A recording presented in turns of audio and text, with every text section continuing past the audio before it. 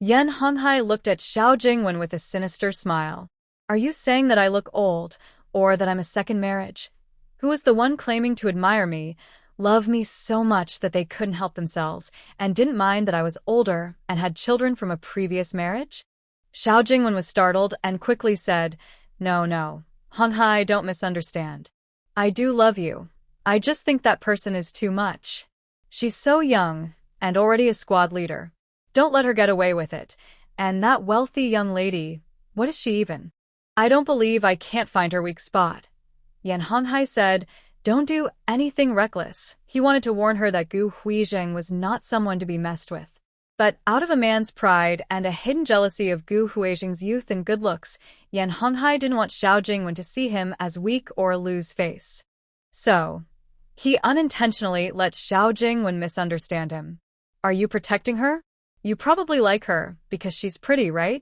Yan Honghai, what did you tell me before? You said that as long as I married you, you would treat me well and give me whatever I wanted. But now? I just want a woman to play music for me, and you won't even help with that. While the two of them argued fiercely, Gu Huizheng and Shin Yitong went home holding hands. Ugh, that S-hand was so rough it almost knocked out my teeth. Now my jaw hurts, someone said. Who would have thought that the tough and strong Captain Gu would complain about a small injury? Shin Yitong said, Go home and cook an egg for Bobo. You're too much, you can't talk things out nicely, you have to fight. Those two are up to no good. In the future, don't pay attention to them. Is it about her wanting me to play piano at the party? Gu Huizheng clenched his hand. You knew about that? Yes, that woman just talked to me about it. I don't want to go, but if I refuse directly, will it affect you badly?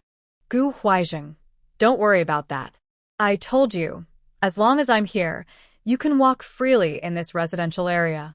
If they dare to bother you again, just tell me directly. I'll handle it. Shin Yitong chuckled. Can't we solve problems more politely? Always fighting isn't good. You're still acting like a kid. You hit someone this time. You'll probably get in trouble. Gu Huizheng proudly said. It's okay. I have enough achievements. I can use one to cover this. Look at how capable you are. Gu Huizheng couldn't help but laugh loudly, but after a few laughs, he started to feel pain. It hurts. My wife needs to on it to make it better. Shin Yitong tiptoed and blew on his injury. Ow, still hurts. Maybe a kiss will help. Dream on. We're outside. Don't cause trouble. Shin Yitong pushed him away. He pulled her back into his arms. Then let's cause trouble when we get home. The next day, Shin Yitong finished writing the new script and asked Sister Kuai to arrange for 2 people to come. It was said that they almost argued over these 2 spots. In the end, the 2 who were chosen came proudly humming a tune. Shin Yitong handed them their lines. Can you read? If you can, memorize these lines first. We'll start rehearsing soon. They knew it was a skit about catching spies, showing the cleverness of the military wives in the residential area. But as they looked at the lines, they felt something was off. This doesn't seem right. Isn't the story supposed to reveal the true nature of the spies? Why is my character always talking to the spy? And me, why am I helping the spy? Shin Yitong explained, because these 2 characters are not very smart and tend to believe everything easily. They get confused by the spy's words and unknowingly help him. But that's not right. That would tarnish the image of our military wives. We can't perform this, Shin Yitong said. Why would that be tarnishing? The characters I designed are positive. They may not be very clever, but they have good hearts. At first, they were deceived by the spy, but in the end, they realized their mistake and changed. We are simply acting out a possible situation to warn everyone and remind them to stay alert. If they encounter such a situation, they should not be fooled again. Therefore, these 2 roles are very important. If you have the chance to play these roles, you should feel proud. If Gu Huizheng were here now, he would probably say dismissively, my wife can turn black into white with her words. Do you think you can compare with her? You're still too inexperienced. Why should others play smart and clever roles, while we're stuck with such silly ones? If we really act like that, won't others laugh at us? I think you're just doing it on purpose. You let the good people play good roles, but you deliberately make us look bad. Shin Yitong frowned and said, Sisters-in-law, are you trying to cause internal conflicts among us? Is it only smart people who deserve respect? Are honest and simple people supposed to be looked down on and laughed at? No one expected her to suddenly become so serious. The two sisters-in-law immediately looked nervous. No, no, that's not what we mean. And these two roles were your own request to add. Our people here all have families and children. Some work during the day, and it's already very difficult for us to find free time to rehearse. We spent a lot of time preparing the show, and now that you've suddenly added new parts, we have to rehearse again. If you don't cooperate properly, it's just wasting our time. Do you understand? Time is life. Wasting our time is like wasting our lives. You've already delayed us for 5 minutes. There are so many of us here. 5 minutes each adds up to a lot. Can you afford to waste that time? Now, just give me a clear answer. Do you want to perform or not? If not, go talk to Sister Kwai right now and tell her we want to use the original script. The two of them blushed and felt embarrassed after her long speech. Yes, we will perform. Can't we? All right, let's start rehearsing now. Everyone else was stunned and then secretly admired Shinny Tong, giving her a big thumbs up. People with education are truly different. If they were in her place, they would have argued with others already. They don't even need to use bad words. They can make people listen to them calmly.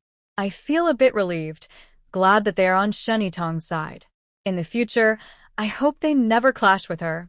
The rehearsals for the show were finished, and only then did everyone realize that Shinny Tong was actually helping them rehearse. She hadn't performed herself. Doesn't that mean Xiao Shin won't get a prize? That can't be. Xiao Shin worked so hard, helped write the script, and filmed with us. Yet she didn't even get to show her face. The new woman who joined in sneered. Ha! You think she's noble and generous, giving you all the chances to shine?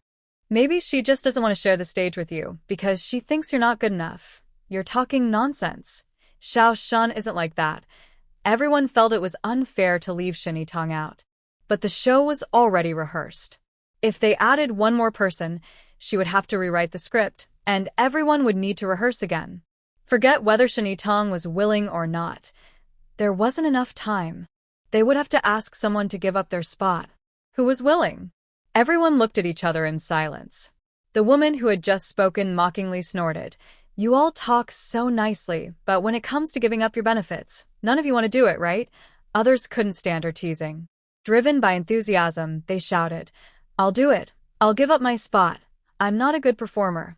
I should give up my role. Jiang Shuang said, Stop arguing. Xiao Shin didn't assign herself a role, so she must have her reasons. Even if you give up your spot, she probably won't agree. What should we do then? Are we just supposed to enjoy her kindness without doing anything? Suddenly, someone had an idea. Why don't we sign up for a show just for Xiao Shin? Let her go on stage and sing solo. But we don't even know if Xiao Shin can sing well. What if she doesn't want to? Someone patted their thigh and said, I thought of it. How about a poetry reading? Xiao Shin's voice sounds so nice when she broadcasts. It would be perfect for her to do a poetry reading. Yes, reciting poetry is great. Later, we'll go find Sister Kwai and register Xiao Shin's name. The internal party at the military district has no strict rules about the length or content. The performances are all organized internally, with no professional standards, just for fun. To ensure there are enough performances, family members are required to contribute at least 2 acts. The more people willing to perform, the better. The more, the merrier. In the past, it was hard for the family area to put together 2 performances each year, almost making Sister Kwai worry herself sick. This year, it turned out to be very good. Xiao Shin volunteered to help prepare a comedy skit, and Xiao Xiao, who used to be in the art troupe, asked to add a solo singing performance. Plus, the children from the main compound had already agreed on a big chorus. So, this year, the family area has 3 performances in total. Sister Kwai has been smiling happily these days, walking with her back straighter than before. There are over 50 children from the main compound, aged from 8 to under 16, who can participate in the chorus. Children under 8 are not included because they are too young and mischievous to teach easily. For the children in the chorus, the family area specially hired a primary school teacher to teach them singing. The teacher suggested that everyone wear the same clothes during the performance, which would look much better on stage. She noticed most children in the family area like to wear blue pants and striped shirts, and she thought that combination looked very nice. She suggested to Sister Kwai that the children should all wear matching outfits on stage. She wasn't sure if all the children had such clothes, but Sister Kwai smiled and said, probably not everyone, but definitely some. Women in the family area usually modify their husbands' old military uniforms into smaller sizes for their children. Usually, they do this casually without worrying about how good it looks. But this year, Shin Itong started a trend of matching blue military pants with striped shirts. Because she looked so good in them, many young women followed her style. Gradually, the women in the family area began to modify their children's clothes in this style. Now, the redesigned military uniforms, combined with patchwork-style backpacks, have become almost standard for the children in the family area. Even the children outside the family compound are practicing their singing. Sister Kwai was just about to announce the costumes for the children's choir when the military wives, who were performing a skit, came to see her. They said they wanted to sign up Shin Itong for a poetry recitation. Sister Kwai was very happy and didn't doubt why Shin Itong didn't come to tell her herself. She immediately agreed. Then she went to talk to Section Chief Chi Lee-sin from the propaganda department about adding a new performance. Chi Lee-sin didn't say much and simply added the performance and the performer's name to the program list. Just after Sister Kwai left, someone else came to see Chi Lee-sin. Are you Section Chief Chi? Are you in charge of the Spring Festival Gala this year? Chi Lee-sin nodded. Yes, that's me. What can I do for you? The young woman in front of him looked unfamiliar. She was dressed in a military uniform, but it wasn't their Navy's uniform. However, she was quite pretty, with a look and demeanor like someone from an art troupe. Xiao Jingwen said, I'm here to sign up for the Spring Festival Gala. Chi Lee-sin frowned. Why are you signing up so late? Is there still time to rehearse? Xiao Jingwen replied, it's an individual performance, so there is still time. Chi Lee-sin nodded. All right, as long as you promise not to mess up during the performance. Tell me what program you want to perform. I want to sign up for the solo singing Fisher Girl by the Sea, performed by Shin Itong. Shin Itong might not be known to everyone, but her name is almost everyone's household name. Who doesn't know she is the most popular young radio host on the island's radio station now? Chi Lee-sin's eyes lit up. So you are the beloved of Captain Gu. Everyone says Captain Gu's partner is beautiful, and she truly lives up to the reputation. Xiao Jingwen didn't dare to pretend to be someone else. Since both of them would be performing on stage, it would be obvious if she pretended to be Shin Itong. She smiled and said, I'm not her. My name is Xiao Jingwen. I am the partner of Commander Yen Honghai. I also signed up for the program. Shin Itong is busy, so I came to sign her up. Oh, I see. Hearing that Commander Yen's partner was from an art troupe, no wonder she was so pretty. Commander Yen is quite lucky. Even at his age, he managed to marry a young, beautiful girl. Chi Lee-sin looked at the program list and said, Oh, right, your performance is also a solo. But I just saw that Comrade Xiao Shin's program was listed as a poetry reading. Why has it changed again? Xiao Jingwen was surprised but then sneered. She thought Xiao Shin didn't want to stand out, but it turned out she had already signed up secretly. Since she signed up for a poetry reading, it meant she probably wasn't good at singing. Xiao Jingwen became more determined to sign up for singing herself. It would be best to arrange their performances back-to-back so the audience could clearly see the strong contrast between them. As a former singer in the troupe, Xiao Jingwen was confident in her singing skills. Poetry reading? That must be a mistake. She wants to perform a solo, and there's also a requirement. For Chi Lee-sin, the difference between a solo and a poetry reading wasn't big. Since poetry reading was simpler and several people had signed up for it, changing to a solo was fine. What requirement? Tell me. As long as we can do it, we'll try our best to meet it. Well, Xiao Shin wants to play the piano to accompany herself. She said there should be a piano in our storage room. We do have a piano, but performing at the party might not be very appropriate. Can't we do it for the sake of Director Gu? If you can't decide, I can ask Director Gu to talk to the supervisor. All right, just use it. But that piano hasn't been used in a long time, so I don't know if it still works. Maybe you should ask her to check it herself. Everyone knew about Gu Huaijing. He was a reckless person. He had once said He wanted to marry his wife, follow the army, and get a house. After some persuasion, he got the best location and the nicest environment. Later, the radio station said they had a job opening, and many people were eyeing it. He managed to get it through his persistence. This time, he said he wanted his wife to perform piano playing, and he would definitely try to make it happen. Trying to stop him was pointless. So, they might as well agree directly. No need, no need. Just help find someone to move the piano onto the stage when the time comes. Xiao Jingwen was very happy after achieving her goal. Meanwhile, Shini Tong was at home leisurely drinking tea and reading, unaware that her performance had already been arranged by others. However, comrade Jiang Shuang still did not give up. In a moment of impulsiveness, she followed everyone else and signed up with Sister Kuai, but suddenly felt it might not be a good idea. Xiao Xin was different from others. She was very determined. Everyone thought it was a good thing, but she didn't see it that way. Otherwise, why didn't she sign up herself? Feeling nervous, she came to find Shin Yitong. Seeing her guilty look, Shin Yitong asked, "What's wrong?" Jiang Shuang hesitated and said, Xiao Shun, we all really enjoy listening to your broadcasts, especially your stories and poetry. We think they're very nice." Shin Yitong was modest and said, "So, what's the problem?" Jiang Shuang gritted her teeth and explained, "Actually, everyone thinks that it would be a big honor for you to perform at the party. It's a shame if you don't participate. And there are prizes too. If you don't join, you won't get a prize. We all feel a bit guilty, like we're taking advantage of you. So, what happened?" So, everyone took the initiative and signed you up with Sister Kuai. They originally wanted to sign you up for singing, but since they weren't sure if you could sing, they chose poetry recitation, thinking it's your strong point. They believed you'd do well. Shin Yitong didn't speak. Her expression grew a little colder. She was indeed a bit upset. She didn't come from a wealthy background and didn't want to draw too much attention to herself in this special era. Jiang Shuang looked like she was about to cry.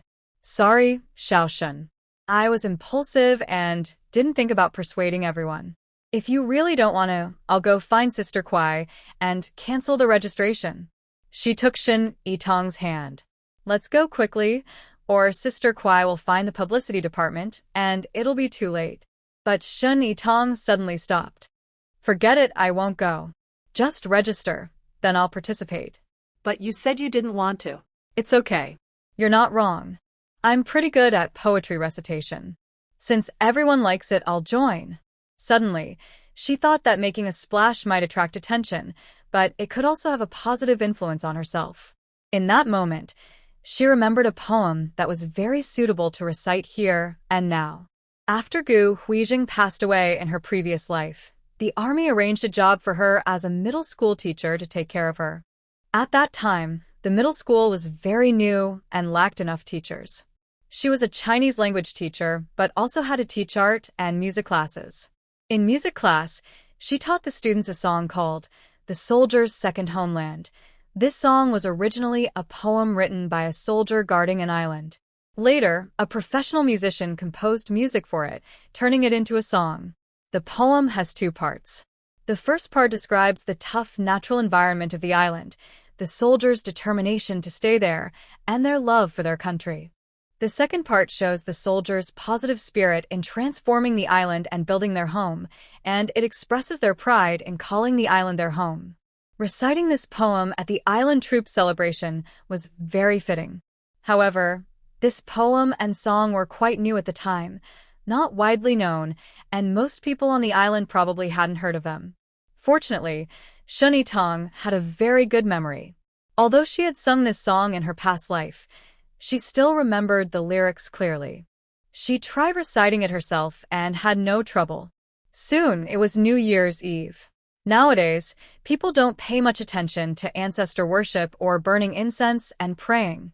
The focus is on celebrating a revolutionary new year. Gu Huizhen went to work early in the morning to plan the patrol schedule for the holiday. During the holiday, security must not be relaxed. Instead, it should be strengthened. This is to prevent enemies or spies from trying to cause trouble during the festive season. Jiang Shuang was also busy working in the cafeteria today. She specially slaughtered a pig to make lots of dumplings and prepared many dishes to comfort the soldiers from other places who couldn't go home during a holiday. The radio station didn't have a holiday either. During the New Year, they still sent out greetings to the listeners. However, she was on the afternoon shift, so Xiao Minin was on duty in the morning. So, Shen Yitong had free time in the morning. Since she was free, she decided to put up the couplets she had prepared earlier. At this time, people usually make their own glue for pasting the couplets. Shen Yitong had watched others do it before, so she found it not difficult. First, she mixed flour with cold water to make a thin paste, then poured it into a pot and cooked it over low heat. The most important thing is to keep stirring with chopsticks constantly to prevent the mixture from sticking to the bottom. When the batter gradually thickens and becomes transparent, and when you lift the chopsticks and the paste on them doesn't drip, it means it's ready. Pour it out and let it cool on the side before using. Shen Yitong specifically went next door to call a helper. Liao Junshan, come here, help me out. The little boy happily ran over. As soon as he entered, he sniffed and said, Aunt Shen, it smells so good. What delicious thing are you making? Shen Yitong said, your nose is pretty sharp. Do you want to eat some of the paste? Yes, the little guy answered without hesitation. Shen Yitong scooped half a bowl of the paste, added a spoonful of sugar, mixed it well, and handed it to him. Here, try some. But don't eat too much, or you might get your mouth all sticky and can't talk. After Liao Junshan finished the sugar paste, Shen Yitong started giving him tasks. She handed him a small brush and picked out a few door charms and the character for fortune, spread the paste on the back of the red paper. This paste won't be clean after use, so no sneaking bites later. Liao Junshan chuckled and hiccuped. I won't eat it anymore. It tastes bad and makes my mouth sticky. They worked together quickly, sticking the door charms on the house's door. They also pasted Fu characters on the windows and walls. Only the couplets were left. Sticking up couplets is a big job usually done by dad and older brother when at home. She hadn't tried it herself and thought she might not do a good job, so she decided to wait until Gu Huizheng came back. But Liao Junshan asked, Aunt Shen, are we going to put up the couplets? He was really into spreading the paste. Shen Yitong felt itchy to do it herself. I'll stick them up. I'll go get the ladder first. Luckily, there was a ladder at home that Gu Huizheng had used for drawing. Shen Yitong held the couplets with her index fingers and thumbs, coated with paste, and climbed the ladder. Watch out for crooked placement. Liao Junshan ran over to watch. Too low. Make it higher, and then move it to the left. Shen Yitong followed his instructions and stuck the couplets. When she looked down, she saw that they were very crooked. She was so angry she tapped the little guy on the head. Can't you see? It's so crooked and you didn't notice. Liao Junshan confidently replied, Auntie, I'm just a kid. Shen Yitong had to climb the ladder again. While the glue hadn't dried, she quickly peeled off the poster and reattached it. Carefully peeling it, she heard Gu Huizheng's voice behind her. Why are you doing this alone? Come down quickly, let me do it. She turned around and saw Gu Huizheng standing below her, tilting his head up. Suddenly, she realized this was the first time she saw him from this angle. His hair swirl on top of his head looked quite cute. She beckoned him with her finger. Come here. Gu Huizheng obediently moved closer. Shen Yitong cupped his face and gave him a gentle kiss on the forehead. She realized that this was how he usually kissed her forehead, feeling a bit above her. It felt quite nice. Unexpectedly, the little troublemaker Liao Junsan suddenly covered his eyes with both hands and shouted, Kiss! Kiss, little brat! Gu Huizheng grabbed a nearby broom. Liao Junsan squealed and ran away. Gu Huizheng then opened his arms below the ladder. Come down, I'll handle it. Shen Yitong, tired of climbing down step by step, simply jumped into his arms. He caught her perfectly, spun her around once, then set her down. She had wanted to stay close a bit longer, but worried the glue might dry and ruin the crooked couplet, so she resigned herself to work first. In the afternoon, Gu Huizheng took Shen Yitong to work. Since it was the new year, only Shen Yitong was on duty. Everyone else was already on holiday. Fortunately, Gu Huizheng was there with her. Without him, she might have felt a little scared alone. They worked for 2 hours and then finished early. She hurried to boil water and take a shower. Gu Huizheng went to the cafeteria to buy dumplings and came back, then cooked a few more dishes at home. He also took out a bottle of Maotai, poured a small glass for each of them, and they had a little drink together, celebrating the new year lively and warm. Gu Huizheng was still dressed in his military uniform, but Shin Yitong changed into a Lenin-style outfit sent by her mother-in-law. Gu Huizheng looked at her intently. So beautiful. He also gave her a suggestion. When you perform later, style your hair like this. He indicated a half-up hairstyle. He liked her hair down long, curly, black, and shiny, like flowing black silk with waves. Shin Yitong knew she looked good with her hair down. But she thought no, that was too fancy. She still chose to braid her hair into 2 pigtails. People should not be too showy, or they might end up being forced to cut off their long hair. Gu Huizheng was even more excited than she was. He went to look for her hair accessories and said, "Tie this red ribbon. It's the new year, so it's festive and will make you stand out more on stage." "It looks nice. I told the photographer from the publicity department to take a few more pictures of you. When they develop, we can put them in frames and hang them on the living room wall." After finishing her work in the cafeteria, Jiang Shuang brought back some dishes. The family ate quickly, took a shower, and then headed out. "Xiao Shin, are you ready? Let's go to the auditorium. How is your recitation preparation?" Shin Yitong replied, "All set." The auditorium was lively and busy. Fortunately, the performers had seats reserved for them in the front rows. Shin Yitong went backstage to check their costumes and props for the skit. After confirming everything was fine, she said, "Don't be nervous. Just act like we did during practice." Someone was so nervous they started sweating. "But it's my first time performing in front of so many people. What if I forget my lines when I see them?" Shin Yitong said, "The stage lights will be very bright and the audience will be in the dark, so you won't see them clearly. Don't think of them as spectators. Imagine they are just carrots in the field." Everyone imagined the audience as rows of carrots and couldn't help but laugh. "Wow, thinking about it that way, I don't feel so scared anymore." The children from the family compound also arrived. Their teacher took a piece of red paper, dipped it in water, and painted their faces bright red. They also used their fingers dipped in ink to put a small red on each person's forehead.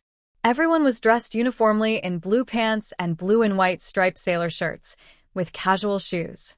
The girls had their hair in ponytails, each tied with a big red flower. Surprisingly, it looked quite festive and adorable.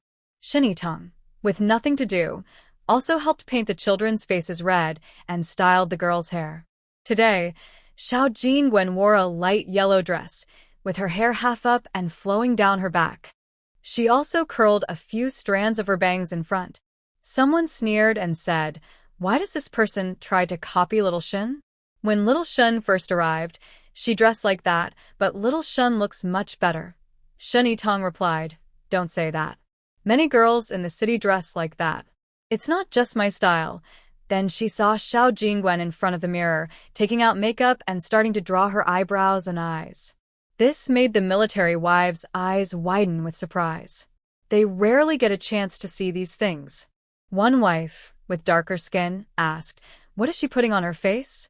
It looks all white when she spreads it." Another wife, whose eyebrows were naturally light and almost invisible at the ends, said, "So, eyebrows can be drawn on with a pencil? I should try my son's pencil later." Someone else exclaimed, "Oh my, what is she putting on her lips? It's so red, like an old witch who just ate a child." Hearing this a bit exaggerated description, Shin Yitong couldn't help but laugh softly. "Little Shin, do girls in the city like to paint their faces in so many colors?" Shin Yitong replied, "No, she's using makeup. Ordinary people like us can't buy it. It's only available for performers in art troupes and similar groups. That explains it. I heard she was singing in an art troupe before she married Commander Yen, but her makeup doesn't look good. Her face is as white as a ghost." "Lil Shun, you look better," Shin Yitong said. "That's probably stage makeup. The stage lights are bright, so the makeup needs to be heavier to stand out." "Oh, I see. Lil Shin, you know so much. If we don't wear makeup, we might be at a disadvantage." "Not really. We don't care about that." "That's true. I really don't want to make my face look like that. On stage, the announcer's loud voice rang out. Dear leaders, comrades, and family members, hello. On this New Year's Eve, as we welcome the new year, we stand guard at the front line of the coast, united in loyalty to our motherland. The audience clapped loudly. First, on behalf of all officers and soldiers, I salute the leaders with the highest combat respect. Please enjoy the opening song. Soldiers listen to the party most. Performer, all the talented members of the Morishima group. It's starting, it's starting. Everyone became excited and hurried to ask Sister Kue about the order of the performances. After learning that her skit and Shin Itong's program were scheduled later, they moved to the front seats to watch the show. Sister Kue was so busy tonight that she forgot to tell Shin Itong the name of her performance to the announcer. Shin Itong, inexperienced, thought it wasn't necessary and planned to mention it before going on stage. But the announcer never came to ask for the program name, probably because someone had already submitted it for her. The first act was a chorus performed by young soldiers. How well they sang doesn't matter now. What matters is their strong presence. Their loud voices almost seemed powerful enough to shake the roof. The audience couldn't help but feel excited and inspired. After the first act finished and the soldiers left the stage, Shin Itong noticed a piano in the corner of the stage. Since it was set up, it would probably be used tonight. But it was strange. Who would be playing the piano at this moment? Could it be Xiao Jingwen, still not giving up, found someone else to accompany her? But Shin Itong quickly stopped thinking about it. Who cares who she found? It's none of her business. Next was a performance by Group 3, where Gu Huaizheng was involved. They performed a lively piece called Assassination Drill. 8 tall, strong soldiers, dressed in sharp military uniforms, marched out holding rifles. The bayonets on their guns gleamed brightly. Gu Huaizheng suddenly raised an eyebrow in Shin Itong's direction. This made the female soldiers in the audience scream loudly. Shin Itong glared at him fiercely. He kept his lips tight, never once revealing that he was also going to perform. He was just waiting for his moment to shine and surprise her, and it was indeed impressive. When they took their positions, they looked fierce and commanding. Their intimidating aura was enough to make anyone feel nervous. They showed a wild, powerful beauty. Even knowing it was just a performance and no real danger, Shin Itong clenched her fists tightly as the silver gleam of the bayonets flashed dangerously close. She clenched her fists so hard that her nails dug into her palms without her realizing. Until the last rolling move finished, a few people on stage struck a mighty and impressive pose. Gu Huaizheng openly smiled broadly in her direction. Sweat dripped down his forehead, sliding along his chiseled jawline. Captain Gu! Captain Gu! Someone in the audience cheered wildly. The female voices were more numerous and higher-pitched than the male voices. Shin Itong suddenly realized that the men she usually disliked, those fighting and sweating, actually had a real charm that was hard to resist. Her heart beat faster with excitement. At that moment, she felt a strong urge to rush onto the stage and hold him tightly, regardless of everything. To tell everyone that this man belonged to her. After a long while, she noticed the deep nail marks on her palm, which hurt quite a bit. Because Gu Huaizheng was so outstanding, Shin Itong was a bit distracted during her subsequent performances. Until Sister Kuai came to tell them the skit was about to start, and Jiang Shuang and the others hurried backstage to prepare. Shin Itong didn't go. She stayed in her seat, watching the results of her hard training. Gu Huaizheng suddenly appeared and quietly sat beside her. While no one was paying attention, he grabbed her hand and asked, "Did you see my performance just now?" Shin Itong chuckled. Everyone was shouting your name. Of course I saw. Gu Huaizheng looked a little shy and asked, "What do you think?" Shin Itong moved closer and lowered his head. Using the back of the seat behind her as cover, she quickly kissed his face and whispered, "You were amazing. I've been wanting to do that all along." Gu Huaizheng's muscles tensed instantly. What's with watching the show? He wanted to hold his wife and go home right away. If Shin Itong's other performance wasn't coming up, he really wouldn't want to stay. Suddenly, Shin Itong's tone sounded a bit sour. Just now, many female soldiers shouted your name loudly. I guess a lot of people like you. It doesn't matter if others like me or not. As long as my wife likes me, that's enough. Tangtang, I actually don't want you to go on stage and perform. Why not? Because you're too good-looking. I don't want them to see you. There are many good-looking people, but you just value what you have. Do you think the woman on stage looks nice? Who is that woman? Gu Huaizhen casually glanced at the stage. She's not pretty enough to even tie her shoelaces. It was already Xiao Jingwen's solo performance. They had been talking earlier, so she didn't notice. Shen Yitong said, "That's the young wife of Commander Yan. Don't talk like that, or Commander Yan might get angry if he hears you." They had met her at the basketball court last time, but he still claimed he didn't know her. Gu Huaizhen was indifferent. I didn't say anything wrong. Someone like her isn't worth him leaving his wife and children for. Shen Yitong was so angry, she pinched his arm hard, grabbing a bit of flesh with her nails. Watch what you say. It's affecting us. By the way, Xiao Jingwen's singing was pretty good. She's a professional singer, after all. But while singing a high note, she suddenly couldn't hit it, and even broke into a squeak. Shen Yitong frowned. This shouldn't happen to a professional singer. Gu Huaizhen quickly asked, "What's wrong?" Shen Yitong shook her head. "It's nothing." "Do you think she sang well?" Gu Huaizhen replied. "I don't know. Whether she sings well or not doesn't matter to me. I just want to watch my wife perform." Hearing this, Shen Yitong knew he probably didn't notice the mistake in Xiao Jingwen's singing. Most others probably didn't notice either, and even if they did, they wouldn't care. Shen Yitong also didn't mind. She was just a little surprised and moved on. But Xiao Jingwen clearly cared a lot. When she sang the next part, she looked very nervous and desperately wanted to do well. The more she worried, the worse it got. This time, she not only failed to hit the note but broke into a more obvious squeak. Even someone untrained could hear it. Did she just sing that part wrong? I don't know. It seems like it. I used to hear it on the radio, and it wasn't like that. She's a singer in the art troupe. How could she make a mistake? Maybe that's just how they sing in the troupe. We don't really understand this. Looking at the audience starting to whisper and talk, Xiao Jingwen felt uncomfortable inside. Suddenly, for no clear reason, someone started clapping. Other audience members heard the applause and, not knowing why, joined in clapping too. Soon, the applause was loud and lively. But to Xiao Jingwen, it felt strange and unpleasant. What did this mean? She hadn't finished singing yet, and people were clapping early. Because she sang a wrong note, they wanted her to leave the stage? The group singing in chorus and solo earlier, weren't they also singing with mistakes? Why weren't they targeted? Why was she the only one? Wasn't it because they didn't want her as a newcomer? She was a professional performer from an art troupe, and it was already hard enough for her to perform alongside these amateurs. And now, she was being treated like this.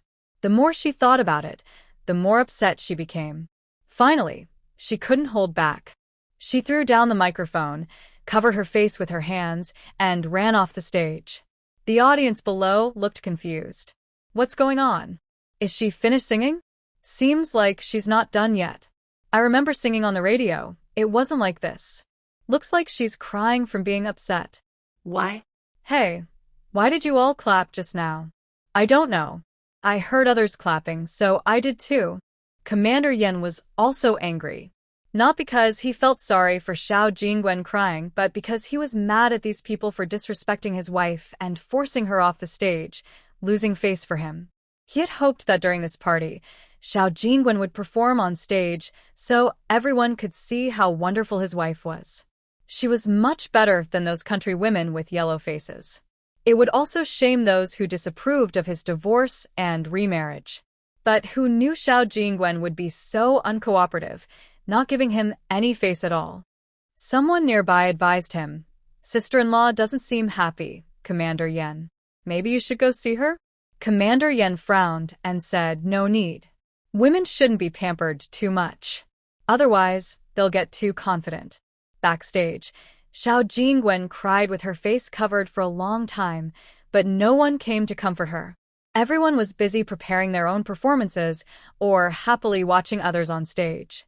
Hardly anyone paid attention to the small incident just now. During this informal gathering, stage accidents like these happen often. Just now, when the children from the family housing area were singing, a little boy's belt suddenly snapped for some reason. His family had made his pants loose and big, so he could wear them longer. When the belt broke, his pants quickly slipped down to his ankles. Everyone in the audience burst into laughter. The boy wasn't nervous. He pulled up his pants, held the waistband with one hand, and kept singing. There were others who forgot their lines or sang wrong, but everyone was just having fun. No one paid much attention to these small mistakes. Few people noticed Xiao Jingwen hiding in the corner, crying. It was okay if others didn't come, but even Commander Yen didn't show up. Xiao Jingwen felt very angry. She wanted to leave right away, but then she remembered Shin Tong's performance hadn't started yet. She had worked hard to make her embarrass herself, so she didn't want to leave so soon. She wiped her tears, forced herself to be brave, and returned to her seat in the front. Luckily, the skit from the family housing area had already started, and everyone was watching carefully. No one noticed her. But Xiao Jingwen saw Shin Tong and her husband sitting in the front row. Most of the audience was made up of soldiers sitting together, with family members sitting separately. Only they two, so shameless, insisted on sitting together in front of everyone. They were sitting so close, leaning towards each other. Xiao Jingwen cursed silently in her mind, but she had to admit she was jealous. Which young woman doesn't dream of marrying a good-looking, kind, and well-off man? Everyone else was attractive, and some even came from better backgrounds than her. Why could she marry so well, while she could only marry a man 20 years older than her?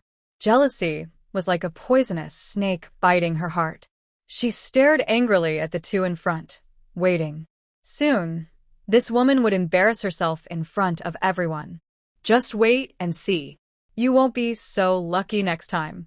I hope you argue every day and become enemies. Shin Tong and Gu Huaijing didn't know anyone was cursing them behind their backs. Both of them were happily watching the performance on stage. At first, the sisters-in-law felt a little nervous, but as they recited lines they had practiced hundreds of times and performed actions that had become second nature, they gradually became immersed in their story and forgot their nerves. Dressed in men's clothes with short hair and a fake mustache, the sneaky spy tiptoed out, looking around nervously, which made the audience burst into laughter. When the two slightly greedy sisters-in-law were tempted by the good stuff inside the spy's old canvas bag and almost took him home, the audience's hearts also tightened with suspense. Next, the sisters-in-law quickly saw through the spy's disguise, pretending to chat casually but actually asking questions to find gaps in his story. Then, they pretended to tell the children to go buy soy sauce. The children cleverly said they were going to buy soy sauce, but were actually passing on information. As they talked, the spy seemed to sense something was wrong and suddenly stood up. I have something to do, I'll go now. Zhang Shuang crossed her arms and glared angrily. Stop right there. You're not really their relative, trying to gather information? Dream on. Sisters, get the tools. The little boy rushed over like a small cannonball, grabbing this spy's leg. Spy. Don't move. Nyo-nyo, the whistle. The little girl puffed out her cheeks and blew loudly on the metal whistle hanging around her neck. Beep. Beep beep. We've caught the spy. A group of military family members with rolling pins, spatulas, or brooms surrounded them. How dare you cause trouble in our community? Tie him up and send him to the security office. The spy was overwhelmed and scared, legs trembling, and sat down the ground. The final scene showed the two children standing proudly at the front, like two lively little soldiers. Everyone was pushing the spy forward, looking defeated. The energetic background music, the Women's Army Corps song, played, ending the scene amid cheerful, satisfying, victorious laughter. Thunderous applause, along with laughter and cheers, filled the audience. Shin Tong and Gu Huizheng also clapped excitedly. Everyone performed very well, and the show was a great success. Wife, you're amazing! Gu Huizheng was very excited. She couldn't believe how amazing her wife was. Although her wife didn't perform on stage, She wrote the skit and led many family members in practicing hard. This was her achievement. At this moment, Sister Kwai came over with a big smile on her face. Xiao Shun, your performance was really great. Thanks to you. Now, go prepare quickly. It's almost your turn to go on stage. Actually, Shini Tong didn't need much preparation. She just had to stand at the backstage entrance, wait for the announcer to finish announcing, and then go on stage.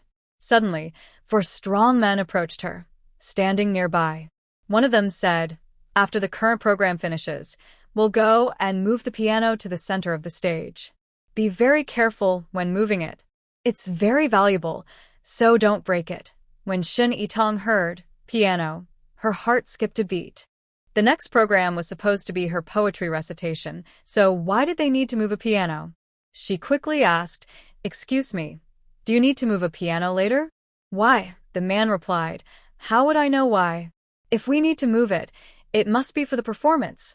The announcer was also standing nearby, waiting for the current program to finish, so she could quickly go on stage to introduce the next act. She added, "This is for our upcoming performance, performed by the leader's wife. She will sing and play the piano." Shun Yitong said, "But the person performing later is me. I didn't know I was supposed to play the piano." She looked at the program list in the announcer's hand. It clearly said, "Shun Yitong, piano performance, singing Fisher Girl by the Sea." "This isn't right," she exclaimed anxiously. "I signed up for a poetry recitation, not this." The announcer frowned. "What's wrong with you? Didn't you confirm your registration? How can they change it at the last minute?" Instead of thinking it was a mistake made by Jiang Shuang and others, Shin Yitong suspected someone was trying to play a trick on her. Jiang Shuang and the others wouldn't sign her up for a piano performance. They probably didn't even know what a piano was. However, Xiao Jingwen had clearly told her she wanted to help her by playing the piano as an accompaniment on stage. She refused her, so she deliberately changed her program. But now is not the time to worry about that. Shin Yitong immediately said to the announcer, "I can't play the piano, and I don't know how to sing this song. My original program was a poetry recitation." Announcer: "That's not okay. This program is a poetry recitation, and your following program is also poetry. We specifically used your solo to separate these two acts. If you do another poetry recitation, won't 3 consecutive acts all be poetry?" Shin Yitong: "I can also sing solo, but not the song. I'll choose a different one. You can't just change the song at the last minute. We need to prepare the backing track before the show, and if you suddenly change it, where will we find the music? No need for accompaniment. So you'll sing solo and accompany yourself? Didn't you say you can't? I remember someone just performed on the accordion. I'll play that." At this moment, the previous act had already finished. The men anxiously asked, "Are we supposed to go on and move the piano now?" Shin Yitong firmly said, "No need." Then she turned to the announcer. "You go ahead and announce. I will perform an accordion solo and sing The Soldier's Second Homeland. There's no time to hesitate anymore." The announcer hurriedly said, "Please don't mess up." To give Shin Yitong more time to prepare, he chatted about unrelated topics. Finally, unable to delay any longer, he said in a heartfelt, gentle tone, "The moon is brighter in the hometown. Guarding the island is like guarding home." Now, please enjoy the performance of Sister Shin Yitong, the wife of Leader Gu from the family compound, with her accordion solo and the song, The Soldier's Second Homeland. Although soldiers are far from home, their comrades are like family, and the island they guard is also their home. The announcer was quite capable. Although he had never heard the song before, he managed to express some emotion based on the song's title. He also delayed enough time for Shun Yitong to borrow an accordion. When he announced this, the 3 groups in the audience were all surprised. Sister Kwai and Jiang Shuang looked confused. Weren't they supposed to do poetry recitation? Why did it suddenly turn into singing? However, singing is also fine. Xiao Xin has such a beautiful voice, so her singing must be lovely too. Gu Huaizheng was very surprised. He had never known that Shin Yitong could play the accordion, and she had never mentioned it to him before. Tonight, she was going to perform with it on stage. Could it be that, like him, she wanted to surprise the other person? He was really looking forward to it. The most shocked person was Xiao Jingwen. This couldn't be true. How could it be? She had clearly agreed with someone to bring the piano onto the stage and announce it publicly, making her unable to come down and forcing her to play the piano. And she had seen the piano already placed in the corner of the stage.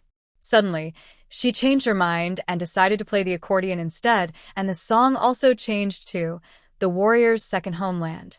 This song was new, and she only knew about it because she was in the cultural troupe before. When she left, the troupe had just started rehearsing this song, and they hadn't performed it publicly yet. She didn't learn it because she was about to leave, but if she had, she would definitely have chosen this song to perform tonight. Who knew that it would end up benefiting that little troublemaker? This song was perfect for performance on this island. It was a song that would deeply resonate with the soldiers on the island and leave a strong impression. And with accordion accompaniment, no matter how well she sang, it would definitely be very popular. No. She suddenly stood up and shouted loudly at the stage, "She's not going to perform this song. You've got it wrong. She's going to play." Before she finished, Gu Huizheng silenced her with his arm. Trying to cause trouble? Came the cold voice of the man. Xiao Jingwen couldn't breathe, and her fear reached its peak. Help. Help me. Better not make a sound if you know what's good for you, or you'll regret it. Gu Huizheng released her and threw her back into her seat. Xiao Jingwen's heart was pounding. She was gasping for air, trembling all over, and couldn't say a word. Oh my God! This man was so terrifying. How dare he? Most of the audience's attention was on the stage, and only a few noticed what was happening here. But soon, the two separated, and no one saw clearly what had happened. Everyone knows that Commander Gu is someone who dares to fight even a brigade commander. Who would dare interfere in his affairs? On stage, Shen Yitong slanted her back with an accordion, carrying a stool in one hand as she walked onto the stage. She reached the center, calmly placed the stool, sat down, and then held the accordion against her chest. She played a few notes casually to feel the instrument. In the past, she had taught music and played the accordion before, but it had been a long time, so she needed to get used to the feel again. Then she adjusted the microphone angle, started speaking, her voice sweet and gentle, like a clear stream flowing into the ears of all the audience. This was very different from the loud, passionate voice of the announcer just now. Yet, she successfully quieted everyone and drew their attention to her.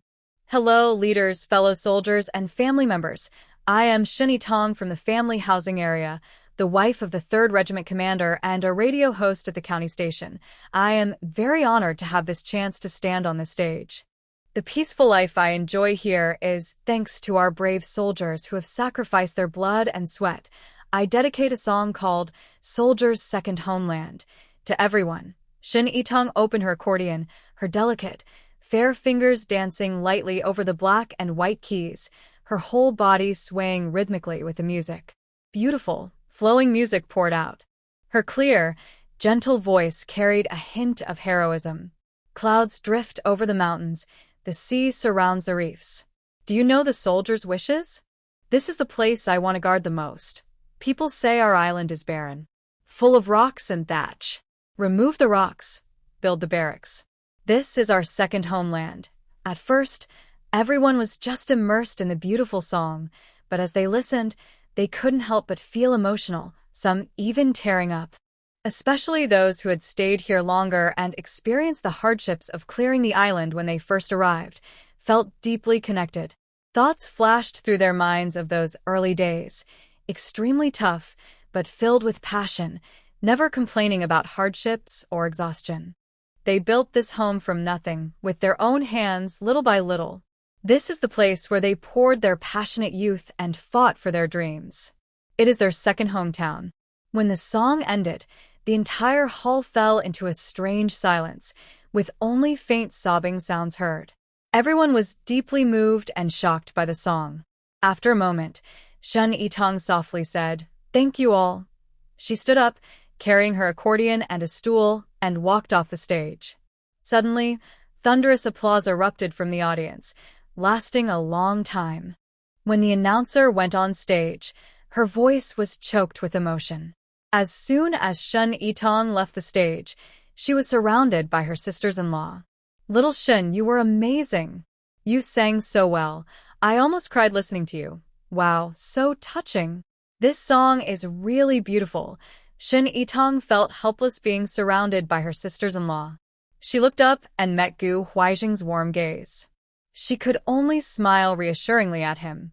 Captain Gu, don't worry, after the party is over, I'll return your wife to you. Exactly, no need to rush. There's still the awards ceremony later. Our little Shen is so talented, she'll definitely win first place. As expected, Shen Yitong's solo won first prize, which was a hot water bottle. Her sisters-in-law's skit took third place, and the prize was an enamel cup. Everyone who participated in the performance received one, including the two children. This year, the family compound was truly a big success. Sister Kwai was smiling so broadly her eyes nearly disappeared. After receiving the award, Gu Huaijing couldn't wait and pulled Shen Yitong home. In no time, they left the large group behind. But he still felt it wasn't enough, so he picked her up horizontally and started running with big strides. Shen Yitong was holding a big red hot water bottle, bouncing in his arms, afraid he might accidentally drop her. Why are you so fast? Slow down. I can't slow down. They quickly reached home. Gu Huaijing kicked open the courtyard door, pressed her against it, and kissed her passionately. His heart was pounding wildly, lost in the moment. After a long while, things calmed down a bit, and they heard someone passing by outside. Huh, Captain Gu and Little Shen left early, right? Why is the house still dark? Are they not back yet? Captain Gu is really something.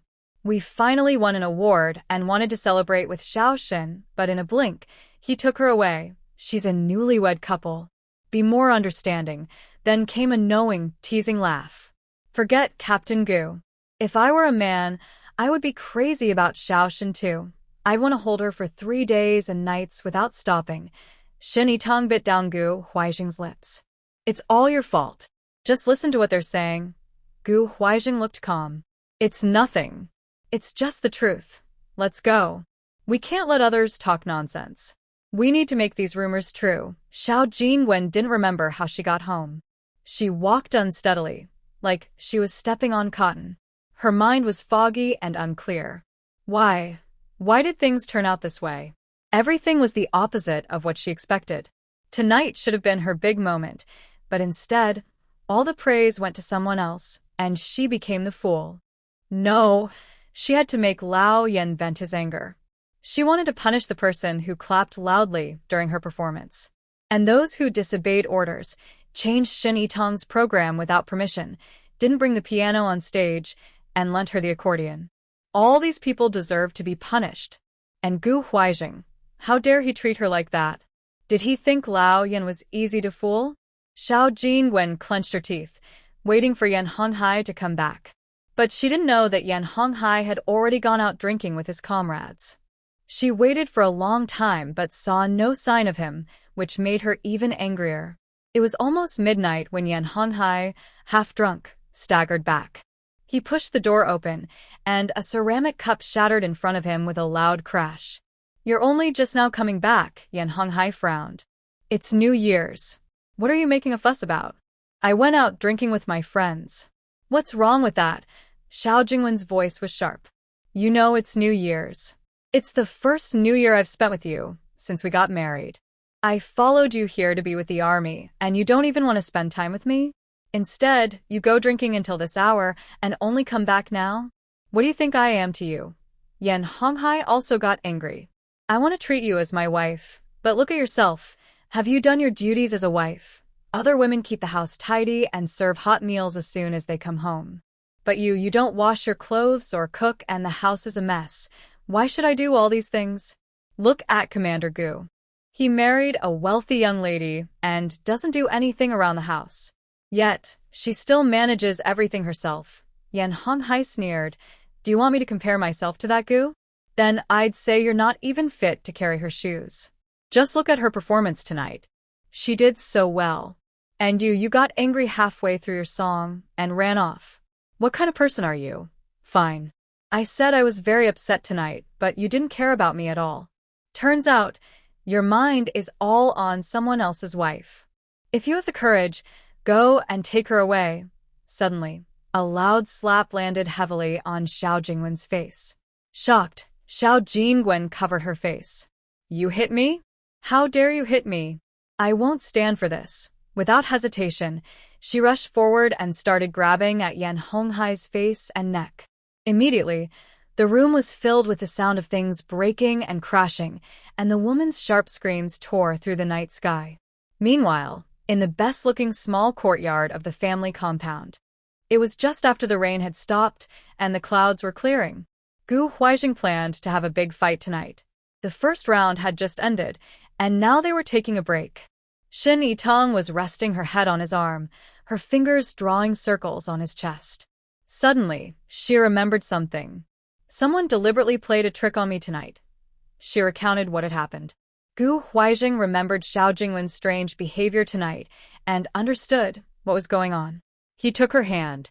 Yes, I will find out what happened and give you an explanation. He suddenly rolled over and pressed down. Are you done resting? Shall we do it again quickly? At that moment, a strange horn sounded. Not the usual wake-up or meal call.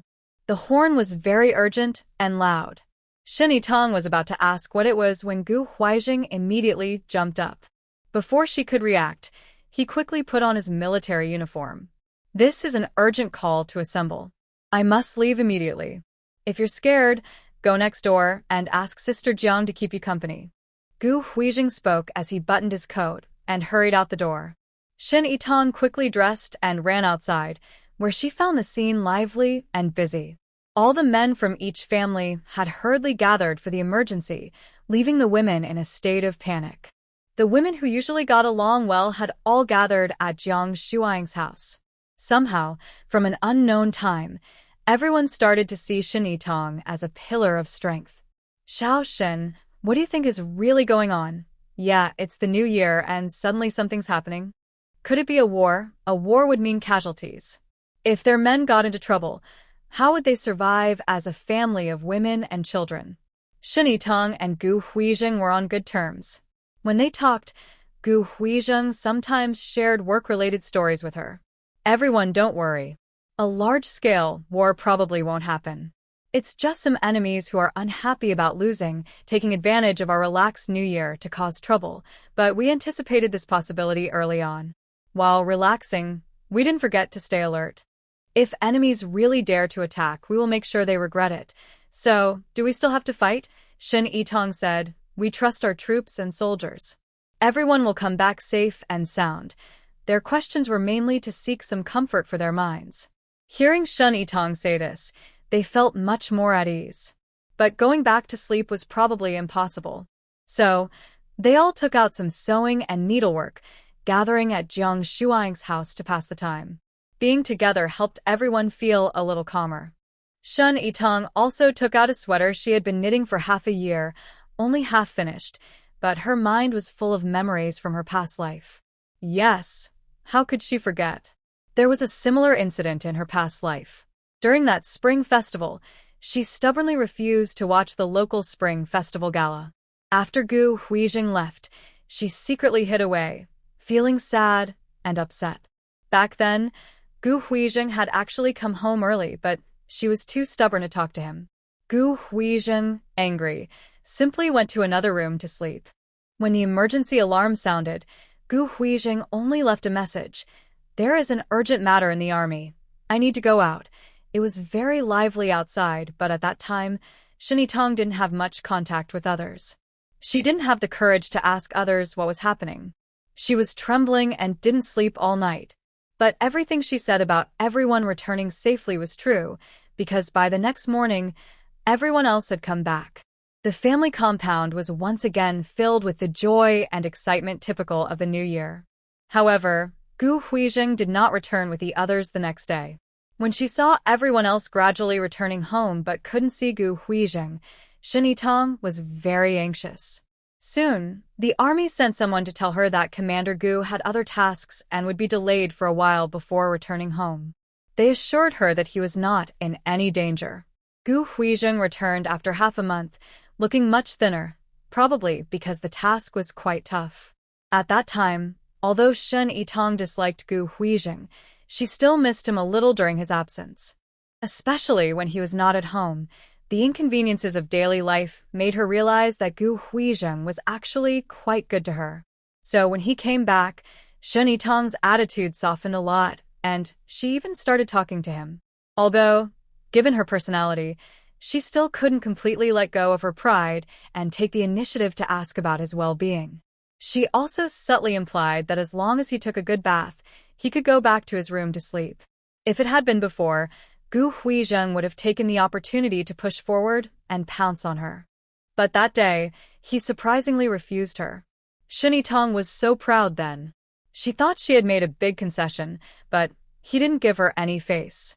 Angrily, she immediately went back to her room and slammed the door shut. Their relationship, which had only just begun to ease, suddenly returned to a cold silence. After that, Gu Huizheng stayed alone in another room for over a month.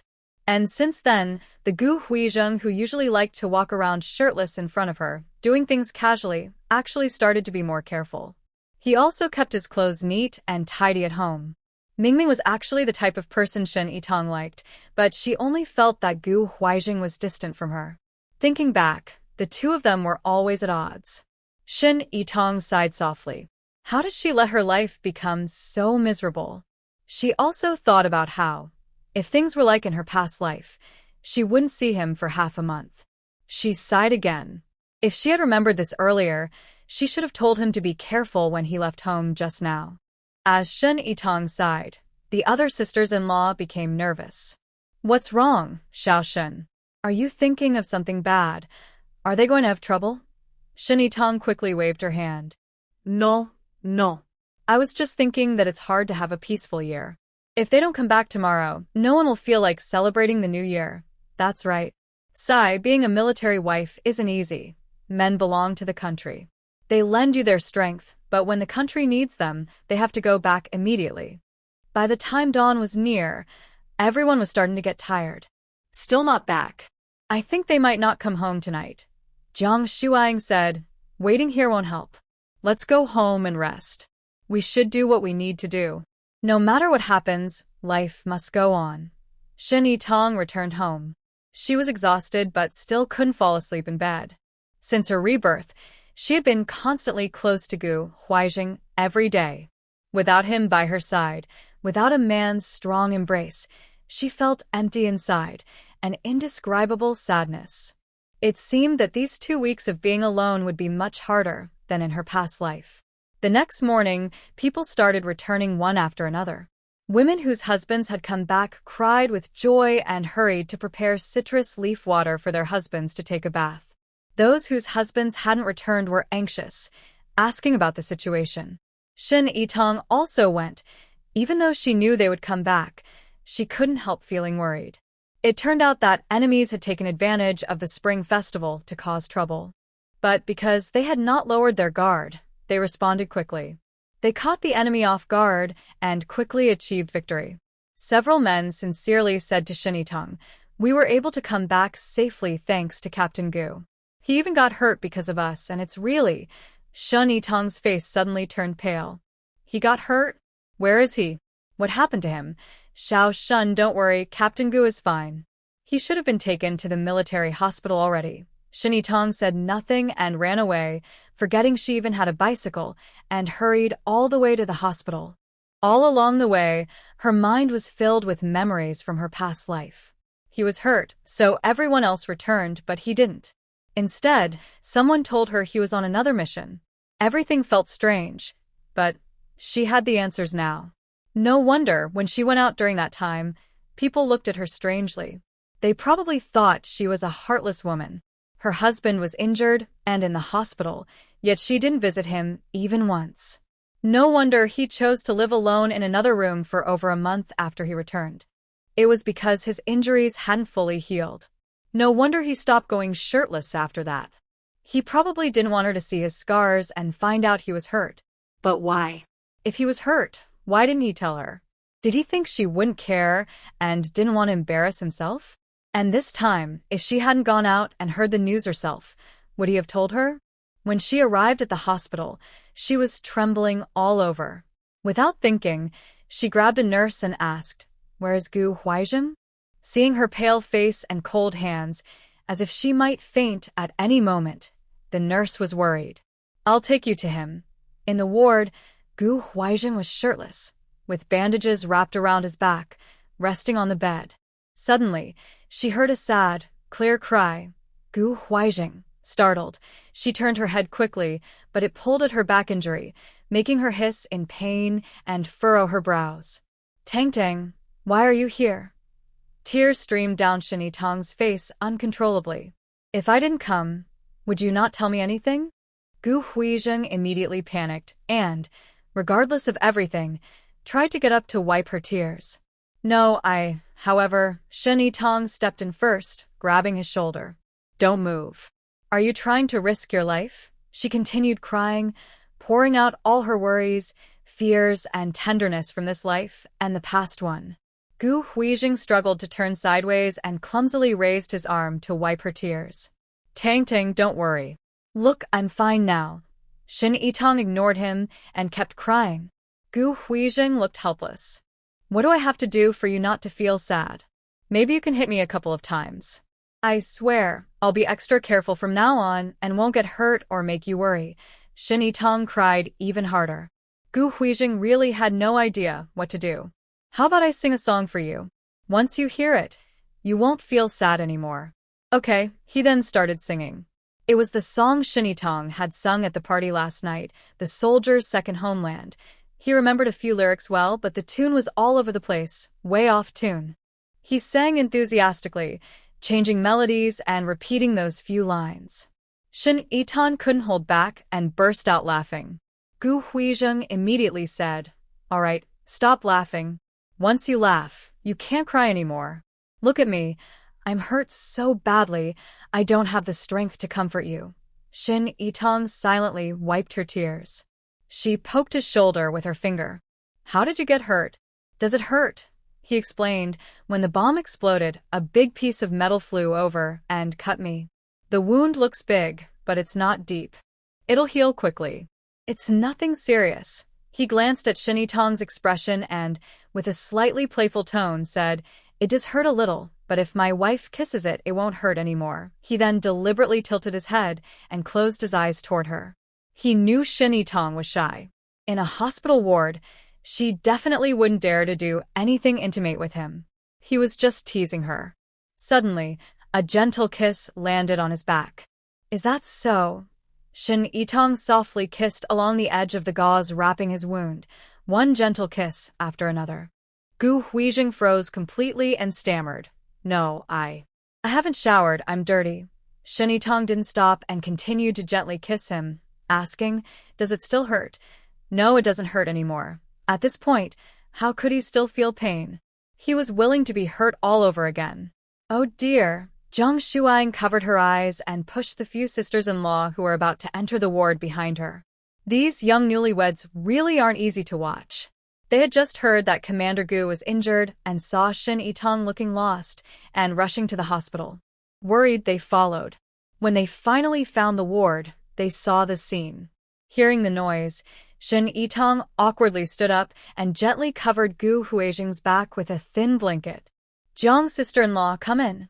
The sisters-in-law entered, greeted Commander Gu, and then said, "Xiao Shin, you ran off just now. We were all worried. It's good that Commander Gu is fine. You can relax now." "Yes, Xiao Shin, don't worry. Just focus on taking care of Commander Gu these days. Leave the family matters to us." "Thank you, sisters-in-law. The family chores weren't much, just feeding chickens and watering vegetables." For the other sisters-in-law, it was easy work. They understood and didn't disturb the young couple anymore. They agreed to bring food later and left first. Shin Yitong had never taken care of a patient before, nor had she cared for injured people. For a moment, she didn't know what to do. "Do you want some water?" Gu Huizheng shook his head. "No need. Mainly because he couldn't go to the bathroom now, he still had an IV in his arm. If he drank more water, would he have to use a chamber pot in front of his wife later? Besides, Could he really ask his delicate wife to pour water for him? He had to endure it. Then maybe I can get some water and wipe you down. No need. The nurse already did that earlier. Nurse? Shin Yitong frowned, feeling a bit uncomfortable. Because she remembered that in her previous life, Gu Huijing had been recovering in the hospital, and she hadn't come to take care of him. That meant all his needs, eating, drinking, going to the bathroom, were taken care of by nurses. All of them were young, pretty nurses. Anyway, she felt a twinge of jealousy inside. Gu Huijing quickly said, "The head nurse personally helped me clean up. I am quite proud to be a captain. I want to clarify, no one touched the important parts," he added, "and she's old enough to be my mother, so I feel a bit guilty for her taking care of me. It's good that you're here. From now on, only you can touch my body. No one else." Shin Yitong glared at him. "All right, you've been hurt so badly, just rest quietly. The doctor and nurses will come to change your dressings." She then said, "You don't need to do anything." "Why would I need to take care of you?" Gu Huijing held her hand. "You don't need to do anything. Just sit here and keep me company. Seeing you makes me very happy. When I feel happy, my wounds heal faster." Shin Yitong's heart softened completely. "Okay, then close your eyes and rest for a while. I'll stay here with you, and I won't go anywhere." His face looked much paler than usual, with pale lips and beads of sweat on his forehead. Although he was still talking nonsense as usual, it was clear he was just trying to hold on. Shin Yitong took out a handkerchief and gently wiped the sweat from his forehead and nose. Gu Huijing stared at her, without blinking. Then he noticed a dark circle under her eyes. Her skin was fair, so the dark circles were very obvious. He couldn't help but feel a little worried. "What's wrong? Did you not sleep well last night?" Shin Yitong replied. "Yes, you suddenly went out and I felt anxious. I couldn't sleep." "Then come up and sleep for a while," Gu Huijing said, struggling to move a little and patting the empty side of the bed. That might not be very good." "It's okay, don't worry. Then I'll just sleep for a little while." Shin Yitong was really very tired. She hadn't slept all night, had just run around a bit, and cried so much earlier. Plus, thinking about her past life, her mind was really shaken. She was physically and mentally exhausted, almost unable to hold on. She carefully took off her shoes and lay down beside Gu Huijing, looking at the 4 drip in his hand, which still had plenty of medicine left, probably enough to drip for a long time. "I'll just sleep for a bit. When your medicine runs out, just call me." Gu Huijing smiled gently. "Okay, you sleep." Shin Yitong never planned to fall asleep in a hospital. She just wanted to close her eyes for a quick rest. Unexpectedly, she actually fell asleep. A nurse came in and saw her sleeping. She was about to speak, but Gu Huijing shook his head to signal her to stay quiet. The young nurse blushed and silently changed the 4 drip. Gu Huijing turned his head and looked at Shin Yitong's peaceful face with deep affection. He gently brushed aside her messy hair near her forehead. When he rushed toward the bomb that was about to destroy important documents, he would have acted without hesitation in the past. But this time he hesitated. In that moment, his mind flashed with Shin Yitong's image. What if something happened to him? It was such a pity. He had only just experienced a short time of happiness with her. In the end, his sense of duty as a soldier overcame his personal feelings. But Gu Huijing knew that from now on, he carried a soft spot in his heart. He couldn't die. No matter how hard he fought, he had to try to find a way to survive. So he came back. Now, they were both safe and together, able to feel each other's breath and heartbeat. Everything was complete. When Jiang Shuang brought food, she saw Shin Yitong sleeping soundly on the bed, while Gu Huijing was tenderly brushing her hair. Poor married woman. Once again hit with a wave of romantic scenes. "Captain Gu, this. Knowing you care for your wife, but you shouldn't be so overly affectionate. Who is really the injured person here?" Gu Huijing put his finger to his lips and made a shu gesture. Jiang Shuang rolled her eyes and muttered softly, "I've never seen anyone take care of a patient like this." But she didn't dare wake Shin Yitong, mainly because Captain Gu's anger was hard to bear. Don't be fooled by how gentle he seems with his wife. When he's angry outside, he can be quite intimidating. He placed the ceramic bowl on the bedside table and said, I made fish soup with wontons for you. Eat quickly, or it'll get cold and not taste good. Gu Huaijing nodded. Jiang Shuang originally wanted to see if she could help in any way, but when she saw the scene in front of her, she realized she would just be a boring presence. She quickly put down her things and left. Shin Yitong woke up again, awakened by the smell of food. Actually, she hadn't eaten anything since last night. She was disturbed by her own quiet, gurgling sounds. When she first woke up, she was a little confused. She sensed a familiar smell nearby and wanted to move closer, but suddenly she became fully alert and broke out in a cold sweat. Luckily, she almost touched his injury. She hurriedly looked toward the hanging four and saw that the medicine had been changed. She couldn't help but hit her head lightly and said, How did I really fall asleep? You didn't call me.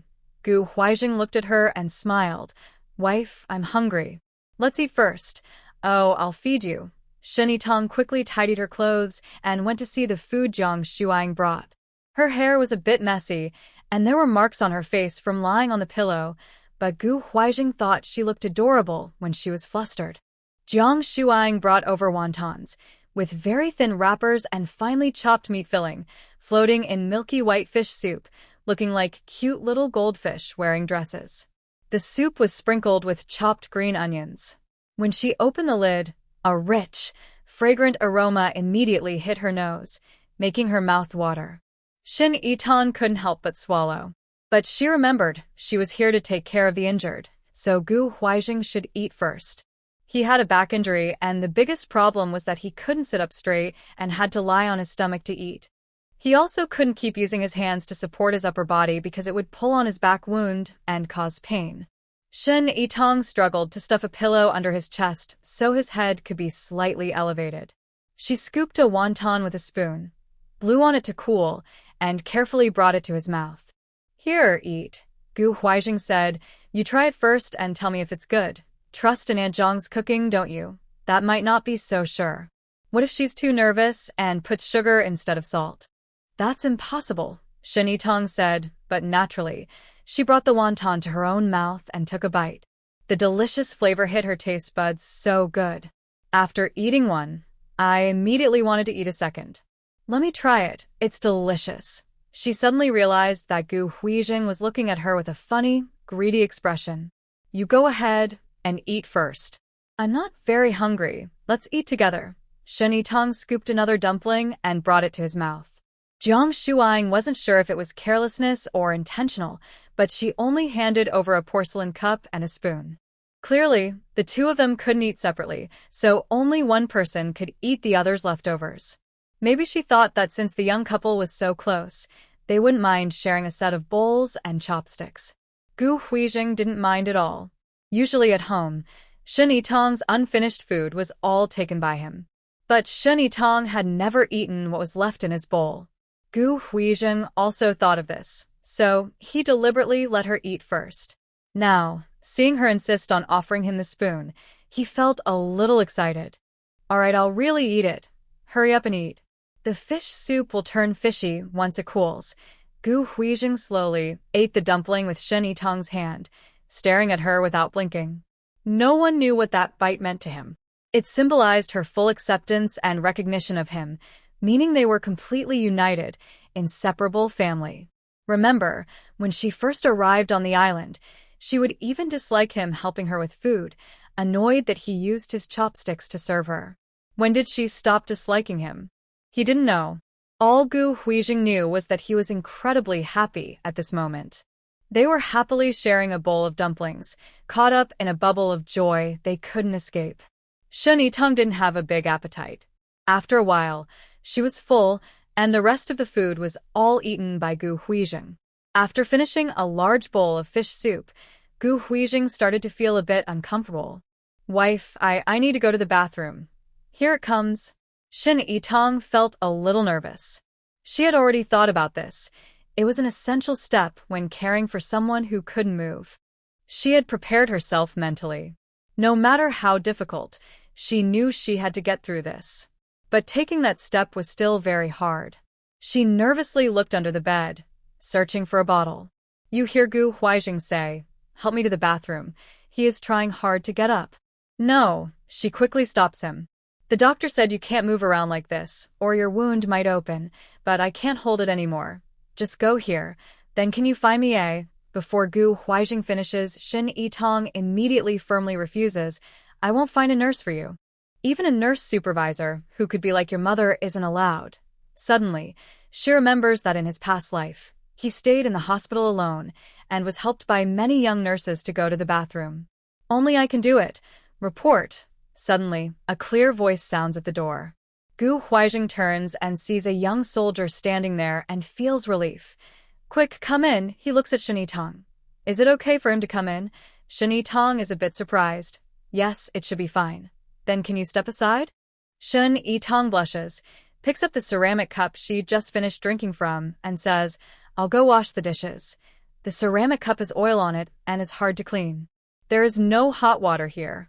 Shin Yitong puts some toothpaste on it and carefully washes it for a long time, making sure there's no oil left before rinsing it clean and returning to the ward. The young soldier has already taken care of Gu Huizheng's bathroom needs and is very diligent, bringing a basin of hot water to help him wash. Shin Yitong feels a bit confused. Then she realizes that the young soldier was sent by the military to take care of Gu Huizheng. Every day, morning, noon, and night, different people take turns to help him with eating, drinking, and other needs until he can take care of himself again. So that's how it was. Shin Yitong's heart feels much better now. In his past life, he didn't have the little nurse to take care of him. It was the young soldier who helped. Suddenly, she is overwhelmed with guilt. She was really unkind to him in her past life. These young men are rough and clumsy, and they change shifts every day. How could they have much experience? It's no wonder they couldn't take good care of him. In a moment of impulsiveness, she speaks up. Let me do it. The young soldier, simple-minded, says, but this is my task. Someone passing by interrupts. You're a young man. How could a wife take care of him more carefully? Please don't disturb him. Quickly go outside and sit by the door. Just do small chores like fetching water, serving food, or running errands. The young soldier thought this made sense. So, he quickly saluted and said, Captain Gu, sister-in-law, I'll stay at the door. If you need anything, just call me. I'm on night duty tonight, and someone else will take over in the morning. Shin Yitong smiled gently and said, Thank you. That's very kind of you. The young soldier's face turned red. No problem. It's my duty. Shin Yitong took a towel to wipe Gu Huizheng's face, who closed his eyes comfortably and enjoyed it. After wiping his face, she washed the towel and then wiped his upper body. This was her first time doing such a thing. Her movements were a bit clumsy. Wiping someone seems simple, but in reality, it's quite difficult. Especially in some places, she had to turn him over to reach. He was tall, strong, and quite heavy. Soon, a fine layer of sweat appeared on Shin Yitong's forehead. Suddenly, she felt his gaze on her was a bit strange. She looked down along his gaze and saw her neckline. Her face turned red. You bad man, so shameless. How am I a bad man? I'm looking at my wife, legally and legitimately, but you shouldn't look. Look at yourself. What do you look like now? Stop thinking nonsense. Shin Yitong wrung the towel and started wiping his legs. Wiping the legs was okay, but when she reached his feet, Gu Huizheng started to feel a little uncomfortable. Maybe I should call Xiaodong to come and wipe me. Xiaodong was the young soldier waiting outside the door. Shin Yitong glared at him. No talking. She carefully wiped each toe one by one. Gu Huizheng looked at her face carefully. After confirming she didn't show any disgust, he finally relaxed a little. Tang, you're so good to me. From now on, he would treat her even better. After wiping his feet, Shin Yitong threw the towel into the basin and was about to leave with the basin. Gu Huizheng suddenly called her back, looking a bit shy and awkward. He hesitated and said, There's one more place I haven't wiped. Shin Yitong asked, What? You can't let me see you go to the bathroom, but you want me to wipe you? That's different. It's two different things. Besides, haven't you seen every part of me already? She considered calling Xiaodong to come in. Gu Huizheng looked away and said, Forget it. He's a big man with rough hands. What if he damages the stuff while cleaning? Xiao Dong suddenly perked up and peeked inside. Are you calling me? What do you need? Seeing the basin in Shunny Tong's hand, he asked. Finished cleaning. I'll go pour some water. After saying that, he took the basin from Shunny Tong and headed outside. Gu Huizheng looked a bit hurt and said, You just don't want to clean for me. Shunny Tong laughed and said, Even if I clean, I need to use a clean basin of water. I'll tell Xiao Dong. Soon after, Shunny Tong and Xiao Dong returned with a basin of clean water. After Xiao Dong left, Shun Yitong even closed the door carefully. Gu Huizheng suddenly felt nervous and swallowed hard. He got so excited that before he even started cleaning, he stood up and saluted. Shun Yitong was speechless. What are you thinking about all day? Gu Huizheng looked even more wronged. I can't help it. It's not something I can control. In the end, she carefully cleaned him again. Shun Yitong helped him put on his pants. All right, lie down and stay still. When she opened the door, Xiao Dong quickly brought him more water. Shun Yitong sat at the head of the bed and poked Gu Huizheng's shoulder. Can I ask you something? Is it uncomfortable to keep pressing like that? Of course it is. Gu Huizheng replied. So what should we do? As long as you're in front of me, I can't control myself. When you're not here, I feel better. So, to help me rest well tonight, please don't walk around in front of me. Just go back, but I won't stay with you. Gu Huizheng exaggerated his expression. Really? After all this, you still want to take my hospital bed? Shun Yitong was both annoyed and amused. All right, I'll go back first. Rest well, and Xiao Dong will watch over you. She knew he didn't dislike her company, but he just didn't want her to work too hard. Let Xiao Dong take you home. No need. It's not very late. I'll go back by myself. You rest well. I'll come again tomorrow. But Gu Huizheng insisted that Xiao Dong see her off. He was worried about her walking alone at night. In the following days, Shun Yitong took leave from the radio station and came every day to stay with Gu Huizheng. Gu Huizheng, besides firmly refusing to let her handle his physiological needs, took care of almost everything himself. He felt that this time, he had actually gained some good fortune from his injury. If he hadn't been hurt this time, he wouldn't have realized how much his wife cared for him. He now understood that he could also enjoy being spoiled. Every day, she personally fed him and helped him wash. Sometimes, when he made unreasonable requests, she would grit her teeth and agree. For example, when no one was around, she would secretly kiss him on the lips. One day, as Gu Huizheng was holding Shun Yitong's soft little hand and was about to make some more daring requests, suddenly, a loud crash came from the neighboring hospital room, followed by a very heated argument. Curiosity is human nature, and Shun Yitong was no exception.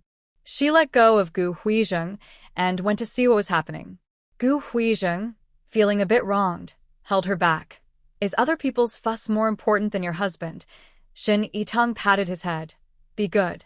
I'll go see what's going on and tell you when I come back. Gu Huizheng let her go and warned her. Listen carefully. She had been in the hospital for several days before she found out that the person in the neighboring room was actually Commander Yen. Commander Yen was also injured? The person arguing with him was his wife, Xiao Jingwen. From their loud quarrel, it sounded like Xiao Jingwen was scolding Commander Yen for being irresponsible, blaming him for drinking, getting drunk, and going to the battlefield, which was why he got hurt. Commander Yen blamed Xiao Jingwen for arguing with him, saying it made him anxious. He also scolded her for not acting like a proper woman, for doing nothing at home but being lazy, and for ruining the household's harmony. Xiao Jingwen retorted that Commander Yen had lied to her to marry him so she could enjoy life, but she hadn't gotten her happiness and would be a widow for the rest of her life. Shun Yitong's eyes widened instantly. During this time, Shun Yitong had also become more familiar with the medical staff. When a nurse came to change Gu Huizheng's dressing, she curiously asked, Who is the Commander Yen in the next room? I heard people talking about being a widow for life or something. The nurse secretly told her that Commander Yan's injury was very serious.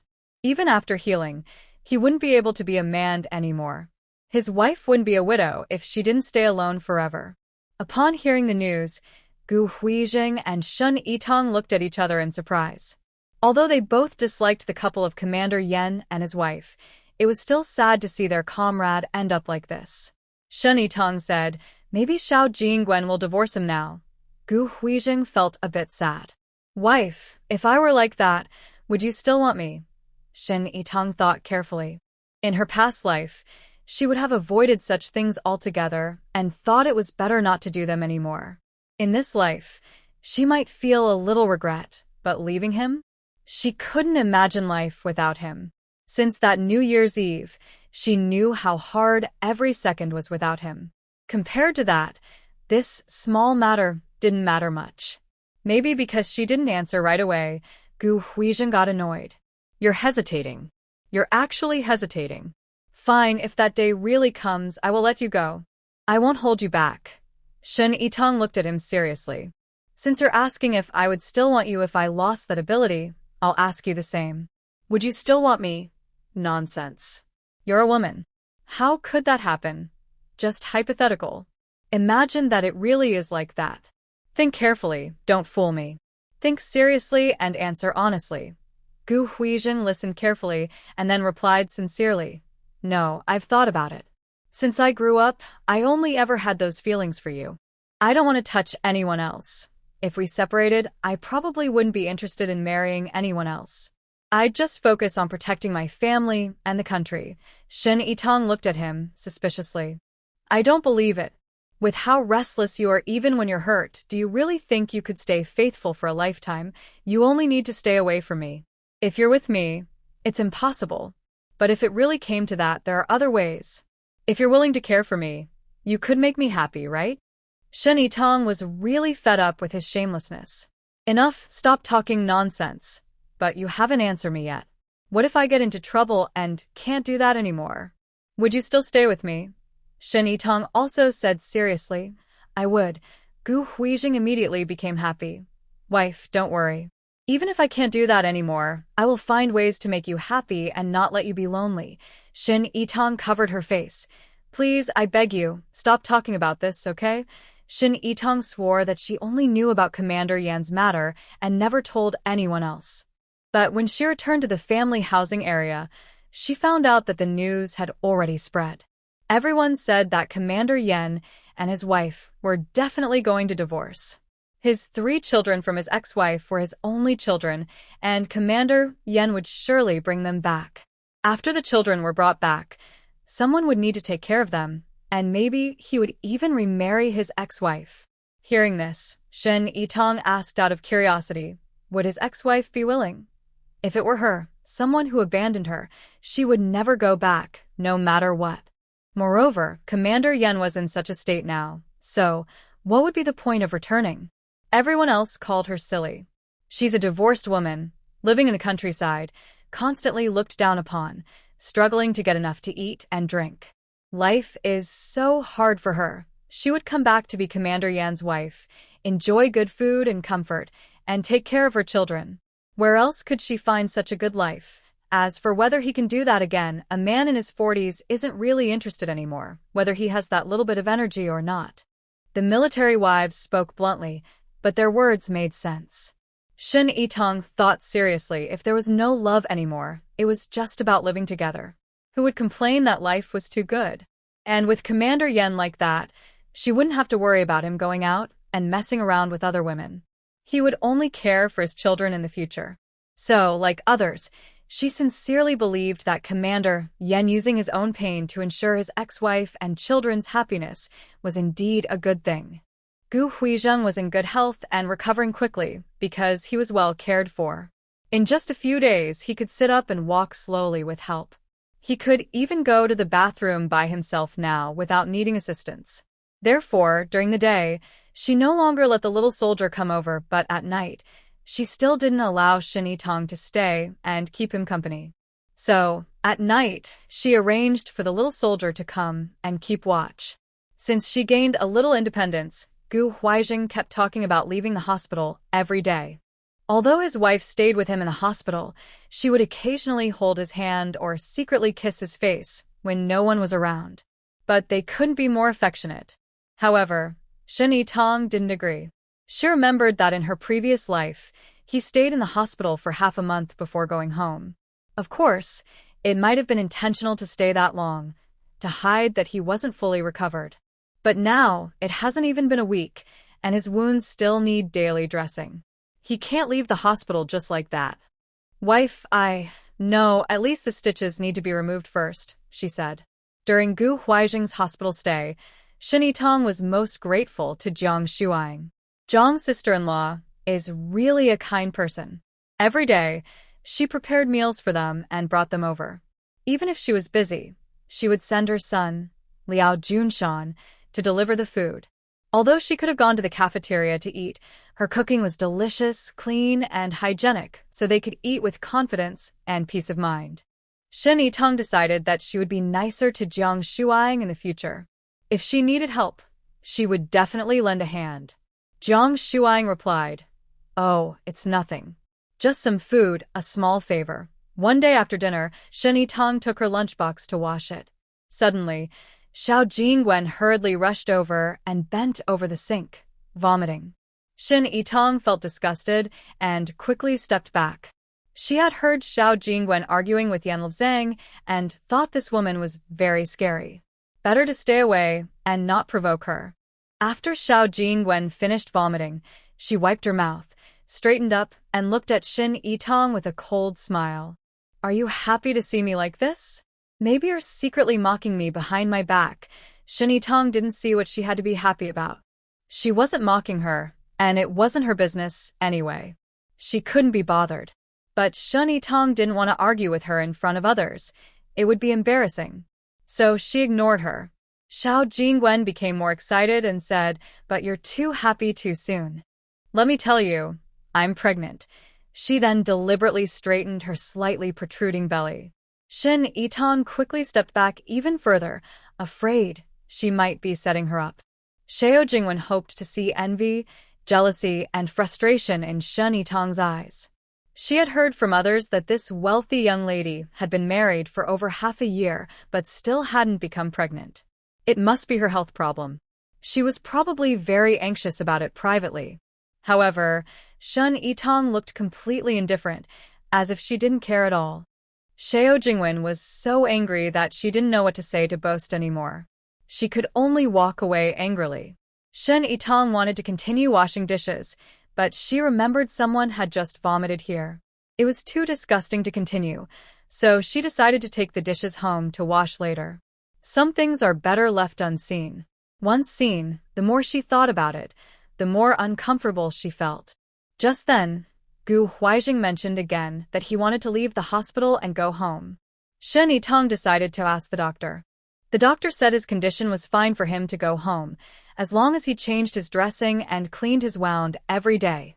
The doctor also asked the nurse to teach her how to change the dressing. It was quite simple. She had watched the nurse do it many times, so she learned quickly. She was given the medication and bandages needed for the next few days, and she took him home. The army arranged a jeep to take him back. When they arrived home, friends who usually got along well came to visit, and the house was lively for a while before settling down. As expected, the news of Xiao Jingwen's pregnancy had already spread widely. The sisters-in-law were a bit disappointed that Major Yan's ex-wife and children couldn't come to share the joy. They also wondered whether Xiao Jingwen would have a son or a daughter. If she had a daughter, Major Yan would probably bring his son from his hometown to live here. Knowing Xiao Jingwen's temper, she probably wouldn't tolerate it, and the child might suffer. Women couldn't stop talking about these topics. Jiang Shuang felt a bit annoyed. When they went together to ask the old lady for medicine to help with pregnancy, only she and Shin Yitong got pregnant, while the others didn't. Could it be that she only has Xiaoshan as her child in this life? When Shin Yitong heard this topic, she wanted to leave. But others wouldn't let her go. They quickly held her back. "Xiaoshan, what about you? Haven't you heard any news?" Shin Yitong felt embarrassed to admit she hadn't taken the medicine at all and quietly threw it away. Just go with the flow. Whether the child comes or not is all about fate. We're still young, so there's no rush, but people's deep-rooted ideas are really hard to change. They've never seen a woman who, after getting married, isn't eager to have children.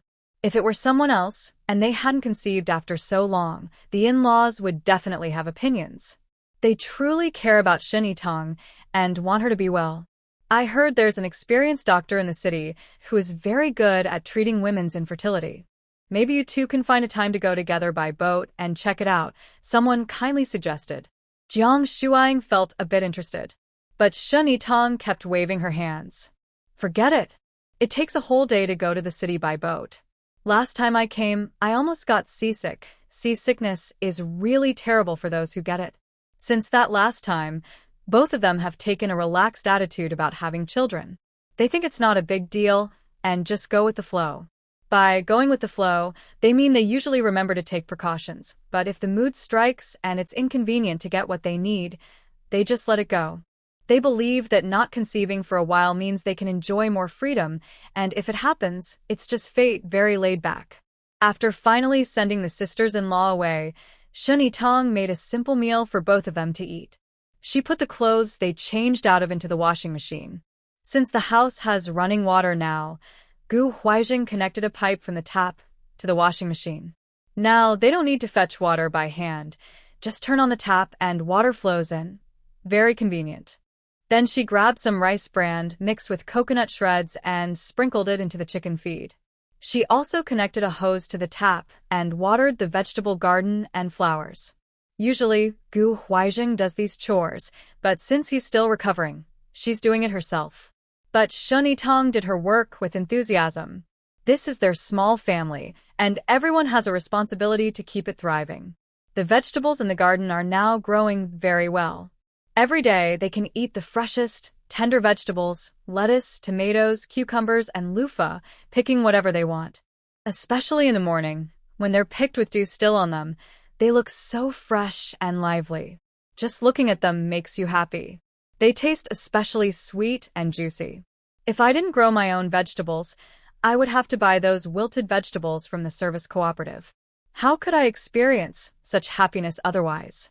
While Shin Tong was busy working, Gu Huaijing sat on a stone bench at the door, watching her. The peaceful time, with the golden sunset filling the yard, was a color of happiness. I only wish I had her painting skills so I could capture this moment. All I could do was try to remember it in my mind. Later, when we are old, two gray-haired elders sitting together in rocking chairs, gently swinging fans, reminiscing about the good old days. Suddenly, Shin Tong ran over with surprise. Our chickens keep clucking non-stop. I wonder what's wrong. Gu Huaijing smiled. Why don't you go see if they are laying eggs? Shin Tong ran over, and soon she came back happily. Really? They laid eggs. Big, round, and there are two. Then you'd better go pick them up quickly, Gu Huaijing said, supporting himself on the wall to stand up. Otherwise, the other chickens might peck at them. Shin Tong quickly held his shoulder. Don't move, I'll go pick them. She looked at the chicken coop for a long time, thinking about how to carefully pick up the eggs. Finally, she decided to use a piece of grass paper to cushion her hand and carefully took the eggs from the coop. Then she took them to the faucet to wash them. Gu Huaijing hurriedly said, Don't wash them. Eggs shouldn't be washed. Why not? They're so dirty, Gu Huaijing sighed. Washed eggs don't last long and spoil easily. Are we supposed to keep them for a long time and not eat them? Gu Huaijing thought for a moment. They only had 2 or 3 eggs a day. If they didn't eat them, they might as well save them to sell for money. All right, you can wash them, he said. She wouldn't feel comfortable leaving them somewhere unwashed. Shin Tong happily said, Let's cook them for breakfast tomorrow. It was her first time eating eggs from her own chickens, and she felt a little excited. Gu Huaijing nodded. Whatever you say. After tidying up the housework, she took the clean clothes out of the washing machine to hang them. Usually, Gu Huaijing's clothes were wrung out until dry. Almost no water remained. But she couldn't do that.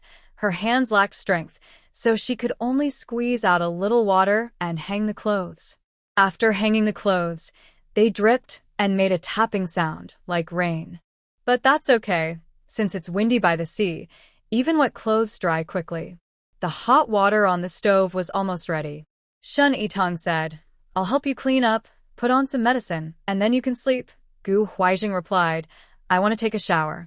I haven't washed in a long time, and I feel sticky and uncomfortable. Sheni Tong frowned. Why are you so particular? Can't you just endure it? The doctor said your wound can't get wet right now. Is that really being particular? Or is he just worried she'll think he hasn't showered in a while, so tonight she'll make him sleep in the guest room? So Gu Huizheng slowly stood up, leaning on the wall, showing some restraint. I won't trouble you. I'll wash myself. I'll be very careful not to let water touch the wound. It hurts a bit, but I can bear it, Sheni Tong said. Okay, I'll help you wash. Is that fine? Really? Wife, are you really willing to help me take a shower? You're so kind to me. Thank you, wife. He really wanted to call his soldiers over to see what he was like when he was at home. Suddenly, he looked at her cautiously. Just a shower, no funny business, okay? Gu Huizheng smiled bitterly. With how I am now, even if I wanted to, I don't have the strength. Sheni Tong was small and couldn't carry a full bucket of water, so she had to carry it in half buckets. Seeing her struggle, Gu Huizheng felt a bit regretful. Maybe he shouldn't have insisted on taking a shower. But now that things had come to this, if he said he wouldn't shower at this point, she would definitely get angry. So he obediently went into the bathroom, sat down when she told him, lifted his legs when she asked, and listened very well. Shen Yitong thought he might cause some trouble, but surprisingly, he was so obedient. Gu Huizheng had actually been a bit restless at first, but he gave up. The water was cold, and he didn't want her to go get more, so he endured. After helping him wash, Shen Yitong also thoroughly washed herself from head to toe to clear away bad luck. Wrapping her hair in a dry towel, she returned to see Gu Huizheng sitting confidently on the bed. He was watching her carefully apply skincare products to her face and body. Just as she was about to untie the towel and dry her hair, he suddenly spoke in a husky voice. Come here. Shen Yitong's heart beat faster.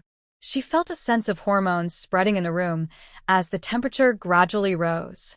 Gu Huizheng sat her on his thigh, took the towel from her hand, and carefully dried her hair.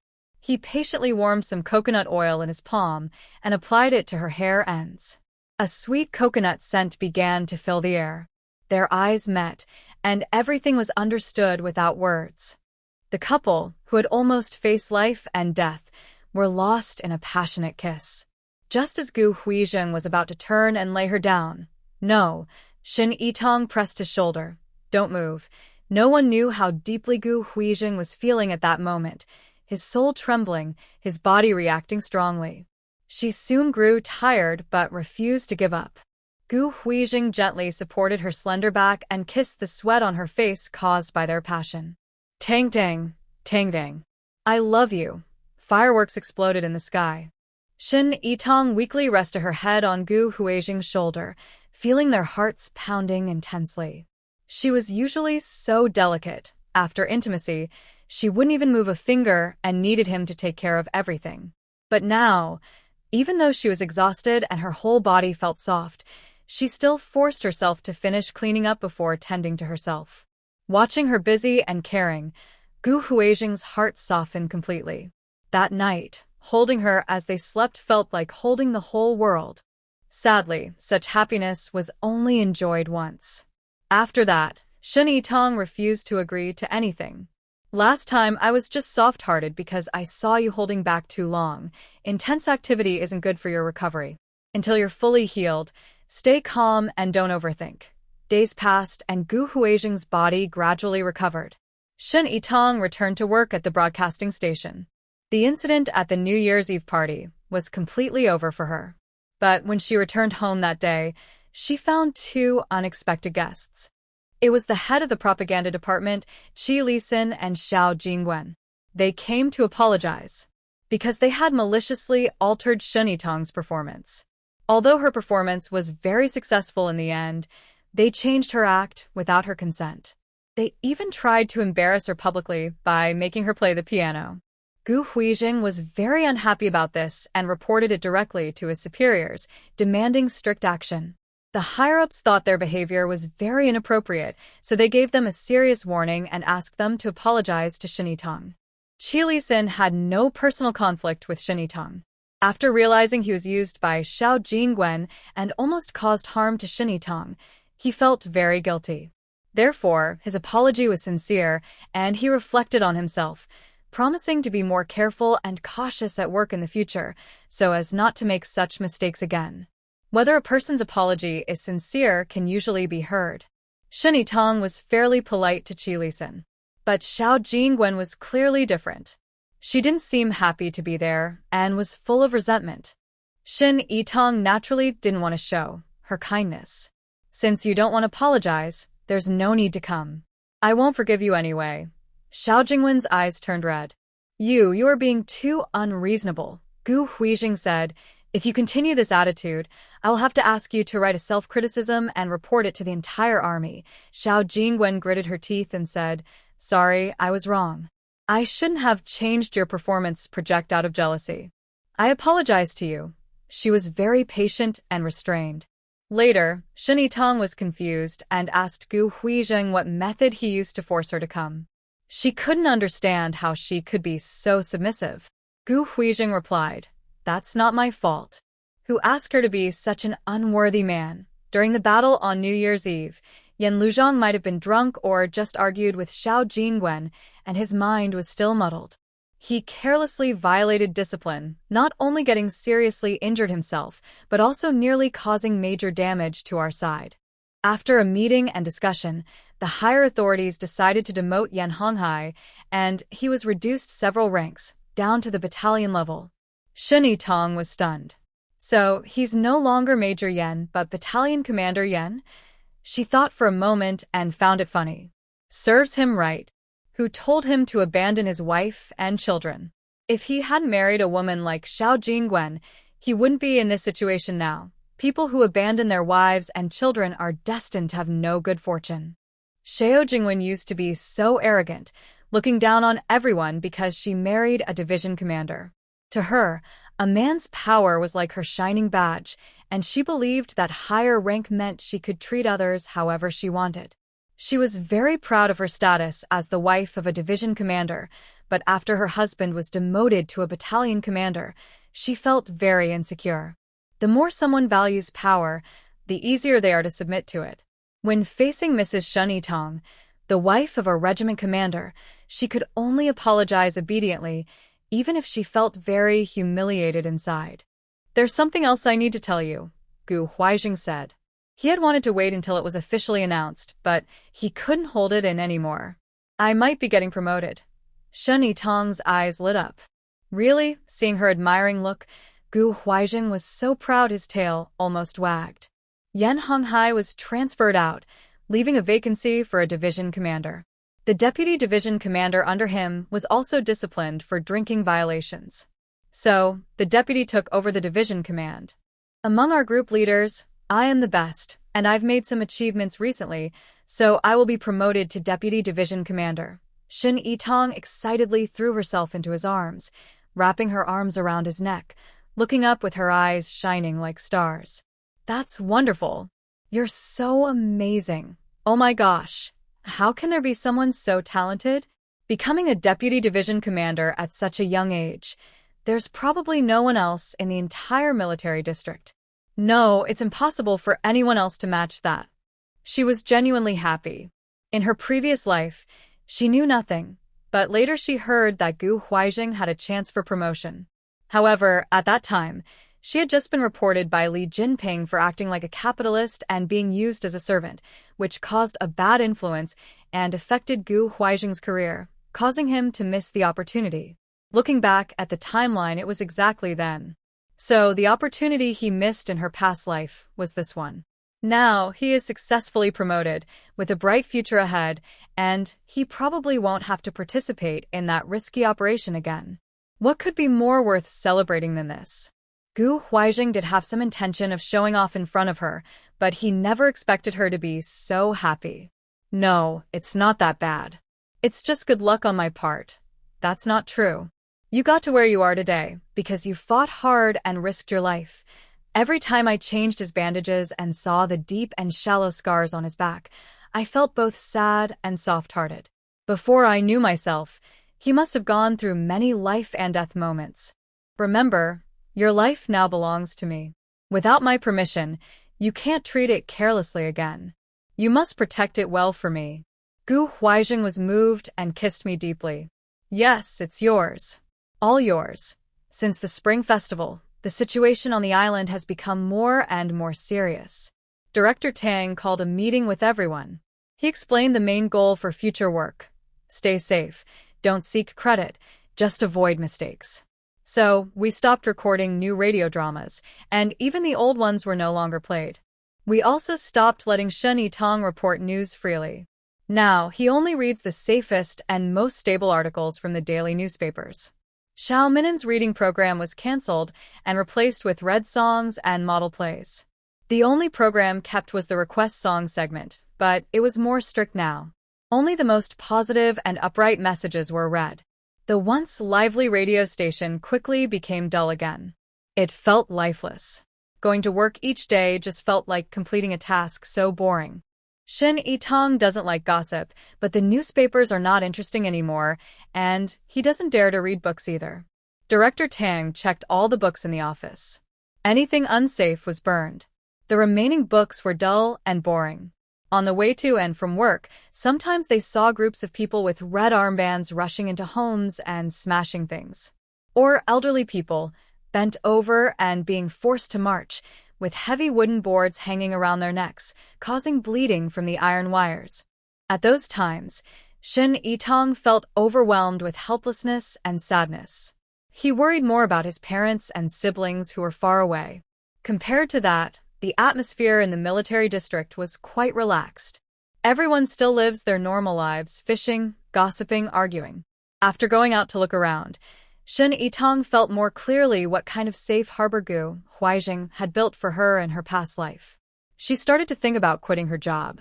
Although this job was rare, and she might not find such an opportunity again, she felt that working with constant fear every day was just too dull and uninteresting. Shen Yitong tentatively asked Gu Huaizheng for his opinion. Gu Huaizheng answered straightforwardly, "If you don't want to do it, just come back. The outside world is becoming more dangerous, and I worry about you going to work alone every day. If you want a job, wait until things settle down a bit, and you'll find a suitable one." His attitude eased her worries and strengthened her decision to resign. Shen Yitong decided to tell the director about her resignation the next day at work. At this time, the director really didn't want any changes in the station. If someone left, they would have to find someone to replace them, and then many people would come to them, which was hard to handle. But he also understood Shen Yitong's difficulties. Finally, he sighed and said, "All right, write your resignation letter, and I will approve it." Back in her office, Shen Yitong told Xiao Minin about her decision to leave, because after she left, all the broadcasting work would fall on him. He needed to be mentally prepared. Sure enough, when Xiao Minin heard this, his face changed. He wanted to laugh, but ended up looking worse than crying. Finally, with a sad face, he said, "Sister Shen, are you really leaving? What will I do without you?" Since he started working at the station, he had been working closely with Shen Yitong. At first, he was amazed by her appearance, then he was impressed by her talent. Although recently, due to various reasons, many programs couldn't be produced. But he always believed that as long as she was still here in the near future, they could create more interesting programs that would be loved by the public. But now she was leaving. Xiao Minin felt like a small dog about to be abandoned, scared, confused, and helpless. Shen Yitong understands his feelings, but has no way to respond. I come from a difficult background. Even if I don't provoke others, they might still come after me. My best choice is to stay away from these conflicts. Xiao Minin asks, "I know, Sister Shen. When the situation improves in the future, will you come back?" Shen Yitong nods. "I really like this job. If I get the chance later, I will definitely return." Xiao Minin feels a bit happier. "Then I'll wait for you to come back." No one expected trouble to come so quickly. Right after lunch, Shen Yitong was about to go into the broadcasting room to start her broadcast when suddenly a few men wearing red armbands barged in. They directly asked to see Shen Yitong. At this moment, Director Tang and Director Gao were not in the office. The others there were trembling with fear. Shen Yitong had no choice but to step forward. "I am Shen Yitong. What do you want?" The middle-aged man leading them looked her up and down with a sneaky look.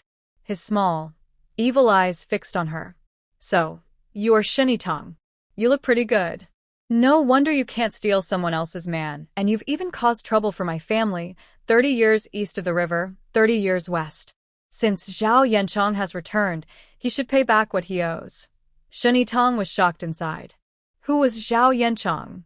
When did she offend him? What do you want to do? I warn you, I am a military wife. My husband is a deputy battalion commander. If you hurt me, he won't let you go. Zhao Yanchong said, Deputy battalion commander. Huh? So what? He might protect you for a while, but not forever. Although he said this, Zhao Yanchong frowned secretly. The little woman, Song Qiaoling, had only told him that a broadcaster named Shin Yitong from her unit was responsible for his being dismissed. She never told him that her husband was a deputy battalion commander. Sure enough, that little woman was up to no good. Zhao Yanchong snorted coldly. It's not impossible to give you a chance to make amends. Give her this. A man beside him threw 2 scripts at her. Go, read this on the broadcast. Read it several times. Let everyone hear it. Shin Yitong glanced at the script. It was an article full of harsh criticism of a certain person. Although she didn't know this person, she had often read newspapers and seen many news stories about him. This story is about a high-ranking official from the province who was once an honest and clean government officer. But now... Yes, that's right. Zhao Yanchong is the husband of Song Qiaoling's cousin and a former deputy county head. Initially, Song Qiaoling was caught for secretly keeping forbidden books. It was revealed that her cousin had given her these books. Plus, someone took advantage of the situation to attack her, which led to Zhao Yanchong being removed from his position. Unexpectedly, he managed to recover and even became the head of the Revolutionary Committee. Zhao Yanchong is very petty and vengeful. Anyone who has offended him before has been dealt with harshly. Now, it's Shin Yitong's turn. Shin Yitong is worried because Zhao Yanchong is suspicious of her because her husband is a deputy military commander. But he doesn't plan to let her go easily. He forces her to read a script on the radio. Shin Yitong knows she cannot read this script. If she does, it would not only go against her conscience but also show that she supports Zhao Yanchong's side. She has lived through times of chaos and knows that all this disorder will end someday. The debts and wrongdoings will be paid back. These people will be held accountable in the future. So, she must not support them. But she also cannot refuse outright. These strong men are watching her closely. Who knows what they might do if she says no? Not only her, but Xiao Minan also cannot read this script. He is a good young man and she doesn't want him to get involved in this mess. So, Shin Yitong comes up with an idea. Okay, she says, I can help you read this script. After I do, will you leave me alone? Zhao Yanchong replies, of course. I keep my promises. Under the watchful eyes of the men, Shin Yitong enters the radio room. On her first day in the room, Song Qiaoling told her that when turning on the machine, she must first turn on the low-pressure switch to warm it up, then turn on the high-pressure switch. Otherwise, the high voltage could burn out the machine instantly. Shin Yitong remains calm and skillfully turns on the high-pressure switch. Suddenly, there is a loud snap, and a smell of burnt plastic fills the air. She seems unaffected and continues to handle the machine. Zhao Yanchong seems to sense something is wrong. What's going on? It's nothing. When you turn on the machine, it always starts like this. Please wait a few minutes for it to warm up. It's best if you don't try any tricks with us, or you'll regret it. Shin Yitong looked calm on the outside, but inside her palms were sweating. She hoped Xiao Minan understood her look and quickly went to get help. Now, she could only think of ways to delay time as much as possible. After a few minutes, Zhao Yanchong grew impatient. Is it ready yet? Are you deliberately wasting time? Shin Yitong tried to keep her voice steady. No, I told you. As soon as I finish reading the script, you'll let me go. I have no reason to offend you now. Zhao Yanchong thought about it. This woman only knew a few words. What could she understand? To him, it was just an ordinary radio script. She could read it or not. Besides, now he was influential in the county, and smart people knew what to do. He didn't think Shin Yitong would dare disobey him. But she fiddled around for a while, and after they urged her several times, she helplessly spread her hands. There's no way, the machine is broken, I can't broadcast. Finally, Zhao Yanchong realized what was happening. You little brat, you're doing this on purpose. Hurry up and fix it. If we don't broadcast this script today, you won't leave this radio station. Shen Yitong said, I'm just a radio host. I don't know how to fix it. Maybe you should find someone to repair it. Zhao Yanchong was furious. Still trying tricks? If I don't teach you a lesson, you won't know who I am. He grabbed Shen Yitong's wrist and pulled her close, raising his fist to hit her. Shen Yitong closed her eyes in fear. It seemed she couldn't avoid this beating today. But it was okay. If she didn't have to read the script, it was worth it. Suddenly, the door of the radio room burst open. Xiao Minan, along with two other men from the station, Lin Dabing and Qin Xuejuan, rushed in. Stop. Hitting women is not a skill, he shouted, stepping in front of Shen Yitong to protect her. Zhao Yanchong was furious. How bold you are. Arrest these reactionaries who are obstructing revolutionary work. Several men, wearing red armbands, rushed forward. The scene became very chaotic. Shen Yitong was pushed hard and hit the wall. Xiao Minan desperately blocked a man. Sister Shin, you must leave quickly, Zhao Yanchong said. No one is leaving today. He viciously lunged toward Shen Yitong. Suddenly, a loud bang sounded as a bullet hit the cabinet door in the corner, filling the air with gunpowder smell. Everyone was stunned for a moment. In that instant, Gu Huaizheng had already grabbed Zhao Yanchong's neck with his arm, pressing a hot gun barrel against his temple. Let me see who dares to move. Zhao Yanchong was so scared his legs went weak.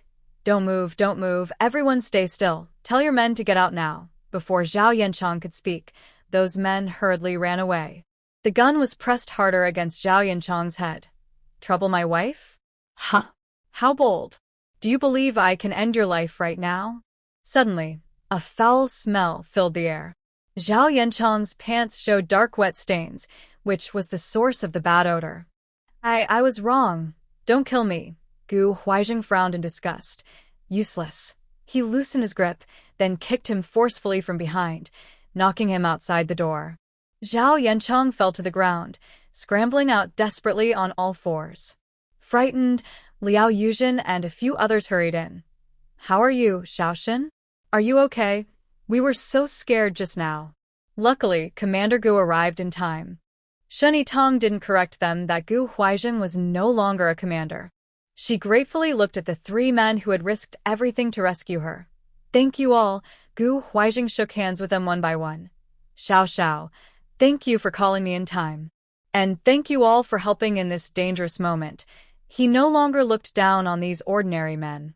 Though they weren't physically strong, they had brave hearts willing to help colleagues. Chief Gao and Chief Tang also arrived quickly. When those men entered earlier, Chao Chunyan had already hurried to inform them. How is the situation now? Shen Yitong felt a bit embarrassed. The situation was urgent earlier, and I accidentally broke the broadcasting equipment.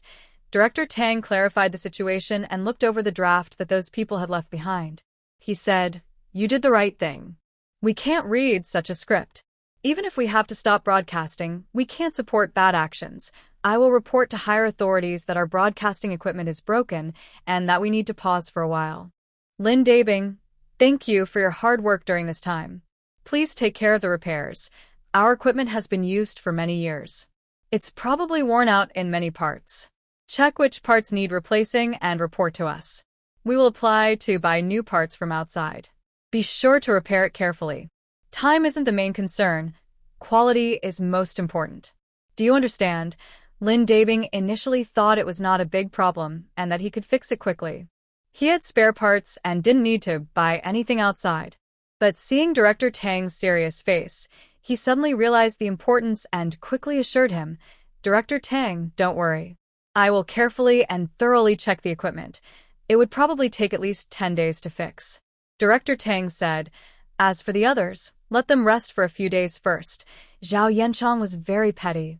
He had suffered a big loss this time and would definitely hold a grudge against their radio station. Who knew what tricks he might come up with to cause trouble? Director Tang was worried about how to protect these troublemakers. He was not good at handling such matters and was very protective of his people. Gu Huizheng saw his difficulty and said, "Director Tang, this incident was aimed at my wife. It was also my fault that she was embarrassed. I will handle the follow-up and won't let you all be troubled." Director Tang's face relaxed. "Chief Gu, thank you so much." Shen Yitong said, "Director, my husband is no longer the team leader.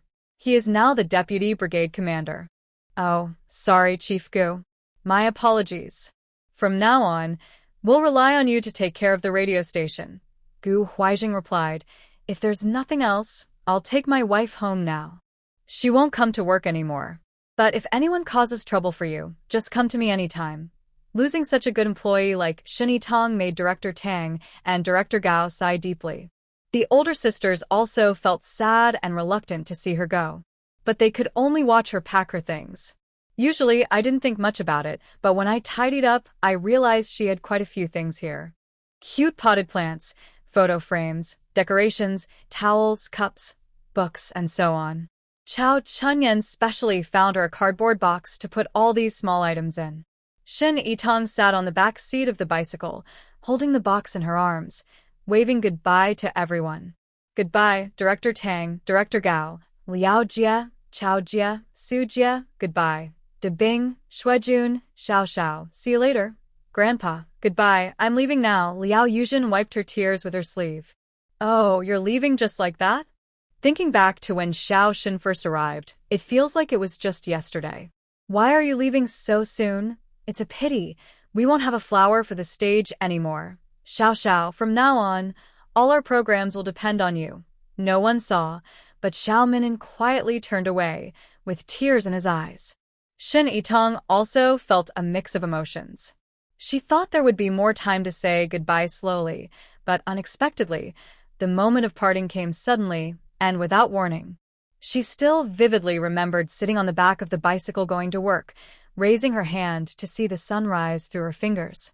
Now, she was still sitting on the same bicycle, with the same person in front of her, but it was time to say goodbye to that short but happy and fulfilling radio experience. She felt a little reluctant, but luckily, Gu Huizheng was still by her side.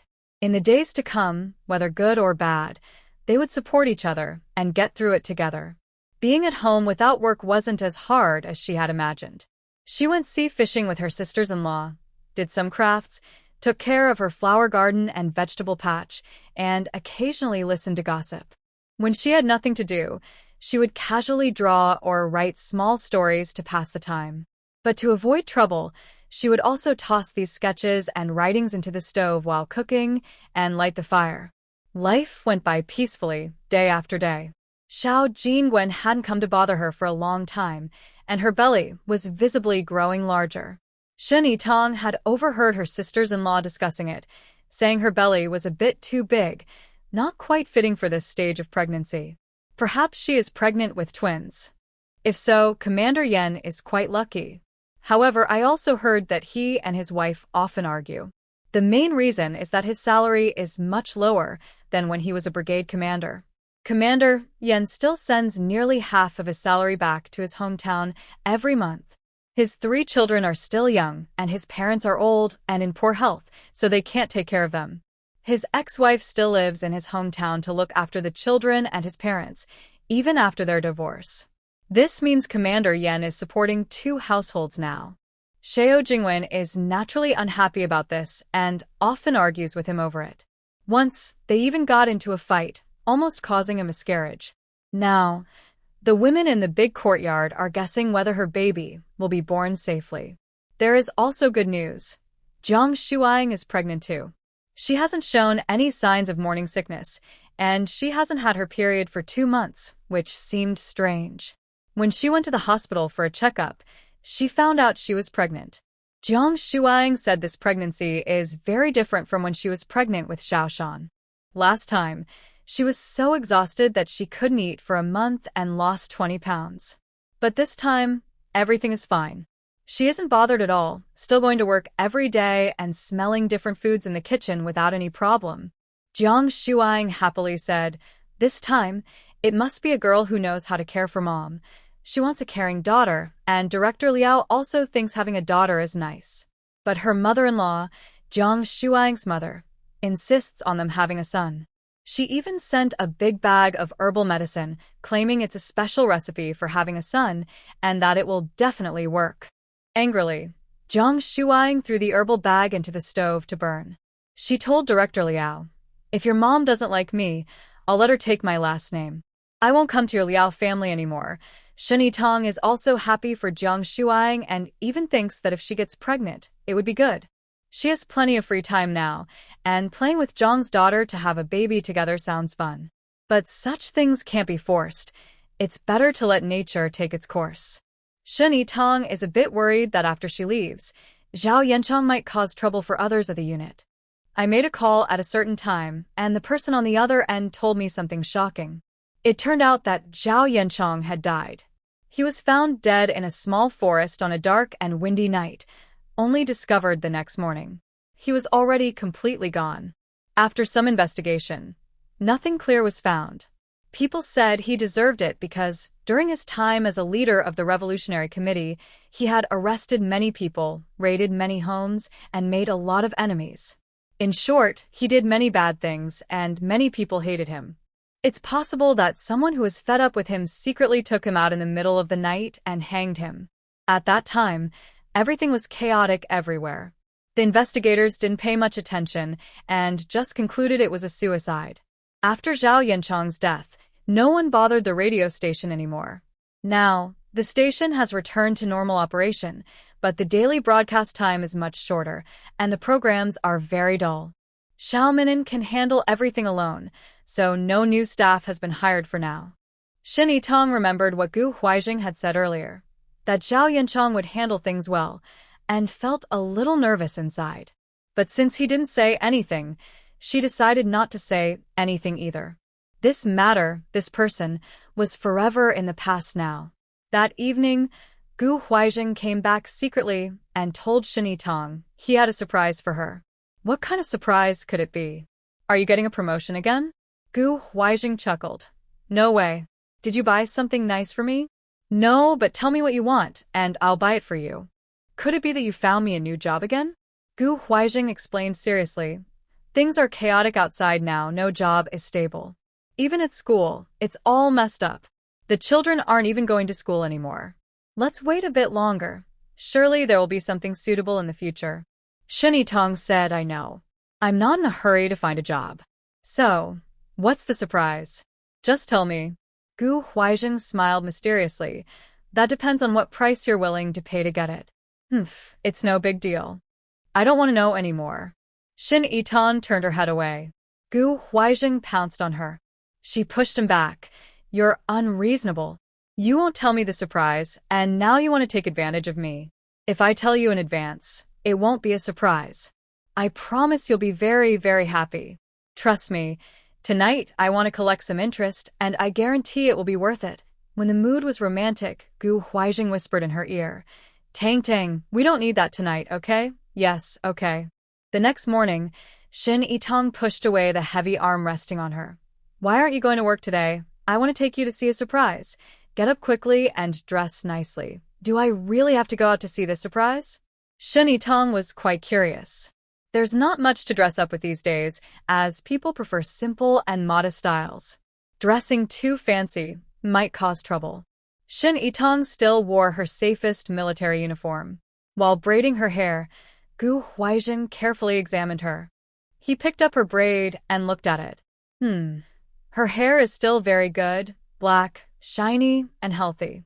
It hasn't turned yellow like a stray cat's fur. Her face is still white and tender, without wrinkles or signs of aging. Finally, he was quite worried and took her hand, examining it carefully. Luckily, her fingers are slender, with no scars or calluses. In the past year, he had taken good care of her. What's wrong? Shen Yitong felt he was acting a bit strange. Nothing. Gu Huaijing held her hand tightly and led her out. Are you not riding a bike? Where are we going? It was toward the dock. Are you taking me to the city to play? Shen Yitong was a little excited but also a bit nervous. After all, the last time she got seasick was a terrible memory. But after staying on the island for so long, she did want to go out and see more. Gu Huaijing, you want to go to the city? Next time I'll take you there. Not this time. Gu Huaijing took Shin Yitong onto a smaller ferry than the one to the city. Where are we really going? She asked. Xingzi Island, a small nearby island. The ferry started moving, rocking with the waves. A familiar dizziness and nausea hit her. Shin Yitong quickly held on to Gu Huaijing. You better have a really big surprise for me. Gu Huaijing took out a small box from his backpack, containing sliced. He handed her a piece and said, "Hold this in your mouth. It can stop nausea."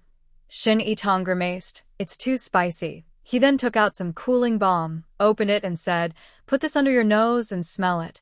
At the same time, he took her hand and gently massaged the inside of her wrist, about 2 finger widths from the crease. "Be patient. We're not far from Xingzi Island. We'll be there soon." To his surprise, these old tricks seemed to help a little. Although she still felt uncomfortable, she could endure it. Shin Yitong leaned wearily against Gu Huaijing. Fortunately, Xingzi Island was not far away, about an hour's ride. Gu Huaijing helped Shin Yitong off the boat. The crew told them that the boat would pass by around 4 p.m. If they missed it, they'd have to stay overnight. Her steps were still unsteady as she got off, and she felt like the ground was swaying. After a few steps, she couldn't hold it anymore and ran under a tree too. Gu Huaijing felt very worried. When Shin Yitong first came, he wasn't with her. Only his brother mentioned she got seasick and vomited a lot during the trip. Hearing that made his heart ache. Seeing it with his own eyes was even worse. He wished he could take her place. But there was nothing he could do, only gently pat her back to comfort her. Then he opened the water bottle and said, "Drink some water and rinse your mouth to feel better." Shin Yitong frowned and pointed at the ground. What should I do now? Gu Huaijing thought his wife was really adorable. If it were someone else, they'd be miserable too, so he didn't care about that. But he knew she was very responsible. Even if others didn't care, she wouldn't allow herself to do that. "It's okay. I'll handle it." He picked up a stick, dug a little sand nearby, and buried the dirt and mess. That's good enough. Shin Yitong felt relieved. Finally, she looked around at the environment. The name Xingzi Island sounded beautiful, but the place didn't look very nice. It was a dull, gray island, surrounded by mud brick houses. Some roofs were covered with thatch, and there were no tiles. The dirt road beneath her feet was dusty and easily stirred up by the wind. In such a place, what surprises could there be? Shin Yitong had almost given up hope. Gu Huaijing held her hand. "Come, walk with me." They walked forward, 1 step deep, 1 step shallow. From time to time, children with bare upper bodies and torn pants ran past, all sun-darkened and shiny, like little mudfish. Some brave ones came closer and asked, "Who are you? Who are you looking for?" "Miss, you're so beautiful. Are you a fairy from heaven?" This finally made Shin Yitong smile. "I see. You and that family are new here, right?" The child pointed to a newly built house not far away. It was made of mud bricks, but the bottom was surrounded by stones, and the upper part was built with mud bricks. The roof was covered with neat blue tiles, looking sturdy. Outside the yard, a tidy bamboo fence surrounded the area. You could see people inside tidying up the clutter. Shin Yitong suddenly tightened her grip on Gu Huaijing's hand, froze completely, her heart clenched tightly, and she choked back tears. The people in the yard straightened up and looked over with smiles. "Tang-tang." Shin Yitong rubbed her eyes in disbelief, then bit her finger hard. The people in the yard hurried out, and Shin Yitong immediately let go of Gu Huaijing's hand and ran over. She threw herself into someone's arms. "Brother." Tears streamed down her face. "Brother, how are you here?" Shin Yanshu hugged her tightly, then let go. "Let's go inside and talk." Others in the house also came out to greet her. Her father Shin Jixing, mother Zhou Yuni, sister-in-law Su Mingyue, and little niece Shin Lui. Her family, whom she missed so much and could only see in her dreams, was all here. "Mom." Shin Yitong threw herself into Zhou Yuni's arms again. Her mother's embrace was still so soft, carrying her unique scent. Shin Yitong took a deep, nostalgic breath. "Dad, Mom, I miss you so much. Zhou Yuni and Su Mingyue couldn't help but shed tears. Shun Jixing, the head of the family, also secretly turned away, eyes red. Shun Yenshu said, "All right, Tang Ting, come here. Our family is rarely together, so this is a happy occasion. Why are you crying?" Zhou Yuni quickly wiped her tears and said, Yes, family reunion is a good thing. Tang Tang, come and show Mom." As expected, just like Gu Huaijing worried, the family gathered around Shini Tong, examining her carefully from head to toe. Fortunately, he didn't raise her badly, or else he wouldn't know how to explain. You've grown up and gotten a little taller." Zhou Yuni gently touched her daughter's still soft hands. "Seeing you doing well makes us parents feel at ease." A pretty little girl nearby looked at her with big, curious eyes. Shin Yitong waved at her. "This is Wei Wei, right? Come here to Auntie." When Shin Yitong was leaving, Shun Lily was just over 2 years old. Now she was about 3. She probably didn't remember her well, and kept looking at her with curiosity. Su Mingyue quickly said, "Wei Wei, this is Auntie. Call her quickly." Shin Yitong squatted down and opened her arms. "Wei Wei, come here." The little girl suddenly smiled sweetly, ran over, and threw herself into Shin Yitong's arms, softly and sweetly saying, "Auntie," so small and soft, leaning dependently on her. Shin Yitong felt her heart soften, feeling both tender and a little sad. In her past life, she saw her little niece only many years later, when she had already lived in a cold, remote countryside for many years. Because of poor nutrition, she was thin and small, with red patches on her face from the cold wind. When she saw her, she was shy and weak, calling out softly, "Auntie." She had completely lost her innocence and cuteness now. Shin Yitong couldn't help but turn her head and scold Gu Huaijing. "Why didn't you tell me earlier? You should have brought more things." Zhou Yuni hurriedly said, "Don't blame Zheng. He brought us many things, and this house was also built early by him. If not for him, we wouldn't know where to settle." Shun Yenshu added, "If it weren't for the Gu family helping, our family would be all over the place, not knowing where we'd be sent." Shin Yitong understood. She knew everything. In their past life, the parents, older brother, and sister-in-law were all sent to different remote places. They were in very poor, isolated villages. Worse, they couldn't communicate with each other. For a long time, their lives were uncertain, neither knowing if they were alive or dead. Those days were the hardest to endure, and even now, thinking about it makes me feel suffocated. Of course, this wasn't the fault of the Gu family. At that time, no family was doing well. The kindness shown before was used by Grandpa to gain protection from the Gu family, and the Gu family kept their promise to take good care of them. This was simply the fate the Shin family had to face, and it wasn't right to expect more. But in truth, people's hearts are mutual. In their past life, the Gu family did their duty, but didn't do more. This life changed because of her. In the past, she thought they were far away on an island, and neither side's family knew much about each other. But how could they not know? Back then, they rarely mentioned each other in letters, and there was no usual warmth or closeness that couples show. This made the Gu family feel cold and cautious, afraid to show too much affection for the Gu family to avoid making things harder for themselves. But in this life, she carefully maintained her relationship with her family. Even Gu Huizheng, who used to dislike writing letters and was usually cold and straightforward, often mentioned her in his letters. He asked his family to buy things for her and repeatedly asked them to take care of his in-laws. It seemed like she was causing trouble for her family, but actually, it brought everyone closer. When bad rumors spread, they would speak up and help defend her. As for Gu Huizheng, he and his wife enjoyed a good life on the island, and he wouldn't let his parents-in-law suffer. He did everything he could to arrange for Shin's family to be sent to his place. The island's climate was warm, with no harsh winters. Rice could be harvested twice a year, and there was plenty of fruit and seafood. As long as they worked hard, they wouldn't go hungry.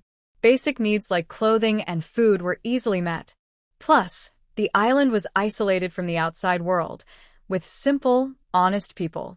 When the island was hit by a tsunami, it was Gu Huizheng who led his soldiers to carry out rescue work, saving many lives.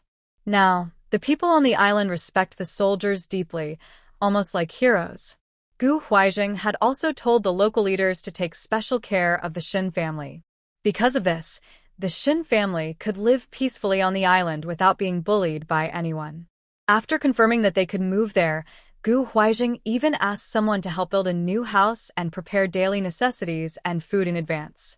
When the Shin family arrived, they could move in right away and enjoy a warm meal. Compared to others who were sent away and had to live in barns and go hungry, their situation was much better. The Shin family was truly grateful. Shin Yitong cried and laughed at the same time. She lightly hit Gu Huizheng's chest and said, "Why didn't you tell me? You did all this in secret and didn't say a word." Gu Huizheng replied, "Before your parents came, I wasn't sure if it would work out. If I told you too early and it failed, you'd just be disappointed. You built a house and bought so many things. Where did you get all that money? I've been a soldier for many years and never spent much. I saved quite a bit. Since you never wanted to use my money, I decided to spend it here. Be good, don't cry. Your parents will laugh at you. Talk with your family for a while. I'll go to a nearby farm to buy some vegetables for lunch." Shen Yenshu said, "I'll go with you." Shen Jixing added, "I'll take a walk too." Su Minghua said, "Then I'll cook. Wei Wei, come help me start the fire." Everyone knew that Zhou Yuni and her daughter Shinitong had things to talk about, so they kindly gave them some space. Zhou Yuni knew her daughter's personality well, clean, picky, and unwilling to settle for less. If their family hadn't been well off before, raising such a daughter would have been difficult. Now she was suddenly living on an island, and her husband was a soldier, probably used to being rough and casual. What Zhou Yuni worried about most was that Shin Yitong might be too critical of Gu Huizheng, and since he was young and proud, if they clashed, life together would not be easy. Fortunately, it seems that their relationship is quite good now. Their daughter still looks healthy and tender, just like when she was at home. However, after being here for so long, they still haven't had a child. Although Gu Jia hasn't said anything, as the mother of the daughter, she is always worried. She doesn't know if it's because of issues in their married life or her daughter's health. So, Zhou Yuni subtly asked about their intimacy. Shen Yitong blushed immediately and nodded heavily. Very good. Seeing her happy and shy expression, it was clear she wasn't talking about anything else. Could it be a health issue? Zheng, did he ever get hurt down there? Maybe later. Your sister-in-law can check your pulse? Shen Yitong's sister-in-law, Su Mingyue, is a trained doctor. Before being assigned elsewhere, she worked as a doctor in a big hospital. Shen Yitong thought her mother was worried about her health, but after thinking about the context, she suddenly got anxious. Mom, what are you imagining? We are both healthy. We are using contraception. Zhou Yuni also looked worried. How are you preventing? With pills? Medicine can be harmful if used long-term. No, it's that thing, that device. Zhou Yuni relaxed a little. I don't need to ask. It must be your idea, right? And Zheng agrees. Of course he does. He wouldn't refuse. He even went to get it himself. Zhou Yuni gently stroked her hair. As long as you both agreed on it. Your life is your own. As long as you discuss and agree. Just live happily. Suddenly, her young niece shouted, "Wow, wow," and ran out of the kitchen, her face covered in soot, looking like a little black cat. Soon after, Su Mingyue also came out, her face similarly blackened and coughing from the smoke.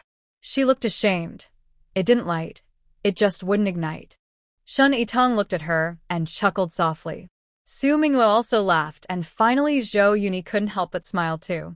The little girl looked up curiously at her mother, aunt, and grandmother, all of whom were smiling. She also giggled foolishly. After laughing, Su Mingyue went to get water to wash her face with Shinlui, feeling embarrassed. This is my first time using this kind of primitive stove. I'm not very good at it. They arrived only yesterday. Last night, the island's production team leader went to pick them up, and his wife personally came to help settle them in. She even helped prepare the meal. Today, when she tried cooking for the first time, she made a funny mistake. Of course, Shin Yitong understood. Her sister-in-law is from a wealthy family, just like her brother. She is a daughter of a capitalist and has always wanted to become a doctor to help others. She graduated from the prestigious medical college and has excellent medical skills. However, like Shun Tong, she has little ability to take care of herself. Now that they are here, she has to learn everything and do things on her own. Come on, sister-in-law, I'll teach you, Shun Tong said. At least when it comes to lighting a fire, she is quite experienced. Zhou Yuni watched Shin Yitong skillfully use dry grass to start a fire, then light small sticks, place them in the stove, and add thicker wood on top. Soon, the fire was burning well. She felt both happy and a little sad. Happy because her daughter has grown up, learned to do chores, and gained some independence. No matter what environment she faces in the future, she will be able to survive. Sad because her pampered daughter, who has never had to lift a finger, now has to cook and do housework because life forces her to. Shun Yitong didn't mind at all. She enthusiastically shared tips with her sister-in-law on how to cook rice so it wouldn't burn and still have a crispy layer of rice crust. Just then, Gu Huizhen came back from a nearby farm with vegetables. He surprisingly brought 2 fish, a chicken, and several fresh vegetables. Tang Tang, quickly boil some hot water. We're going to slaughter the chicken for lunch. So, the family watched as Gu Huizhen skillfully slaughtered the chicken and fish, opened them up, and prepared the meat and internal organs. He confidently took charge of the kitchen, washing, cutting, and cooking, creating a delicious feast. Later, he secretly asked Shin Yitong, "Wife, taste this and tell me if it's salty enough so it suits my parents' taste." Shin Yitong just smiled and watched him pretend. Honestly, their cooking skills are about the same. Before Shin Yitong came to the island, Gu Huizhen had never cooked before. He learned step by step, stumbling along the way. This is at a level suitable for cooking and eating. Although he usually cooks more often, Shin Yitong prefers to study recipes with Jiang Shuang. So, when it comes to making delicious and detailed dishes, Shin Yitong is actually better. Today, preparing a full table of dishes was also his first time. But he managed to do it with a calm and confident attitude. Everyone in the Shun family, who are not good at cooking, was surprised and amazed. She also heard her mother quietly tell her father, "Ajing is so capable. Tang Tang is with her, so we don't need to worry about her anymore. Yes, the food tastes good. Let's serve it now." Gu Huizhen sighed in relief. Since he started preparing the chicken, he was nervous, but luckily everything went smoothly without any mistakes. The Shun family praised the dishes one after another. Gu Huizhen poured wine and toasted his father-in-law and brother-in-law, telling them not to worry. Tang Tang would not suffer with him. After drinking a glass, Shin Yitong stopped them from drinking more. "Dad, brother, soldiers can't get drunk. If there's an emergency, it could cause trouble." After dinner, the family sat together and talked. Shin Yitong happily shared what had happened over the past year. She talked about catching, being a radio announcer, recording radio dramas. Each thing was very interesting. Gu Huizhen knew she was trying to reassure her family. He didn't mention her initial difficulties, the tough conditions, or the dangers she faced before. Shin Lui was curious and quietly looked at Gu Huizhen while lying on her mother's lap. Seeing this beautiful little girl, Gu Huizhen thought to himself that Shin Yitong was probably like this when she was young. He quietly beckoned her with a finger and whispered, "Do you want to come play with your uncle?" The girl suddenly shyly covered her eyes but secretly peeked through her fingers at him. Gu Huizhen went outside and picked some long grass blades. His fingers moved skillfully, and soon he had woven a lively grass cricket. Shun Lui's eyes widened in surprise, and she was drawn in without realizing it.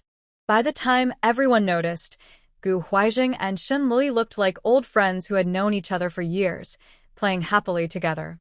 He probably really liked children a lot. And he played in many fun ways, even making Shen Yanshu, her biological father, feel a bit ashamed. He would hold the little girl with both hands, lifting her high above his head, encouraging her to stretch out her arms as he ran around playing airplane. He also let her ride on his neck like a horse, carrying her to pick fruit from the trees. He would squat on the ground and play with mud alongside her. He used grass to weave various cute little animals for her. Other children curiously gathered around to watch. Gu Huizhen gathered the kids and played a game of eagle catching chickens with them. He gave them the grass-made animals as gifts. Soon, he helped Shinli make many friends here. Su Mingyue and Shin Yitong stood at the door watching them play. Brother-in-law will definitely be a good father someday. Su Mingyue looked at him with envy.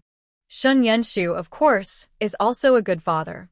But he is a respectable man who can't let go of his dignity, so he wouldn't play mud with children or join in childish games.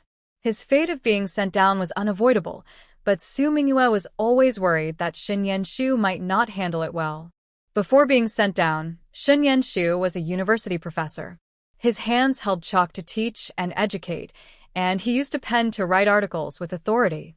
But from now on, those clean, fair hands would have to deal with farming and fishing to support his family. She was afraid that the proud and noble Shen Yenshu wouldn't be able to accept all this. She also worried that her daughter wouldn't adapt to life here. Now seeing her having so much fun, Su Mingyue felt much more at ease. Thanks to her sister, their family's life after being sent down finally had a good start. Shin Yitong also saw a more childish side of Gu Huaijing for the first time. He couldn't help but imagine that if they had a daughter in the future, he would take her to play like this every day. A smile involuntarily appeared on his face. "What are you thinking about?" Gu Huaijing, carrying Shen Lui on his shoulder, came back, both of them covered in dirt. Shen Lui's muddy little hands wiped marks on Gu Huaijing's sweaty forehead. Shen Yitong's lovely fantasy was instantly shattered. He frowned in disgust. "You're playing in the dirt, so messy." Gu Huaijing laughed loudly and took Shen Lui to wash her face, hands, and feet. But clumsily, he got the little girl completely wet. The girl still giggled happily. Su Mingyue quickly took her to change clothes. "Forget it, I shouldn't have a daughter," Shin Yitong thought. "Maybe I should have a boy, so they can deal with each other on their own." Happy times always pass quickly. It's almost 4 o'clock now, and I need to hurry to the dock, or I will miss the boat. Shin Yitong held her mother's hand reluctantly, almost crying. Zhou Yuni softened her heart for a moment. "How about staying here for a couple of days?" Shin Yitong looked eagerly at Gu Huaijing. Gu Huaijing nodded. "All right, stay for 2 days and spend time with your parents. I will come to pick you up in a few days." Shin Jixing said, "No, with our current situation, it's not good for you to have too much contact with us. It might also affect aging. Go back quickly. In the future, try not to come here unless necessary, to avoid trouble." Shin Yitong's eyes immediately turned red. "Dad," Shin Jixing looked serious. "Tang, you're not a child anymore.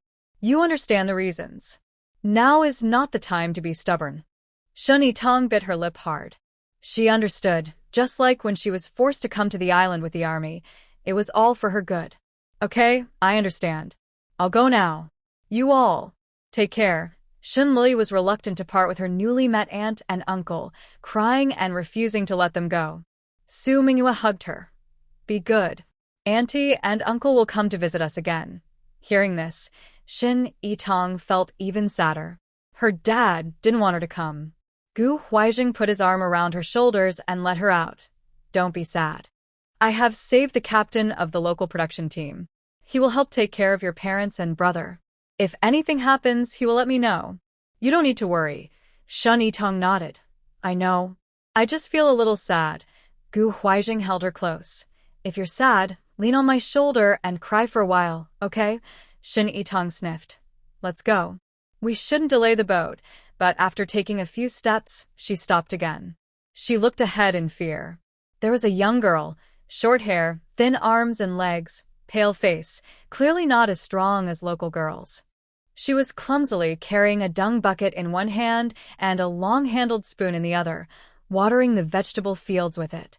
A strong smell of manure was carried over by the wind. Gu Huijing frowned and said, "Let's go quickly." He was afraid she would dislike it or stop eating vegetables forever because of this. However, Shin Yitong didn't move, and tears kept falling down her face, no matter how she wiped them away. Gu Huijing felt a little nervous. Tang, what's wrong? Don't scare me, please." Shin Yitong muttered, "If I hadn't married you, this would be my life today." She knew that over the years, Zhongliu had probably suffered a lot, but seeing it with her own eyes, she still found it hard to accept. If she hadn't married Gu Huijing, This would be what she was facing now. If that's the case, she felt it might be better to just die. At this moment, Zhongliu suddenly put down the dung bucket, straightened her back, and seemed to sense something. Her gaze turned toward this side. Shin Yitong quickly turned around and hid behind Gu Huizheng. She understood Zhongliu, just as she understood herself. They grew up together. Their families were similar, and Shin Yitong believed she was prettier, smarter, and more talented. Zhongliu thought the same. Since childhood, they had competed over everything: who scored first in exams, who won dance competitions, who played the piano better, who had the prettiest dress, and who talked more to the most handsome boy in their group. If she were in Zhongliu's place, she definitely wouldn't want her former acquaintances to see her like this, especially Zhongliu. She would rather die than be seen in such a state of despair. Putting herself in her shoes, Shin Yitong knew Zhongliu also wouldn't want to see her at this moment. "Let's go," Shin Yitong said hurriedly, always keeping Gu Huizheng in front of her. Gu Huizheng thought of something. "Do you know her?" Shin Yitong nodded. "A childhood friend. Should we say hello?" "No, she wouldn't want to see me." "Then should I find someone to say hello and look after her a bit? Such a girl, left alone on a remote island, must be living a very hard life. Having someone to look out for her might at least make her days a little better." But Shin Yitong kept staring at the sea, silent for a long time. After a long time, Gu Huizheng thought she wouldn't speak again, so she nodded and said, "Yes, but don't let her know that I am involved." The two of them boarded the boat. Shin Yitong didn't look back anymore and leaned tiredly into Gu Huizheng's arms. The boat rocked back and forth, swaying so much that she vomited until everything was dark and blurry. She kept vomiting until they got off the boat. Shin Yitong was so weak she couldn't stand up straight. Gu Huizheng had to carry her back. On the way, they met a familiar sister-in-law who wanted to tease them about being too affectionate. But when she saw Shin Yitong's pale face, she panicked. "What's wrong with Xiao Xin?" Shin Yitong still remembered. She must not let others know she went to see her parents. Weakly, she said, "He took me out to sea to have fun, but I didn't expect my body to be so weak. I got seasick." The sister-in-law said, "Then, Commander Gu, hurry and get 2 coconuts for Xiao Xin to drink some coconut water." "Never mind, I see you're not feeling well either. I have nothing to do, so you can go back first. Later, I'll bring you 2 fresh coconuts." When she brought the coconuts over, Shin Yitong was leaning over her yard sink, vomiting badly. Gu Huizheng stood nearby, feeling both worried and helpless. The sister-in-law looked confused. "Why is she so seasick? Try sticking some slices on her temples." Gu Huizheng said, "We've tried everything, but nothing helps." "No, I think we should take her to the hospital." Yes, let's go to the hospital." The doctor had never seen someone so seasick that they needed treatment. There was no good solution at the moment. "All right, I'll prescribe some atropine, which can stop vomiting. You should rest well at home and see if she feels better tomorrow." Gu Huizheng supported Shin Yitong. "Thank you, doctor. Sit here for a moment. I'll go get the medicine." Gu Huizheng took the prescription and asked Shin Yitong to sit on a nearby chair. But as soon as he left, Shin Yitong couldn't hold back and ran outside to again. An older lady nearby smiled kindly and said, "Little sister-in-law, are you pregnant?" It's like this at first. Just endure a little, and after a few months, it will be better." Shin Yitong was stunned. Pregnant? Wasn't she vomiting because of seasickness? When she first came to the island, she also felt dizzy on the boat, but after resting for a while after getting off, she was fine. "I also remembered last time, right here, when Xiao Jingwen vomited and then wiped her mouth, proudly telling herself she was pregnant. So could she also be?" Shin Yitong was stunned. Gu Huizheng brought some medicine and looked for her. "Tang, what's wrong? Come on, let's go home and take the medicine." Shin Yitong felt dizzy. "Do you think I might be pregnant?" "Huh?" Gu Huizheng was also surprised. "Should we ask the doctor?" He waved the small paper bag with the medicine. "Doctor, can I take this medicine if I am pregnant?" The doctor's face changed. "You're pregnant? Why didn't you say so earlier?" Of course you can't take it. "This medicine is not safe for pregnant women." Gu Huizheng quickly said, "No, we haven't confirmed yet. I'm just suspicious. I've been vomiting so badly. Maybe I'm pregnant. The doctor patted his head. Right, I should have thought of that. It's all your fault for talking about seasickness and misleading me. Luckily, you haven't taken the medicine yet. I'll order some tests for you. Go get a blood test quickly. The hospital was about to close, so the blood test results would only come back tomorrow. They went home feeling nervous. Shin Tang kept vomiting and couldn't eat anything. Gu Huaijing brought food to her, but after just one look, her stomach turned upside down. In the end, she could only water and nothing else. Gu Huaijing was very worried. Can't you take some medicine to stop the nausea? The doctor said we can't take any medicine until the blood test results come back. This can't go on. I can't eat anything. I'm starving. Gu Huaijing patted his thigh. Right, I'll ask next door. Zhang Shuang had one child and was pregnant with another now. She must have experience. But as a man, he felt shy to ask women directly. So, he asked Captain Liao. Captain Liao looked confused. I don't know. When she was pregnant with Xiao Shan, she was back home. Everything is fine now, no problems at all. Gu Huaijing looked at him with disdain.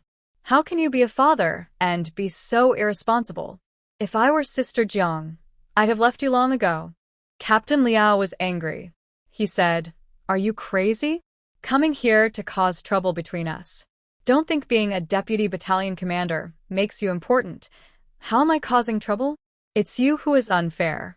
Your wife worked hard to have your child, and you as a father don't care at all. Seeing them about to fight, Zhang Shuang quickly ran out of the house. You're a father now. Act like one. She then asked Gu Huaijing excitedly, Did Xiao Shan really get pregnant? Gu Huaijing felt a bit shy. I'm not sure yet, but she's very uncomfortable now, keeps vomiting, and can't eat anything. I just wanted to ask my sister-in-law if she has any ideas. Zhang Shuang said, When I was pregnant with Xiao Shan, I was the same. I only managed to get through it by eating homemade pickled radishes.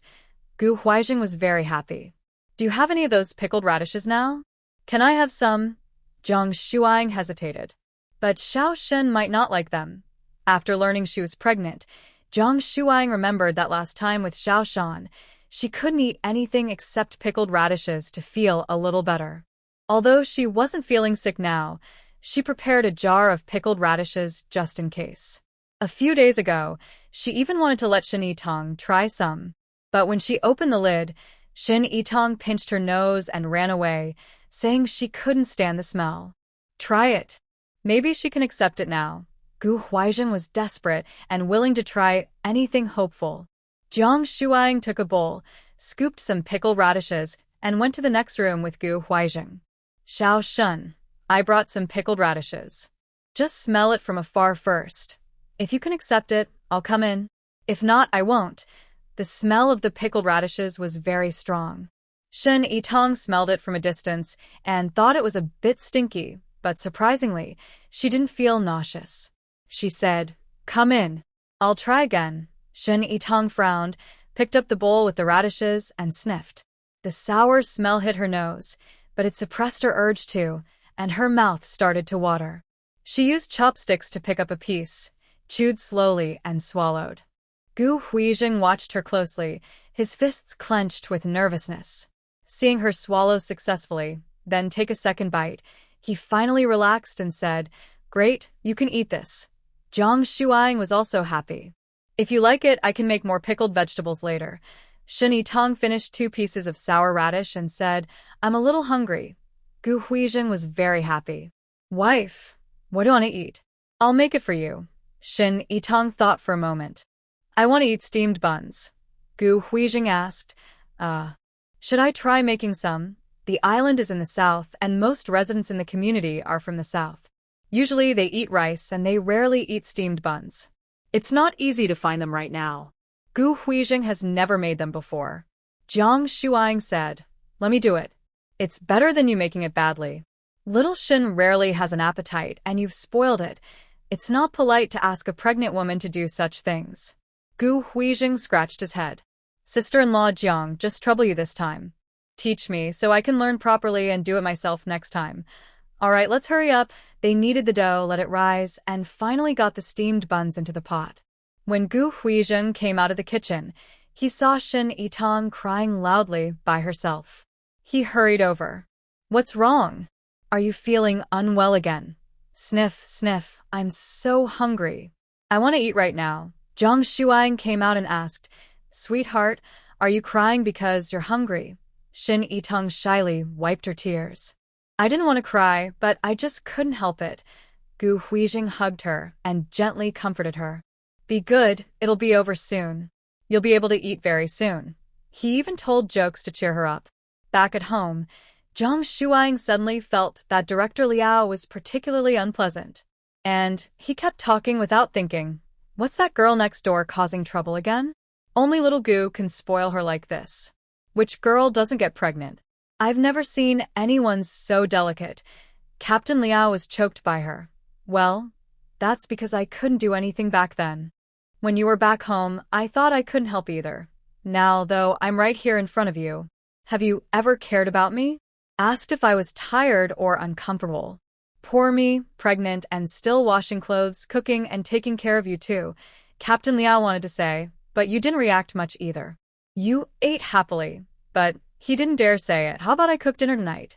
Zhang Shuang replied, Of course, you should cook. You also need to do the laundry. Before the baby in my belly is born, it's your job to cook and wash clothes. Learn from Commander Gu how he takes care of Xiao Shin. You should take care of me the same way. That night, Captain Liao was busy washing clothes in the yard, cursing Gu Huijing silently. Everyone else had a good life, with men working outside and women inside, but he was the only traitor, a wife's man, making all the men in the family compound feel useless. Shin Itong finished her bread, but didn't as badly anymore. Still, she became a little crybaby. The bread was too hot to eat, so she cried. When she took a shower and her clothes got wet on the floor, she cried. She missed her parents and cried, thinking about how she almost became like Zhongliu, which made her even more heartbroken. Gu Huijing was almost driven crazy by her. Oh heavens, someone tell him why this is happening.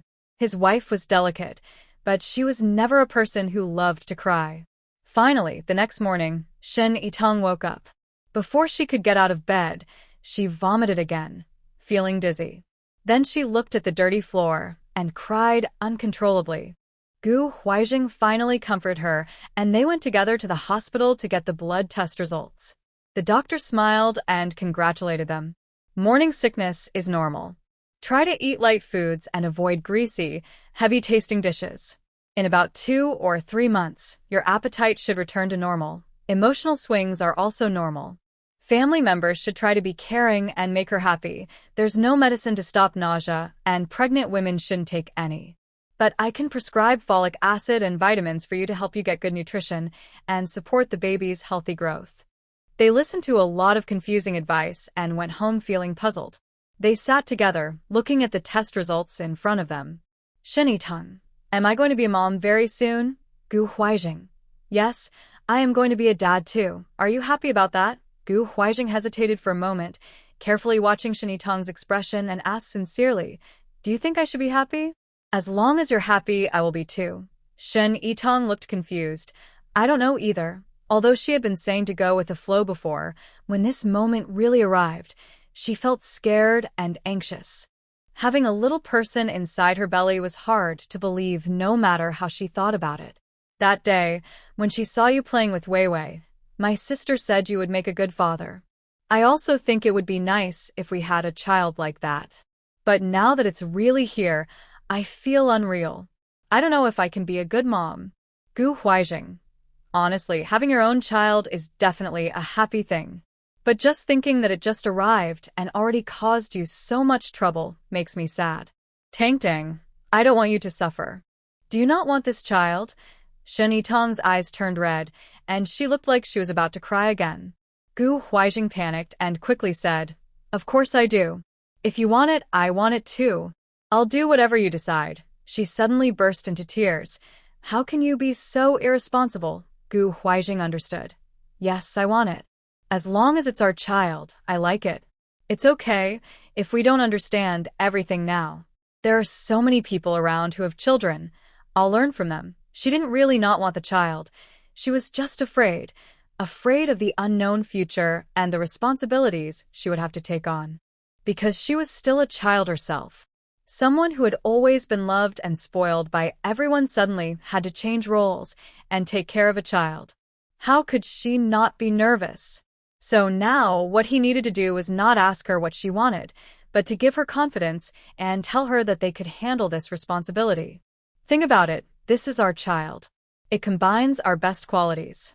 Its skin is as white as yours, its eyes are like yours, its nose is like mine, its dimples are like yours, and its lips are like mine. What a beautiful child that will be. It's still as smart as you. If she's a girl, you can teach her to draw and sing. If she's a boy, I'll take him running and shooting. Sheni Tong was so captivated by his words that she said, but I think my lips look better and my nose is nice too. Okay. All features like you. We can have a little tang-dang. But you have to leave something for me. If everything looks like you, what's left for me? Then maybe the toes can look like you. I think your toes are pretty too. Gu Huaijing wasn't joking when he said he'd find someone else to learn from. He was serious about making it happen. He didn't mind being laughed at. Whenever he had free time, he'd go to the older women and ask about how to take care of pregnant women. He even took notes carefully in a small notebook. When he got home, he told Shen Yitong everything. For example, to eat more eggs, millet, red dates, and brown sugar. They had all these things at home, but she simply couldn't eat them. Except for the sour radish that made her mouth pucker, she only felt okay eating plain white steamed buns with nothing added. Besides trying to eat well and drink plenty, the older women didn't have much experience in caring for pregnant women. In their view, pregnant women should do normal work until they give birth. Families with good conditions could rest during the month after birth, but those with less money had to start working again just days after giving birth. However, there were many taboos.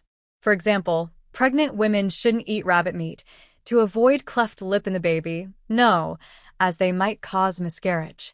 They shouldn't attend funerals to prevent harming the fetus.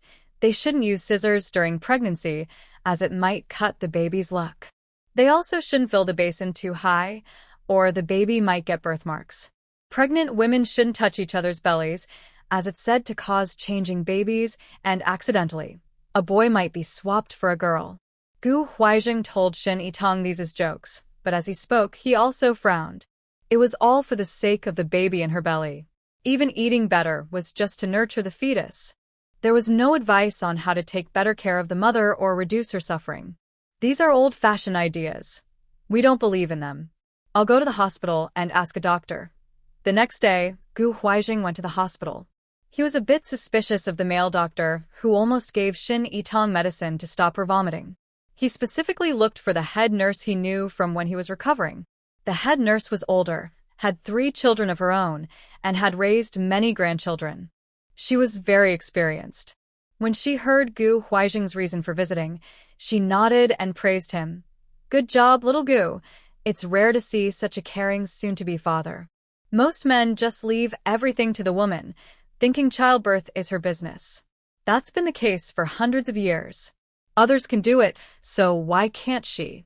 They think giving birth is as easy as a hen laying eggs. With your attitude, I need to teach you some experience. She's now suffering from severe morning sickness. You must not force her to eat. Even if it's for the baby, don't push her to eat if she's feeling sick. Gu Huaijing. Of course.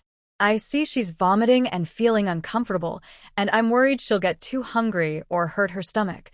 Prepare some soda crackers, lemon water, and try to give her small, frequent meals. Don't worry too much about nutrition. Just get some vitamins from the hospital to supplement. Also, don't forget to give her calcium tablets, or she might get cramps later. In the later stages of pregnancy, she should eat eggs, lean meat, fish, and milk, but don't overdo it. If the baby gets too big, delivery will be difficult and could harm her. At night, she might get hungry easily. Before bed, she can drink some milk or eat nuts. Gu Huaijing thought the nurse's advice made sense. It wasn't just about nourishing the baby, she was truly caring for the pregnant woman. He didn't care much about how the baby was doing. He just wanted to be good to his wife. He nodded repeatedly and took notes in a small notebook. The nurse chuckled and said, "You don't need to write everything down. If you pay attention, Some things will come naturally and you'll do them for her. For example, taking on the heavy chores around the house, doing tasks that require bending, spending more time walking with her, helping her put on socks or tie her shoes. In the later stages, she might have back pain and swollen legs. Remember to soak her feet in warm water every day, prop her belly up with a pillow when she sleeps, and massage her calves after sitting for a long time. The head nurse also taught him how to massage his calves, gently pushing from bottom to top. She explained what to do if he experienced a leg cramp to relieve it. Gu Huizheng found the lessons very helpful. On his way home, he felt confident and thought he could handle anything. However, Shen Yitang was still tearful and said, "I want my mom." Gu Huizheng clenched his teeth and made another trip to the island to bring his mother-in-law over. Ji Xingxin originally didn't want his wife to go. He believed that Gu Huizheng had already taken great risks by bringing them to this place and making careful arrangements. He thought the Shin family should be more sensible and not cause him trouble. That was true care for his daughter. Otherwise, if it affected Gu Huizheng's career, the Gu family would surely have opinions about Shen Yitang. Then, it would be hard for his daughter to live comfortably in the Gu family. His daughter was delicate, but others should understand that. It was just pregnancy and some discomfort, which would pass with patience. Taking risks over such a small matter wasn't worth it. But Gu Huizheng saw it as a big deal and sincerely begged his mother-in-law to visit Shen Yitang. Zhou Yuni also felt sorry for her daughter. After thinking it over, she decided to go. She changed into a rough cloth outfit borrowed from the neighbor, dabbed some soot from the bottom of a pot on her fingers, and lightly applied it to her face and hands to hide her overly fair skin. Then she put on a large straw hat, lowered the brim, and went with Gu Huizheng to the military district's family compound. The deputy commander personally sent someone to the door, so the guards at the gate wouldn't stop them. But since there's usually nothing new in the compound, an outsider would easily attract attention. Along the way, people greeted warmly Commander Gu. "Is there a relative visiting?" Gu Huizheng usually kept a stern attitude in front of outsiders. At this moment, he didn't need to say much, just nodded, and no one dared to ask more. Zhou Yuni pretended to be shy and timid, lowered her head, and followed closely behind Gu Huizheng. Soon, they entered the Gu family's courtyard. Jiang Shuang was working diligently, but someone came to gossip. "I heard Commander Gu's wife is pregnant?" That wasn't a secret, and Jiang Shuang didn't hide it either. "Yes, what about it?" "We saw that Commander Gu brought a rural relative home today." "Do you think Commander Gu specifically brought him to serve his wife?" "Oh, that young lady is really lucky. She's just pregnant and still light, so someone is taking care of her. Unlike us, who are heavily pregnant and have to do all the chores. Look at you, you still have to work, standing by the stove all day in this hot weather. The sour smell here is even stronger than the vinegar in the kitchen."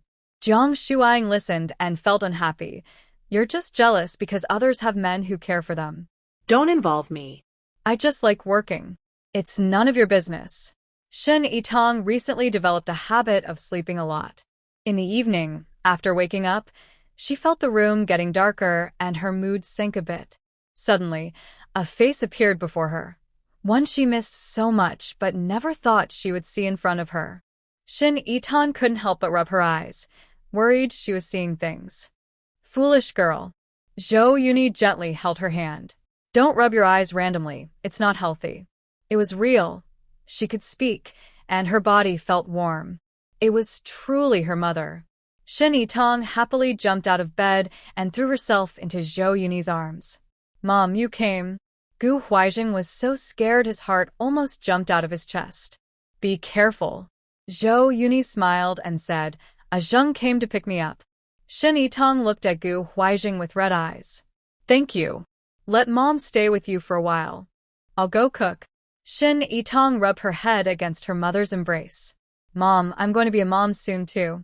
When you were pregnant with me before, was it also so hard?" Zhou Yuni patiently told her many stories about her pregnancy and giving birth to her. Of course, it was hard, but mostly it was joyful. Respect for the continuation of life and hope for the new life. While Gu Huizheng was cooking, Shen Yitang's mood improved a lot. Recently, she could only eat plain bread and couldn't even smell other foods. So Gu Huaijing stayed with her and ate plain bread for several days. But today, since her mother-in-law came, they naturally prepared more dishes instead of just plain bread. Gu Huijing cooked in the kitchen with the door tightly closed, but when he brought the food to the dining room, he still worried that the smell might drift in. After washing his hands and face and changing into clean clothes to remove any cooking smell, he entered the room. I made a few dishes for Mom. I was worried you wouldn't like the smell, so I brought some plain bread to eat with you. Should Mom go out to eat? Shinny Tong, surprisingly curious, asked, What dishes did you make? Boiled shrimp, stir-fried zucchini with eggs, and steamed pumpkin with mincemeat. Shinny Tong said, Then I want to see too. Unexpectedly, she actually ate some. Although she only took a few bites, she didn't spit it out. Gu Huijing was very happy. It was definitely the right decision to bring his mother-in-law here. Shin Yitong proudly lifted her small face. I'm pretty good too, right? Mom said that when she was pregnant with me, she forced herself to eat for my health. For our little baby, I was also very brave. Gu Huijing patted her head. Yes, Tang Tang is the bravest. Seeing his daughter spoiled into a naive child by her son-in-law, Zhou Yuni felt very pleased. Right after dinner, someone knocked on the door outside the yard. Usually, they didn't lock the yard gate. But this time, Zhou Yuni had closed it to avoid too many people knowing. Who is it? Gu Huijing asked loudly. It's me, came Jiang Shuang's voice from outside. She was returning from work. Gu Huijing went to open the door. Jiang Shuang walked in and said, I have something to tell you. Did you have guests today? Before she finished speaking, she saw the mother and daughter sitting together at the dining table and froze. The woman next to Shinny Tong, though dressed in old clothes, carried herself with dignity. She naturally exuded a noble and elegant aura. It was a kind of inner grace, like a precious pearl. Even if covered in dust, its faint glow couldn't be hidden. What surprised everyone even more was her face, which looked about 6 or 7 parts similar to Shin Yitong.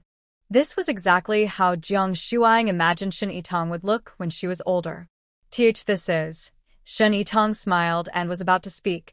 This is. But Zhou Yuni hurriedly interrupted her. I am a distant relative of the Gu family. I heard Ah Zheng's wife is pregnant, so I came to visit. She didn't even dare to say she was related to Shin Yitong, let alone let others know she was her mother. The Shin family was all sent away. This banishment didn't mean simply throwing them somewhere to fend for themselves. It meant they had to undergo labor reform. Labor reform meant they were supervised and couldn't leave freely. Gu Huijing took them to the small island because the island's transportation was poor and information was limited. This allowed them to be cared for without being noticed. But if she appeared openly here and others heard about it, it could cause big trouble for Gu Huijing. Jiang Shuang was careless and didn't think much, just surprised. A relative of the Gu family? They look so much like Little Shin. If someone didn't know better, they'd think she's Little Shun's real mom. Shin Yitong felt very upset and wanted to say more, but Zhou Yuni gently squeezed her hand. Jiang Shuang continued, It's good if she's a relative. Anyway, people outside are saying that Commander Gu specially brought a nanny from the countryside to take care of Little Shin. Although Little Shin isn't feeling well now, and it's right to find someone to help, some of the things people say are a bit harsh. They even mention some capitalist style. I just want to remind you to be a bit careful. Zhou Yuni was very grateful. Thank you so much, little sister-in-law. I just came to check and will leave tomorrow. Jiang Shuang said, Oh, I see. If you're really a family member, staying here for a while isn't a problem. I'm just worried someone might use it as a reason to cause trouble. I've heard that things outside are very chaotic now. Wives reporting husbands, children distancing themselves from parents. People are acting crazy. Luckily, nothing like that is happening in our big yard. Jiang Shuang chatted for a while and then went home. Her life had become much better now. Under her guidance, Captain Liao took on cooking and laundry chores. Although his cooking was either too salty or too bland, and his clothes were never very clean, he still had to do it. He needed to do more to feel responsible for the family. Her son, Liao Junshan, was also trained to feed the chickens and sweep the floor. Meanwhile, Gu Huijing gave the master bedroom to her and her daughter. After bathing, They changed into pajamas and sat on the bed talking. Zhou Yuni secretly shares some personal advice with her daughter that she wouldn't tell others. Ah Zheng, I trust him, but young men are full of energy and sometimes can't control themselves. You must be careful not to let him get the wrong idea. Especially during the first 3 months and the last 3 months, you must be very careful. The middle months are a bit easier to handle. Sometimes, you can also help him relax in other ways. Shin Yitong blushes shyly. Oh, why are you saying all this? Don't be shy. I'm just looking out for you. Ah Zheng is handsome, from a good family, and has a high position. In the army, many women like him. Shin Yitong glares. He dares. If he dares to flirt outside, I don't think he can keep his position as deputy brigade commander. Zhou Yuni smiles and pats her head. Ah Zheng isn't like that. He cares about you, and we all see that. You should also treat him well in return. I know I usually treat him well. Mother and daughter keep talking for a while. Eventually, Zhou Yuni can't stay awake and falls asleep. Listening to her peaceful, even breathing, Shin Yitong leans her head on her mother's chest, smelling her familiar scent, feeling very peaceful inside. Suddenly, she feels a real sense of becoming a mother and gains some confidence. In the future, she wants to be a good mother who loves her children, just like her mom. After lying for a while but still unable to sleep, maybe because she slept too much in the afternoon or because Gu Huaijing isn't here, she quietly gets up. She sneaks into the next room, climbs onto the bed, and snuggles into Gu Huaijing's arms. The guest room bed is the old one they used before, not very sturdy. Shin Yitong shifts around on the bed, causing faint creaking sounds. Finally, she finds a comfortable position in his arms, resting her head on his arm, leaning against his chest, listening to his steady heartbeat, and wrapping her arms around his waist. Gu Huaijing kisses her on the forehead and softly laughs. Why are you coming over instead of sleeping properly? I miss you. If you don't hold me, I can't sleep. Gu Huaijing tightens his hold on her hand, then go to sleep. Her delicate little hand, however, is restless and keeps teasing him. Gently tracing the shape of each abdominal muscle with her fingertips, then quietly moving downward. Suddenly, Gu Huaijing grabbed her and said, Don't mess around. Shin Yitong softly blew air in his ear. Don't you want to? I can help you. He clenched his teeth and begged, Please, let me be a normal person. You said you didn't want this yourself. Don't sneak out to see others when you can't resist. Gu Huaijing was about to be angry to death. Shin shouting, You're getting bolder. Just wait, I'll deal with you someday. He held her tightly in his arms. Sleep peacefully, but she was very restless. From time to time, she touched his ear, kissed his neck, patted his chest muscles, and pinched his arm. She just wouldn't sleep properly. Gu Huaijing couldn't take it anymore. He got up, picked her up horizontally, and went straight out. Shin Yitong panicked. Hey, what are you doing? He reached the door of the master bedroom and put her down. Go inside and sleep. Shin Yitong smiled as he pushed her inside. Gu Huaijing turned around, went into the bathroom, and took a cold shower. Early the next morning, with Shin Yitong reluctantly seeing him off, Gu Huaijing sent Zhou Yuni onto the boat to the small island. Actually, Zhou Yuni came this time mainly to stay a few days and keep Shin Yitong company, helping her get through this very difficult period. But last night, Jiang Shuang's words made her realize something. Sometimes, when people are too happy, they can easily attract jealousy. To others, Shin Yitong was obviously doing very well, married to a young man who became a deputy battalion commander, loved by her husband and pregnant. Everything seemed perfect. But she came from such a background, and countless eyes were watching her, waiting to catch her mistakes. No matter how much she loved her daughter, she had to know her limits. So she insisted on leaving early the next morning. Shin Yitong also got up early and saw her off at the dock. Reluctantly watching the boat sail away, she suddenly turned back and smiled at Gu Huaijing. Let's go back. Gu Huaijing was surprised. He thought she was about to cry again, so he felt happy too. Let's go home. In front of everyone, they held hands and walked back. Since they were legally married, no one could do anything about them. On the way home, I saw a crowd gathered at the gate of their yard from afar. A familiar sister-in-law ran over and said, Something's wrong, Xiaoshen. Your family is in trouble. Gu Huaijing immediately protected Shin Yitong behind him and said, "Don't be afraid. I'm here." Shin Yitong shook her head and said, "I'm not afraid. Let's go see what's happening." She believed that in this family compound, Gu Huaijing could protect her no matter what. As they got closer, they saw Xiao Jingwen, who was pregnant, leading a few people from the Discipline Inspection Committee, standing at their door.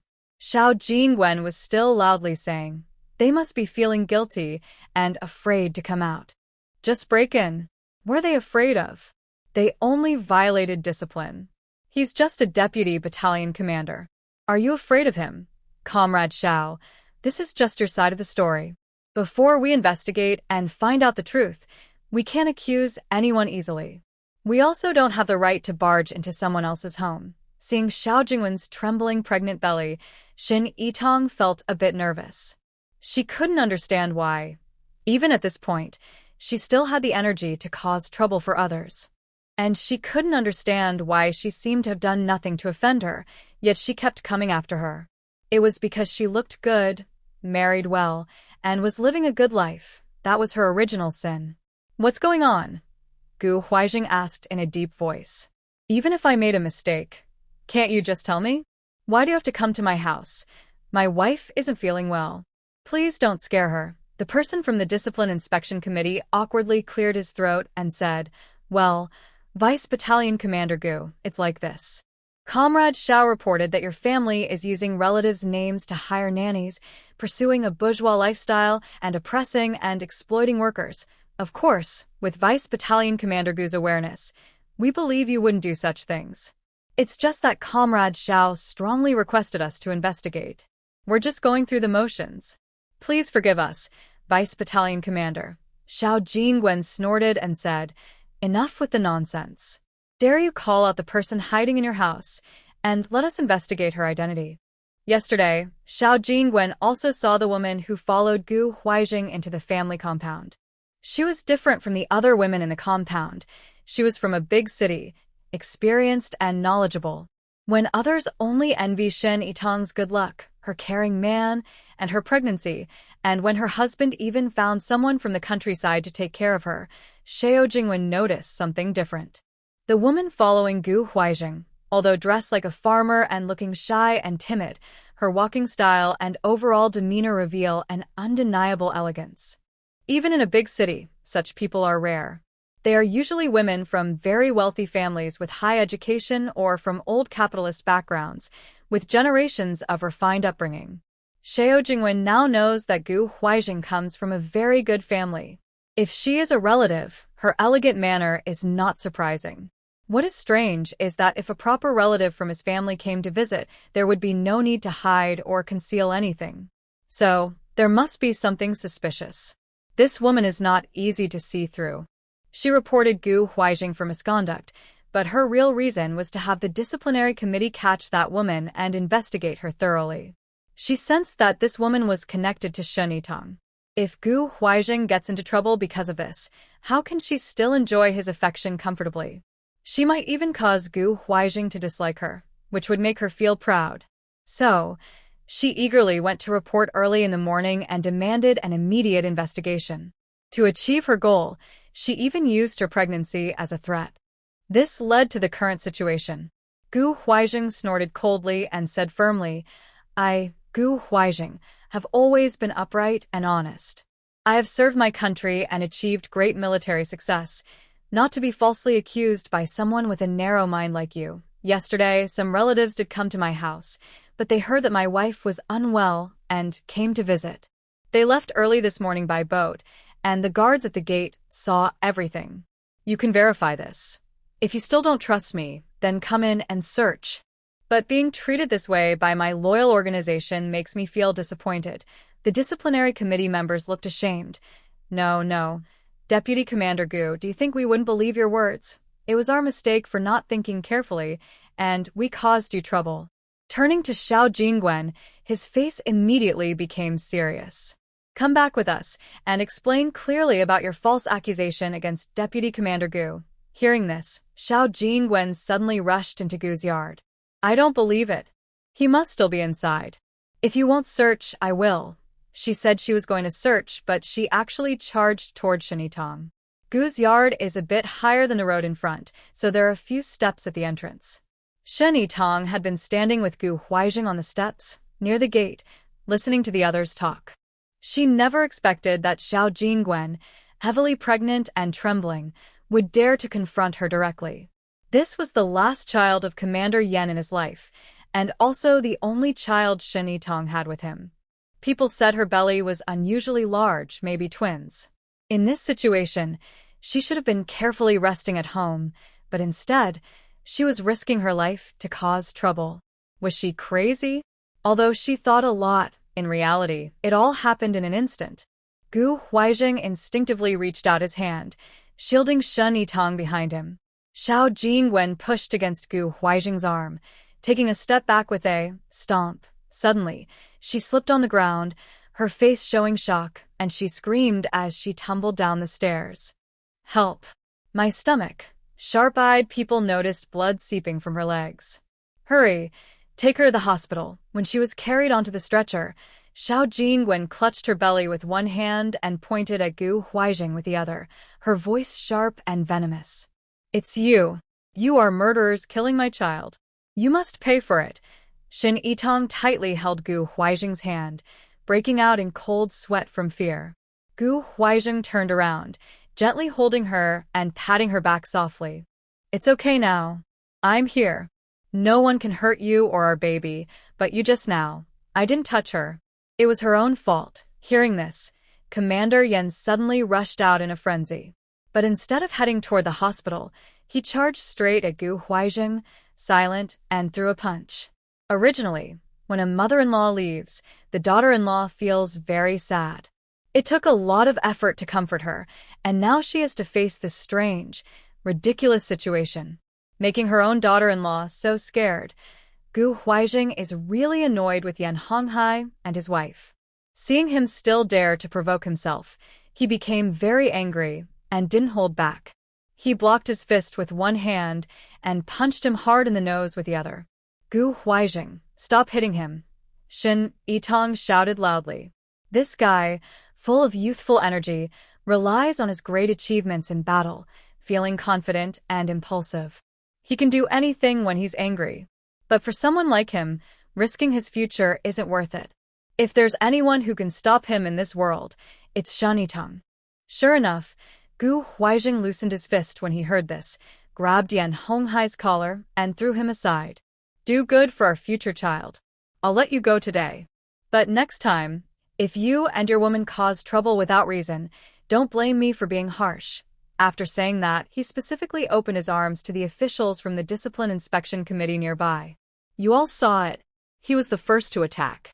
And that woman just now, I didn't touch her at all. She wanted to fall by herself.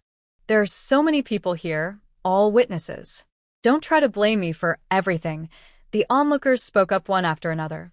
Yes, we saw it. The woman rushed over herself. Commander Gu was just trying to protect his wife. She pushed herself away from him and then fell. I was right there. I saw clearly. She was pretending to fall, but she slipped and really fell. Exactly. If she wasn't trying to set someone up who would be so stupid. Knowing she's pregnant, she still ran into others. No way. Who would use their own child to frame someone else? Yes, it's possible. In our countryside, there have been cases like this. If she knew her pregnancy was in danger, she might have deliberately bumped into others, pretending it was an accident to get money, right? Her child might have had problems, and she wanted to extort Commander Gu. She even talked about reporting, but that's just nonsense. She's just trying to get everyone to watch and force Commander Gu to pay. No, I remember now. She didn't want to hit Commander Gu. She wanted to hit Xiao Shun. Xiao Shun is also pregnant. She can't save her own child, so she wants to harm someone else's child. Oh my, such a malicious thought. The other pregnant women present instinctively covered their bellies, secretly thankful they hadn't been targeted by that wicked woman. People's eyes are truly sharp. At this moment, someone finally remembered Yan Honghai, who had been thrown to the ground by Gu Huaijing and hadn't gotten up for a long time. Captain Yan, your wife almost had a miscarriage. Why don't you hurry to the hospital to check on her? Why are you still here making a fuss? Exactly. If she can't keep the baby, there will be no future for her. Captain Yen is so pitiful. If he hadn't married such a woman, he wouldn't have gone from a battalion commander to a company commander, and he might have been left childless. This is all his own fault.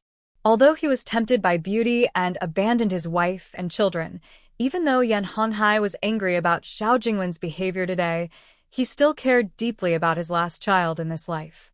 He hurried to the hospital just in time to see a nurse carrying out a wrapped bundle. Who is Xiao Jingwen's family? Yan Honghai tilted his swollen nose and walked over, gruffly saying, I am. The nurse glanced at his distorted face and slightly twitched the corner of her mouth. This is your child, a chubby boy, 6 pounds 2 ounces.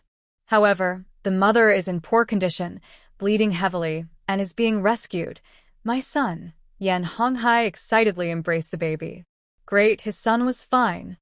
He didn't pay much attention to the nurse's later words about the mother's condition being bad. His previous wife had also given birth to 2 sons and a daughter, but he'd never been this excited before. Maybe it's because this child was the last one he had before losing his ability to have children, so he felt especially different. This is his final seed. Yan Honghai looked at the baby in his arms, growing more fond of him. Suddenly, the baby, who had been sleeping peacefully, started crying loudly. Yan Honghai panicked. He had never taken care of children before, not knowing how to soothe them. He was so anxious he was at a loss. Just then, he saw a doctor hurriedly coming out of the operating room. He quickly rushed over and stopped the doctor. Doctor, look at how badly this child is crying. Is he hungry? Where is his mother? Why isn't she coming out to feed him? The doctor looked at him with confusion, then shock, then disgust. Are you the family member of the patient? Yes, I am. Isn't she done giving birth? Hurry and bring her out. The baby is starving. The doctor frowned and said, I told you earlier, the patient had heavy bleeding and the situation is very dangerous. The bleeding won't stop, so we need to remove her. If the family agrees, please sign here. Remove her? After that, can she still feed the baby? It's hard to say if she can breastfeed, but one thing is certain. After the is removed, she can never have children again. Yan Honghai was pleased to hear this. He was already worried about losing his ability to have children, and since Xiao Jingwen was still young, she might leave him for someone else. Now, she also couldn't have children anymore. Who would want her? They were both just ordinary people, no one should look down on the other. He happily told the doctor, just do it. Finish quickly so I can take the baby home. The doctor was fed up with this man and didn't want to talk to him anymore. Who would want to marry a girl like her? He thought it was really bad luck. When Xiao Jingwen woke up and learned that her baby was fine, but she had lost her due to heavy bleeding and could never have children again, she almost went crazy. She grabbed the nurse desperately, nails digging into her arm, and shouted in despair, Why? Why did this happen? How could you do this without my permission? You cut out my without asking. You've ruined my whole life. The young nurse was almost crying from her grip. Ma'am, please don't be like this. You were bleeding heavily, and removing her was to save your life. Your husband signed the consent. Next to them, Yan Honghai looked impatient. Enough. Look at yourself. You don't even seem like a mother. I've never seen anyone like you. You can't even feed the baby, and now you have to buy formula. Xiao Jingwen stared at Yan Honghai and said, Are you doing this on purpose? Did you deliberately let the doctor remove my while I was unconscious, just to trap me and keep me tied to you, a heartless man who is like a dead, for the rest of my life? Yan Honghai's face turned fierce. Fine, now you finally show your true colors. You've been planning to run away all along, haven't you?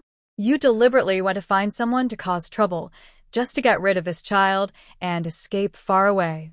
Yes, that's right. This child shouldn't be alive.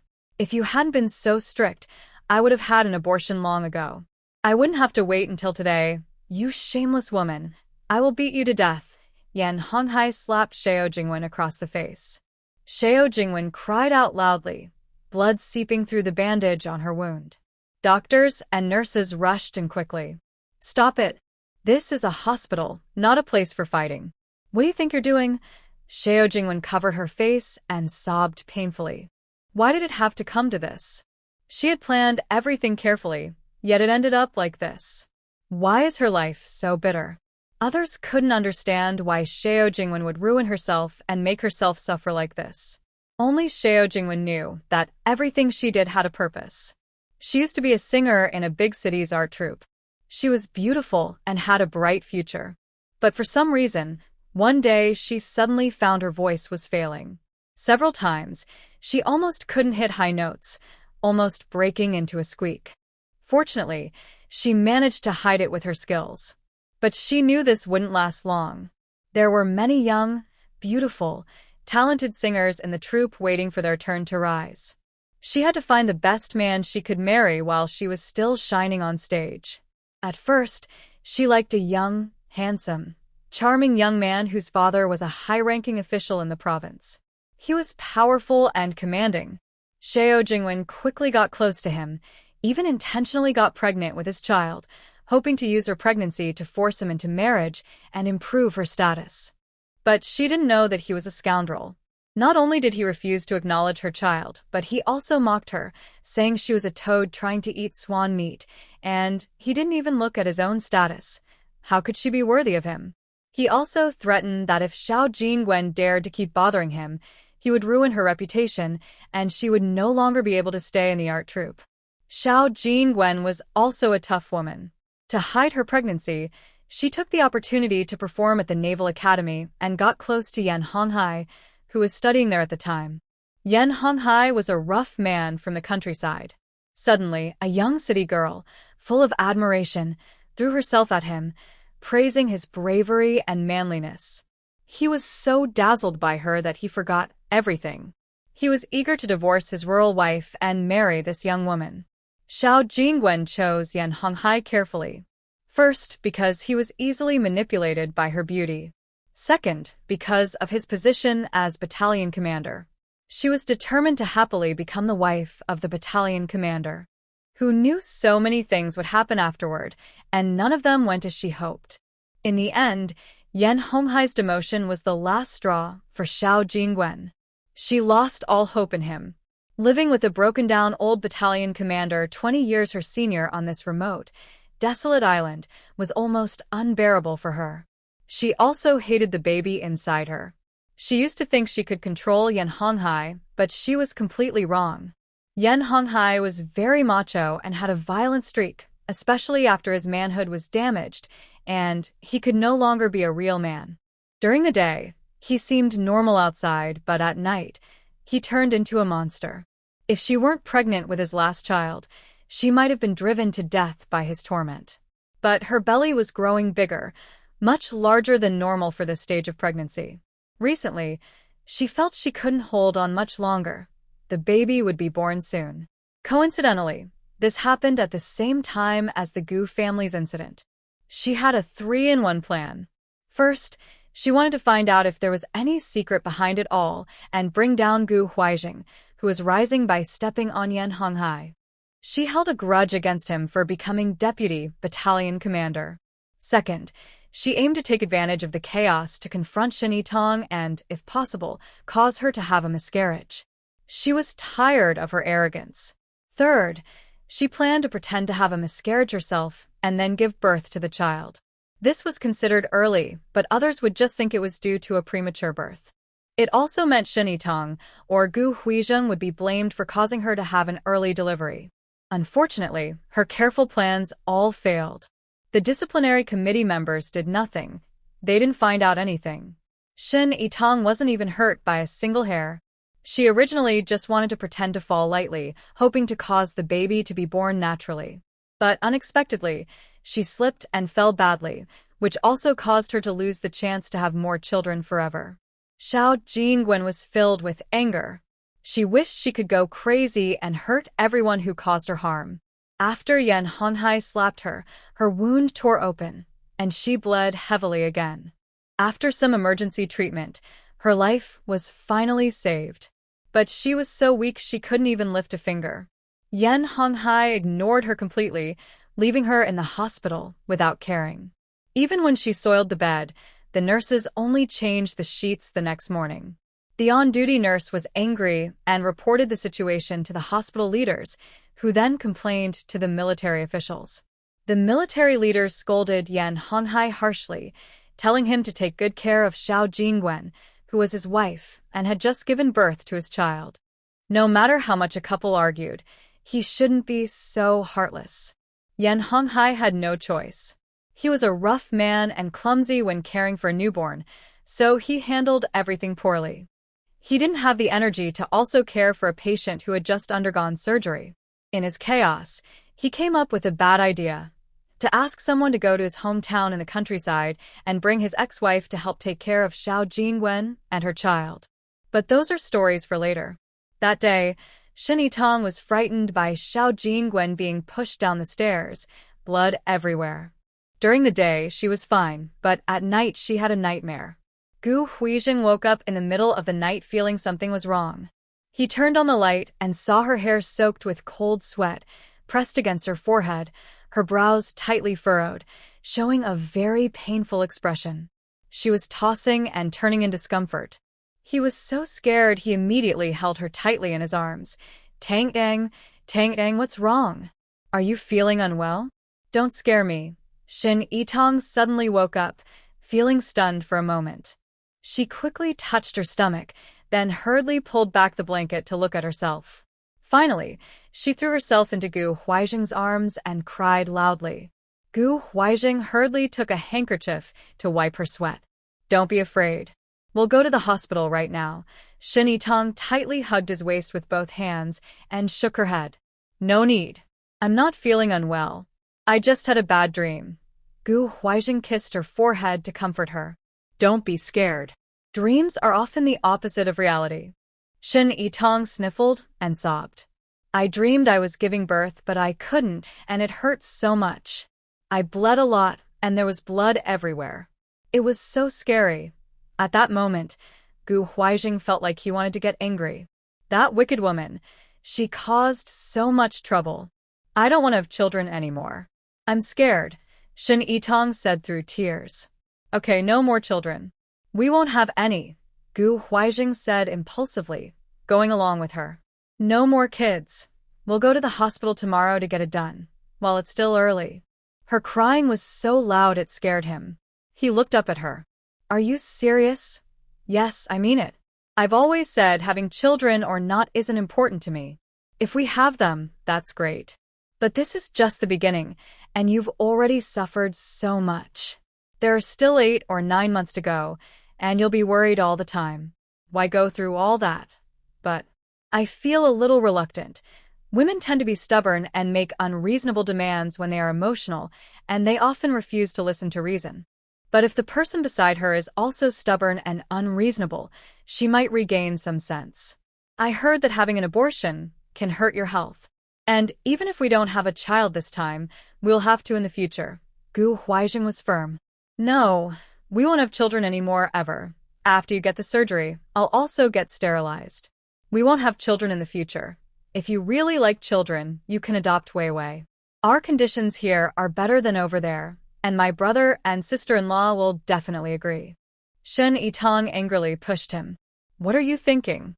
Weiwei is our precious, and how can you even think of taking someone else's child? If Weiwei can't make it, we will adopt from somewhere else. There are many poor families who have children they don't want to raise, especially girls. We can bring one home and raise her as our own. Shin Yitong touched her still flat belly. Baby, did you hear that? Your dad said he doesn't want you anymore. He'd rather raise someone else's child than you. Gu Huizheng hurried to cover Shin Yitong's belly, as if that could make her not hear. What are you talking about? I only want what's best for you. You were the one who said you didn't want to have the baby. That was just me saying it. Can't you comfort me a little? Little ancestor, so you mean we should keep having babies? Yes, since we're here, after all, it's a little life. We can't just say no and give up. Let's agree, no changing your mind later. Shin Yitong's dramatic side came out again. If you go into labor and the doctor asks whether to save the mother or the baby, what will you say? Gu Huizheng. Say something like that and I'll take you to the hospital tomorrow. Shin Yitong was so angry she grabbed a pillow and threw it at him. Gu Huizheng pretended to dodge, but she hit him several times. "All right, stop messing around," he said, taking the pillow from her and fixing it. "Go to sleep. Let's listen to the doctor. Eat well, sleep well, exercise moderately, and take good care of ourselves and the baby. We won't do stupid things like others. We can definitely have a safe and healthy delivery." Shun Yitong rested her head on Gu Huaijing's arm, poking his strong, elastic chest with her finger. Although Gu Huaijing had calmed his wife, he still felt angry inside. Their family was living peacefully, so why should they be disturbed without reason? When bullied, find support. That's Gu Huaijing style.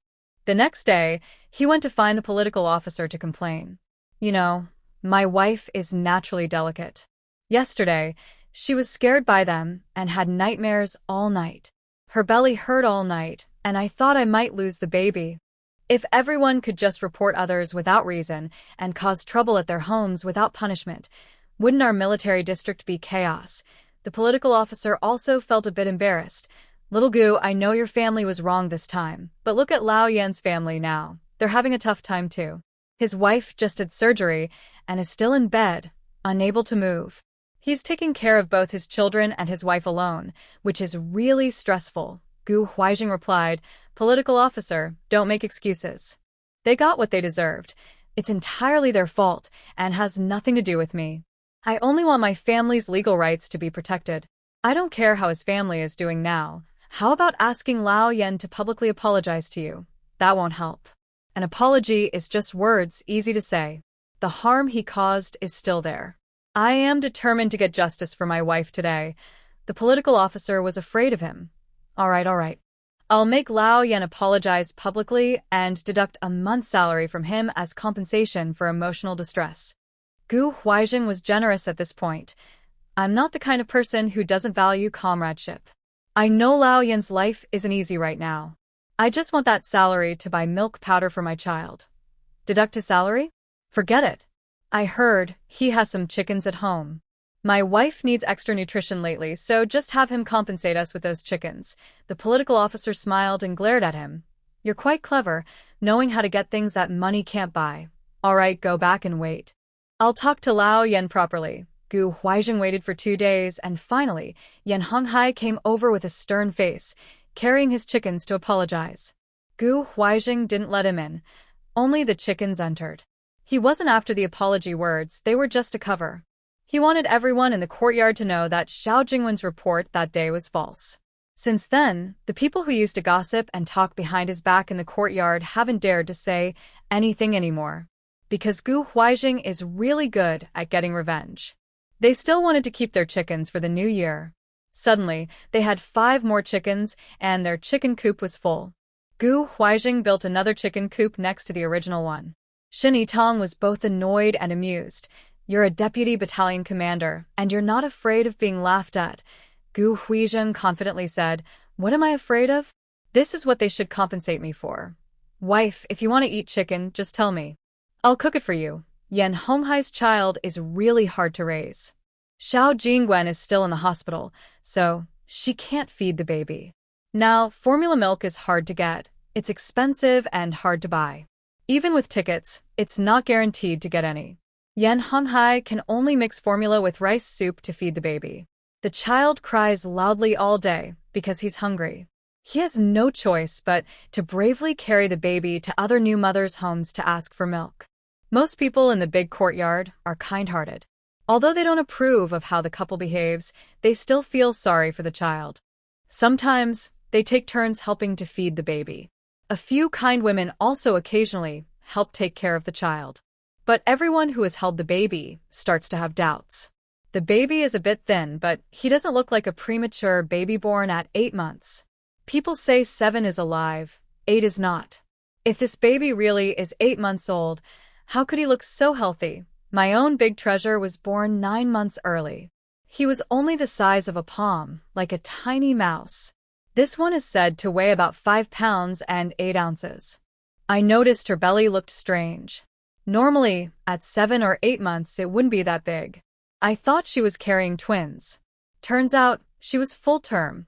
So, this baby wasn't conceived after she got married. It was when Yan Honghai was studying at the naval school that she got pregnant? Goodness, he wasn't divorced from his rural wife back then, was he? No, no. If he was full term, he wouldn't have gone for training at that time. Oh my goodness. Everyone looked at each other as if they had uncovered a huge secret. Then they lowered their voices, understanding each other. I knew this baby's skin was fair and tender, with big eyes and a high nose.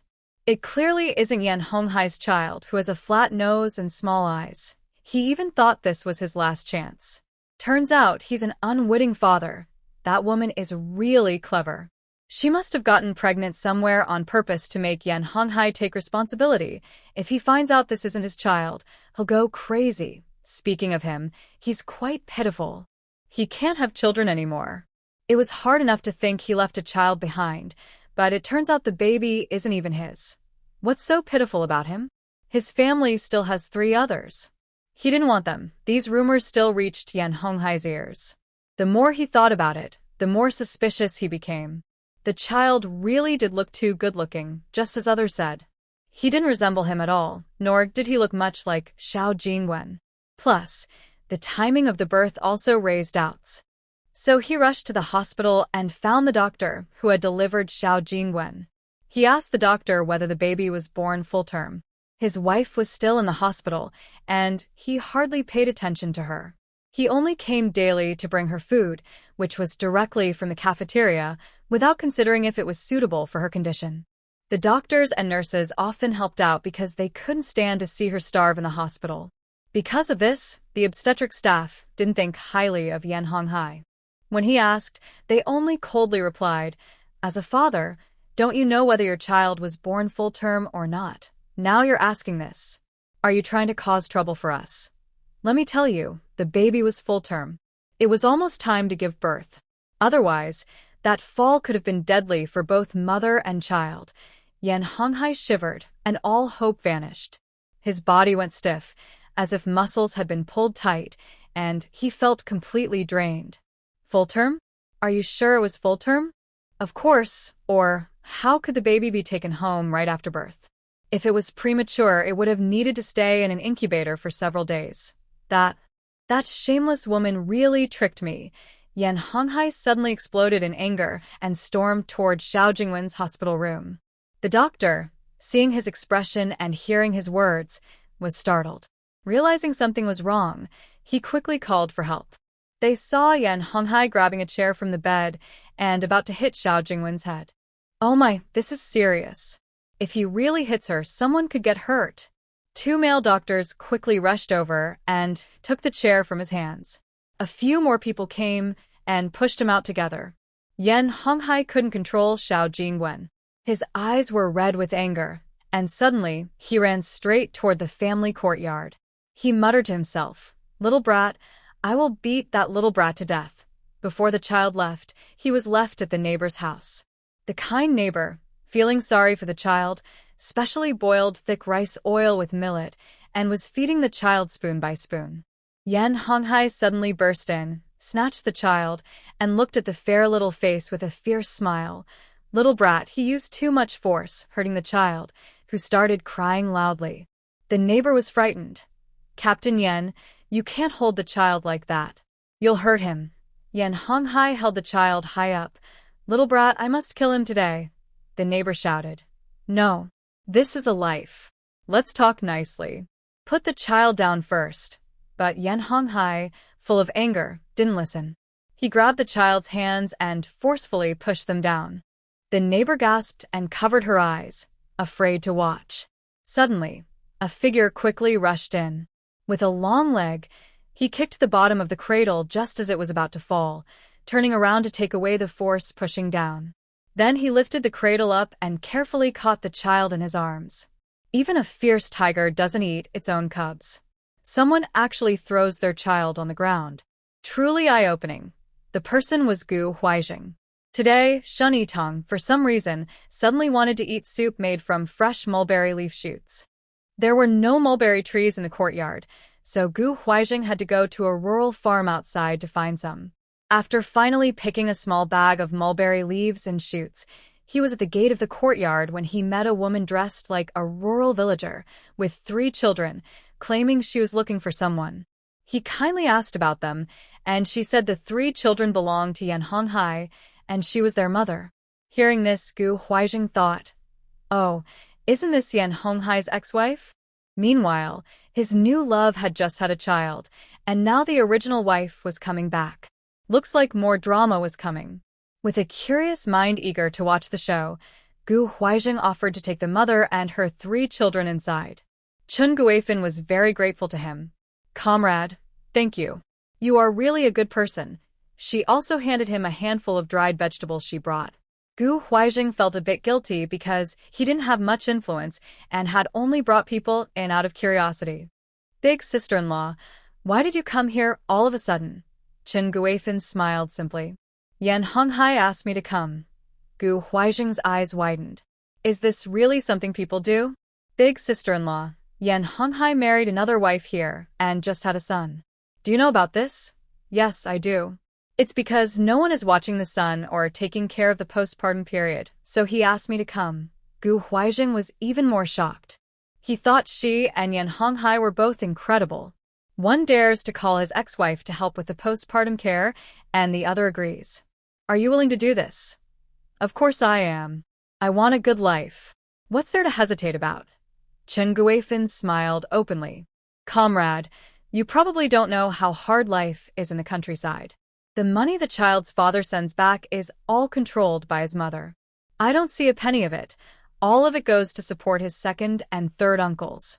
If there's anything good to eat, his wife keeps a close eye on it, afraid we'll eat more than our share. As the child grows, he should go to school and learn something.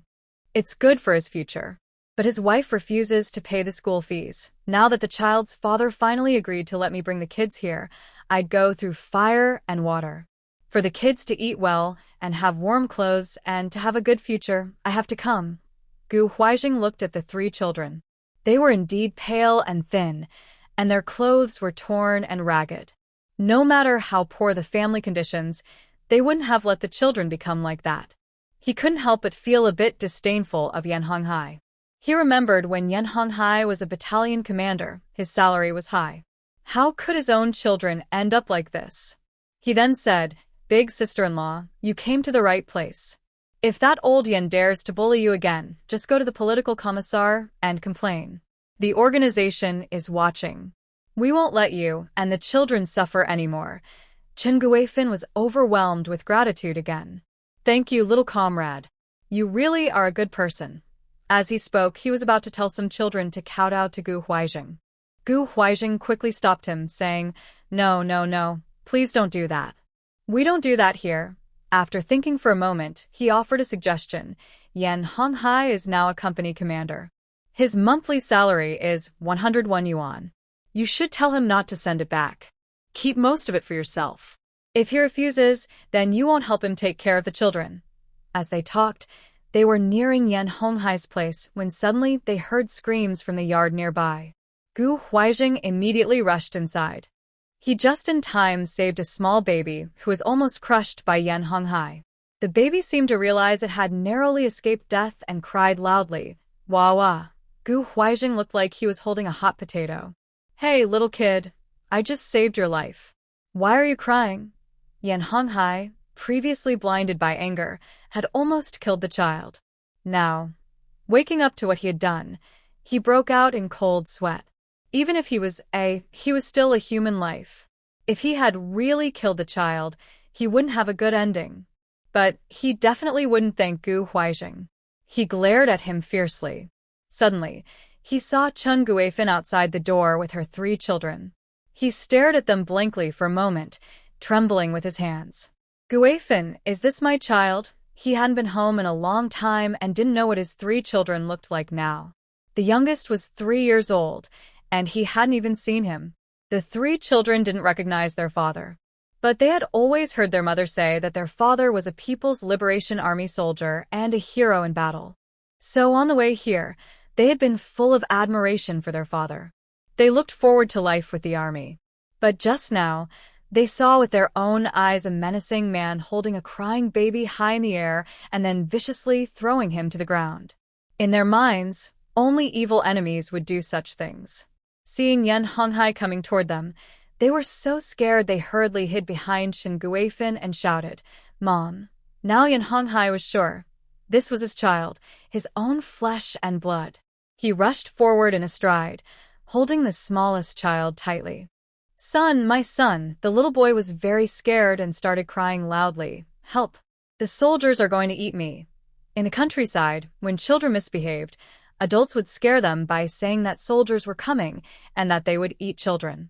Gu Huaijing chuckled to himself. He thought, serves him right, because even his own son no longer recognized him. He quickly handed the child to a nearby woman, saying, "Auntie, what's going on?" Everything was fine, so why are you taking your anger out on the child? The woman was still shaken and trembling as she held the child. "I don't know either." He suddenly ran in, grabbed the child, and tried to throw him down. He even called him a little brat. Hearing this, Gu Huaijing understood. "Isn't this child his?" The woman replied. "How would I know? Whether he's his or not, he's still alive." Meanwhile, Chen Guifin snatched the child and protected him behind her. "You scared the child." Yan Honghai looked down and then stood up slowly. "Guifin, I was wrong to hurt you and the 3 children before. Since you're here, stay peacefully. From now on, let's live as a family." Chen Guifin widened her eyes. "How can we be a family? You married a new wife and had a new child. I came to help take care of the children. You should pay me my wages. Don't try to trick me or hide my pay." Yan Honghai gritted his teeth. "Don't mention it. That woman is a troublemaker, and the child isn't even mine. Guifin, I'll divorce her soon and remarry you. We'll still be a family." Chen Guifin asked, "Can you give me all your wages then?" Yan Honghai hesitated. "Well, Guifin, you just arrived and don't understand much. You're not educated and you can't even do basic math. You don't understand managing money. The wages are still with me. I just use them to buy vegetables for you every day." Chen Guifin crossed her arms. "You just want to trick me. I take care of the children, and you still want to keep my wages. You just want to steal my money." Gu Huaijing couldn't help but laugh again. Yan Honghai suddenly realized they were in someone else's house and quickly said, all right, let's go home and talk more there." Chen Guifin said, "Yan Honghai, I'm not your wife anymore. I'm not afraid of you. If you dare to bully me, I'll go to your boss and complain." The woman, who was happily watching the scene, suddenly came to her senses and said, "Hey, don't go yet. I still have this for you." She handed over the tired, crying baby. Yan Honghai refused to take it. "This isn't my child. It's a little brat." It was like a bright green hat covering his head, a symbol of his shame as a man. He didn't want to see that little troublemaker anymore. The woman's face changed. What do you mean by that? "Are you saying you're the father?" She definitely wouldn't accept that. Yan Honghai looked upset, but Chen Guifin stepped forward and picked up the child. "It's still alive. How can I just throw it away? I'll raise it." Unexpectedly, the person who ended up taking care of the child at home was Yan Honghai's ex-wife. Gu Huaijing was happy and felt like he had gained a big piece of gossip. At home, he wanted to talk to Shin Yitong about it, but he was worried that such messy matters might ruin her pure and kind heart. Before he decided whether to tell her, Shin Yitong asked him proactively, "I heard you saved a child's life today. Is that child really not the biological child of Captain Yen?" It turned out that this news spread quickly, like a runaway horse, throughout the entire family compound. Now everyone knew that Yan Honghai was wearing a green hat and that he planned to share his happiness with others. Chen Guifin was indeed capable. She had only been there a short time but managed to tidy up the chaotic household perfectly. The other women in the compound naturally felt sympathetic toward her and were willing to get along well with her. Chen Guifin was quite popular in the neighborhood. Even Shin Yitong had spoken to her once. She genuinely went to the hospital to take care of Xiao Jingwen and even helped her change clothes. No one knew what she said to Xiao Jingwen, but Xiao Jingwen cried and apologized to her.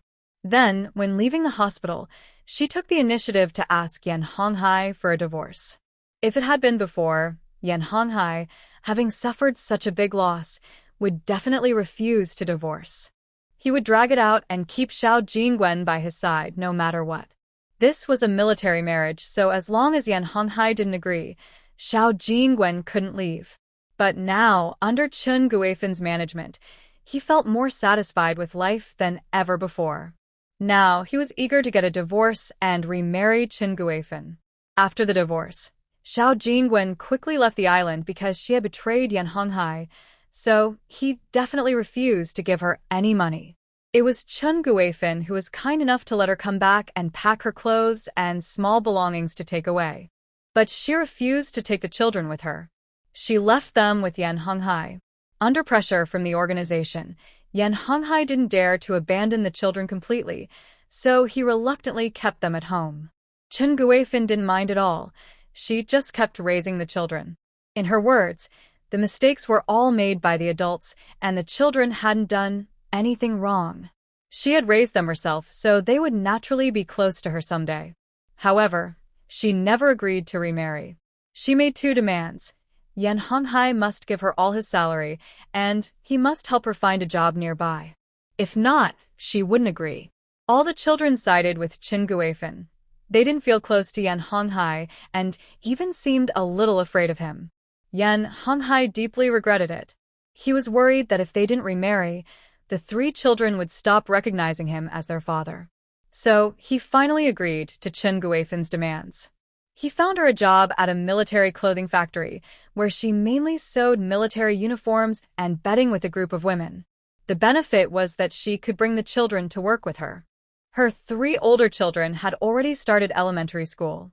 Usually, she carried Yan Honghai's youngest son on her back while working. This child was very well behaved, probably because he had suffered hardships as a child and was almost abandoned. He was very obedient, often staying on her back all day without crying or making trouble. When luck was on their side, they even received some defective products as welfare and could take them home. Chun Guifan lived a happy and prosperous life, becoming more radiant. As for Yan Honghai, he was just seen as a tool to earn money for her. Shen Yitang's morning sickness lasted about 3 months. One night, after 3 months, she dreamed of her childhood when she went to a wedding banquet with her family. A golden roasted pig and luxurious seafood dishes were served to the table. The aroma was so tempting it made her drool. Shin Yitang couldn't wait to pick up her chopsticks, but the host kept talking and talking. She watched helplessly as a table full of delicious food was just out of reach, unable to eat any. She was so anxious she wanted to cry. Finally, she could start eating. She excitedly reached for the roasted duck she had been eyeing for a long time. Suddenly, all the delicious food in front of her disappeared as she woke up. "Wow, wow, wow," she exclaimed, disappointed that the food was gone. Gu Huizheng heard her wake up and instinctively picked up a basin from the bedside table, placing it in front of her. Because every morning when she woke up, her first reaction was to feel nauseous, so he prepared everything carefully. But Shin Yitang shook her head and pushed him away. "I don't want to. I want to eat roast duck." Gu Huizheng rubbed his ear, wondering if he heard right. This was the first time in 3 months that his wife had expressed a desire to eat meat. As long as she wanted to eat, he would do anything to make it happen. Roast duck? Gu Huizheng rolled up his sleeves. Since he couldn't buy one on the island, he decided to make it himself. First, he needed to buy a duck. The service station didn't have any, so he had to find a nearby farmer to buy from. Of course, at this moment, he couldn't just say buy, he had to say exchange. He exchanged for a duck, then boiled water, bled it, and carefully plucked the feathers. The duck's body had many tiny feather roots. Gu Huizheng sat by the water well in the yard, using small tweezers to carefully pull out the feathers. Shin Yitang ran over and squatted nearby, watching him pluck the feathers, seeming to find it a bit interesting. She couldn't help but feel a little eager to try herself. "Let me do it?" Gu Huizheng was a bit nervous. "Don't get too close. It's quite bloody here. Go back inside quickly." Shin Yitang felt it and didn't feel any nausea or discomfort at all. After waking up, all her morning sickness symptoms had disappeared. "I think I'm fine now. Come on, let me try too. I want to do it." But Gu Huizheng wasn't so optimistic. "If you start feeling unwell later, go back and rest immediately," He ended the feather-plucking work to Shinitong and went to prepare the clay oven for roasting the duck. This was a simple oven they had built together before, used for baking bread. It was made of bricks and yellow mud, with a square fire pit underneath and a semicircular earthen dome on top, which served as the oven. When in use, they would light a fire underneath, then place red-hot charcoal inside the oven chamber to heat it up. After heating, they would clear out the charcoal with a shovel, then put the food to be roasted inside, sealing the oven door tightly to achieve good baking results. I have previously baked coconut bread and cookies several times, and the results were very good. However, Shun Yitong tends to lose interest quickly. After a few attempts, she stopped baking. The oven has been in use here for several months. Now, it's just right for making roast duck. Gu Huaijing didn't waste the past 3 months. He almost wore out the cookbook sent by Shun Yitong's brother, and now he believes his cooking skills are as good as Zhang's wife next door. Shun Yitong plucked some duck feathers for a while but got bored and stopped.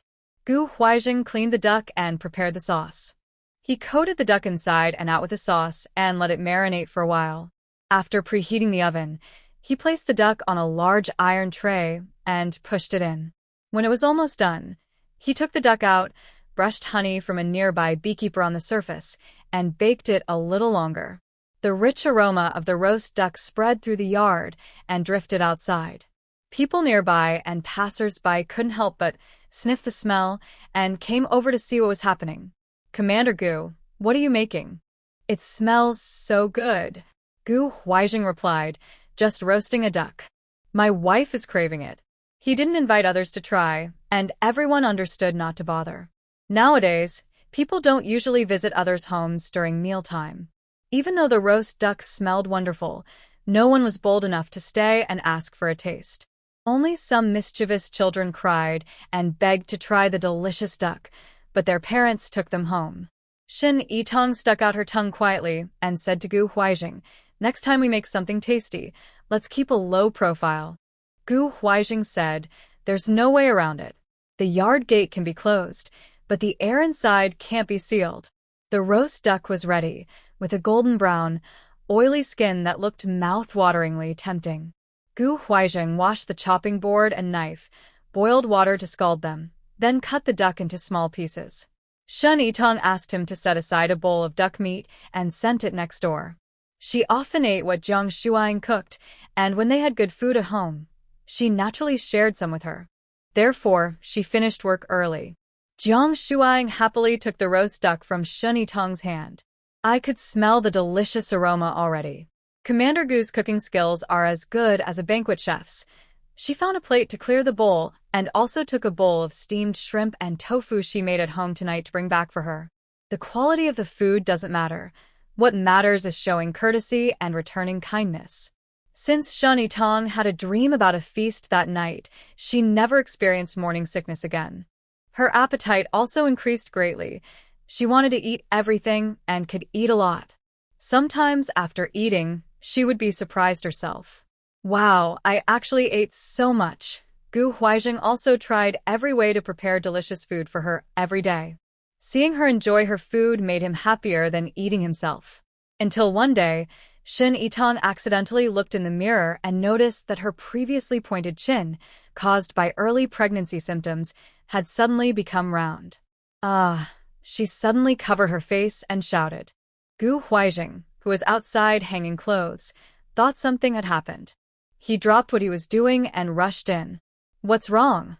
Shin Yitong looked distressed. "Why do I look so fat now?" Gu Huaijing was shocked. "Who said that?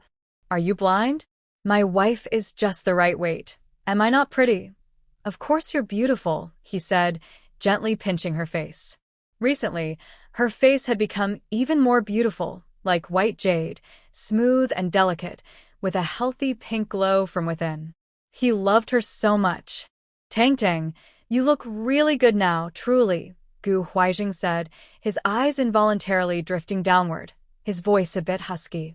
"Especially here, it's a bit bigger now." His eyes grew deeper. "The doctor said that after 3 months I can." Those 3 months were indeed difficult for him. He was clearly enduring a lot but refused to let Shin Yitong help him in other ways. In his words, She was already suffering so much carrying their child, and he still wanted her to do more? Was that even human? Suddenly, their life shifted from luxury to simplicity. After a few months of this, Shun Yitong also started to think. So she softly wrapped her arms around his neck and kissed him. My body feels more sensitive than before. Even simple touches make me heat up all over. Gu Huizheng feels like a young man experiencing this for the first time, excited and nervous at the same time. His fighting ability is now less than 1% of what it used to be, and soon he gives up. For a moment, Shun Yitong doesn't know what to say. Gu Huizheng buries his head in her neck and stays silent for a long time. Finally, he says shyly, "My wife, trust me. I wasn't really at my best just now. I was too nervous and worried about hurting you." Shun Yitong tries to show her kindness and patience, gently massaging his neck. "Yes, I understand. You were just worried I might get tired. Let's do it again. This time, I will do my best." In the following moments, he is very attentive and gentle. This feels completely different from usual. Shun Yitong feels like she is soaking in warm water. It's like a wonderful dream. She feels like she is floating in a fairyland of clouds. Finally, Gu Huizheng kisses her softly, carefully touching every part of her, whispering her name in a husky voice, "Tang Dang, Tang Dang." When love reaches its peak, what should I do with you? This year is truly a big year for new babies in the family compound. Most of the sisters-in-law who went to see that old lady, who is said to be very skilled at helping women conceive, have already given birth. The sounds of crying babies fill the air above the family compound almost all the time. It's full of hope and life. Shun Yitong remembers Jiang Shuang telling her that the old lady has a 50% success rate in influencing the gender of the fetus. Those sisters-in-law originally went to her to have sons. Now, the chances of having a boy or girl are about 50-50, just as expected. It's exactly 50%. Families who have boys are very happy and secretly bring good things to thank the old lady. Those who have girls just accept their luck and try again next time. Right now, only Shun Yitong and Jiang Shuang are pregnant in the big courtyard. Jiang Shuang firmly believes she is carrying a girl. Shun Yitong discussed with Gu Huizheng, and neither of them has a strong preference for a son or a daughter. If it's a daughter, she will be loved and spoiled, held gently in our hands. If it's a son, then we can spoil him as much as we want. However, Jiang Shuang believed that because Shun Yitong liked her pickled radishes, especially the sour ones, she was sure she was carrying a boy. She even joked that the two families could arrange a marriage for their children. That evening, Shun Yitong told Gu Huizheng about this joke, but he hesitated. "Did you agree?" "Agree to what?" "We don't even know if it's a boy or girl yet. Then maybe you shouldn't agree. I know you get along well with Zhang's wife, but we can't risk our son's happiness for that. See?" He was also influenced by Jiang Shuang, assuming they would have a girl, and their own would be a boy. Shun Yitong widened her eyes. "Why would it risk happiness?" Gu Huizheng said quietly. "Their daughter isn't a good match for our son." Shun Yitong found it funny. "Why not? She's a captain too. You're only a little better than her. Just because you got promoted to deputy battalion commander, you look down on the captain?" Gu Huizheng replied. "Those are minor issues. The main thing is look at their little boy Xiao Shan. I don't want my handsome, charming son to marry a dark, skinny, unattractive girl in the future." Hearing this, Shun Yitong burst out laughing until her stomach hurt. Turns out, he was just worried about her daughter being ugly. But the problem is, she hasn't even been born yet. Isn't that a bit too much? What if she's not ugly? Zhang's wife is quite decent looking, she said, though she had to admit that Brigade Leader Liao's face was full of wrinkles and not very attractive. That definitely won't compare to ours. Whether she looks like you or me, our child will be beautiful. Shun Yitong still thought he was overthinking. What if we have a daughter? Gu Huizheng actually thought about all the little boys in the big courtyard. He got angry at the thought of his beautiful daughter marrying a messy little boy who drags around two big runny noses.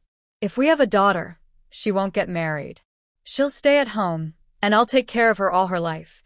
Shini Tong was now very free at home, so she went with Jiang Shuang to prepare things for the baby's arrival, like tiny clothes, blankets, and diapers. Jiang Shuang has experience. In the past, her family's Liao Junshan used things and never threw them away. When she came to join the army, she brought them along from far away. It was all for reuse. She also told Shini Tong that there's no need to worry about old clothes for the children.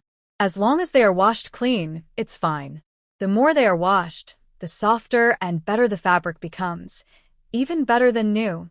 Some people even go out of their way to ask for old clothes from other families for their children to wear. Shun Yitong nodded in response, but looking at those small clothes that had long been deformed, discolored, and stained with stubborn dirt, she couldn't quite agree. Anyway, she definitely wouldn't let her own child wear those. But she didn't say anything. These days, life is hard for everyone, especially the fabric. No one's life is easy, and everything is bought with ration tickets. Reusing things is definitely necessary. Jiang Shuang happily prepared her clothes. Whenever she had free time, she would wash those small clothes with soap until they were spotless, boil them in hot water, and then dry them under the sun until they were completely dry. Shin Yitong naturally wouldn't ruin her fun. Of course, Jiang Shuang also made new clothes for her unborn daughter. After all, she was earning a salary now, and she wouldn't let her daughter be too wronged. Shin Yitong helped her buy soft, breathable new cotton fabric, cut out the shape of small clothes, and sewed them together little by little with needle and thread. Actually, Shun Yitong didn't lack these clothes. When she first found out she was pregnant, Gu Huaijing couldn't wait to write home and share the good news. He shamelessly wrote in the letter, "The island is short of supplies, and we can't buy everything we want. We are first-time parents and don't know much. Please, Mom and Dad and my brother and sister-in-law, pay more attention. Buy what's needed and prepare everything well." The Gu family was very happy to hear this news. They wrote back, telling him to take good care of Shin Yitong and not to worry about anything else. They would prepare everything the baby needs, clothes, food, and supplies, and send them in batches. They even sent some soft, breathable fabric to Shin Yitong, telling her not to overwork herself. When her belly grew bigger, she should make 2 loose new outfits to wear. Pregnancy should also be about looking beautiful. When she feels good, her mood improves. When her mood is good, the baby will cry less and smile more. So, Shun Yitong made small clothes simply because everyone else was preparing for the new life. As a mother, she felt she should do something too. Today at work, the senior officer specifically asked Gu Huaijing to take on a special task. He needed to go to a secret military factory in the inland area to pick up a precise electronic part installed on a radar. Using this part would greatly improve the defense and reconnaissance capabilities of the island.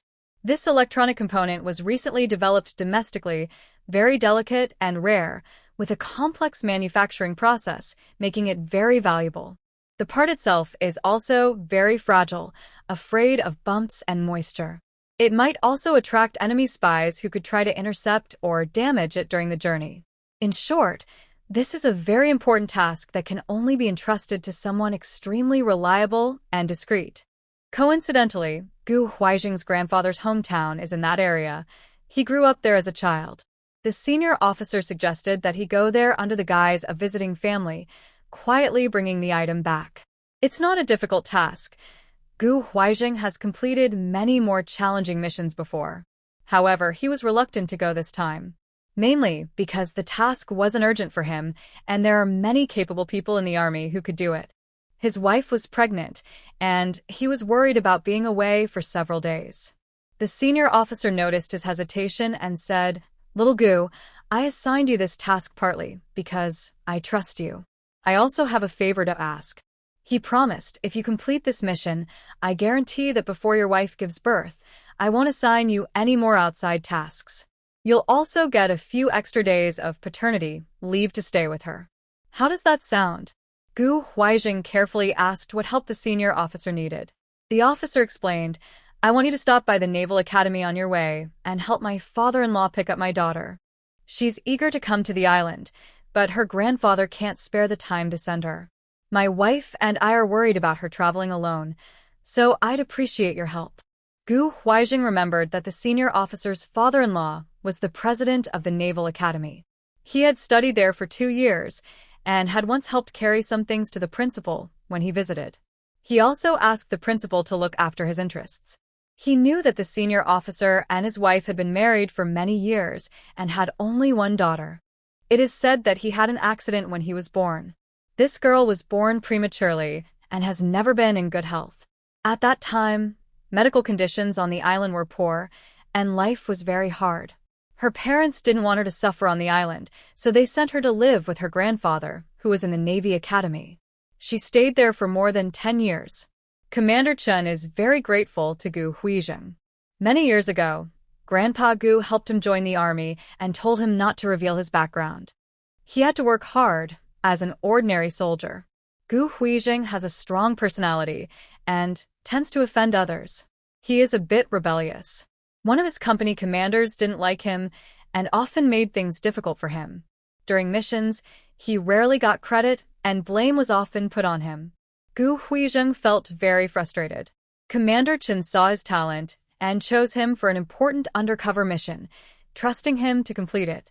Gu Huizheng surprised everyone with his excellent skills and abilities during that mission. From then on, he kept doing well and completed many important tasks, earning great results. The company commander who used to pick on him was left far behind. On Gu Huizheng's career path, Commander Chen has been like a mentor. Gu Huizheng always respects Commander Chen very much. This was the first and only time Commander Chen asked him for help with his personal matter. It was for his only daughter, who couldn't be with him often. Both emotionally and logically, Gu Huizheng couldn't refuse. Plus, the promise that his wife wouldn't go out until she gave birth and that he could take a few extra days off to be with her was very tempting. Since his wife got pregnant, Gu Huizheng was most worried about not being able to be with her during childbirth because of work. Then you have to keep your promise, Commander Chen said with a bit of annoyance. When have I ever lied to you? Gu Huizheng saluted and promised, I will complete the mission. After work, Gu Huizheng kept thinking about how to tell his wife so she wouldn't be too sad. He really didn't want to leave. It would be several days, and who would cook for her? Do the laundry, boil water, wash her, or tell her stories to help her sleep? What should I do if she has a nightmare while sleeping at night? Gu Huizheng returned home worried and pushed open the slightly open courtyard gate. The yard was neat, beautiful, full of blooming flowers and lively. His beloved woman sat in a rocking chair under the pavilion. She lowered her head slightly, with a gentle smile on her face, focused on sewing a small piece of cloth carefully. The setting sun cast a soft glow over her. Her calm presence instantly eased his restless mood. Gu Huizheng slowly walked over and sat beside her, softly asking, What are you sewing? You look so focused. Shin Yitong held up the cloth to show him. I'm making clothes for the baby. Do you think they're super cute? Gu Huizheng stretched out his hand and compared. The tiny clothes were only a little bigger than his palm. Such small clothes, will they really fit? Sister-in-law Jiang said that newborns are about this size. She also makes tiny socks. They're just a little bit. Shin Yitong used her hand to show the size. Gu Huizheng opened his large hand and wrapped her palm in his. Tangdang. Shin Yitong tilted her head to look at him. Is something wrong? Yes, I have a task. Shin Yitong immediately sat up straight, nervously staring at him. Is it dangerous? Gu Huizheng quickly said, No, I just need to go out for a while to get something, and I also need to pick someone up. Mainly, I'll be gone for a few days and can't come back. Shin Yitong was a bit skeptical. Really no danger? If it's that simple, why do you need to go? With so many people in the army, can't someone who knows the way be sent? Gu Huizheng smiled. Maybe I should take you to ask the commander for clarification, Shin Yitong said. I don't want to. My reputation isn't very good already. People say I'm delicate. If I don't let you go out for work, what will others say about me? Who says your reputation is bad? Just ask around. Everyone praises little Shin, the broadcaster. And last time at the party, I sang Soldier's Second Homeland. Many people cried listening. Some even ask me when I'll sing it again. I said, my wife isn't a singer. She only sings at home for me. Shen Yitong pushed him. That's not how you talk. Gu Huizheng spoke seriously, saying, this time I am just on a simple mission. There is no danger. I am worried about you being alone at home. Shen Yitong leaned into his arms, playing with the button on his shirt. How long will you be gone? I'll try to come back quickly. If everything goes smoothly, it will take about 5 days, maybe up to 7 or 8 if there are delays. Unfortunately, in this era, travel is slow, and they have to take boats. If the weather is bad and the boat can't run, it will cause delays. So, it's hard to say exactly. Okay, I'll wait for you at home. Shen Yitong thought carefully, but it had been so long that she couldn't remember if Gu Huizheng had gone out at this time in her past life. Given their relationship back then, even if he needed to go out, he would just tell her briefly, not where or what he was doing. She only remembered that Gu Huizheng sometimes didn't come home for a few days because of work. She didn't pay much attention to it back then. But she hoped there was no real danger. Right? You don't need to worry too much. I'm fine and nothing will happen. Just do your work as usual. Stay safe and remember, I'm waiting for you to come home. Shen Yitong really didn't understand how a grown man could be so nagging. He kept telling her what to eat and how to cook it over the next few days. When he opened the kitchen cabinet and kept reminding her where everything was, Shen Yitong really wanted to say, this is also my home. I know all this. When he repeatedly warned her not to touch the washing machine plug with wet hands, Shen Yitong wanted to ask if her forehead was engraved with, I'm a fool. Finally, she didn't say anything. She obediently listened as he went over every detail of the house, both inside and outside, then went next door to ask Leader Liao and Jiang Shuang to look after her these days. Shen Yitong felt a bit embarrassed. Jiang Shuang's belly was much bigger than hers, and she wondered how she could be so bold as to ask others to take care of her. What was even more surprising was that the next morning, Gu Huizheng left in a hurry, looking back several times. Shen Yitong turned to go inside, just as Sister Kuei from the neighborhood committee arrived. Little Shen, your family's Commander Gu said he'll be away on a business trip for a few days and asked me to come by every day. Is there anything at home I can help with? Shen Yitong quickly replied, No, Sister Kuei, you're so thoughtful. You're busy enough without making a special trip. Everything is fine here. If anything comes up, I'll definitely come to ask for your help. Sister Kuei cheerfully smiled. All right, remember to find me if you need anything. Shen Yitong didn't think she would have any problems. Her morning sickness had disappeared, and her belly wasn't showing yet. This was the easiest time during her pregnancy. She felt light and free, almost like she could fly. She didn't like going out much, so she wouldn't get into trouble. Usually, she just did some housework to stay active. There was nothing to worry about. The day went by quickly. In the evening, Jiang Shuang came to see her. Your Commander Gu said. Shen Yitong quickly made a stopping gesture. I know what he said. Sister-in-law, I'm feeling very well. I can take care of myself. You don't need to worry about me. Jiang Shuang said, I mean, since you're alone, don't cook tonight. Come over to my house and eat with us. But don't mind. Old Liao in our family isn't a great cook. Hearing this, Shen Yitong decided she didn't need to cook either. All right, thank you both. By the way, sister-in-law, I made this clothes yesterday, but I don't know how to finish it. Can you teach me? Shen Yitong showed Jiang Shuang a small piece of clothing she had sewn, asking for help. The two sat in the yard, working on the tiny clothes together. Suddenly, they heard someone shouting outside. It's this house. My son's family must be here.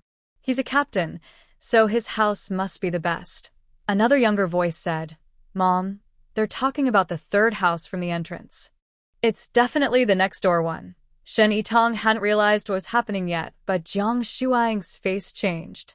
She suddenly stood up. At that moment, an old woman dressed like a country farmer, carrying a big, dirty snakeskin bag, rushed in happily, shouting, See? I told you. It's this house. Your sister-in-law is here.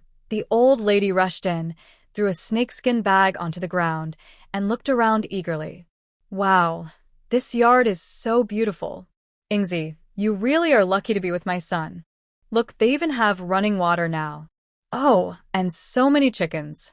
You don't know, coming here by boat was so rough, I almost lost my life. You should kill a chicken to give me a good meal. As she talked, she wandered around the yard, admiring everything she saw. She kept saying how lucky Jiang Shuang was to live here, completely forgetting how hard she had worked in the countryside. Just then, the cucumbers in the vegetable patch were ripe. The old lady casually picked one, wiped it on her clothes, and put it in her mouth.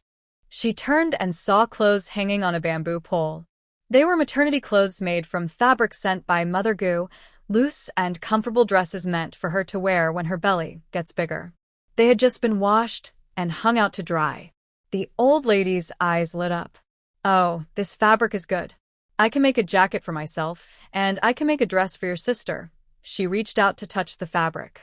Jiang Shuang quickly stepped forward to stop her. Don't touch it. If you ruin it, I can't afford to replace it. The old lady looked proud. Who gave you the right to talk to your mother-in-law like that? You're just spending my son's money.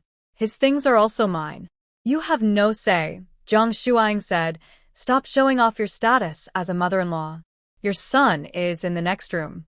This is someone else's house, and these are their things. What? Are you joking? Such a nice house. How could it not belong to my son? Your son is just a broken squad leader. That's impressive back home, but here in the military compound, it's nothing. Only officers live here. The old lady looked at all the nice things in the yard, feeling very upset. Why weren't they hers? Before she could say more, a young woman who had followed her and grabbed her arm. Mom, stop talking. We came to the wrong house. Let's go quickly. She kept apologizing to Shunny Tong. Sorry. It's our first time here. We didn't know this was your house. We made a mistake. Please don't mind. Then she hurriedly pulled the old lady out the door. Jiang Shuang was so angry she started swearing.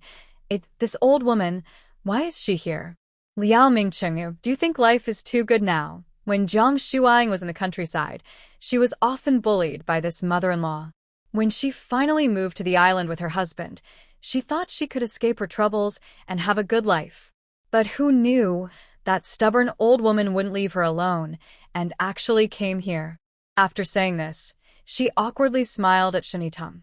Liao Mingcheng's mother and sister don't know how they got here. I need to go check on them. They might start a fight. You better not come over later. Shinitong was a bit confused. Okay, I'll just cook for myself. She pointed at the plastic bag on the ground. And this, they left it behind. Jiang Shuang looked disgusted. I don't know what kind of trash they brought. She picked up the bag, about to leave. Suddenly, she heard a loud shout from next door. Her mother-in-law's loud voice. Mingcheng, how can you cook? You're a big team leader. How can you do women's work? Is it Jiang Shuang's nasty mother-in-law making you do this? I knew that lazy woman was no good. She shouldn't come here. Look at her. She doesn't take good care of her man and goes out to play. She's just asking for trouble. Mingcheng, later you better teach her a lesson so she understands her duties as a woman. Jiang Shuang, angry, threw the plastic bag onto the ground. The opening spilled out a foul smell, making Shin Yitong quickly cover her nose.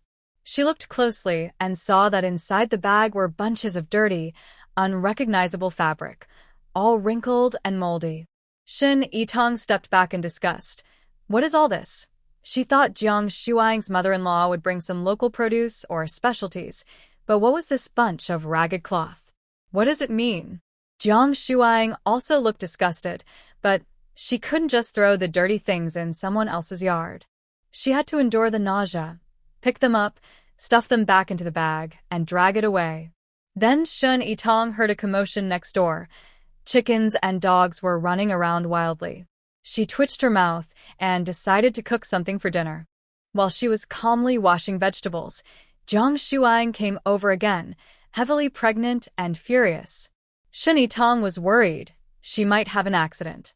A person snatched the vegetables from Shun Yitong's hand. Go rest over there. I'll cook. I'll eat here tonight. Oh, okay. Shun Yitong replied confusedly, then asked, what's really going on? That Liao Mingcheng. Jiang Shuang had already agreed with Liao Mingcheng that after the baby was born, no one from his hometown needed to come help. She and her husband would take care of everything themselves.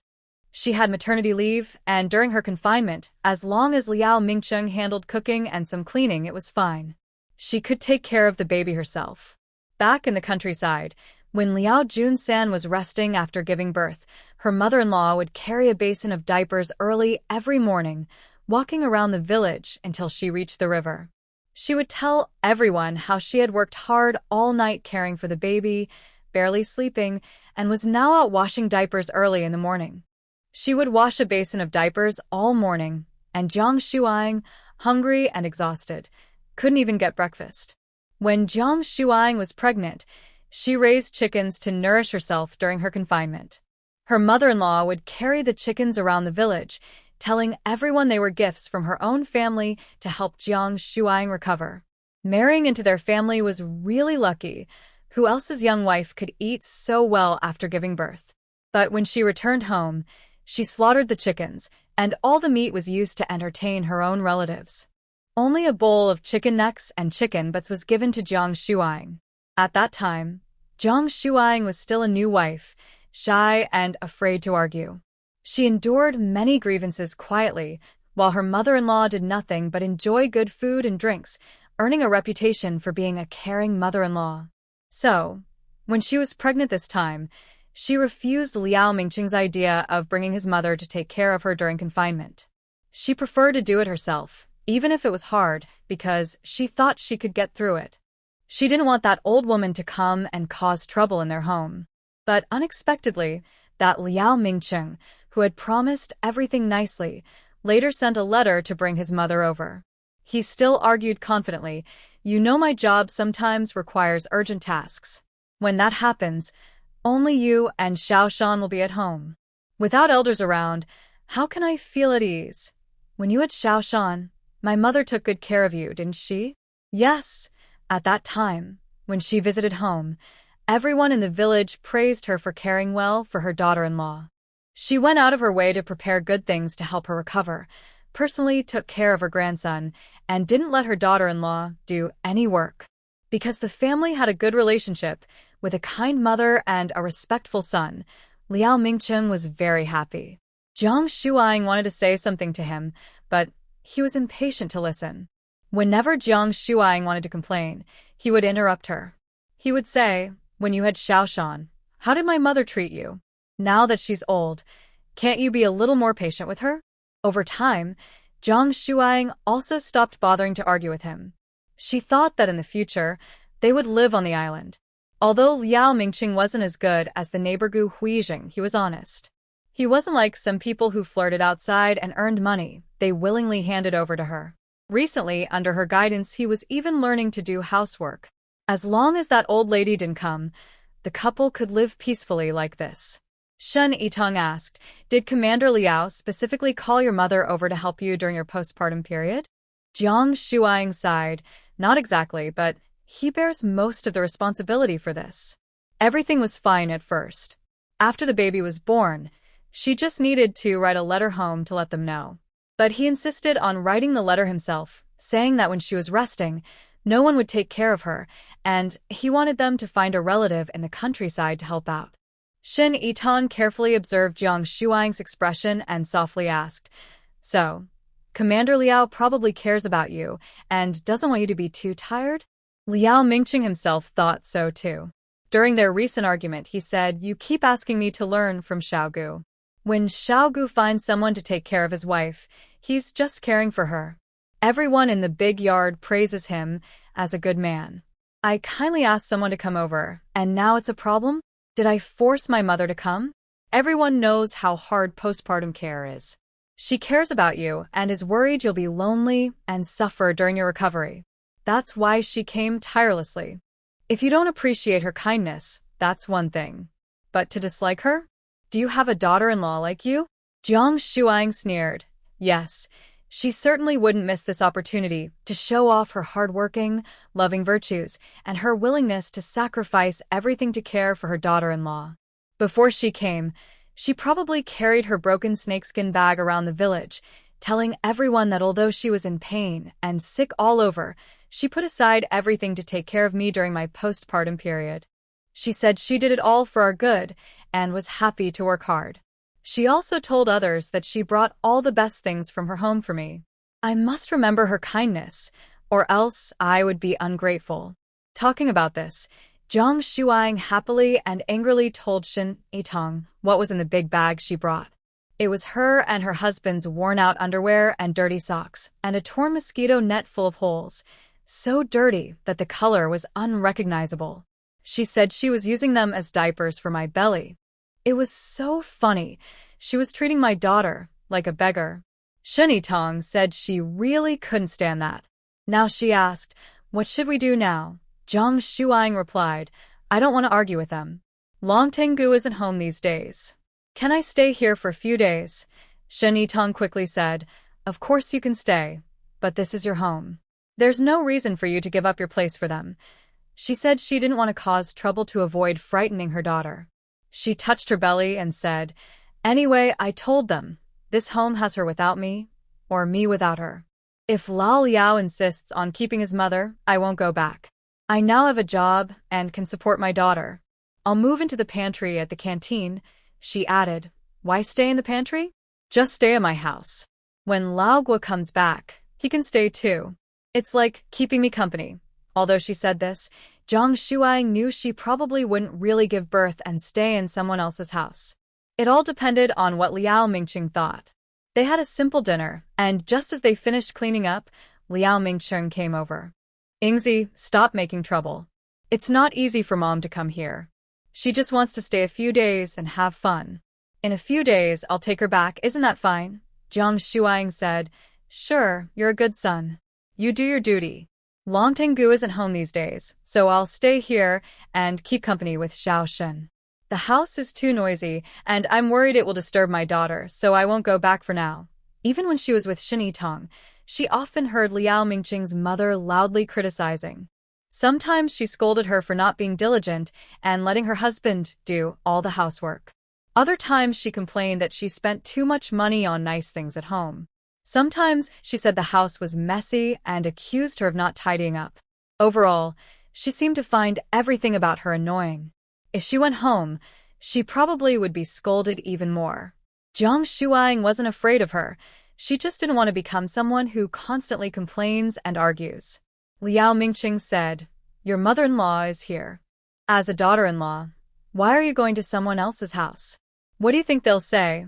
I don't care whether she looks at me with disdain or rolls her eyes." Liao Mingqing, "I don't believe you don't know what kind of person your mother is. I definitely won't go back to suffer through that." Liao Mingqing knew this well. He had an older brother above him and younger siblings below. He was the second child in the family, ignored by his parents, and the least noticeable. When he was sick with a high fever and couldn't get up to eat for a whole day, no one in the family noticed. To prove himself, he volunteered to join the army. His mother said he was the most loved child in the family, and his older brother and younger siblings gave up their spots in the army, so he could have a better future. Ironically, he was the least valued by his family, but the most eager to earn their approval. He worked hard in the army, gaining more achievements and becoming more successful. All he wanted was for his mother to look at him kindly and be proud of him when he returned home. He knew his mother liked to boast about him, but he still chose to believe in the false image she created. He just enjoyed the happiness of a loving family, as long as no one exposed the truth. But now, Jiang Shuang was no longer playing along with him. When she arrived on the island, met Shin Yitong, and started working, Jiang Shuang was no longer the same humble woman from the countryside who used to endure everything silently. Liao Mingqing painfully held his head and said, "Just do this for me. Give me some face, okay? Just endure a few days. I promise, in a few days, I'll send her and her mother back." Shen Yitong looked at Liao Mingqing and Jiang Shuang, feeling worried for her. She was about to agree, but Jiang Shuang firmly said, "I don't trust you. When you send her away, I'll go back." At this moment, Liao Mingqing's sister came in and said, "Brother, you should go back and see Mom. She's asking everyone where your boss lives and wants to go find him to complain." What is she complaining about? Of course, she's upset that her daughter-in-law is not respectful and wants to send her away. Liao Mingqing was so angry that he immediately stood up. The household was in chaos. Is this something that should be considered honorable? He quickly got up and went out to stop his mother. His sister, Liao Mingwan, did not follow him. Sister-in-law, I want to talk to you. She then turned and apologized to Shen Yitong, saying, Sorry to bother you. Can I use your place for a moment? Shen Yitong replied, It's okay. Do you need me to step aside? Liao Mingwan smiled and said, No need. I still rely on you all to help me. Jiang Shuang frowned and asked, Xiaowan, what exactly do you want to say? She didn't have any bad feelings toward her younger sister-in-law. When she married into the Liao family, Xiaowan was just over 10 years old. Jiang Shuang took care of her like her own sister. In her mother-in-law's eyes, this little girl was just a burden.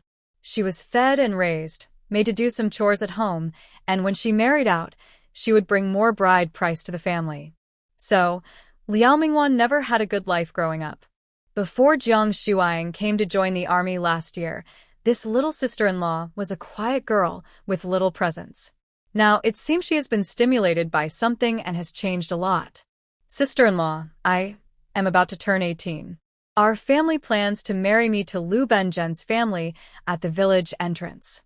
They agreed to give 50 yuan and 2 bushels of rice as bride price. Jiang Shuang's face changed. Liu Benjen's family? Isn't that the fool who got a fever as a child and damaged his brain? Liao Mingwan nodded. Mom didn't plan to bring me this time. She wanted to bring my older sister-in-law and her 2 children. Jiang Shuang's older sister-in-law was just like her mother-in-law, very good at putting on a show but always trying to get benefits for herself. Bringing 2 children along? It wasn't to take care of her postpartum recovery. They were just planning to come and eat and drink for free. If I were to come here with her, I would ask my brother to help find a soldier to marry. Then, I would send half of my husband's salary home every month. I want her to think about which option is better. Jiang Shuang looked surprised. You really dare to think like that? Even if you marry a soldier, he's not made of stone. His family will also send money back. If you send half of your husband's salary, will you still want to live your life? Liao Mingwan sighed helplessly. If I didn't say it like that, they might have already sent me to that fool Liu's bed. I wouldn't be able to stand here talking to you. Jiang Shuang probably understood. You want your brother to help find someone here to marry you. Liao Mingwan suddenly knelt down with a thud. Sister-in-law, please let me stay. I can do everything. I can do anything. Please let me stay and take care of you after your confinement and help with the children. Jiang Shuang quickly pulled her up in fear. What are you doing? Let's talk nicely. Actually, she had no real objection to her sister-in-law staying. She didn't want such a good girl to marry a fool just for a little bride price. But she couldn't say that. If she kept her sister-in-law but not her mother-in-law, it wouldn't make sense. Liao Mingwan said, Sister-in-law, as long as you're willing to keep me, I have a way to send our mother back. Jiang Shuang hesitated. You really have a way? Liao Mingwan nodded confidently.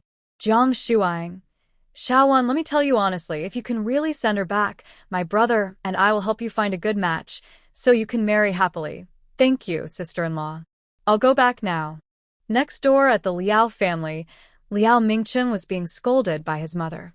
You're a company commander, and you can't even control your own wife. You're still doing laundry and cooking at home. Is that what a man should do? You're letting a woman dominate you. Our Liao family has lost face because of you. I tell you, women shouldn't be spoiled. The more you spoil her, the more she will take advantage. If she doesn't listen, just hit her. When she's obedient, she won't dare to go against you. Liao Mingcheng awkwardly said, Mom, you don't know, our situation here is different from the countryside. I know more than you do. I've eaten more salt than you've eaten rice. Mom, it really is different. Liao Mingwan came in and said, I just went out for a walk and heard others say that the men in this family compound all love their wives. Men who love their wives are lucky. Nonsense. That's not true. Don't believe it? Well, just look at the family we accidentally visited. The man there was a company commander like my brother, and because he loved his wife, he's famous all around the compound. Now he's been promoted to a brigade commander, and his salary is much higher than my brother's. Brother, isn't that right? Liao Mingqing knew that Gu Huizheng's promotion wasn't just because he loved his wife, but he didn't mind going along with his sister's story. That's right. And there used to be a brigade commander here who argued with his wife every day, which affected his work. He was demoted 3 levels, and is now just a small company commander. Think about it, if you and Ingzi had a big fight, I might get demoted too, and I wouldn't even be a company commander anymore. Then I'd have to go back home to farm. Don't think I don't have enough money to support the family. Lu Maixiang's expression softened a little. Really? Liao Mingwan added, I also heard that in this big family compound, men give their salaries to their wives to keep.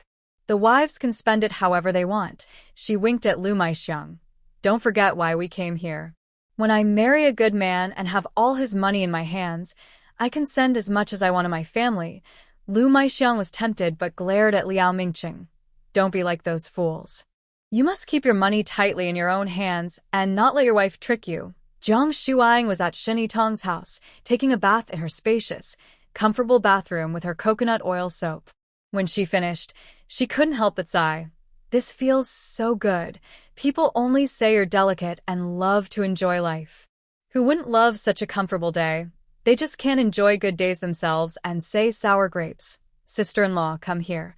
Shen Yitang took out her snow cream and applied it to her face and hands. Jiang Shuang sniffed carefully. It smells so nice. She touched her face. It really feels smooth. She was delighted and kept touching her face happily. That's so nice. When my daughter grows up, I want to buy her some too, to help her stay as fair and smooth as you. Shen Yitang. Why wait for the future? You can buy it now. Can't you use it yourself? I'm already quite old. Being old doesn't mean you can't treat yourself well. Besides, how old are you? You're not even 30 yet. You're in your best years. Plus, you can afford it yourself. Jiang Shuang suddenly clapped her head, realizing, that's right. I haven't spent a man's money. I earn my own salary and can afford it. Why shouldn't I buy it? Let's go buy it tomorrow. Shen Yitang took out a jar of coconut oil.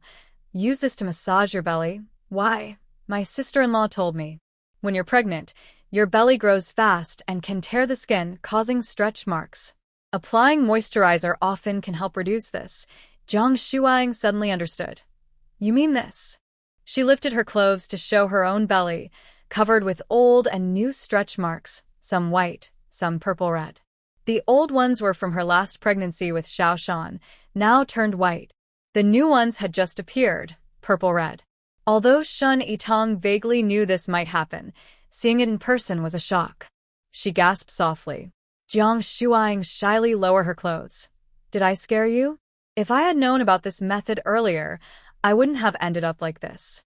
You city folks really know a lot. Even though Shen Yitang wasn't showing yet, she looked at Jiang Shuang's belly and didn't dare relax. She melted some coconut oil in her palm and carefully massaged her belly. Someone who can't stand even a small scar on their body wouldn't accept their belly looking like that. Jiang Shuang looked at her still slim waist and smooth belly, took a deep breath. No wonder your man cares for you so much. If I were him, I'd care too.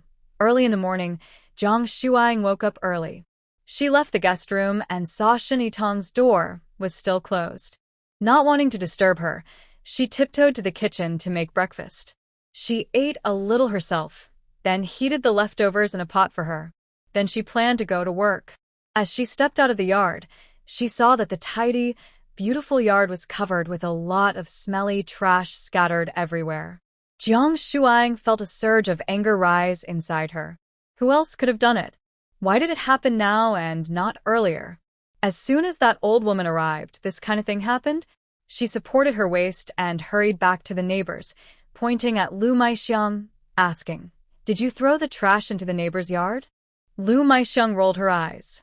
Which I saw me throw it. She then walked to the gate, slapped her thigh, and sat down, raising her voice to start crying. Oh no, this is terrible. Before she finished, Liao Mingwan hurried over and covered her mouth. Mom, are you trying to ruin my chances of getting married here? This isn't our countryside. Flailing around like this won't work. Lu Maixiang glared. So I should just be bullied by this wicked girl for nothing? Liao Mingwan said. You need to be patient. If you make a fuss like this, who would want to marry me? She leaned in and whispered, half a month's salary, quite a lot of money. Lu Maixiang immediately shut her mouth. Liao Mingqing also came out. What are you doing? Why are you making noise so early? Jiang Shuang said.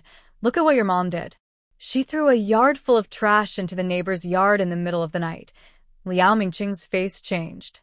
Mom, what I told you yesterday, do you really want me to stay here and have no future? Lu Maixiang awkwardly said. No, it's not me. Jiang Shuang sneered. If not you, then who? The man next door is a military officer, your son's boss. Offending him? I think you want your son to go back home and farm. Liao Mingwan quickly came over and held Jiang Shuang's arm. Sister-in-law, don't be angry. I'll go clean it up right now. She picked up a broom and dustpan and ran over. Jiang Shuang also went to help. Clean it well. Later, wipe the stone slabs with a damp cloth. People from the big city are particular about these things. If she gets angry, no one can handle it. Liao Mingwan remembered the fairy-like woman she saw yesterday and looked at her own plain appearance, feeling a twinge of sadness. She clenched her teeth and worked even harder to clean. After making sure everything was spotless, she packed up and quietly left, closing the door behind her. Jiang Shuang went to work, leaving a warning. If you dare to bother the neighbor again, your son will suffer the consequences. Gu Huijing is well known in the neighborhood for protecting his wife.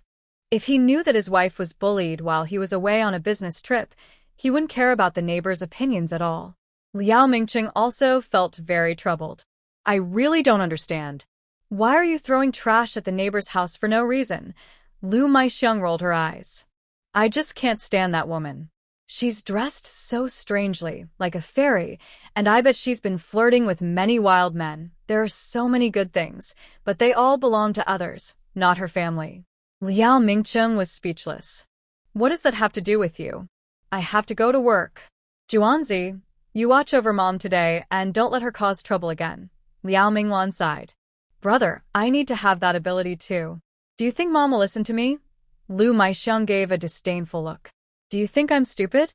I know what I should do and what I shouldn't. Hurry up and go to work. You don't need to worry about us. I'm going out for a walk. After saying that, she strode out confidently. Last night, she heard that women were in charge here, so she didn't trust it. Maybe they were just saying that to fool her. So she decided to go out and find out what was really happening. Liao Mingwan didn't follow her, but looked at her brother. Brother, do you want Mom to leave quickly? Liao Mingqing was surprised. He didn't expect her to ask so directly. Liao Mingqing didn't know his sister very well. When he went to the army, she was still very young. Later, whenever he visited home, she would just hide in the corner quietly working, so he didn't have much impression of her. He didn't expect that this time, she had grown up so much and dared to talk to him like that. Honestly, he was a bit annoyed that his mother suddenly came over. Since Jiang Shuang brought her son to follow the army, life had been pretty comfortable for him. Although recently her temper had gotten worse, and she kept asking him to do this and that. But compared to Gu Huijing next door, who was already a deputy battalion commander and still did all the housework, he felt that he was quite happy. So, although he often complained, deep down he was actually glad she would leave soon. Anyway, life was pretty good for him. But such thoughts are best kept in the heart. There's no need to say them out loud. If I admit it, and the girl goes back to the countryside spreading the story everywhere, wouldn't I be seen as unfilial? So I put on a serious face and say, what are you talking about? Mom raised us with hard work. Now is the time for us to show her respect. She came to visit, and of course, I want to treat her well.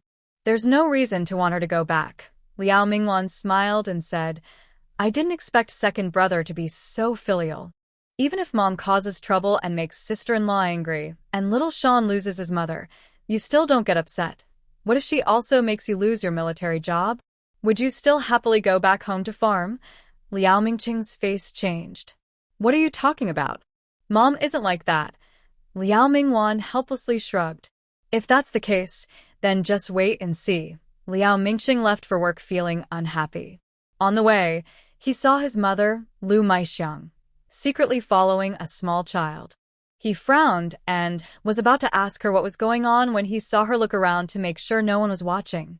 Suddenly, she rushed forward, grabbed the child's hand, and then quickly turned and ran in another direction. Her movements were so quick, it was hard to believe she was over 50.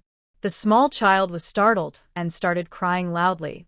A woman from the yard ran out and crouched down to comfort the child. The child looked only 1 or 2 years old, still unsteady on his feet and unable to speak, only crying loudly. He raised his little hand and pointed toward Liao Mingcheng. At this moment, Liao Mingcheng was still some distance away from the child, so no one would mistake him for the one who made the kid cry. The woman picked up the child and said softly, "Don't be scared, sweetie. Did a wild cat or dog scare you? Don't worry, next time we see it, we'll fight it." She stomped her foot forcefully on the ground for emphasis. The residential compound has guards, and outsiders usually can't enter, so the area is quite safe. Usually, people let children run around outside freely. Older kids generally wouldn't bully such a small child who can't even walk steadily, and adults certainly wouldn't bother him. So, the woman naturally thought the child was frightened by a stray cat or dog. While comforting the child, I also greeted Liao Mingcheng, saying, "Captain Liao, going to work?" Liao Mingcheng felt guilty and hurriedly asked, "What's wrong with the child?" The woman was about to speak when she suddenly saw a red mark on the child's fair hand, and the small silver bracelet that the child had worn on her wrist since she was little was missing. She became anxious and said, "Where did that wild cat come from? It actually stole my child's silver bracelet. And it even scratched her. Oh dear, I feel so sad for her." No wonder the little girl was crying so hard. Because she trusted the security of the community yard completely, she never suspected that her child's bracelet had been stolen by someone. She just thought it was a mischievous wild cat. She kept complaining, "Our wild cats in this big yard are too bold. Yesterday afternoon, 2 pieces of dried fish I left outside were stolen too." The woman was lost in her anger and didn't notice that Liao Mingcheng's back was already sweaty with cold sweat. It turned out that his mother's sneaky behavior earlier was because she had stolen someone else's child's bracelet. And yesterday, he found it strange. His family's area isn't near the coast, so how could she bring over 2 pieces of dried fish that clearly came from the sea, claiming she brought them from home to help his wife improve her health? If others found out, would he still be able to stay in this community? Liao Mingcheng suddenly reached out and touched himself, saying, "Oh no, I forgot to take something. I need to go back." He hurriedly headed back home. Seeing his mother again standing on tiptoe outside someone else's yard, looking at the things hanging on the bamboo pole inside, he got angry and grabbed Lu Maixiang's arm, saying, "Come back with me, back home." After closing the yard gate, Liao Mingcheng asked angrily, "Mom, what were you doing just now?" Lu Maixiang looked calm and said, "What could I do? I just went for a walk." Liao Mingcheng stretched out his hand and said, "Show me." "Show what? You don't think I took your money, do you? I'm not that kind of person." "Is that what your wife said?" Liao Mingcheng was too tired to argue with her. He reached into her clothes and took out a small silver bracelet. He was so angry his hands trembled, and his voice almost cracked. "What is this? Where did it come from?" Lu Maixiang dismissed it and said, "Oh, this? I just found it on the road." Liao Mingcheng shouted loudly, "You don't need to lie to me anymore. I saw with my own eyes you stole it from a little kid. And yesterday, those 2 dried fish you brought were also stolen from someone else's house. Isn't that right?" Liao Mingcheng was almost overwhelmed with frustration. "What did I do to treat you badly? Are you stealing because the family needs food or drinks? Why are you doing this? Check your conscience. How many families in our village can earn 20 yuan a month? I send you 20 yuan every month, enough for you to enjoy good food and drinks. You brought a big bag of old cloth to shame me, and now you've stolen 2 fish. How could you do that? Even a little kid's bracelet wasn't spared. If others find out, how can your son face people?" Lu Maixiang didn't seem to care. "What's the big deal about stealing? It's not that serious. I saw it hanging there, nobody wanted it, so I thought I'd take it instead of wasting it. And that kid, too. He's so young, wearing such expensive things. I was just worried he might lose them, so I kept them safe for him." Sheni Tong, who was washing her face and brushing her teeth in the next yard, couldn't hold back and burst out laughing. She'd seen people with thick skin before, but never someone with such a thick face. She wasn't eavesdropping on purpose. The voices from the neighbors were just too loud, and she couldn't help but listen. How did Director Liao end up with such a mother? It was really a headache. Liao Mingqing almost lost his temper. Stop talking. Go apologize to them, return the things, and I'll send you back to your hometown. If you stay here any longer, you'll only get yourself into more trouble. Lu Maixiang said, Are you stupid? I told you you're brainless, and you didn't believe me. As long as you don't say anything, and I don't say anything, no one will know. If you go and give it back yourself, won't you lose face? She also snatched the silver bracelet from Liao Mingqing's hand happily. Your third uncle's wife is about to give birth. When the baby's 100th day comes, I'll send this to her. It'll look so proper. Liao Mingqing felt his heart turn cold. Even if, for the sake of argument, that bracelet wasn't stolen but was her own. His wife is about to give birth soon. His mother has good things but doesn't think of giving them to his child. Instead, she only cares about her cousin's son from the third uncle's family. He should have known long ago. In her heart, he is just a money tree. If he could still earn some money now, she wouldn't care about him at all. Enough, Liao Mingqing grabbed the bracelet again. I'll find a way to return this bracelet to its owner. Just consider this a favor from me. Please don't do such embarrassing things again. In a few days, I will take you back. By the end, his tone was full of helplessness. He still wanted to save face for his mother, but now he was being sent back, and villagers would laugh at him. The two old fish are not worth much. Liao Mingqing took some candies from home, pocketed a small silver bracelet, and went to the family he saw earlier. Found this on the road just now. Is it your child's lost item? The woman happily took it and looked at it.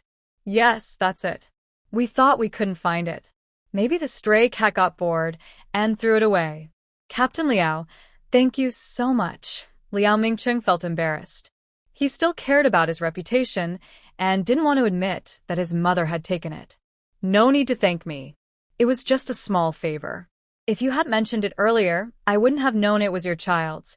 He took out some candies from his pocket and gave them to the little kid. Here, this is for you. The woman quickly refused. Oh no, I can't take your candy. Liao Mingqing said, It's for the child. Lu Maixiang scolded him at home for a long time, calling him slow-minded, and also felt sorry for the small silver bracelet. It was made of fine silver, shiny and valuable. She thought about how someone else took it away. Such a fool. Not enjoying the good fortune. She didn't want to go back. She wouldn't go if she didn't come here. If she hadn't come here, she wouldn't know that the scoundrel was living such a good life with her son. Look at this jar filled with white rice and flour. The oil and sugar jars are full. She wears nice clothes every day, and she can listen to the radio. She doesn't have to work in the fields, and she doesn't even need to fetch water. Just turn on the tap and drink fresh water. She has worked hard all her life in the countryside. Now she wants to enjoy her son's good fortune.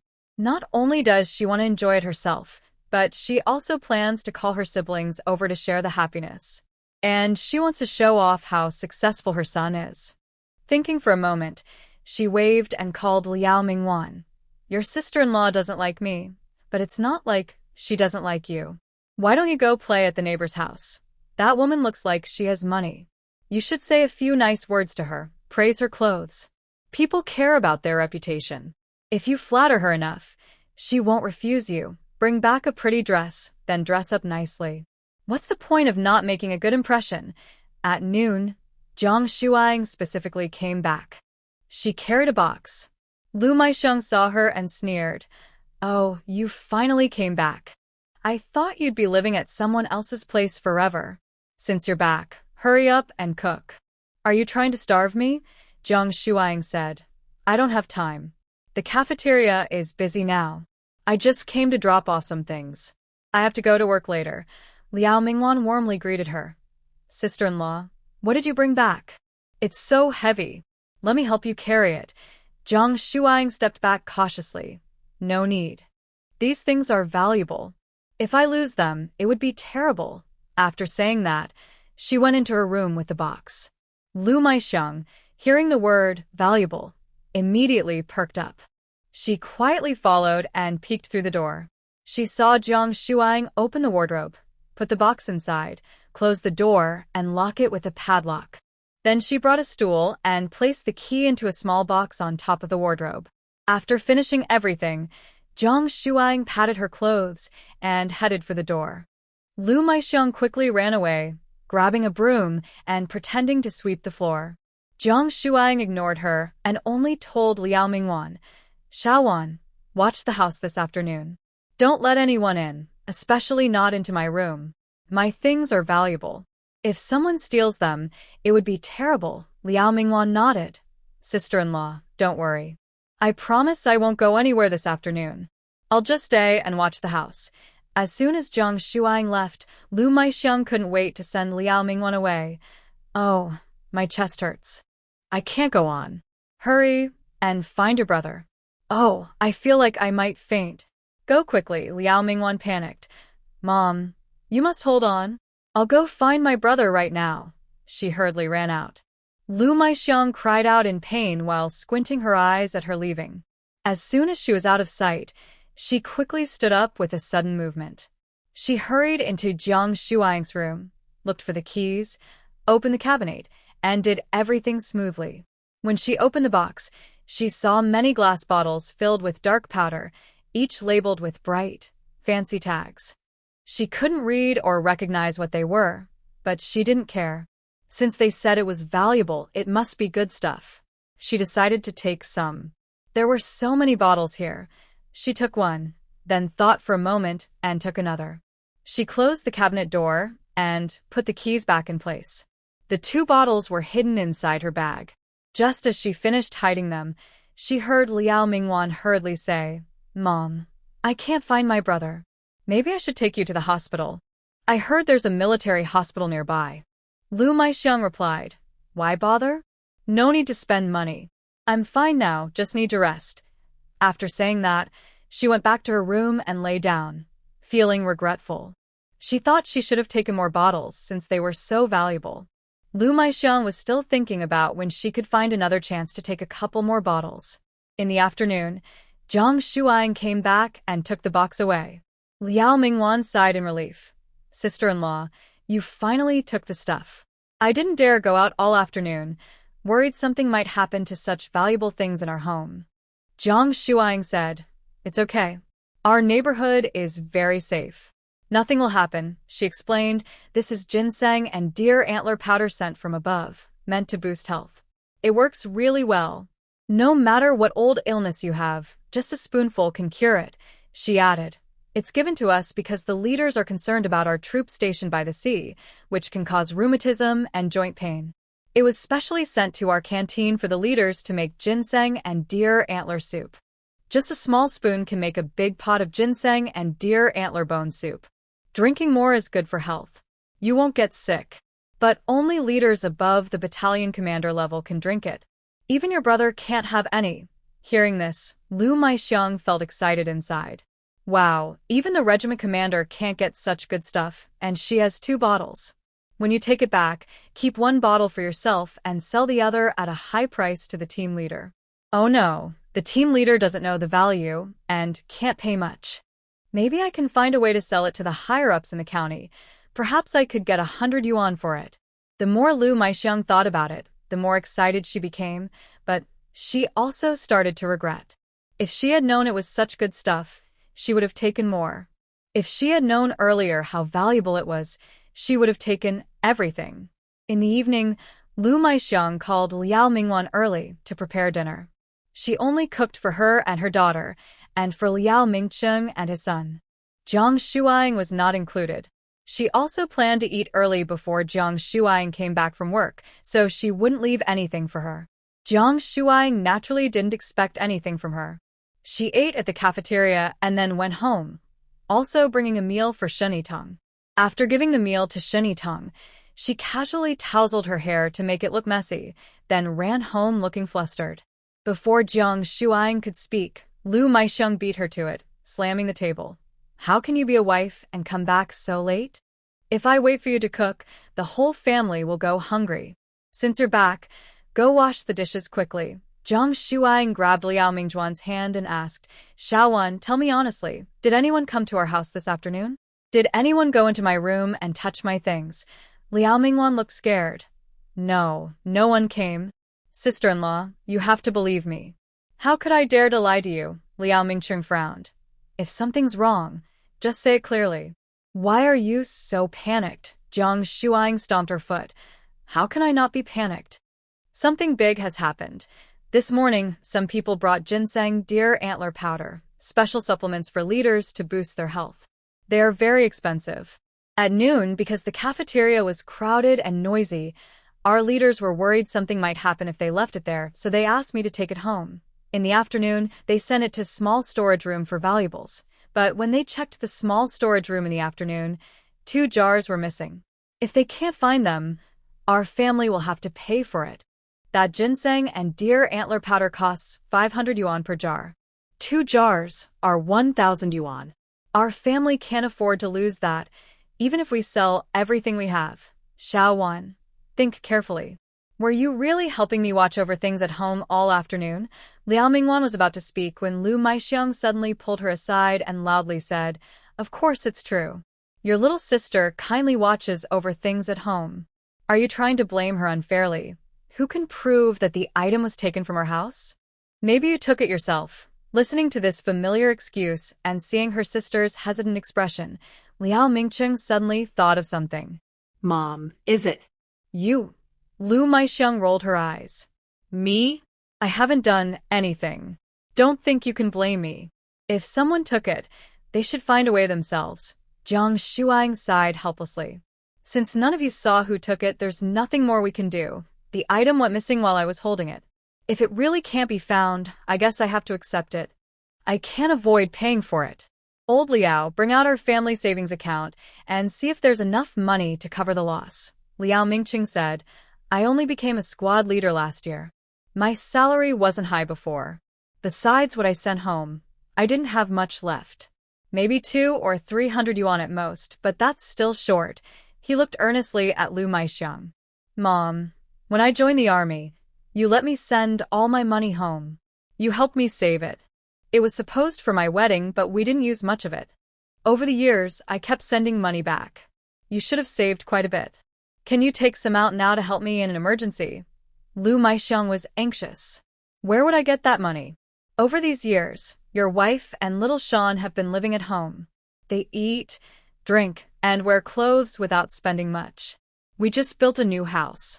Now, I can't spare a penny. Your wife caused this herself. She should figure out how to fix it. How can she drag the family into this? If it really can't be solved, just divorce her. Let her pay back the money herself. She was certain she wouldn't give up the items in her possession again. It was worth 1,000 yuan. Oh my, she had never seen so much money in her life.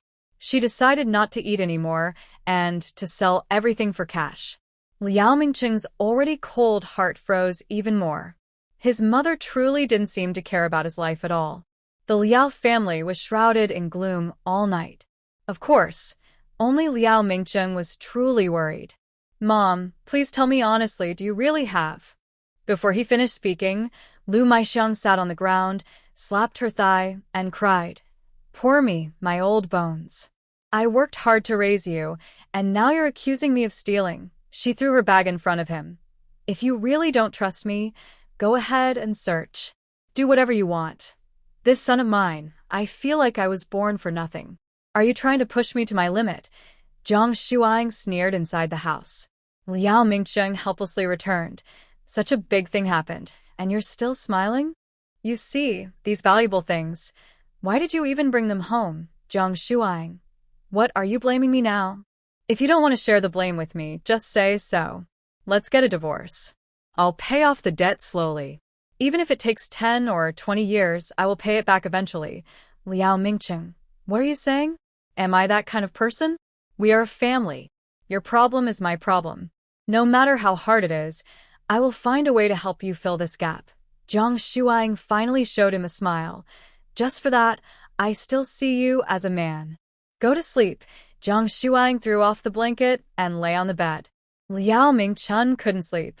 He squatted at the door, smoking all night, his hair turning a few strands whiter from worry. The next morning, Liao Mingwan got up early to prepare breakfast. She asked worriedly, Sister-in-law, what should we do? Are we really going to have to pay for this? Jiang Shuang. Our leader said he would ask the military leaders for instructions. They plan to send a few people to search our family compound thoroughly. If they find something, great. If not, our family will pay. Liao Mingcheng also quietly said, I've thought about it. We can't pay all at once. I'll ask the military for an advance and then deduct half my salary each month to pay back. Mom, we're about to have another child. With half my salary gone, life will be tight. Before the debt is paid, I won't send money home. Lu Maixiang glared. No way. I raised you with so much effort, and now you have such a bright future. You have to take responsibility for my old age. Liao Mingcheng looked deeply at his mother. Mom, do you really want to push me to the limit? Am I still your real son? Lu Maixiang's eyes flashed with worry as she muttered softly, Your wife caused this mess. How can we let our family suffer because of her? Liao Mingcheng didn't follow her. Mom, if you still consider us family, go sell the new house and help me fill the hole. Lu Maixiang stayed silent. Jiang Shuang said, Old Liao, don't worry too much. The search team from the army is made up of top detectives. They're very good at finding things. As long as the items are still in our yard and haven't been taken away, they can dig them out, even if buried underground. Once they find it, we won't have to pay any money. After speaking, she went to work. Liao Mingcheng also left with a serious face. When they were gone, Lu Maixiang quickly threw down her dishes, rushed inside, grabbed her bag, and was about to leave. Liao Mingwan hurriedly asked, Mom, where are you going? Back home. Since your sister-in-law can't accept me here, I won't bother her anymore. I'm taking today's boat back. Although she couldn't read, she was quite clever at planning. The things in her bag could be sold for 1,000 yuan. How much does her son send her each month? It might never add up to 1,000 yuan by the time she dies. She had to leave quickly. Was she waiting for someone to find and return her things? Liao Mingwan asked, What about me? What should I do? I haven't even married yet. Lu Maixiang thought for a moment. Then don't go. Stay here, and your brother will find you a husband. When the time comes, don't forget to send me his wages. In the future, her son's share of the salary would still be attractive.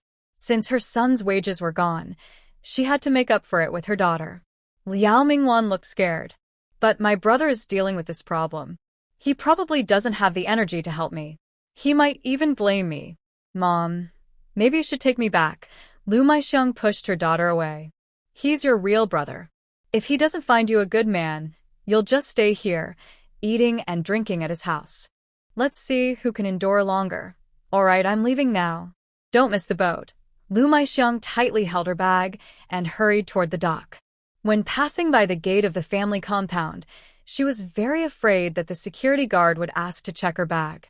She had already planned that if they asked to check, she would take off her clothes and loudly accuse the guard of misconduct.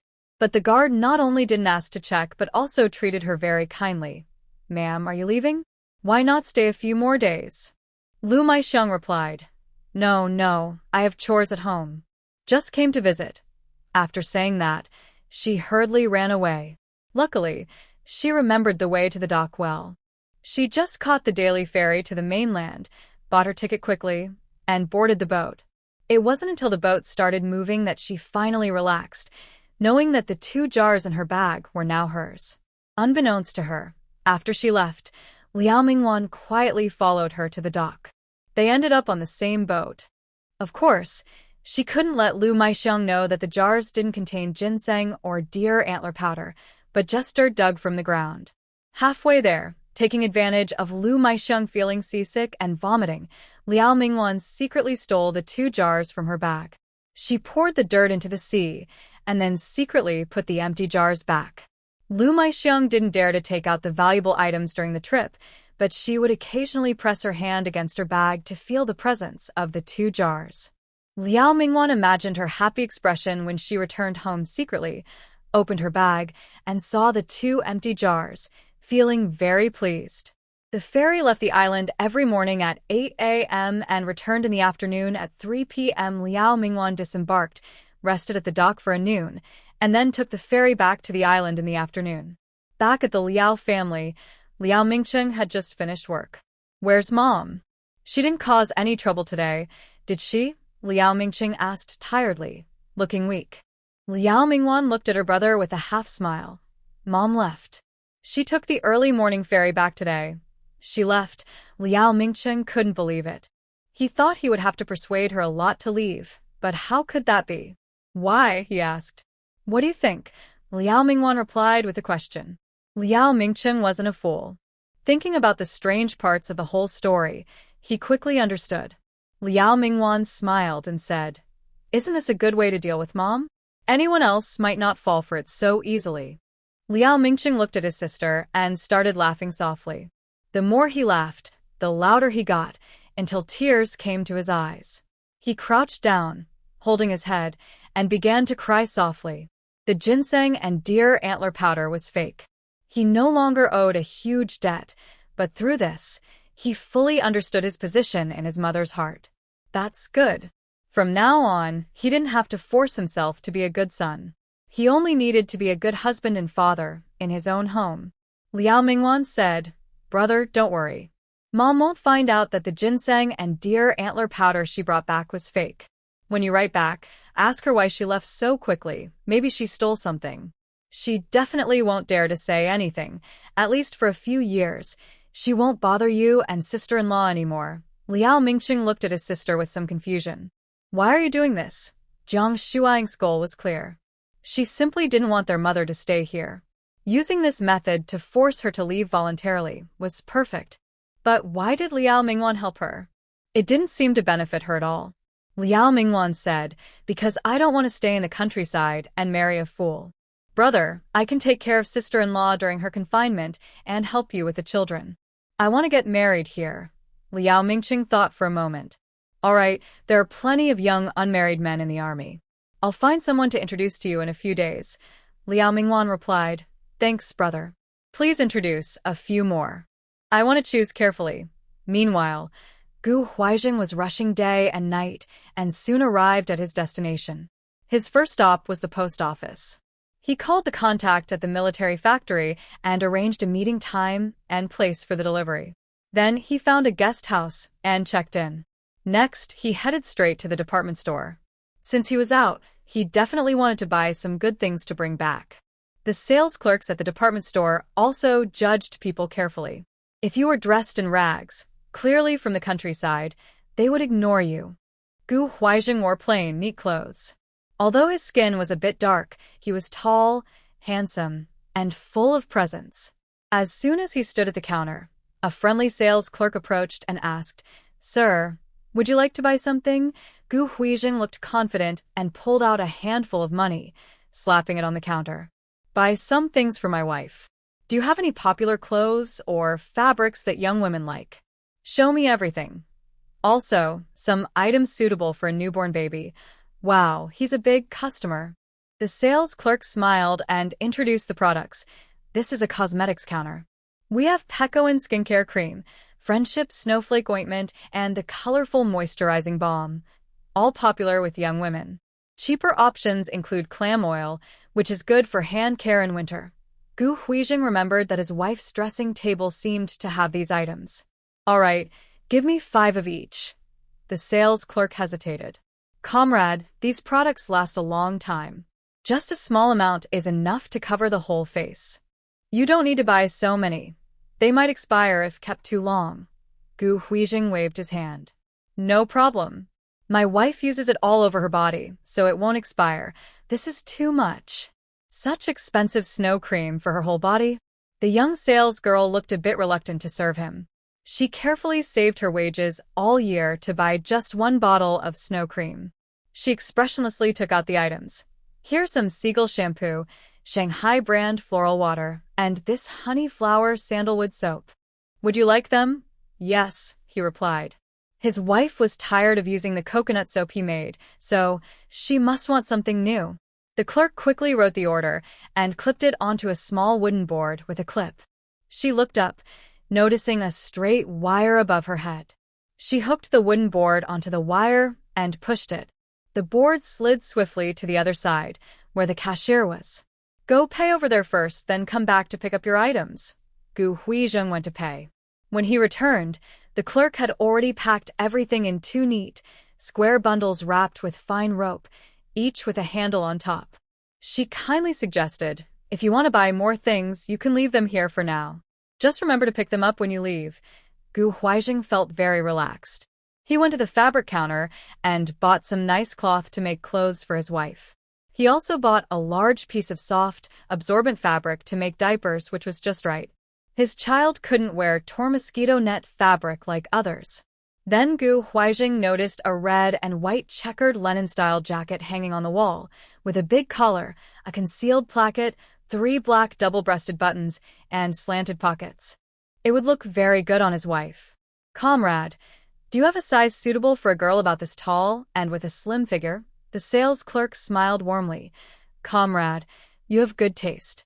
This jacket is our most expensive and popular item. There's only one left. The girl you mentioned will definitely fit. Then I'll take it. Please pack it up." He didn't even ask the price. He was sure the best thing was for his wife. The clerk happily took down the jacket. "Are you buying it for your partner?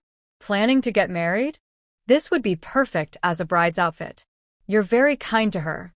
She's really lucky." Gu Huizheng smiled proudly. "Not for a partner, for my wife. We're already married and about to have a baby. I also have 2 milk powder coupons. I need to buy milk powder later. Comrade, you can leave the jacket here to hold it. I'll come back later to pick it up after I finish shopping. All right, you can go ahead and relax." Just as Gu Huizheng turned to leave, 2 young women approached. The sales clerk was still holding the jacket, looking at it and comparing it to herself. It was the last one, and she was a bit reluctant to sell it. She also wanted a jacket like that, but it was too expensive, and she hadn't saved enough money yet. Now it was sold. One of the young women pointed at the jacket and said, "I want to buy this." Her friend held her back. "Lan, this jacket is so expensive. Are you sure you want to buy it?" Chen Weilan replied, "I saw this jacket yesterday.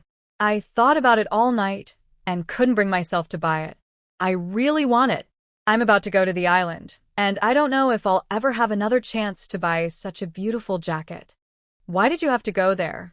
That place where nothing happens is not good at all. It would be better if you stayed here. Your grandfather can help you find a job." Chen Weilan looked longingly and said, "You don't understand. I have my dreams there." "What dreams?" "All you want is to be close to the soldier you like. Honestly, after all these years, you still haven't forgotten him. He probably looks very different now. Let me tell you, soldiers are rough, especially in the army, and in bad conditions, they don't even take baths and smell bad." "Are you sure you can handle that?" Chen Weilan blushed and said, "He's different from others." The shop assistant finally found a chance to speak. "Ma'am, that dress has already been bought by someone else. Would you like to look at other options?" Chen Weilan got anxious and asked, "Who bought it?" "That gentleman over there. He said he's buying it for his wife." Chen Weilan looked up and saw a tall, handsome man with a familiar silhouette disappear around the corner. Her heart started beating faster.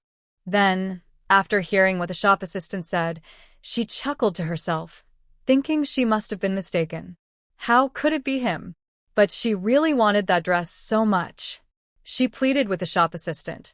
"Can you give me this dress? I really want it. I can pay more, and I was the first to look at it." The shop assistant replied, "Sir, are you joking? We sell items at fixed prices and don't raise prices arbitrarily. Plus, we value honest service. The dress has already been sold. How could we give it to you?" "Maybe you should look at other options." "Come on, that man clearly liked it at first sight and bought it immediately. He didn't even ask the price, so he's not short of money. You liked it yesterday, but you didn't buy it because you couldn't part with the money. Now you missed your chance. So, just accept it." Chen Weilan's friend was unhappy and said, "If you won't sell it, then just say so.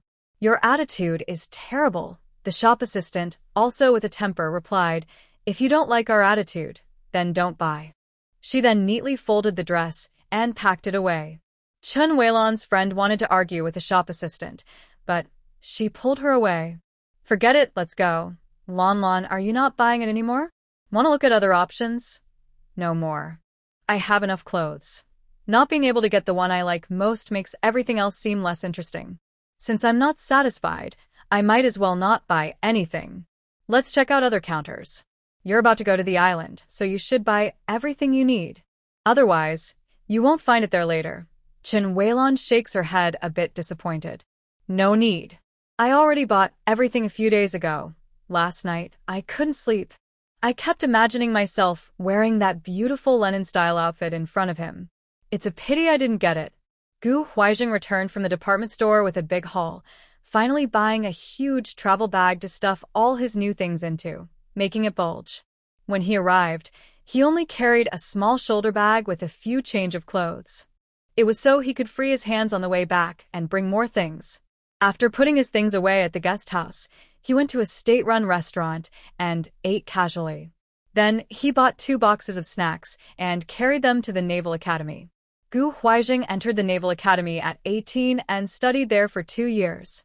He remembered helping Commander Chen deliver things to the principal's house and seeing Chen Weilon, the principal's daughter. She was just a little girl with 2 pigtails. Based on his memory, he subconsciously thought that the person he was here to pick up this time was a young girl. So, when he saw Chen Weilon at the principal's house, her hair in 2 braids and her cheeks blushing, Gu Huizheng was a bit surprised. For the first time, he thought critically about Commander Chen. She's grown up now. If she wants to go to the island, why doesn't she go herself? Why does she need someone to pick her up? But he didn't realize he was being double-standard. After all, when Shen Yitong went to the island to find him, it was the 2 brothers who sent her there together. The principal's wife smiled warmly and said, "Little Gu, just come. Why bring so many things? Come in and sit." Principal Su looked Gu Huizheng over and patted his shoulder. "Not bad, not bad. I hear from the coast that you've made several big achievements these past few years. You've already been promoted to Deputy Brigade Commander. Truly a hero in his youth, young and promising." Gu Huizheng humbly said, "You flatter me. I am just lucky.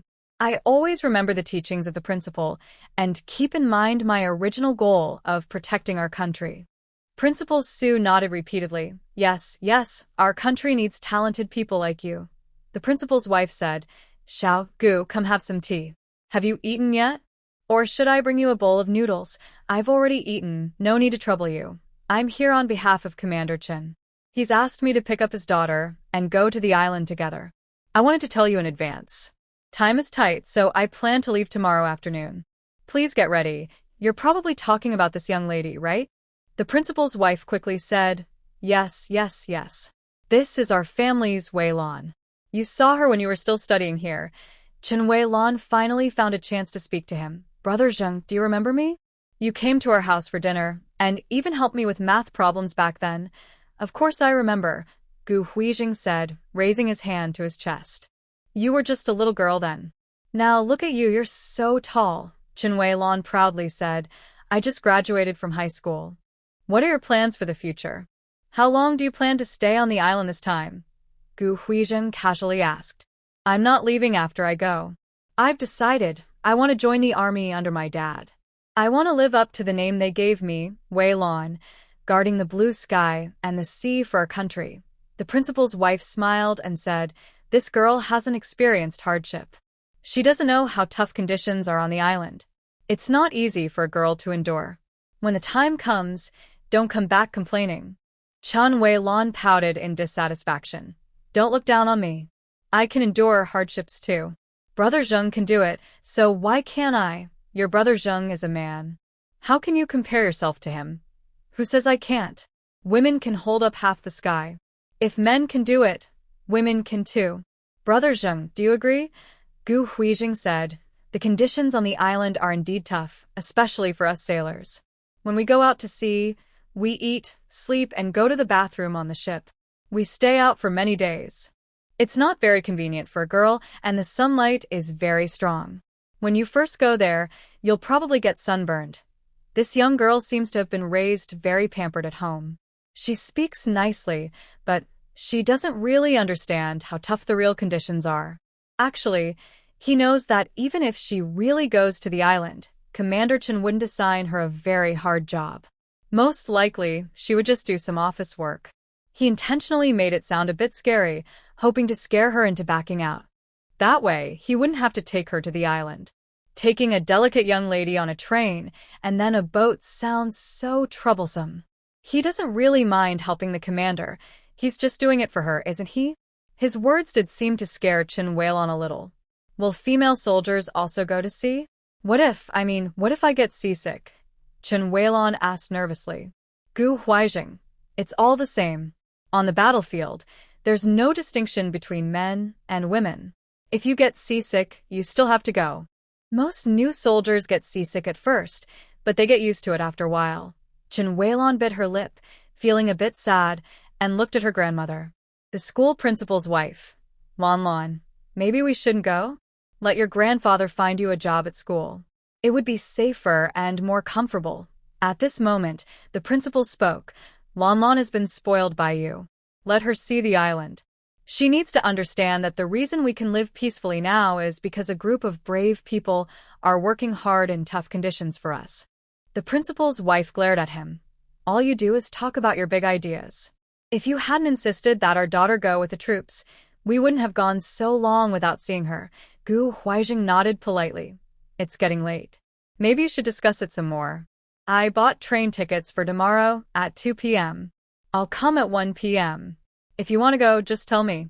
If so, prepare your luggage. Chen Weilon clenched her teeth. No need to discuss. I definitely want to go. Just come pick me up. All right, see you tomorrow. Having decided everything, Gu Huaijing stood up quickly and said goodbye. Chen Weilon couldn't help but ask, Brother Zheng, won't you stay for a while? Your grandparents are very concerned about the island. You should talk to them more. Gu Huaijing said, I have something to do tomorrow morning, so I need to rest early. The situation on the island is better experienced firsthand, so it's better if you write back after you go. He left without looking back. Chen Weilon stood at the door, feeling a mix of sadness and happiness. The happiness was that after several years, she finally saw the person she missed so much. The sadness was that it seemed he didn't really care about her. The school principal's wife sighed deeply. Lan, go to bed early. You need to get up early tomorrow to prepare for the trip to the island. She felt cursed to have such a connection with the island all her life. She raised a daughter, then sent her to the island. She raised a granddaughter, and now she had to send her to the island again. Chen Weilon lay in bed, tossing and turning, unable to sleep. Tonight, she remembered how Gu Huaijing repeatedly emphasized how harsh the environment on the island was. Was she afraid? Of course she was, but as long as he was there, she was willing to go anywhere, no matter how scary. No one knew that when she was still in middle school, she was amazed by that spirited, rebellious older brother figure when she saw him.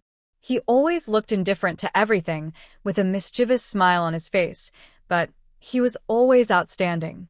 Her grandparents didn't know that she secretly went to see Gu Huaijing.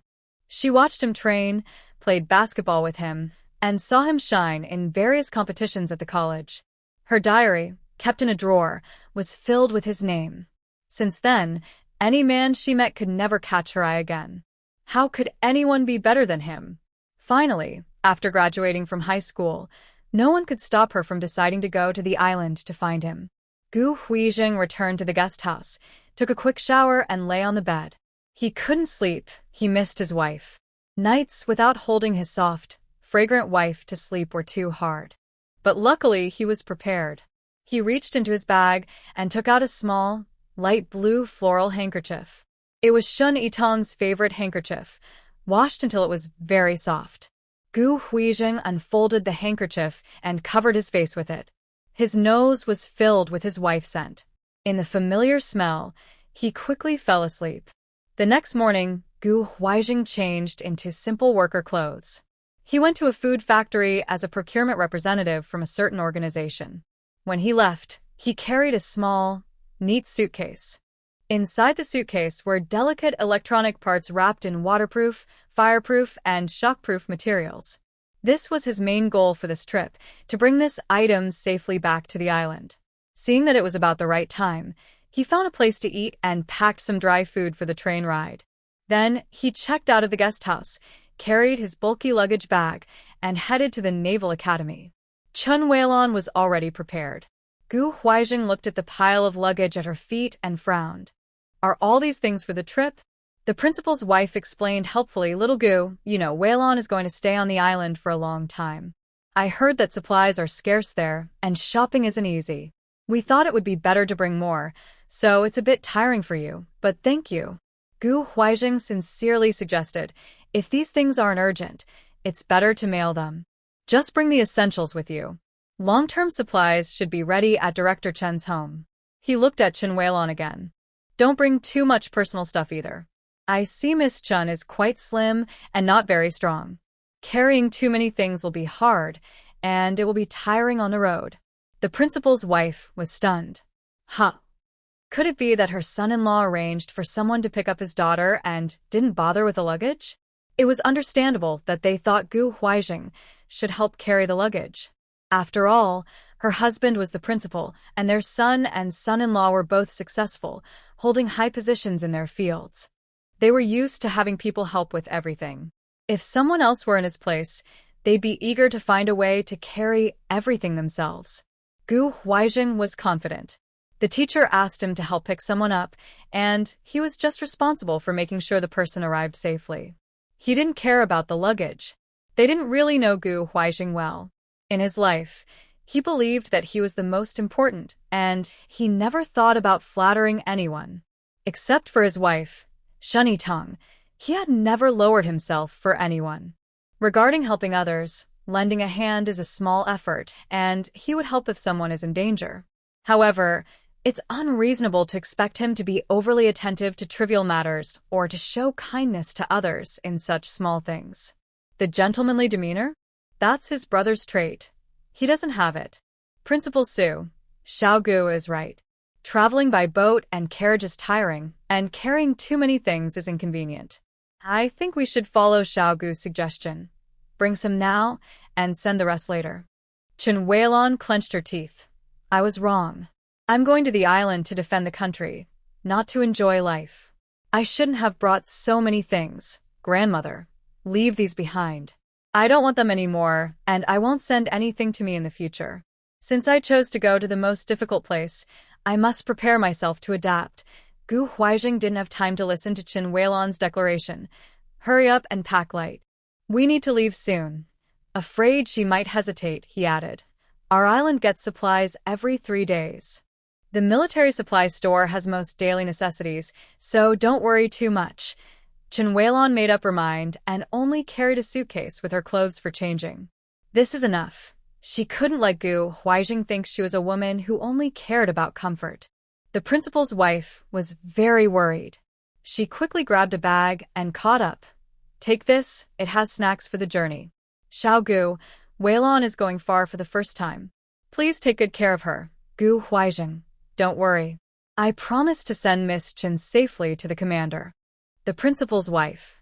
Who told him that? She just cared about her granddaughter and wanted him to look after her on the way, so she wouldn't suffer too much. It's not wartime now. Surely there's no real danger? After they left, she couldn't help but turn back and complain to Principal Su. You see, Xiao Gu seems clever, but why is he so slow-minded? The Coast Guard is really something. Why did they assign such a person here? Principal Su, I think Xiao Gu is quite good. He's upright and honest. Men are meant to do big things outside.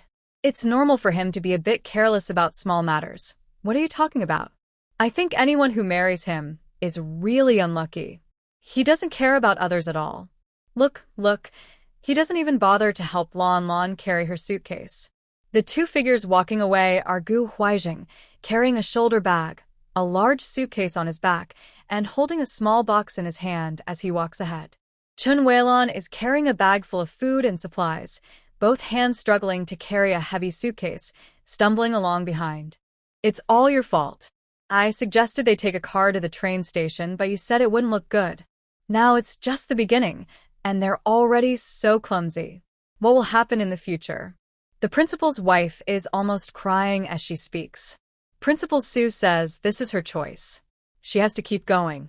A little hardship won't kill her. It will actually help build her strong mind. Chen Weilon almost starts crying too. She's really tired.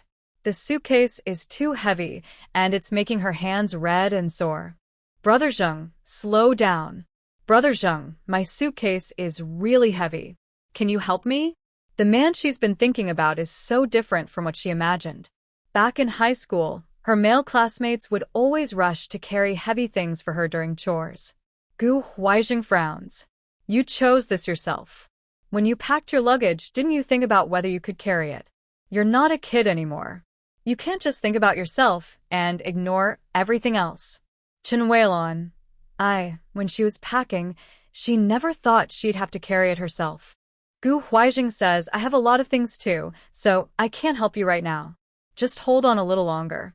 We'll be there soon. Chen Weilon asks, can we swap? Maybe I can carry a lighter one? If he can't help carry her suitcase, maybe he can give her a lighter one to hold? Gu Huizheng looks hesitant. Mine isn't light either.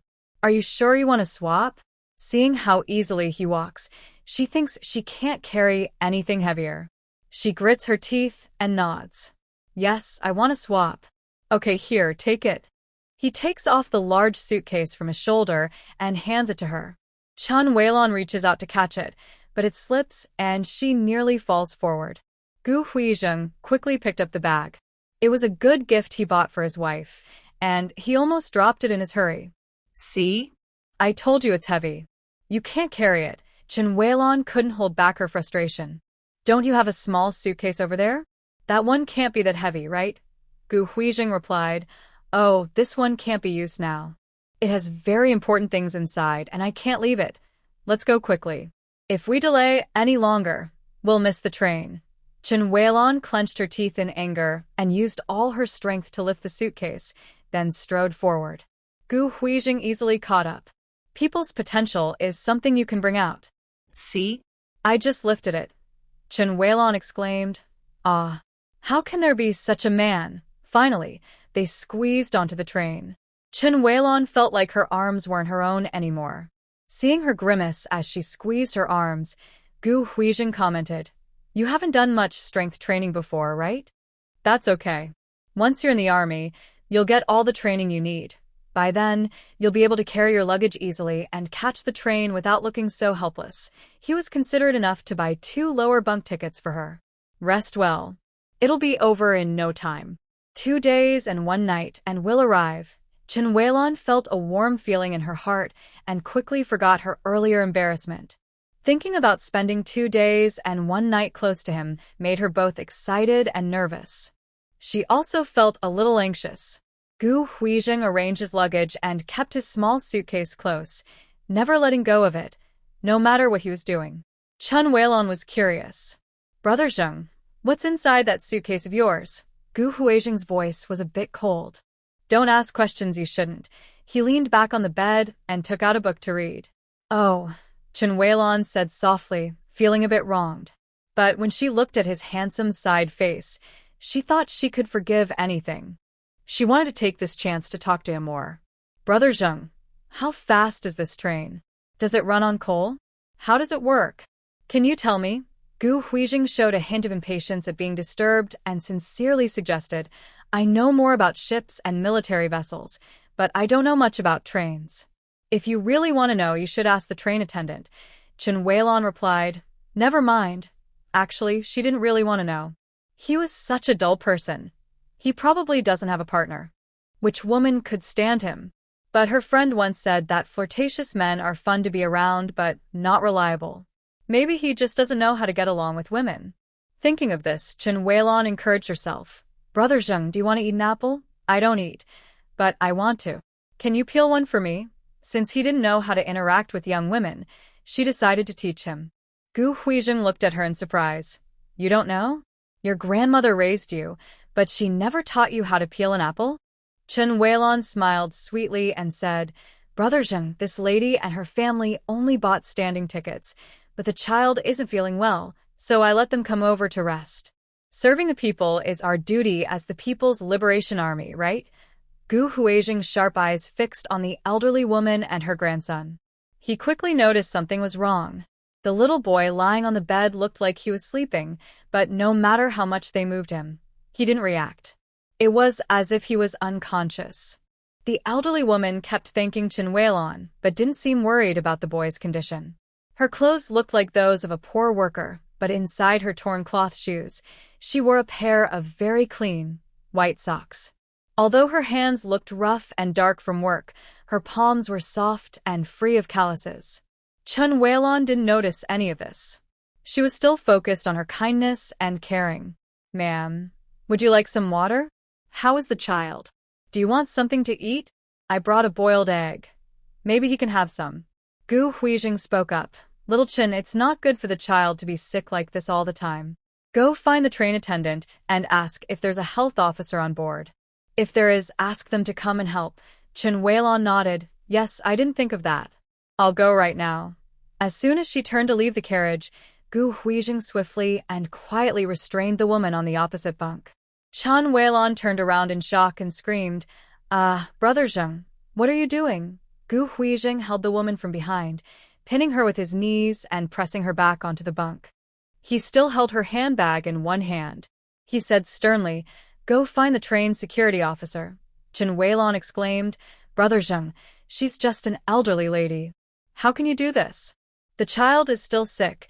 Gu Huijing's voice grew even more serious. Now go immediately. Chen Weilon was unaccustomed to being treated this way and panicked. Okay, I'll go right now. She turned around hurriedly, almost tripping and falling face first. Not only Chen Weilon but also the other passengers didn't understand what was happening. What's wrong with you? Why are you bullying her? What did the old lady do to you? Exactly. The child is still sick. Please don't scare him. Gu Huijing looked around sharply and said, Military officers are on duty. Less talking. The crowd around immediately shut up and quietly returned to their places, not daring to make a sound. Chen Weilon quickly returned with the train's security officers. Gu Huijing handed over the woman to the officers and said, This person might be hiding her identity intentionally. I suggest a thorough investigation. Also, I suspect this child is not her real grandson, and his unconscious state seems abnormal. He might have been kidnapped. He also showed his ID to the officers. The officers saw his ID and no longer doubted him. They firmly controlled the woman and took her to the security room for temporary detention. They planned to hand her over to the police at the next station. Gu Huijing also helped send the child over and asked the train medic to check him. The medic examined the child and frowned, saying he was probably given anesthesia. Chen Weilon was very scared. Oh my, it's real. What should we do? Is the child in danger? The medic checked the child's breathing and heartbeat. He's okay for now, no immediate danger. But we don't have the right medicine on this train. When we arrive, he needs to go to the hospital immediately. He then angrily cursed, Human traffickers are so inhumane. Using such anesthesia can harm the child's nerves. A healthy child might be harmed for life. What does that mean? In simple words, it means the child could become mentally slow. Oh my God, that's so scary. It's all my fault. I didn't notice anything. Thank goodness for Brother Zheng. Zheng, how did you realize that person was a trafficker? The train staff, including the conductor, came over and kept thanking Gu Huijing for catching the trafficker. The train broadcasted twice, asking if anyone had lost a child and to come claim him quickly. After a while, a young woman hurried over, stumbling. My child. I can't find my child. Seeing the child lying nearby, she cried and rushed to him. Dong dong, it's all my fault. I almost lost you. The train attendant frowned. What's wrong with you? You didn't realize your child was missing? And now you're just coming to look. If it weren't for Comrade Gu noticing in time, your child would have been taken off the train. Just think about where you'd look for him then. The woman felt very guilty. I'm sorry. I worked the night shift last night and was very tired. Dong Dong was crying all the time. Luckily, the lady sitting next to me said she was free and could watch my child for a while, so I could rest. I couldn't hold on and fell asleep. I just woke up and both the child and the lady were gone. By the way, did that lady get off the train without waking me up? She still thought it was the lady's fault for not watching her child properly and that the child had gone missing. The train attendant looked at her with disappointment. What do you mean, lady? She's a human trafficker. You're really naive to let a trafficker watch your child and then go to sleep. Gu Huijing suddenly said, No, she's not a trafficker. Everyone looked at him in confusion. At first, everyone thought this was just an ordinary kidnapping case, focusing on the child. But after hearing the woman's story, Gu Huizheng suddenly felt that things might be more complicated. If that lady was just an ordinary trafficker, she would try to get off the train as soon as she succeeded. Even if she couldn't get off at the current station, she would try to blend in with normal passengers and avoid attracting attention. But she deliberately approached Chen Weilon, which suggests she might be targeting him. Where is the person kept? Take me there now. Although others didn't understand, the train security officer immediately said, "Follow me." Unfortunately, it was too late. Something bad happened. The trafficker just injured the guard watching her and jumped off the train. Jumped off? She's risking her life. If she had only kidnapped a child, it wouldn't be this dangerous. Unless she committed or planned to commit a bigger crime, enough to leave no time to stop at the next station, risking her life to escape. Gu Huizheng angrily punched the train wall, feeling it was his fault for being careless. Chen Weilon hurried over nervously. "Brother Zheng, what's going on? Did I do something wrong?" Gu Huizheng shook his head. "It's not your fault. You go back first. I need to talk to the train conductor." Chen Weilon felt uneasy as she returned to the sleeper car. There was an apple she had just given to the elderly lady still on her bed. She absent-mindedly played with the apple, lost in thought. Suddenly, she accidentally dropped it, and it rolled under the bed. She crouched down to look underneath and reached out to feel. Instead of the apple, she found a small stuffed tiger toy made of cloth. It was a common toy for children from rural areas. Chen Weilon vaguely remembered seeing that cloth tiger when she met the elderly lady at the train station. It seemed to be on a little boy. Could have been dropped by the boy earlier? Maybe it was his favorite toy. She picked up the small tiger, planning to return it to the boy. But she noticed the toy was very heavy, as if it was filled not with cotton but with heavy iron sand. Whose child's toy is this? Why is it so heavy? Can the kid even lift it? Gu Huizheng briefly explained the current situation to the train conductor. He told the conductor that those people might be after an important item in his possession. The boy was just a pretext they used to get close to him. Since they didn't succeed this time, those people probably wouldn't give up easily and might try again later. There could also be accomplices on the train. Gu Huizheng asked the conductor to watch out for any suspicious persons. When the conductor heard there might be spies on the train, he immediately became tense and called all the staff to organize security measures. Gu Huizheng returned to the sleeper car and saw Chen Weilon holding a rough-looking cloth tiger about to leave. "Where are you going?"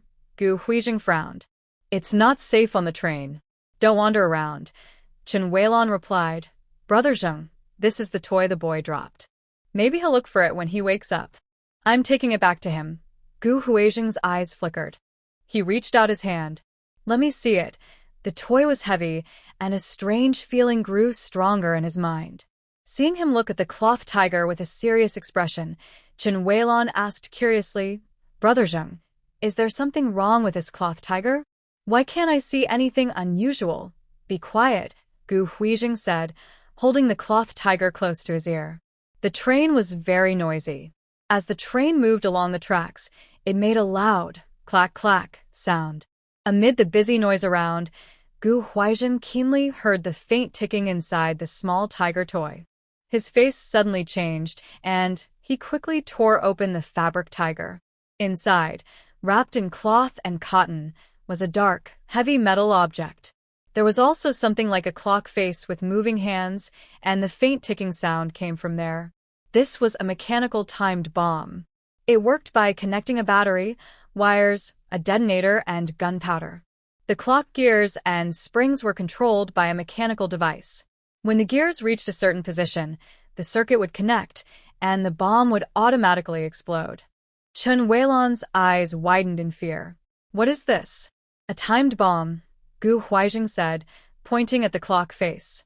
"When the hand reaches this red line, it will explode." He underestimated how cruel the spies could be. To destroy this electronic part, they were willing to sacrifice a whole car of people. Chen Weilon's legs went weak with fear. She screamed and crouched down, clutching her head like an ostrich, thinking this would keep her safe from the terrible bomb. Gu Huizheng frowned. He wanted her to find the train conductor, but it seemed unreliable now. He quickly moved to the window, opened it, and looked outside. There's no time, he thought. The train was about to arrive at the station, entering a town with houses along the tracks. Throwing the bomb out randomly would surely cause injuries. He knew some about bombs but wasn't an expert in disarming them. He couldn't be sure he could stop the explosion. The only way was to move the bomb away from people. Suddenly, Gu Huaijing ran with the bomb in his arms.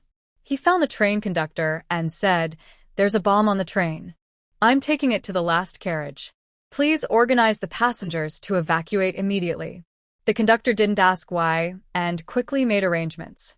There was chaos.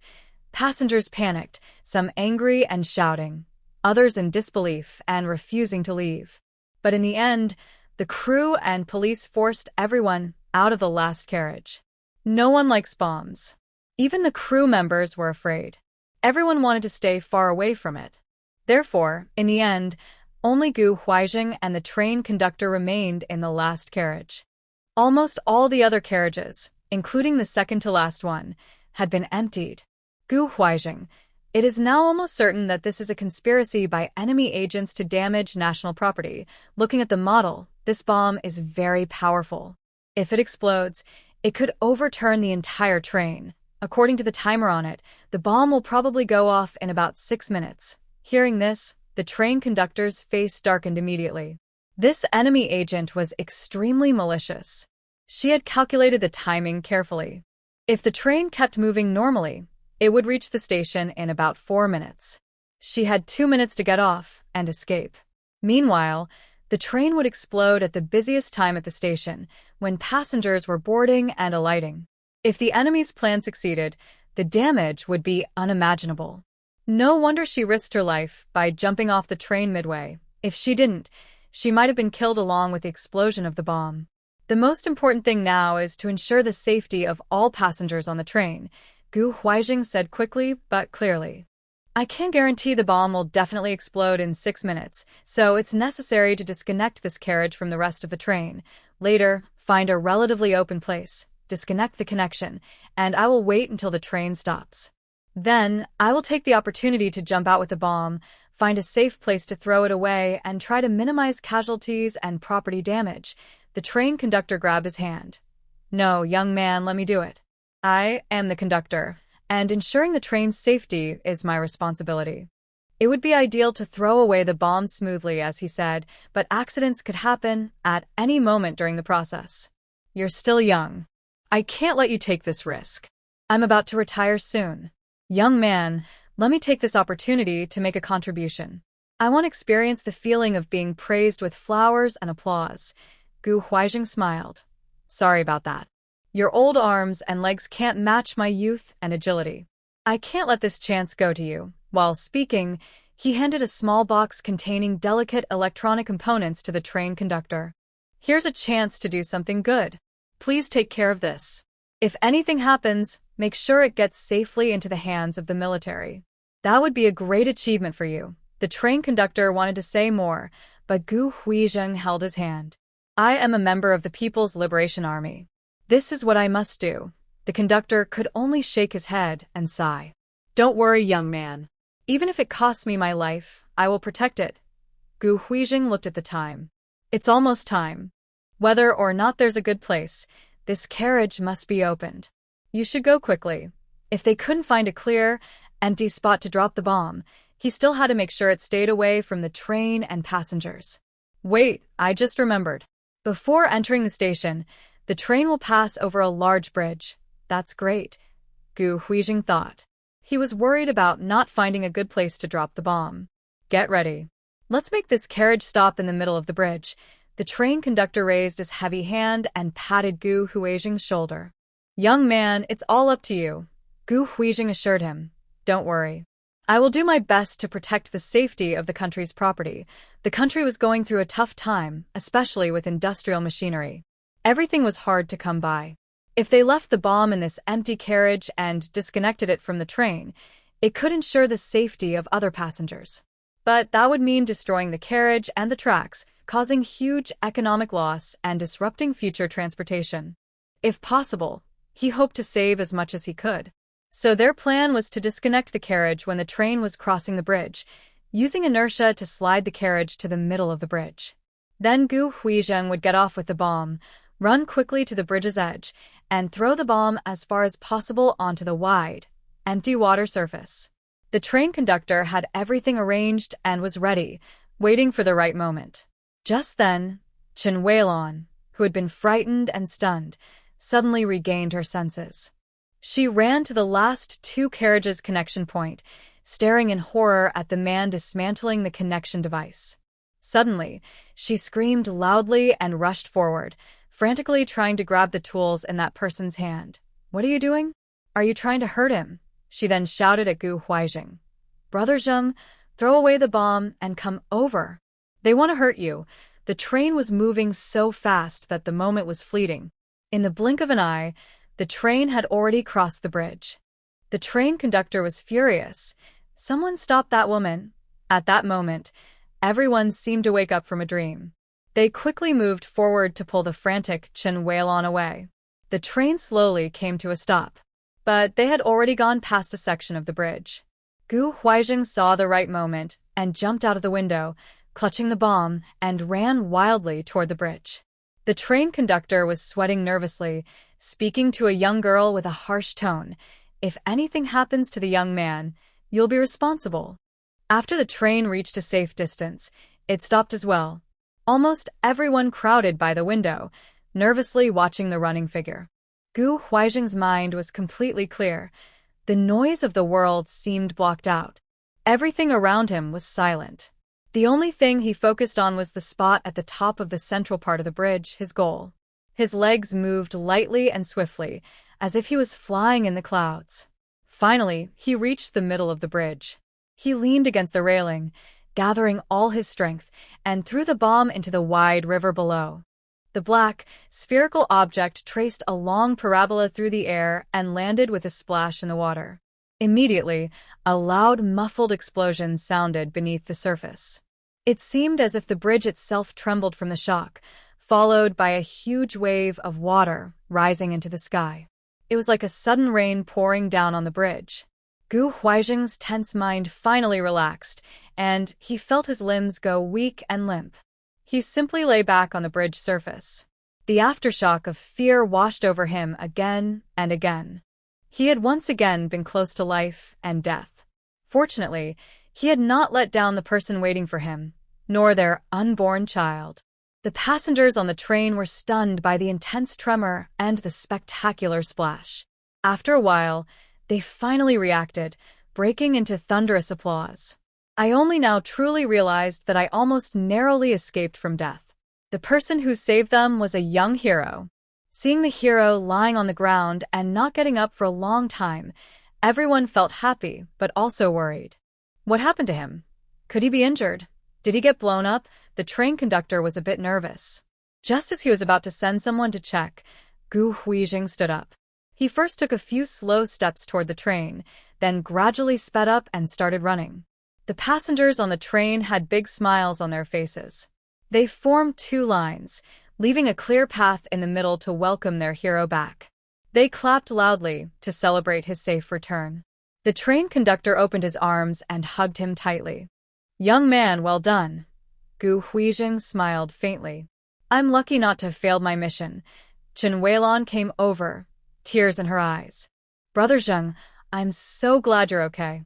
Did I do something wrong just now?" Gu Huizheng was exhausted in both body and mind.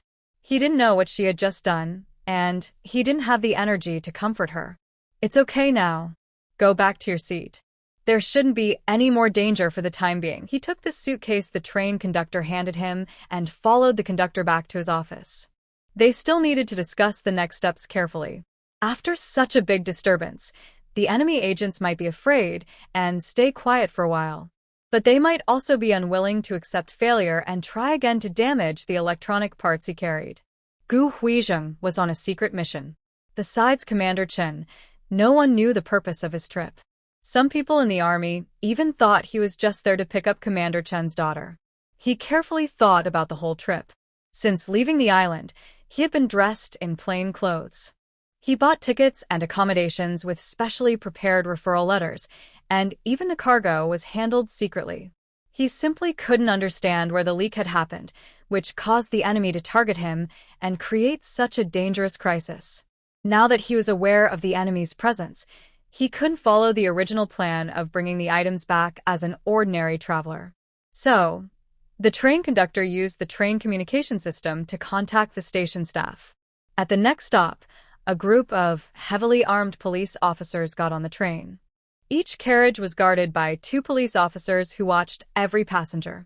This was to make sure that even if spies got on, they wouldn't dare cause trouble. Gu Huizheng didn't go back to his sleeping car. Instead, he took the train conductor's position to make sure no one bad could get close. Passengers saw the police and felt a little nervous, but then they remembered it was for their safety and relaxed. They felt very safe. Some brave passengers even took out their snacks and said, "Hey, guys, good job. Want some?" They weren't upset when refused. Chen Weilon returned to her seat, feeling upset and waiting a long time, but Gu Huizheng didn't come back. Instead, a crew member came to take his luggage. "Ma'am, are you traveling with Commander Gu?" Chen Weilon quickly said, "Yes, where is he? Why isn't he back yet?" "Commander Gu has some things to do and won't be back for now. I just wanted to let you know so you can feel safe. If you need anything, just ask us. When you get off, someone will come to pick you up." "Is this Commander Gu's luggage? I'll take it for him first." Chen Weilon was surprised. "What do you mean? Does he ignore me now? Is he upset because I did something wrong?" But I was just worried about him at the time. "It's nothing. Commander Gu said it's too dangerous for you to stay close to him. To keep you safe, he can't be near you. Just enjoy your trip." After saying that, he carried Gu Huizheng's big bag of luggage and left. Chen Weilon was left feeling more upset. This was so different from what she had imagined. She thought it would be a nice 2-day, 1-night trip, but now it was just full of fear and panic. It seemed she wouldn't see Gu Huizheng again anytime soon. She decided she had to find him.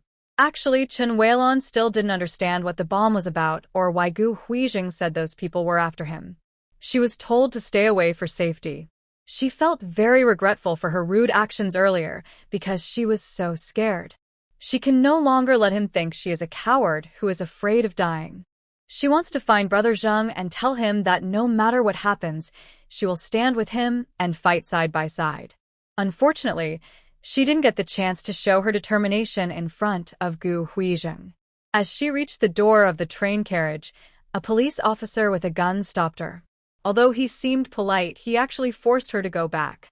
Without someone she cares about nearby, the journey became very hard to endure.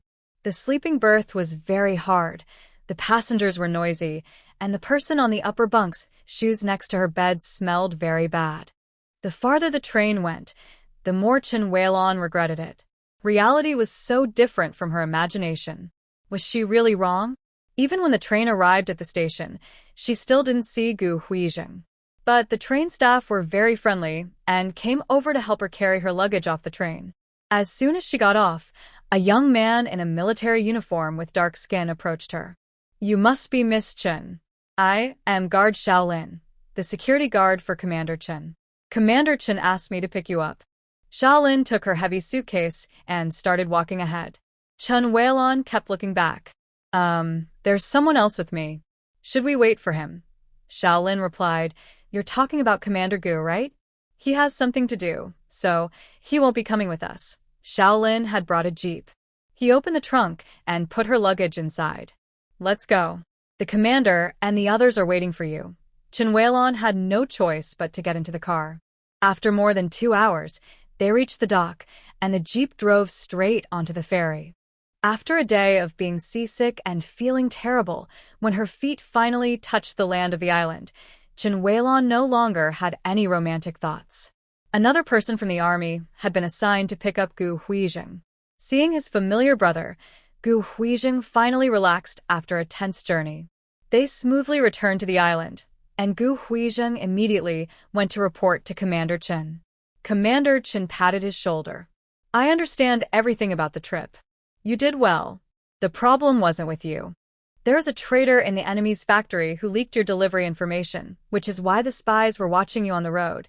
Thanks to your alertness and quick action, no greater damage was done. The organization will remember your contribution." Gu Huizheng felt a bit ashamed. Nothing much, really, just maybe scared your daughter a little. Commander Chen waved his hand. Just see it as a little training for her. She's the daughter of a soldier. Since she wants to join the army, she needs to have the courage and responsibility of a soldier. It's also time for these kids who grew up in comfort to realize that war is still harsh. We're not at the point where they can just relax and enjoy life. Gu Huizheng admired the general's sense of duty. If there's nothing else, I'd like to go home first. Commander Chen nodded. Of course, of course. You've been away for so many days. You must miss your family. Take tomorrow off and rest well. Thank you, sir. Gu Huizheng was eager to get home. After finishing his work, he hurriedly headed back. Thinking about his wife waiting at home, Gu Huizheng felt warm inside. He wished he had a magic wheel under his feet to get there faster. No one understood.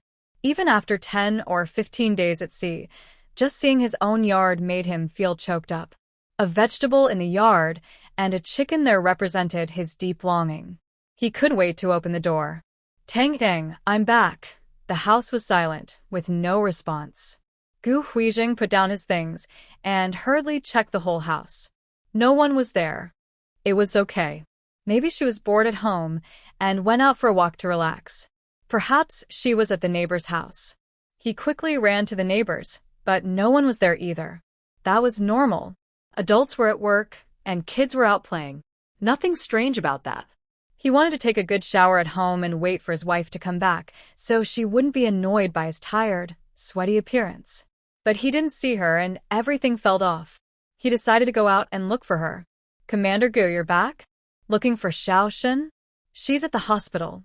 Before he could finish, Gu Huizheng had already dashed past her like a gust of wind. She shook her head. Why is he so impatient? I hadn't even finished talking.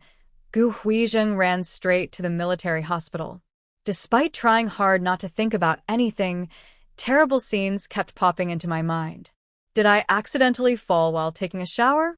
Was I hit by someone outside? Did I eat something bad and get poisoned? Did something happen to the child? Can I still save him? Nurse, have you seen my wife? Her name is Shunitong. She's tall, slim, pregnant, and very beautiful. The nurse smiled and said, Are you talking about Little Shin the announcer? We've all seen her perform at the Spring Festival Gala. We know her well. I just saw her a moment ago, over there in the obstetrics and gynecology ward, the second room on the left. Gu Huizheng patiently listened and then rushed over like a gust of wind. Oh no, she's hospitalized now. How serious is it? Can the baby still be saved? How scared and sad she must be. It's all his fault. He couldn't be with her at such an important time. A man who can stay calm in front of a bomb is now completely flustered. He stormed into the ward nurse mentioned and immediately threw himself onto the bed. Tang Dang, are you okay? I'm glad you're safe. If the baby is gone, then it's gone. Don't be too upset. Take good care of yourself. What are you doing? Shin Yitong's clear voice came from behind. Gu Huizheng froze, looked at the woman lying sideways on the bed, then stiffly turned back. When did you come back? What are you talking to Sister Jiang about? Gu Huizheng covered his face with his hands, too ashamed to remember what foolish thing he had just done. On the bed, Jiang Shuang's shoulders twitched slightly, then gradually grew bigger until she finally couldn't hold back her laughter. Sister Jiang, what's wrong? Shin Yitong looked even more confused. Sister Jiang, it's nothing. I just suddenly remembered. I have a son. I'm so happy. Yes, that's right. Jiang Shuang's beloved daughter was gone, but she had a son. When she just gave birth and found out it was another boy, she almost cried. She even asked Liao Mingqing to check with the doctor on duty if there was a chance she had been given the wrong baby. But the doctor said she was the only new mother in the hospital that day. Where could they have swapped the babies? She was sad for a couple of days, but now she's slowly accepting the reality. The son is also good. It's just that the little flowered bags and clothes she prepared at home don't quite fit anymore. It's okay, I can give it to Little Shin instead. Since this is her son, Little Shin's baby might actually be a girl. I don't have a daughter myself, so I can just enjoy hugging the neighbor's baby. Maybe in the future, they can arrange a marriage. Shin Yitong waved at Gu Huizheng. Come here quickly. Look at Sister Zhang's baby. Gu Huizheng hurried over and saw the little baby lying on the small bed. The baby's face was dark red and wrinkled, looking like a little monkey. Isn't he adorable? Shen Yitong said. Gu Huizheng wrinkled his nose and honestly replied, yes, he is quite cute, but Shen Yitong pushed his shoulder with a dismissive finger, moving him back a bit. How long has it been since you last took a shower? You smell terrible. Stay away from the baby. Gu Huizheng shamelessly reached out to hold her hand. Wife, let's go home. I bought you lots of things. Jiang Shuang quickly said, yes, let's go back. As the saying goes, a short separation makes the heart grow fonder. Don't waste time here. Can your sister-in-law manage alone here? Of course. There are so many doctors and nurses. If I need anything, I can call someone. They'll bring me food soon. All right, we'll go back first. We'll come to see you and the baby tomorrow. The two of them left together and happened to meet Liao Mingwan bringing food. Seeing them approach, Liao Mingwan paused for a moment. If I had to describe her first feeling when she saw Gu Huizheng, it was like a meteor falling from the sky, hitting her heart hard. Could there really be such a man in this world? Shen Yitong smiled warmly. Xiaowan, you're here. Perfect timing. I'll leave your sister-in-law in your care. Liao Mingwan instinctively clutched the bag of lunch she was holding. Okay. Watching her dazed little sister-in-law, Jiang Shuang cleared her throat. Only then did Liao Mingwan come back to herself. Sister-in-law, what just happened? Oh, that's Xiao Shen's partner, Commander Gu. He went on a business trip a few days ago and just got back. He came straight here to see his wife. If he loves his wife, in our family compound, no one else would dare to claim first place. Liao Mingwan felt a bit nervous and flustered for no reason. She quickly took out the food she brought. Sister-in-law, this is chicken soup I made for you. It's chicken noodle soup. Eat it while it's hot. Her hands and feet are usually quick and nimble, but she almost dropped her chopsticks on the ground this time. Jiang Shuang has sharp eyes. As women, we can see right through things easily. But that's normal. Men like Gu Huizheng are so charming that no young girl would not be tempted. However, feeling attracted and taking action are two different things. It's okay to have thoughts in your heart, but if she dares to do something that would embarrass the Lao Liao family, she would definitely not be allowed to stay here. Jiang Shuang is straightforward. If she has something on her mind, she can't keep it overnight. Any signs must be dealt with quickly. She must not let her small secret grow into something bigger. Jiang Shuang looked at Liao Mingwan and said, Xiaowan, about your mom this time? Thank you. I promise to help you, and I will do my best. When I get better, I'll ask your brother to help find some suitable matches for you, but we also need to be realistic. We shouldn't only look at the good qualities in others. We need to see if we are a good match, right? Liao Mingwan clearly understood that her sister-in-law was giving her advice. She quickly expressed her determination. Sister-in-law, I understand. I come from the countryside. I don't have much education, so I don't expect much from the other person. I just want to find an honest, responsible man who can support a family. Jiang Shuang felt a little relieved. That's enough. Your brother, and I will help you find a good one. Don't even think about the ones who aren't suitable. Liao Mingjuan's face turned red. Sister-in-law, I understand. I know I'm just a small person. The man is like the bright moon in the sky, and I'm just an ant on the ground. I dare not have any foolish hopes. She raised her right hand and swore. If I, Liao Mingwan, do anything to embarrass my brother and sister-in-law, let me be sold to a fool as a wife, beaten and scolded every day, and never have a good life. That vow is quite harsh. It even startled Jiang Shuang, who felt a bit guilty. All right, don't say such things. I know you're a good girl. Gu Huizheng and Shen Yitong were also talking about Liao Mingwan. Gu Huizheng asked, Who is that girl just now? She looked unfamiliar. Shen Yitong replied, She's Captain Liao's sister. She came to help take care of sister-in-law Jiang during her postpartum period, and she also hopes to find someone here to marry. Gu Huizheng looked thoughtful and said, I didn't expect Lao Liao to have such intentions. Unfortunately, I don't have a sister and your family members aren't very convenient to visit. Maybe I should write a letter to ask my family if there are any cousins or relatives like a younger sister. Shen Yitong quickly stopped him. Stop, don't even think about it. Do you remember what happened with your sister-in-law from the Liao family before? That's true. We can't cause trouble for someone else's family again. Gu Huizheng also remembered that messy incident. Now, when Gu Huizheng occasionally meets Fang Jianping's ex-wife, he still feels a bit guilty. Back then, he brought Li Jinping and her daughter to his house just to annoy them. It was because they had caused trouble for him. But he never expected it would ruin their family. TSK, those women, one after another, want to climb higher. Lao Yao's sister probably isn't like that, right? Shin Yitong said. Who knows? But Xiaowen seems pretty smart, so she probably isn't interested in that. Besides, if the man is reliable, no matter how much the outside women want to climb higher, they won't succeed. Gu Huizheng immediately patted his chest. Exactly.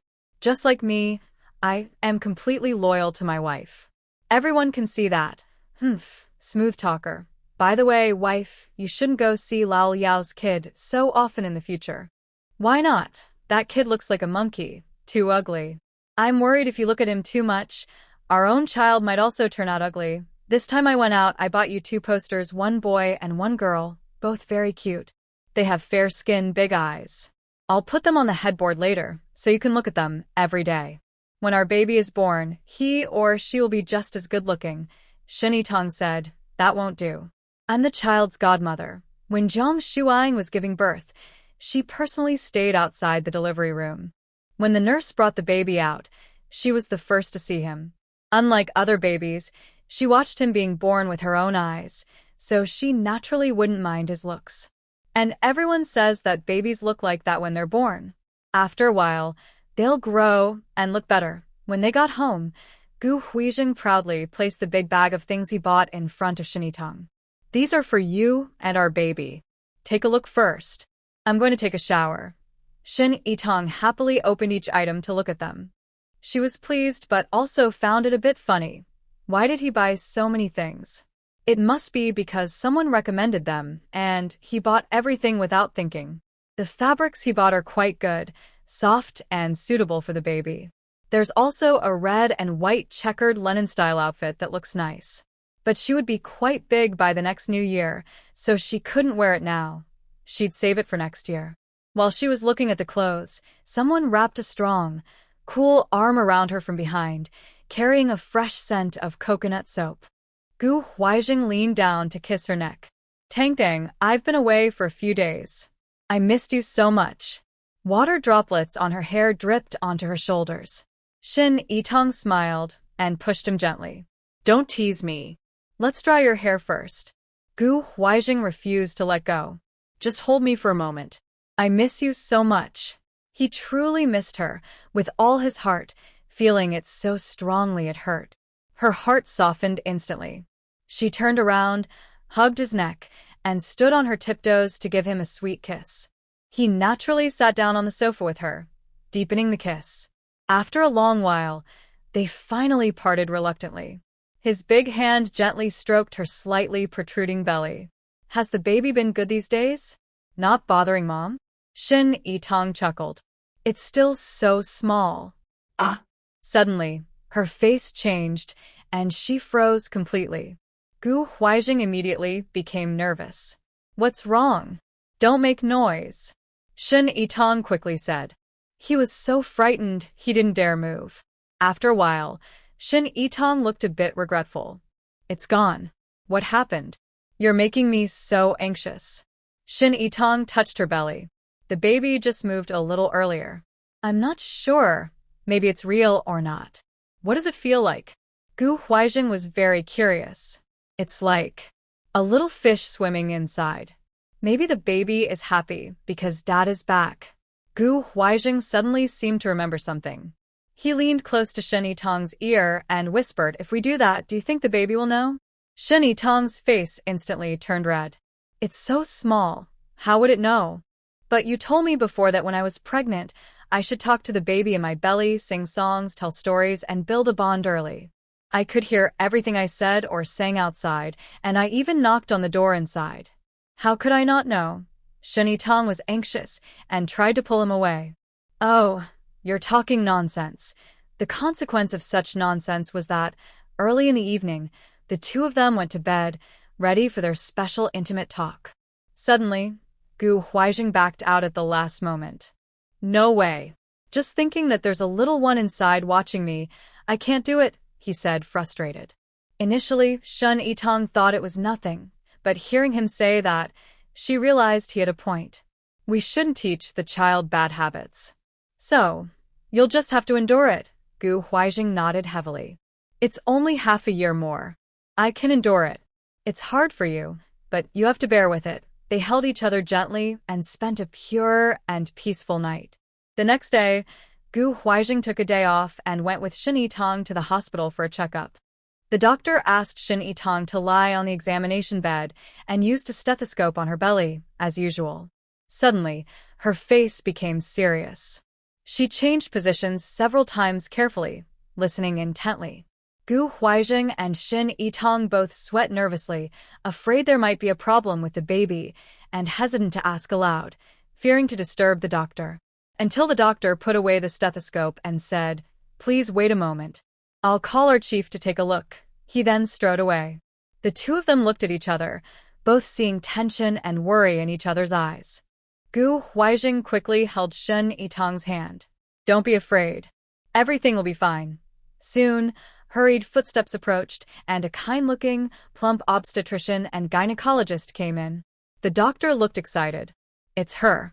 Chief, please listen and see if it's okay." Shen Yitong nervously squeezed Gu Huaijing's hand. Watching the doctor use the stethoscope on her belly, she couldn't hold back anymore. Is my baby okay?" The obstetrician and gynecologist smiled happily. "Yes, it's twins." A heavy weight suddenly lifted from my heart, then an even bigger burst of joy exploded inside me. "Twins?" The doctor earlier hesitated and said, "I've been an obstetrician for a long time, but this is the first time I've seen twins." I wasn't sure, so I called our director to take a look. "Does your family have a history of twins?" the director asked. "Yes," Gu Huaijing immediately replied. "My brother and I are twins." "That makes sense. If twins run in the family, the chance of having twins is higher." "Congratulations. Having two at once makes things easier." Gu Huaijing was a bit worried. "Could there be any danger?" the obstetric director said. "Compared to a single baby, the risks are a little higher. But you're both young and healthy. As long as you have regular checkups and follow the doctor's advice, there's a very good chance you'll have a safe pregnancy and healthy babies." "Doctor, can you tell me more about what I should watch out for with twins?" Gu Huaijing asked, opening his notebook and eager to learn. The director loved talking to expectant parents like this and shared everything openly. He wrote down notes page after page. After the checkup, he also went to see Jiang Shuang and the baby. He couldn't resist sharing the good news with her. Jiang Shuang was very excited. "Wow, this is the first time I've seen live twins. You better take good care of them." She looked curious, as if she was eager to see something special in the future. "Are all twins exactly the same?" Shen Yitong remembered what the doctor had explained earlier. "If they are identical twins, they will look very much alike." She glared at Gu Huaijing, clearly recalling the scene when he and his brother appeared together. That person really knows how to pretend. "If they are fraternal twins, they might not look alike at all." Jiang Shuang said, "What's identical or fraternal?" "I don't understand. Just having two babies at once is already so convenient." Jiang Shuang was giving birth for the second time.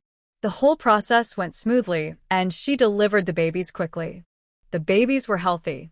She was able to leave the hospital after just 2 days.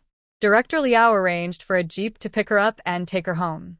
Gu Huijing returned home eagerly and immediately wrote a letter to his family, sharing the good news that he was about to become a father of twins. He also reminded them that the baby supplies they had prepared might not be enough, so everything needed to be prepared in double. Shen Yitong didn't feel any difference in her feelings between carrying a single baby and twins at first. Sometimes, she would think about how there would be 2 identical little babies in the future, and she found it quite interesting. Whether they are 2 boys or 2 girls is fine, and if they are a boy and a girl, it would be the best gift from heaven. At first, Shen Yitong visited the neighbor's house every day to see the baby. But after a few days, she started to go less often. She realized that postpartum confinement was really terrible. Why are there such strict rules? The new mother had to stay in her room all day, couldn't wash her hair or take a shower, couldn't go out in the wind, and with the babies eating, drinking, and diaper changes, the smell in the house became very stuffy. When she returned home, she complained to Gu Huizheng, "If I have to go through this, I might as well be killed." Gu Huizheng casually replied, "That's impossible. My wife will always be fragrant." However, others said that Jiang Shuang was lucky and that her younger sister was diligent and capable, taking good care of her during confinement. She didn't have to do any chores or even get cold water. She just had to lie down, eat, and drink every day. She definitely wouldn't suffer from postpartum illness. Gu Huizheng strongly agreed. He originally thought that since there was only one baby, and Shin Tong was so resistant to having someone from her hometown take care of her, he could work a little harder himself and manage. But after seeing the newborn next door, he started to doubt himself. Forget about taking care of the mother, just taking care of that tiny baby who only cried and wailed was not easy. He wondered how such a small person could have so many needs. Sometimes, the baby would be hungry and want to eat, then after eating, need to, and after that, the diapers had to be washed. The baby might also spit up milk, smelling sour and foul, so he had to change clothes and clean up. After finally changing and washing, the baby would be hungry again. What's more frightening was that the baby didn't sleep well at night, waking up many times to eat or. Gu Huizheng was once awakened in the middle of the night by crying. When he got up and looked over the courtyard wall, he saw Captain Liao holding a baby and wandering around the yard, looking very tired and hopeless. "Old Liao, it's late at night, and you're not sleeping. What are you doing?" Captain Liao looked like he wanted to cry, but had no tears. "You think I don't want to sleep? It's him who won't let me. The little brat cries every time I put him down." The next morning, when Gu Huizheng left for work, he had two big, dark circles under his eyes. His face, already looking older, seemed even more aged now. Tiske, it was as if the little kid had drained his energy. And that was just with one child and some help. Thinking about himself, Gu Huizheng realized he had two children, two little babies. Together, they definitely made things more difficult. He discussed with Shin Tong that they really couldn't manage without help. Shin Tong was also worried. Without help as new parents, they couldn't handle two kids. But if they asked someone, what if they hired someone like Li Jinping from the past who caused trouble? That would only make things worse for themselves. Gu Huizheng suddenly had a good idea. Everyone says that old Liao's sister is capable. Do you think she takes good care of her sister-in-law? I think she's quick and clean. When our baby is born, her sister-in-law's baby will be a few months old too. She can take care of her own. Why don't we ask old Liao's sister to come help take care of you? Shin Tong said. Do you have a nerve? I feel embarrassed just thinking about it. She's old Liao's sister. What do you think of her? Asking her to be a nanny at her house? Would Captain Liao agree? Besides, if this gets out, it wouldn't look good. Yes, it was normal for a sister to take care of her sister-in-law at home, but going to someone else's house to be a nanny wouldn't be appropriate. Even if they called it help, it was essentially hiring a nanny. Where would that leave Captain Liao's face? This problem was hard to solve, so they could only wait and see. Meanwhile, Shin Yitong felt her baby's movements were more noticeable. It went from a little fish blowing bubbles to feeling as if something suddenly moved inside her belly. Sometimes it felt like a tiny fist or a small foot suddenly hitting her stomach. Every time that happened, she would stop happily and quietly enjoy the feeling. If Gu Huizheng was at home, he would immediately lie down on her belly and listen with his ear, hoping the baby could feel their parents' anticipation and want to try again. If the baby truly felt it, they would be as happy as a child. Meanwhile, the young couple was living peacefully, but Chen Weilon, who had just moved to the island, was struggling greatly. On the second day after arriving by boat, still dizzy and not used to the humid and hot climate, Chen Weilon was thrown into a new soldier training group by her father, Commander Chen. Commander Chen's wife, Su Longji, was upset. Your daughter just arrived. Can't she have a break? Commander Chen replied. She's here to be a soldier. The other new soldiers have already been training for over 2 weeks. She came late, and is behind. If we don't catch up now, she'll fall even further behind. Su Longji got angrier. How can you say that? I don't know what you're thinking, letting Xiao Gu go to pick up Lan Lan. It almost got her into a big danger on the road. She nearly lost her life. What's wrong with Xiao Gu? He's the best young man under my command. Letting Lan Lan follow him will help her learn and grow. My daughter doesn't need your so-called growth. Our generation worked hard all our lives just to give the next generation a good life. I've never seen someone push their kids to suffer like you do. Why am I so unlucky? Su Longji felt she had done her best to be a good mother to Chen Weilan. Living tough with her military husband on the island was hard enough, and she only had one daughter. She couldn't stay close to her. She only got to see her a few days each year during visits, missing all the important moments of her daughter's growth. Now that her daughter was grown up and distant from them, she wanted to cherish her and make up for the lost love over the years. But before she could even show her motherly love, Chen Haijiang, that stubborn man, insisted that his daughter join the new soldier training. He wouldn't let her stay at home, forcing her to live in the barracks, saying it was against special treatment. She found it funny. He worked hard to climb to his position as a commander, and he couldn't give his daughter a little special care? What's the point of him being a commander if he can't do that? Su Longji and Chen Haijiang started arguing, and Chen Haijiang angrily said, Chen Haijiang, don't have a daughter who loves to enjoy life like that. If she can't handle the hardship, she should just go back home, so she doesn't get laughed at here. Suddenly, there was a loud bang as the door slammed against the door frame, waking the two from their anger. Su Longji said, "Oh no, it's Lan Lan." She heard us arguing and ran away in anger. It's all your fault. Lan Lan didn't grow up with us and has always been distant. How can she not be hurt by your words? Stop standing there. Hurry and go find her. What if she does something silly when she's upset? Chen Weilan's mind was only focused on one thing. She wanted to find her brother Zheng. That was her only hope here. But where could she find him? She used to think that once she came to the island, she could see Gu Huaizheng every day, train with him, work with him. Just like in the movies, they shared the same goals and dreams, working hard for a common, great purpose. But in reality, since they parted on the train that day, she hadn't seen Gu Huaizheng again. The military district was neither very big nor very small. If she didn't go looking for him specifically, she probably wouldn't meet him at all. She was rushing around wildly when she luckily met Xiaolin, who was going to pick her up at the train station. "Miss Chen, where are you headed?" Chen Weilan felt like she had found a lifeline. "Take me to find Gu Huaizheng." "I need to find Gu Huaizheng." Xiaolin hesitated for a moment. "You want to find Commander Gu? I heard he's resting today. He should be at home now. Maybe I can take you to his house." Yes. "Take me there quickly," Chen Weilan said eagerly. Xiaolin then led her back toward the family quarters, even though she had already entered the training ground. A strange feeling grew in Chen Weilan's heart. He lives in the family quarters? Why does he live there? Her voice was sharp, with a hint of questioning. Xiaolin looked a bit confused. Of course, if he's married, he should live in the family quarters. Commander Gu's wife has come to stay with him. You can't expect her to live in the barracks. Wait a minute. Chen Weilan couldn't believe her ears.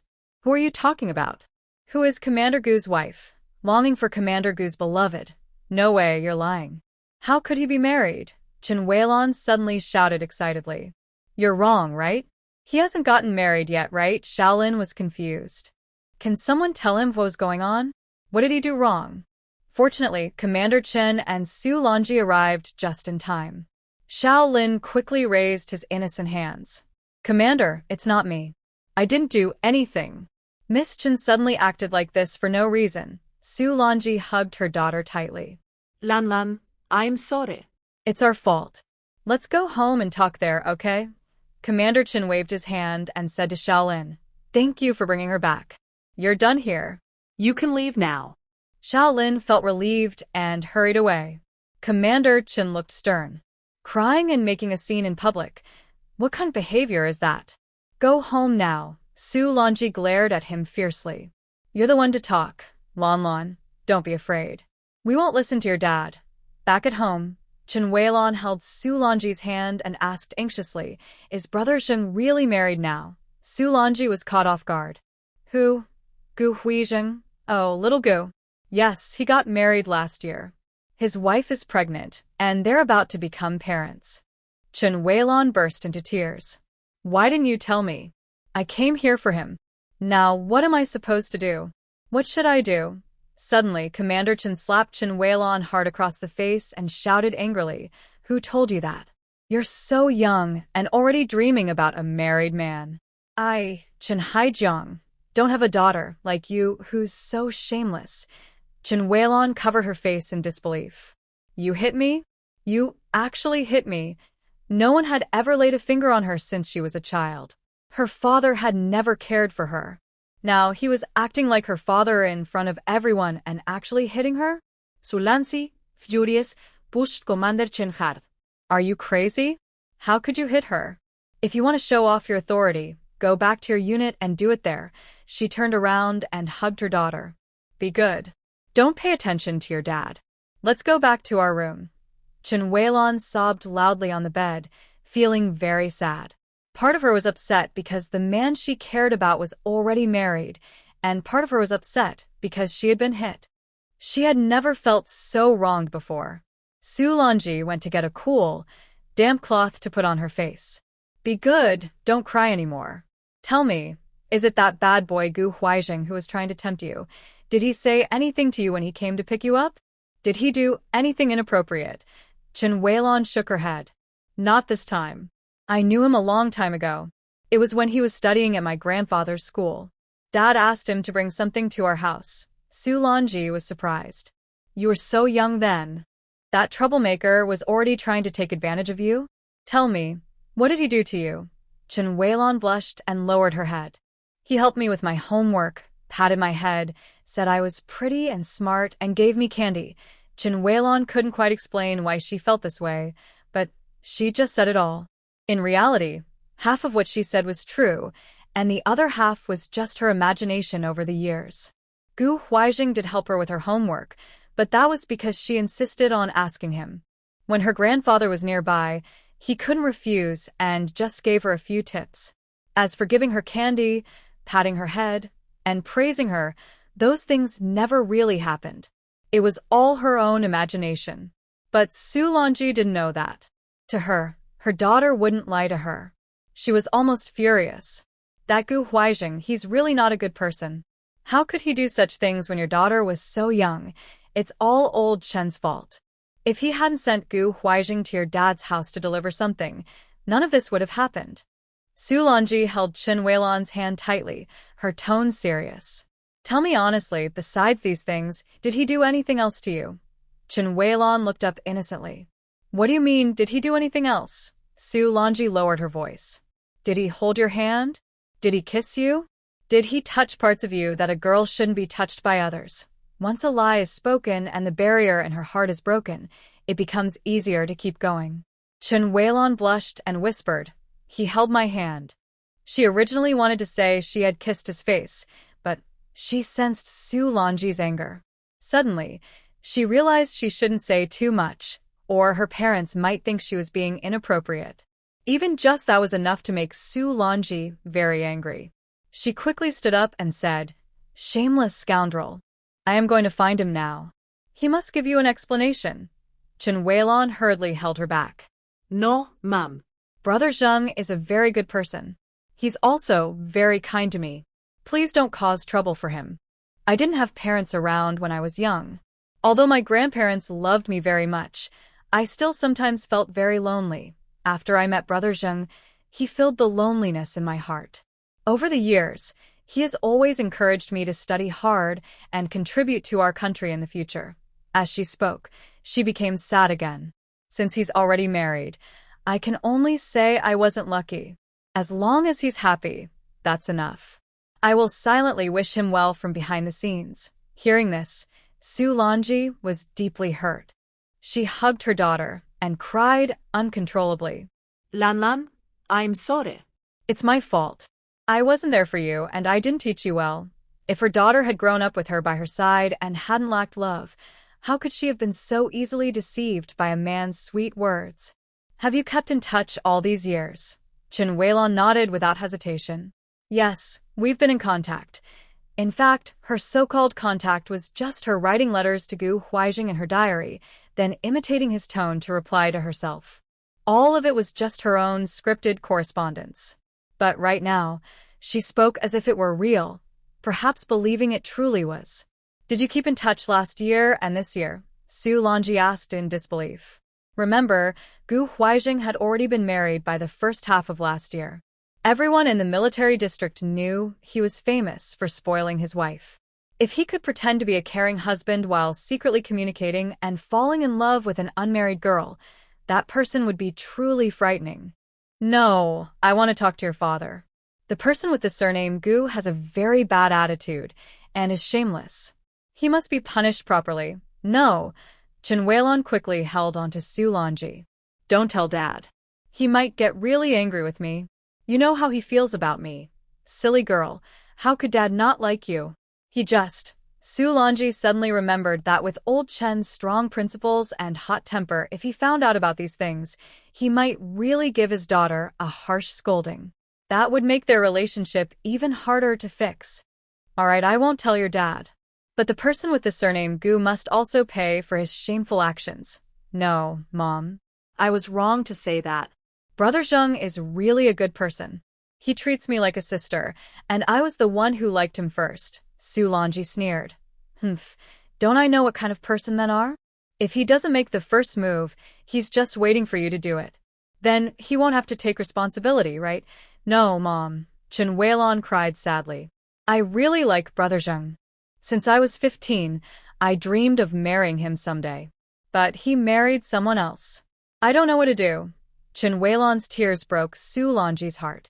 Suddenly, she made a decision. Her daughter had wanted something so badly for the first time. Why not give it to her? She, as a daughter of a teacher, deserved to get what she wanted. Su Longji gently held Chen Weilon's shoulders. Lan, look at me. Tell me honestly, do you still really want to marry Gu Huaijing? Chen Weilon nodded. Yes, as long as I can marry him. I'm willing to do anything. I'll listen to Dad, go to the new soldier training camp, and endure any hardship. Good, Mom will help you. Don't worry, be obedient. I will make everything ready. One day, I will make him willingly marry you happily and proudly. But hasn't he already? Su Longji's lips curled into a cold smile. That's okay. He's just a woman, a daughter of a not-so-well-off family. It's easy to handle. Good girl, just stay at home and don't listen to your dad. We're not going into the army anymore, okay? Military service is very hard and tiring.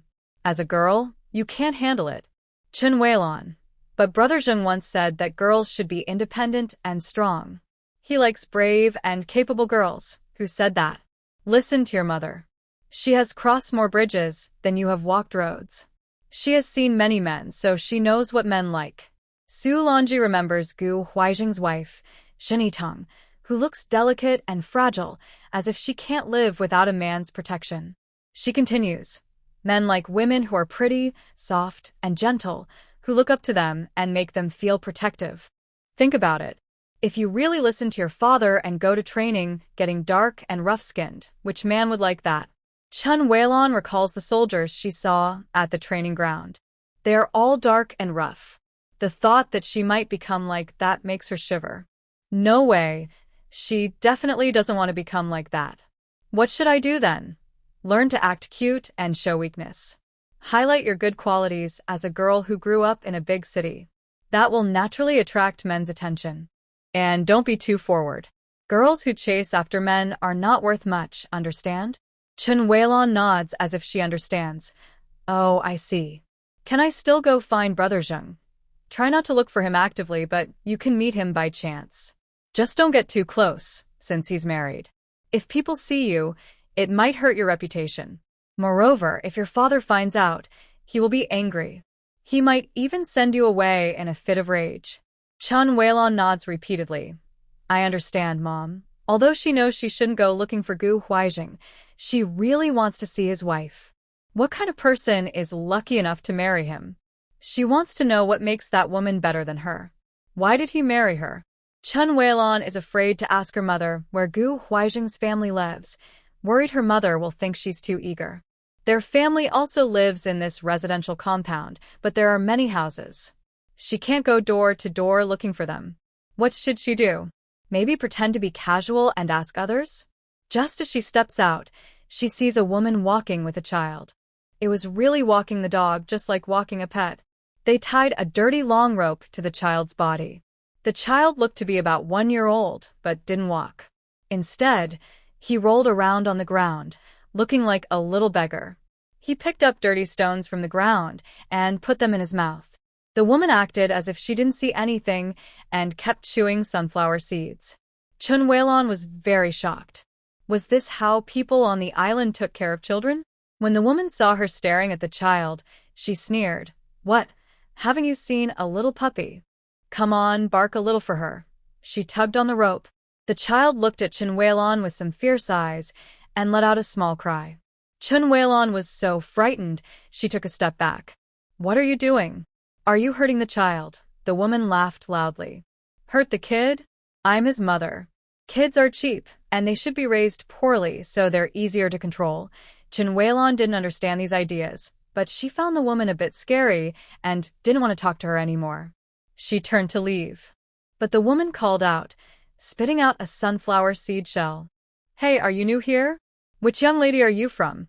No girl who wasn't married liked being called a young lady.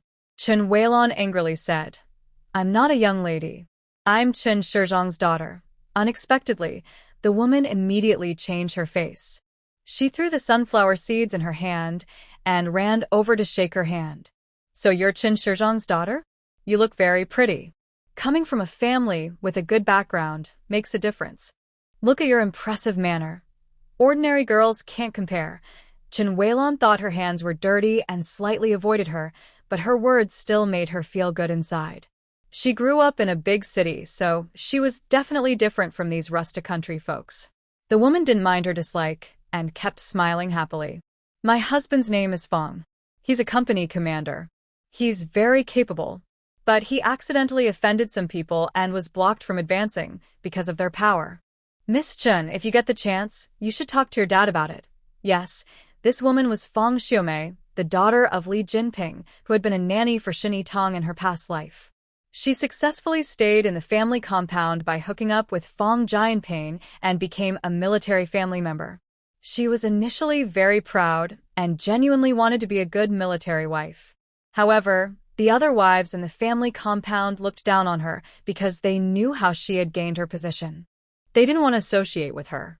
She used to think that the battalion commander was already impressive, but after moving in, she realized that only officers above battalion level and their families could live in the family compound.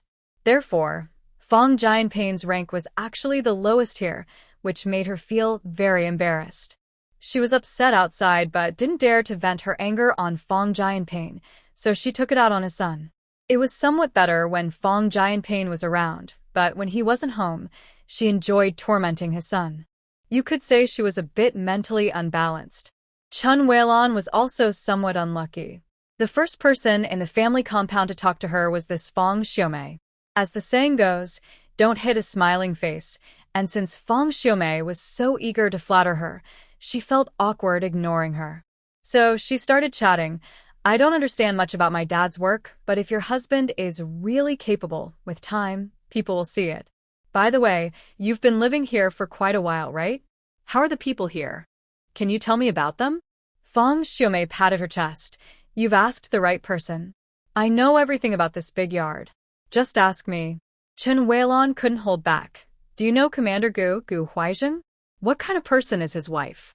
Fong Xiumei immediately pouted. Those two? They're not good people. She was about to boast about how Gu Huaijing had suppressed her husband at work when Chen Weilon's face turned red, and she hurriedly said, What are you talking about? Brother Zheng joined the army when he was just a teenager. He risked his life for the country, earned countless merits, and worked his way up step by step to his current position. How can you say he's not a good person? Fong Xiumei's eyes twinkled. She understood now. This was a little fan of Gu Huaijing. She decided not to hold back anymore. Oh, I was wrong. I didn't mean that Commander Gu isn't a good person. I was talking about his wife.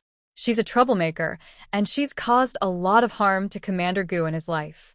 This remark hit Chen Weilon's heart perfectly. That was exactly what she wanted to hear. He hurriedly asked, "What do you mean? Why do you say she caused Brother Zheng's problems? You don't know yet. That woman is from a wealthy family. Commander Gu didn't want to marry her at first, but then, somehow, her family forced him to marry her. Do you think marrying into such a family won't affect his future? If he hadn't married her, he might have already been promoted beyond deputy commander. Also, after she married in, she didn't behave like a proper wife. She doesn't cook or do laundry, doesn't help with housework, and just spends her days enjoying good food and clothes, using the man's money." Chen Weilon was furious. How can she be like that? That's too much, Fang Xiaomei secretly chuckled. Exactly, sister. I think you're very kind. If Commander Gu had married you, life would be so much better. Your dad only has you as a daughter-in-law. Who else could help him? That would be a smooth path to success. You're a caring girl, and I believe you can manage the household well, making him truly feel the warmth of a family. Chen Weilon felt both sweet and bitter inside. It's a pity I came too late. He's already married to someone else. If he's happy, I will silently wish him well, but just thinking about how he is suffering deeply makes my heart ache, Fang Xiaomei scoffed. So, what if he's married? He can get divorced. I'm telling you, you're not ruining his marriage. You're saving him from a life of misery. Chen Weilon was deeply encouraged by her words. Yes, she's not a bad person. She's not trying to ruin anyone's marriage. She just can't bear to see such a good man trapped with a bad woman, unable to find happiness his whole life. At that moment, Chen Weilon almost couldn't help but consider Fang Xiaomei as a close friend. Sister, can you tell me where their home is? I want to see what kind of woman betrayed Brother Zheng. Here, just over there. Follow this road, turn left, go straight to the end, and the second to last house is it. Fang Xiaomei happily pointed the way. She also told her where her own home was. Come visit me when you have time. My husband's surname is Fang, and he's a company commander. Gu Huizheng's house is easy to find because it is the newest and cleanest. From outside the courtyard wall, you can see a charming thatched pavilion with a canopy, underneath which green grapevines grow thickly. A few bunches of purple grapes are ripe, shiny, and heavy, hanging on the vines. At this moment, a sweet, soft voice says gently, Gu Huizheng, look, the grapes are ripe. I want to eat some. Then comes Gu Huizheng's voice. Which bunch do you want? I'll pick it for you. No, this is the first time our grapes have ripened. I want to pick them myself. My little lady, how can you climb up like that? Be good, listen to me, I'll pick them for you. I won't climb a ladder. Hold me and lift me up. Don't you trust your strength? I don't care, I want to pick them myself. If I don't, I'll be angry and the baby will be angry too. Chen Weilon clenched her fists tightly, her nails digging into her palms. That woman was right. She really was a spoiled, stubborn young lady. But knowing Gu Huizheng, she believed he would definitely not agree. He is a very principled person. Back then, he wouldn't even help her carry a suitcase. How could he indulge a woman's whims? But in the next second, she heard Gu Huizheng say helplessly, just keep bothering me like this. Come on, climb up. Be careful. Sit on my shoulders, hold on tight. I'm standing up now. Soon, a pair of delicate, slender hands appeared among the green leaves of the grapevine. The hands looked even whiter, and the grapes more purple. Still in that spoiled, stubborn tone. Let me pick some. The slender fingers brushed past a bunch of grapes, finally stopping at a bunch still with some green grapes. I like sour ones, so I want this one. You try it first and tell me if it's good. After saying that, she plucked one grape, and her beautiful hand disappeared. Although Chen Weilon couldn't see, she could guess what she did next. Because soon, she heard Gu Huizheng making a pained, sizzle sound from the sourness. Then came the woman's sweet laughter. No way. How could Brother Zheng let that woman do such things? She was so unreasonable, forcing Brother Zheng to eat such sour grapes, and she still smiled. After a moment of quiet, A pair of man's hands reached out and picked several bunches of grapes, some ripe, some half-ripe. I'll wash them for you. You can pick and eat, Gu Huijing said. Chun Weilon suddenly lost the courage to look at this woman and, covering her face, turned around and ran away. It turned out that his cold attitude, indifference, and inability to care for others were only because he was facing her. He could speak in such a gentle, caring tone, listen to a woman, and take care of others in every detail. Su Longji argued with teacher Chen a few times, finally convincing him not to force Chen Weilon to join the army. He also didn't rush to arrange a job for her, letting her get used to the environment first and stay comfortably at home for a while. But she didn't realize that the boredom of doing nothing every day made Chen Weilon feel even more pain inside. As she daydreamed every day, she also made her own interpretation of Gu Huijing's behavior that day. He was kind to her because she was his wife. Brother Zheng was such a responsible and good man. No matter who his wife was, he would treat her well. If it were her, it would be the same. He wasn't unkind to her, just because their statuses were different at the time. Thinking of this, Chen Weilon's heart filled with determination. She impulsively wanted to see him. She carefully dressed up, put on her best clothes, styled a gentle half-updo, and wore her favorite hairpin. Excited, she went out. Su Longji, Lon, where are you going? Too boring at home. I want to go for a walk. Come back early. Chen Weilon was just trying her luck, not expecting to unexpectedly meet Gu Huijing and his wife. At the first sight of that woman, Chen Weilon knew she had lost. She had never seen such a beautiful woman, so beautiful that she seemed not to belong in this world. She wore a simple white cotton dress, her belly slightly rounded, with long, wavy hair casually draped down to her waist. She wore soft, light-colored flat lambskin shoes, revealing a pair of white, slender legs. The person has a relaxed and comfortable posture, showing a lazy and contented attitude. Only someone who lives very happily can naturally show such a demeanor. Next to her, Gu Huijing nervously holds her arm, and the two are close and talking softly. It feels like these two are a complete world of their own, impossible for others to intrude. In front of them, all self-deception becomes a joke. At this moment, Shen Yitong notices Chen Weilon standing nearby, looking lost and distracted. She nudges Gu Huijing's arm and says, "There's a young girl over there. Seems to be watching you." Gu Huijing quickly responds, "The fairy is right here." Who's so blind they can't see her. "Look at me, the rough guy." Then he sees Chen Weilon. "Oh, isn't that little Chen? Why do you look like you're about to cry? Did you lose some money?" Shen Yitong doesn't miss Chen Weilon's resentful and unwilling look. "Little Chen? She's the daughter of Commander Chen. She just moved into our neighborhood recently," Gu Huijing explains to Shen Yitong. He then asks Chen Weilon, "How's it going? Are you getting used to life on the island? Have you started training yet?" Chen Weilon stares blankly. "No, my mom doesn't want me to join the army anymore." Seeing the flawless, delicate skin of the woman beside him, Shen Yitong realizes how silly her own idea was, trying to join the army just to get closer to him. "Yeah, that makes sense," Gu Huijing says. The life of a soldier is tough, not something a young girl can handle easily. He respects the female soldiers who contribute in their roles, but he doesn't think a girl like Chen Weilon can do it. Having finished greeting her, Gu Huijing helps Shen Yitong walk forward. The doctor said she should walk more and exercise to stay healthy. "Wife, are you tired? There's a bench over there. Do you want to rest for a bit before we go?" "No, I'm not tired," Shen Yitong replies, glancing back and noticing Chen Weilon still staring at them. She asks Gu Huijing, "Are you very familiar with her?" Huh? Who? Gu Huijing looks confused, pretending not to know. "Little Miss Chen." "No, not really. I've only met her twice. Her father is the principal of the Naval Academy. She used to stay at her father's house. I saw her when I was studying abroad." She was just a kid back then.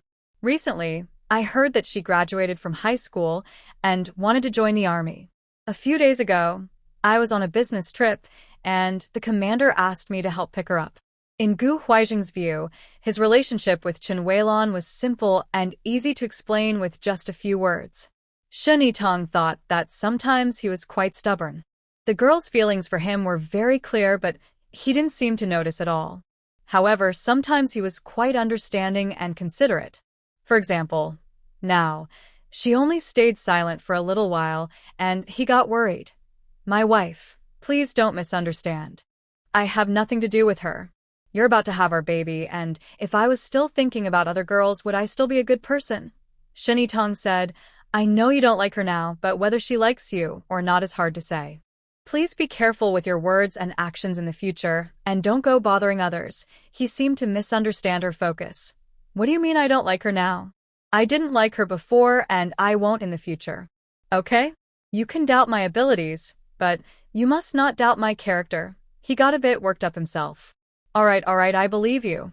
You won't do that, and I don't admit that I bother other girls. Is there anyone more honest than me? If you didn't bother that girl, why would she be so upset?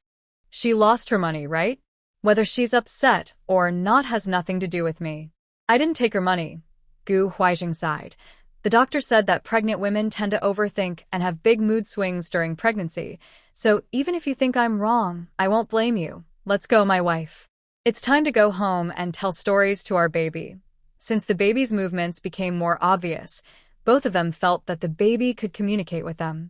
So, they started prenatal activities. Shen Yitong was good at singing, so she was responsible for singing to the baby. Gu Huaijing was in charge of telling stories. At first, there were no storybooks, so he made up stories freely. He enthusiastically told a story about a battle, vividly describing how they blew the enemies to pieces. This scared Shen Yitong, who was about to fall asleep, and she slapped him. Are you crazy? Why are you telling such scary things to the baby? What if it scares him? Gu Huijing looked innocent and said, Is it scary? I think it's pretty interesting. Interesting? No way. Don't tell stories like that anymore. Tell a different one. Gu Huijing thought for a moment and said, Then I'll tell a story about Grandma Wolf. When I was little, my grandma used to tell me this story every night before bed. It's perfect for little kids. Shen Yitong had never heard this story before. Okay, sure. Go ahead. By the way, I've never met your grandma. Well, my grandma passed away when I was about 5 or 6. She had a tough life during the war and wasn't in good health. This topic wasn't really suitable for deep discussion right now, so Gu Huijing quickly changed the subject. Now, I'll start the story. Once upon a time, there were 3 sisters. Their parents went on a long trip and told them to lock the door before they left. That night, Grandma Wolf came knocking. At first, Shen Yitong found the story quite interesting. The 3 sisters didn't open the door to Grandma Wolf right away, but tried different ways to check if she was really outside. But as she listened, things started to feel strange. The eldest sister heard creaking sounds at the bedside and asked, Grandma, what are you eating? Grandma said, I'm eating fried soybeans. Shen Yitong nervously clutched Gu Huijing's clothes. She was eager to hear what happened next, trembling as she asked, and then? In the end, the eldest sister escaped and cleverly devised a plan. She caught Grandma Wolf, hung her up with a rope into a well, and then dropped her to her death. After Gu Huijing finished, he looked eager to continue. How was it? Wasn't it interesting? I loved listening to it when I was little. I could listen over and over. When my family cooked pork bones, I would secretly hide some bones and make creaking sounds in the dark at night, pretending I was eating fried soybeans to trick my brother. Shen Yitong asked, So, did the 2 sisters really get eaten by Grandma Wolf? Gu Huijing replied, It seems so. I was just focused on how to deal with Grandma Wolf and didn't pay attention to that part. Shen Yitong buried her head in his arms and said, Wah, I'm scared. What kind of dark fairy tale is this? Is it trying to scare all the children to death? This story was so intense that Shen Yitong had nightmares for 2 nights. Gu Huijing also felt regretful. I was wrong. I shouldn't have told that story. I won't tell it anymore. But besides that, I really don't know any other stories. Shen Yitong weakly said, I'll write a few stories, and you just read them aloud. Gu Huijing couldn't rely on himself, but to develop his sense of responsibility as a father, he couldn't just be a hands-off boss. So, he still needed to tell these prenatal stories. As for what to talk about, she would have to decide herself. Shin Itong spent a whole day writing a very simple but cute fairy tale, planning to have Gu Huaijing read it to the baby at night. After dinner, the two of them took a walk, washed up, and then leaned against the bed. Shin Itong handed Gu Huaijing some sheets of paper. Here, this is the story you need to tell today. Gu Huaijing glanced at it and chuckled. Where did you get this? So childish. Haha, it's hilarious. Suddenly feeling her wife's murderous gaze, he had a bright idea and remembered that she had once written many radio drama scripts at the radio station. He quickly changed the subject, but since we're telling a story for the little baby, it should be simple and fun like this. Look at the beautiful words, full of innocent and lovely fairy tale colors, and the moral is very good, full of truth, kindness, and beauty. It's very educational. I'm sure that if our baby grows up listening to stories like this, they'll become a sincere and kind person. Wife, you're really amazing. Where did you find such a good story? I didn't know you had this talent. Shen Yitong pursed her lips but didn't speak. Her slightly raised smile betrayed her inner pride. She knew he was just trying to flatter her, but hearing it made her really happy. I get it. Wife, you wrote this yourself, right? Who else could come up with such a fun story? It's so interesting. Our baby being born into our family with a talented mom like you must mean you saved all of China in your past life. Shin Yitong finally couldn't hold back anymore.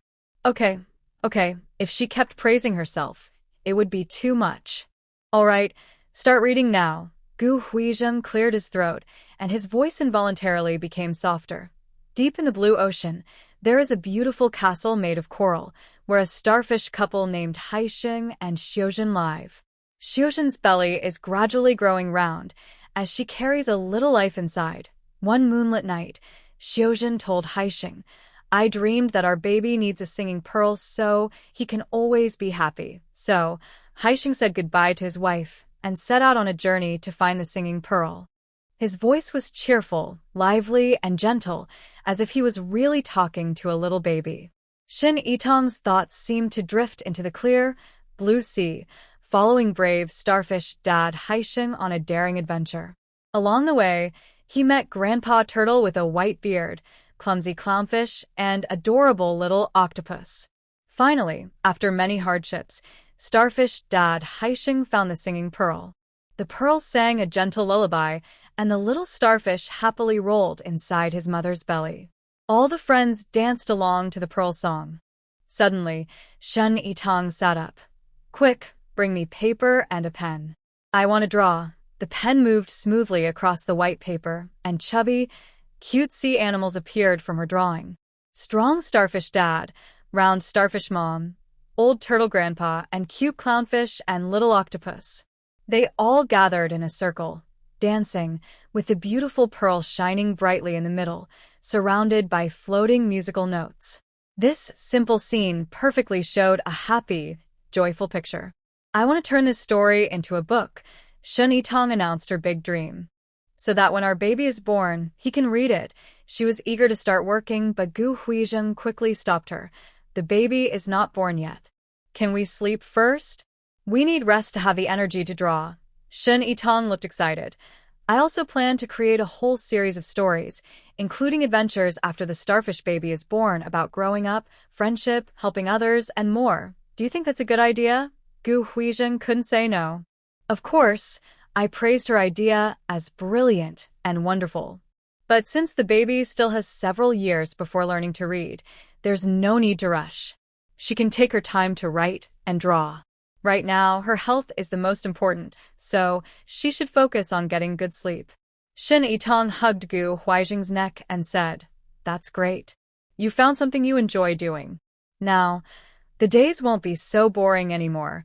Gu Huizheng felt a little guilty. Since she stopped working at the radio station, she had been staying at home with nothing to do. She's not the type to go out and chat or wander around, so staying home all this time was hard for her. It's good that she has something she likes to do now. But to make sure she doesn't forget the time while drawing, she kept reminding her, if you like drawing, go ahead, but remember not to sit too long. Stand up and walk around sometimes. And don't forget to eat on time. Oh, I know that. I'm not a kid anymore. With her new hobby, Shini Tong was living a very happy life. People in the neighborhood also felt things were quite lively lately. Commander Chen's daughter, who was recently adopted, is really talented. The young girl dresses beautifully every day, singing and drawing in the neighborhood. She outshines the other young women around. She also attracts many single young men from the army who come to visit her often. One evening, on the way home from work, Commander Chen's wife set up an easel. She held a palette in one hand and a brush in the other, painting a tree. This scene was quite rare in the neighborhood. Usually, kids there just scribbled on used notebooks with pencils. No one had seen such a professional look before. The only thing they knew was that the wife of Commander Gu, Xiao Shen, could paint like this.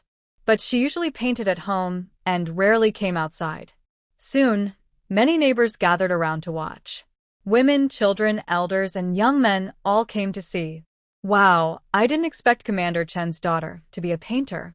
Look at this tree, so detailed, with clear branches and leaves, and the colors are so bright. Inside, Chen Weilon felt proud. Her grandparents had hired a good art teacher when she was young, so she learned to paint. How could these country folks have such a chance? Just showing a little hand could make them all stare in surprise. Actually, her drawing skills are not very good compared to others in the city, who also learned to draw. But here, she is considered top. However, her main goal is not to show off to these people. Their perspectives and horizons are too different. It's not interesting to boast in front of them. She mainly wants Gu Huizheng to see her. Although she doesn't look as beautiful as his current wife, she is kind, capable, and talented. But Feng Xiaomei told her that being pretty doesn't fill your stomach. No matter how beautiful your face is, you'll get tired of it over time. She should show more of her unique skills that others don't have. Gu Huizheng will surely be attracted by her special qualities. Chen Weilon happily paints when suddenly she hears an unpleasant voice behind her. What? You call that good-looking? Haven't you seen Xiao Shen's paintings? His work is really good. Xiao Shen? Who is Xiao Shen? Someone here paints even better than her? Yes. Have you seen the painting on Xiao Shen's yard wall? The flowers look so real, you can almost smell their fragrance. Bees would think they're real and land on them. Some people have seen the flower wall at Shini Tong's house, and some haven't. Those who have seen it praise it endlessly, which makes the curious ones want to see it too. Many say they want to go see it. Suddenly, many people leave. Chen Weilon's hand holding the brush trembles with anger. She keeps telling herself it's okay. She doesn't care what these people say. As long as Gu Huizheng thinks her painting is good, that's enough. Based on her usual observations, he should be finishing work soon and passing by here. So she paints more carefully. Sure enough, Gu Huizheng passes by. He sees a crowd gathered, looks over curiously, and notices someone painting. He's not interested and is about to walk away. Chen Weilon, pretending to be deeply focused on her painting, tries to attract him to come closer. But he doesn't stop and is about to leave. She quickly calls out, Brother Zheng. Gu Huizheng pauses. You called me? Is there something? He notices several women in the crowd covering their mouths, laughing. He said, Xiao Chun, when you were younger, it was fine to call me Brother Zheng, but now you're a young lady. It doesn't seem quite appropriate anymore. I also respect Commander Chen as an elder. Just like others, please call me Brother Gu. Not asking her to call Deputy Commander Gu was already very polite. Chen Weilon was surprised that he said this openly in front of so many people, and she felt very upset inside. But since she had this chance, she didn't want to miss it. She tried to hold back her feelings and said, Brother Gu, I want to ask for your help. Can you do me a favor? Gu Huizheng asked. Tell me what you need. I will help if I can, but I can't do everything. She explained, before I came to the island, my art teacher gave me some homework. I need to draw and send it back to him. One of the drawings is a portrait of a soldier. I want to ask you to be my model. Is that okay? He probably wouldn't refuse such a simple request. Then she could openly look at him and also get closer to him. Plus, with this drawing, they would share a special connection that couldn't be broken. Chen Weilon looked at him expectantly, waiting for his answer. To her surprise, Gu Huizheng really didn't follow the usual way of doing things. Most people wouldn't refuse such a simple request from their teacher's daughter, but was he an ordinary person? No, that won't work. Being a model is a waste of time. I'm very busy and can't help you. He worked during the day, spent evenings with his wife, cooked for her, did housework, and before bed, he told stories to his baby. He was very busy, you know? Chen Weilon couldn't believe it. You won't even help me with such a small favor? Gu Huijing chuckled. You said it was a small matter. We don't have much here, just many soldiers. If you want to draw soldiers, you can find a model anywhere. You don't need to specifically ask me. Some young men nearby cheered. Pick me. I can be your model. Me too, Chen Weilon asked, but don't you want a portrait of yourself? This is different from the photo. It is embedded in a frame and hung on the wall, which makes it very meaningful. Gu Huijing said, I have plenty of these. My wife painted it, and it looks much better than yours. I don't need it anymore. I see many people want to hear, so you can draw for them. After saying that, he didn't want to waste more time and quickly left. His wife was still hungry, so he needed to go home and cook. A few women who had been secretly giggling earlier started whispering again. Why would Commander Gu need her to paint? Xiao Shun paints much better. Have you seen the painting hanging in Commander Gu's living room? It was painted by Xiao Shun. Oh my, it's so beautiful, even more beautiful than him. Chen Weilon suddenly had a bad feeling. She turned around and asked, Who is Xiao Shun? She is Commander Gu's wife. You call her Jingji, but you don't even know who her husband is? Chen Weilon trembled. It turned out that all her show-off earlier was just a joke in others' eyes. She forced herself to stay calm and started packing up her brushes and easel. Hey, you're not painting anymore? You only finished half of that tree. Why stop now? Chen Weilon tried to save face. Not painting for now. The lighting isn't good. Will you come again tomorrow? I want my little rascal to see and learn. Maybe later. But inside, she was vowing never to paint in front of these people again in her life. Shini Tong was at home working on her children's picture book. Suddenly, many people came without warning, saying they wanted to see her paintings. She stepped back a few paces and let them in. All right then, go ahead and look. Suddenly, she felt nervous. Could it be that her paintings had made some mistake and someone reported her? I want to ask, why did you suddenly come to see my paintings? Isn't that Chin Commander's daughter? She's painting outside. Others say you paint better than her. We just came to see and learn. Shuni Tong was speechless. Who was trying to make her look bad? What if Commander Chen's daughter resents her because of this? Oh no. From her resentful look that day, it seemed she already held a grudge. It was all Gu Huijing's fault, always causing trouble outside and dragging her into it. So when Gu Huijing returned, Shuni Tong didn't give him a friendly look. Gu Huijing was momentarily too busy to pay attention because there were too many people at home. Commander Gu, you hide so well. Your wife is so talented and paints so beautifully, but you keep it a secret from us. That's right. Xiao Shun is such a good artist. Our bulletin board should be painted by him. Gu Huijing waved his hand. Go away, go away. My wife is pregnant. How can she climb up and down to paint the bulletin board for you? The paintings are really beautiful, but they're on the wall outside.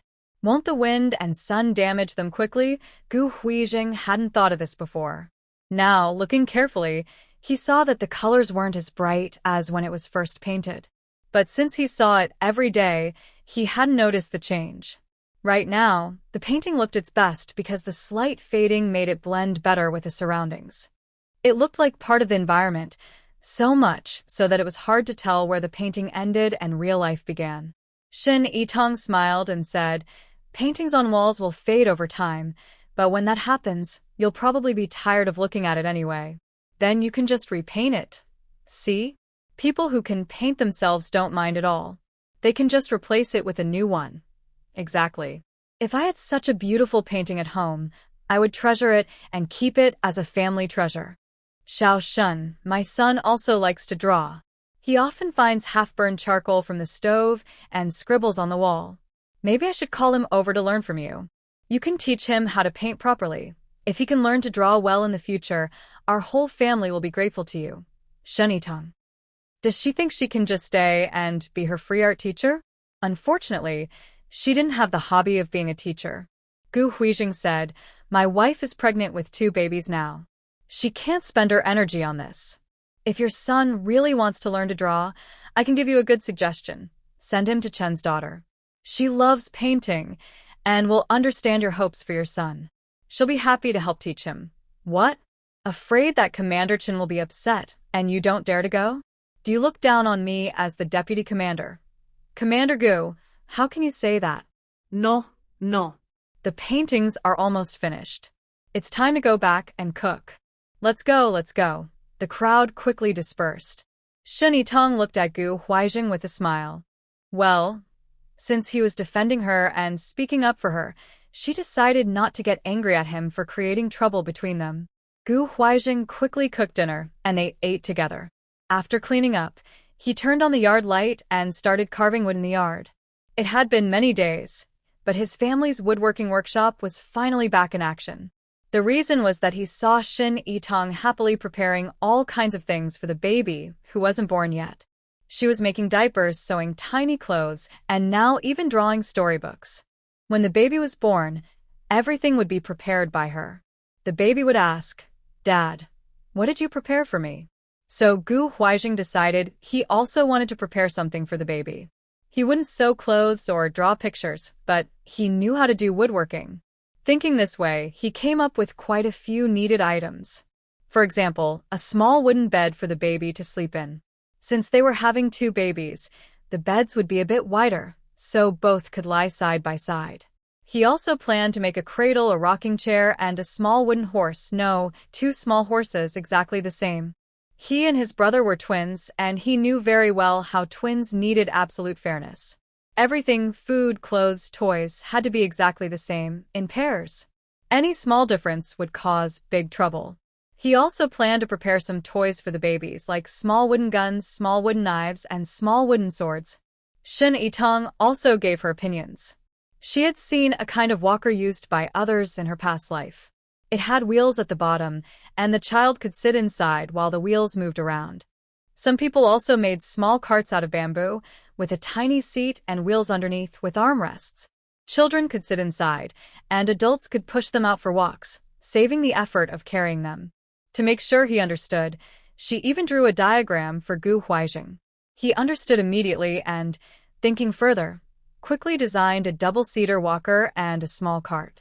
His woodworking list filled a whole page. From now on, he would work diligently every day, and by the time the baby was born, everything should be finished. Chen Weilon hurriedly packed up her easel and rushed home, feeling as if she had lost all faith in her life. She worried about how the people in the big courtyard would mock her in the future. Suddenly, she ran into Fang Xiaomei. Then she remembered that she originally didn't plan to do this. It was all because of this person, who kept encouraging her to flirt with Gu Huijing. Even today, she drew pictures on the path he would pass by to attract him. Fang Xiaomei was the one who taught her this trick. But everyone in the courtyard knew that Gu Huijing's wife was a very good painter. Her actions clearly made her look foolish. Did Fang Xiaomei not know this? Or did she know but just wanted to see her embarrass herself? Thinking of this, Chen Weilon glared at Fang Xiaomei angrily. "Are you doing this on purpose?" Fang Xiaomei pretended to be innocent. "Doing what on purpose? What did I do?" Chen Weilon said, "You deliberately made me." She looked around and lowered her voice, "Made me draw on the street, saying that if he saw it, he would definitely be attracted by my talent." "Yes, I was right. You're good-looking, and you draw so well. You're so talented. Who wouldn't be attracted to you? But you knew very well that his wife paints even better than me, yet you deliberately made me humiliate myself." Fang Xiaomei patted her thigh and said, "Honestly, I was only trying to help you. How could you doubt me like this? I really didn't know. You also know that everyone in the courtyard looks down on my husband. They think he's just a small company commander, and because he offended someone, he can't get promoted. So they look down on me too and don't talk to me. How would I know about other people's affairs?" Chen Weilon thought about it and felt it made some sense. Before, others had quietly warned her to stay away from Fang Xiaomei because they saw her getting close. At that time, she was angry and told others that no one had the right to look down on her. Could it be that she was wrong about Fang Shumei? Chun Weilon hesitated. Just then, her mother, Su Lanji, happened to pass by after work and saw her daughter standing with Fang Shumei. She couldn't help but get angry and pulled Chun Weilon away. Lanlan, what are you doing? Standing with this person? Aren't you worried about ruining your reputation? Chun Weilon didn't understand. Mom, what are you talking about? She's a military family living in our courtyard. Her husband is a company commander. Sulanji sneered. Yes, she's a military family member, but do you know how she became one? A woman doing such shameless things, I'm too ashamed to say. Fang Shumei suddenly also sneered. Shameless? You think your daughter is any better? She's doing the same thing I did before. The bald man should stop pretending to be a monk.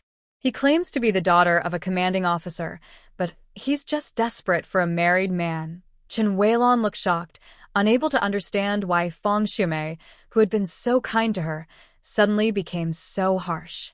Sister Fang, what are you talking about? You clearly told me that his family was unlucky, and only I could help him. Seeing others start to gather around, Sulanji couldn't afford to lose face. She shouted, Enough, stop talking. Lanlan, come home with me.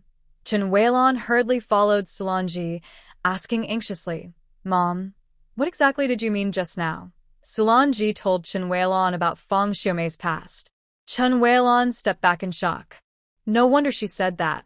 So, what I did now looks like I'm interfering in someone else's relationship, just like her. Sulanji asked, What did she tell you to do? She said her hometown is the same as Brother Zheng's, so she knows that he didn't want to marry his wife. His family forced him. He doesn't like her and she's from a bad background, which could hurt his future. She doesn't do housework and just spends money recklessly. He doesn't feel the warmth of a family at home. Only I can help him. If he marries me, he'll have a happy family and my dad will take good care of him and promote him. Sulanji frowned. Even if all that is true, so what? As long as he hasn't divorced, you have no right to interfere. Tell me, what else did you do? I didn't do much. I just arranged some chance meetings so he could see I'm better than others. Sulanji sighed. Why are you so impatient, child? I told you before that your mother will help you with this matter. For now, don't worry about it, and don't try to get close to him. You also must not let others know you have feelings for him. Sulanji seriously said to Chun Weilon, Remember, from now on, you must never let anyone know you like Gu Huaijing. Also, stay away from him. All you need to do now is stay at home and let everyone see that you are a good, innocent girl. Once Gu Huaijing gets divorced, your father will arrange a meeting for you too. That way, your reputation will stay clean, and others won't say you are the third person ruining someone's marriage. Do you understand? Chun Weilon looked confused and asked, But what if he doesn't get divorced? Do I have to wait forever? Sulanji looked disappointed and said, I told you don't need to worry about these things. Mom will handle it. Mom, I'm sorry. I've never been there for you since I was little. This is about your lifelong happiness. No matter what, I will help you fulfill this wish.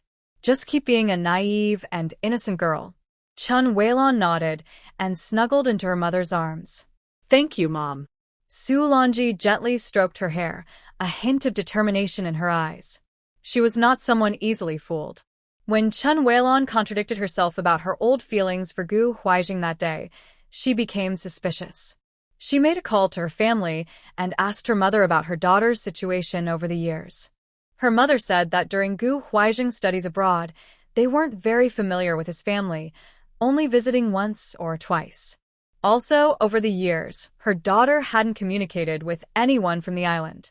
So, Sulanji took the opportunity when Chun Weilon was not home to secretly look at her diary and finally understood. This so-called old love was just a teenage girl's unrequited crush. But what does it matter? As long as her daughter wanted it, why couldn't she help her get it? Gu Huaijing was famous for loving his wife, and she had seen how they interacted. It seemed genuine, but she didn't believe that any feelings could compare to a person's career and future. She didn't believe that when her husband's wife, who came from a wealthy background, was in trouble, he would choose to stay safe and avoid trouble instead of jumping into the mess with her and sinking together. Sulanji thought it was a good plan to first break up Gu Huaijing's marriage. She also wanted to create a good image of her daughter as gentle and kind. After Gu Huizheng divorced, she planned to have Commander Chen introduce his daughter to him under the pretense of caring about a colleague's personal life. Everything seemed so natural and logical, but she didn't expect that her daughter was naive and would reveal her true thoughts early on. What's worse, the person who knew her big secret was the most disliked woman in the family compound, Fang Xiumei. Fang Xiumei was not very smart but loved to compete and win. Originally, she wanted Chen Weilon to speak well of her husband in front of Commander Chen. Later, she found out that Chen Weilon couldn't even speak well in front of her father. And because Su Longji looked down on her, Fang Xiumei was so angry that she spread the news that Chen Weilon was secretly interested in a married man and was trying to get close to Gu Huizheng that very night. Although most people in the compound didn't like Fang Xiumei, they loved gossip. Especially juicy scandals like this spread very quickly. Adding to that, after Chen Weilon moved into the compound, she always dressed up beautifully and wandered along Gu Huizheng's usual route to and from work. Today, she even came out after work to draw pictures, called him Brother Zheng, and said she wanted to paint his portrait. Her intentions were obvious. It was hard not to believe it. Although people didn't dare openly gossip about the daughter of their superior, they secretly whispered behind their backs. They looked around first, then leaned in and whispered, "Hey, I have something to tell you. Don't tell anyone, okay? Do you know Chen's daughter, who just arrived? She's amazing." Word spread from 1 to 10, then from 10 to 100, until even Jiang Shuang, who was at home recovering after giving birth, heard about it. Most likely, Chen's family didn't know anything, since who would dare spread rumors directly to their ears? When Shen Yitang visited Jiang Shuang's house to see the baby, she noticed that Jiang was always carefully watching her, hesitant to speak. She looked at her hand, which had just held her little son's hand, with suspicion.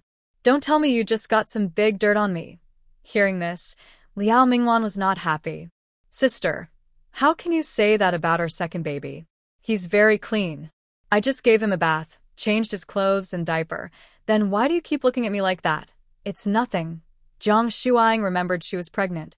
If she got too upset, Commander Gu wouldn't forgive her. "No, you're guilty. I can tell you're hiding something." "Tell me," Jiang Shuang said. "Swear to me on my son. If I tell you, you can't get mad. I swear I won't get mad. Just tell me. It's nothing serious. Just some gossip about Commander Chen's daughter and Commander Gu." "Have you heard?" Shen Yitang hadn't heard anything and was curious. "What gossip? Tell me." Jiang Shuang told her everything she had heard. "Don't get mad. You know what kind of person Commander Gu is. Others might not, but we do. He definitely wouldn't have a second thought about you." Shen Yitang didn't look upset. Instead, she smiled easily. That's all. She thought she might hear something more exciting. That young girl was interested in Gu Huizheng. She saw it right away. But really, there was nothing wrong with that. Girls in their youth often fall for handsome men. It's normal. Especially when they're young, if they meet someone stunning, it's hard not to be affected. But Shen Yitang didn't expect her to be so foolish. Knowing the man was already married, she still made her feelings obvious to everyone. Jiang Shuang was surprised. "You're really not mad?" Shen Yitang said. "If someone likes my husband, it means he's very good and outstanding. Such a wonderful man is already mine. Why should I be mad? Are you not worried at all? After all, he's the daughter of a commander." Shen Yitang replied, "Life is full of surprises. If a marriage lacks basic trust, it won't last long. Let's be realistic. Even if he really changes his mind in the future, it's better to worry only after it actually happens. There's no need to stress over something that hasn't occurred yet." Jiang Shuang sighed. "People with education, those who have read books, are just different.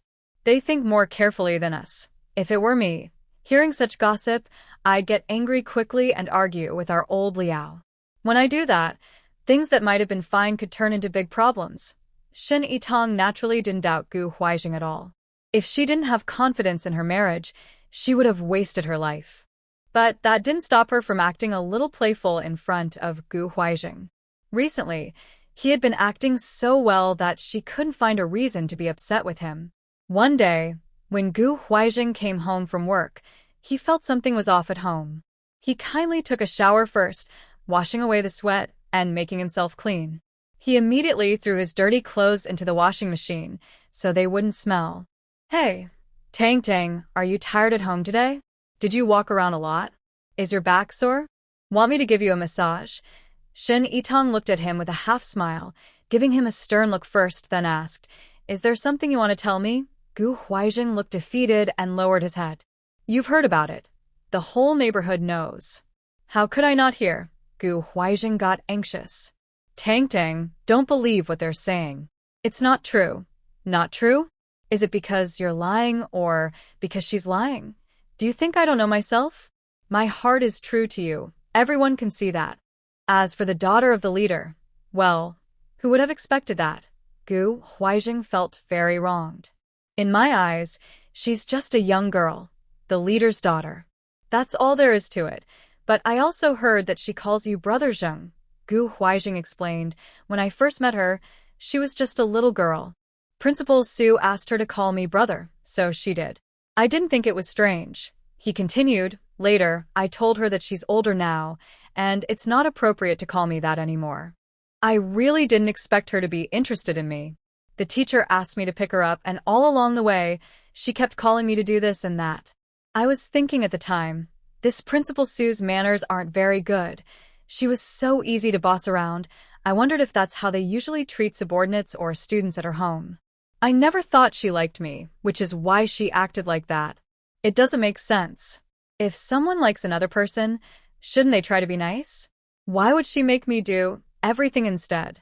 If it weren't for the sudden rumors spreading with details and evidence, I wouldn't believe that Chen Weilon liked me. Shen Yitong looked at his frustrated face and confused eyes, and she couldn't help but find it a little funny. Gu Huaijing is really good at turning things around. When he saw her smile, he immediately stepped closer, hugged her waist, and playfully swayed. Tang Tang, you know how unfair I feel, right? You're so beautiful and talented. There must have been many people who liked you before.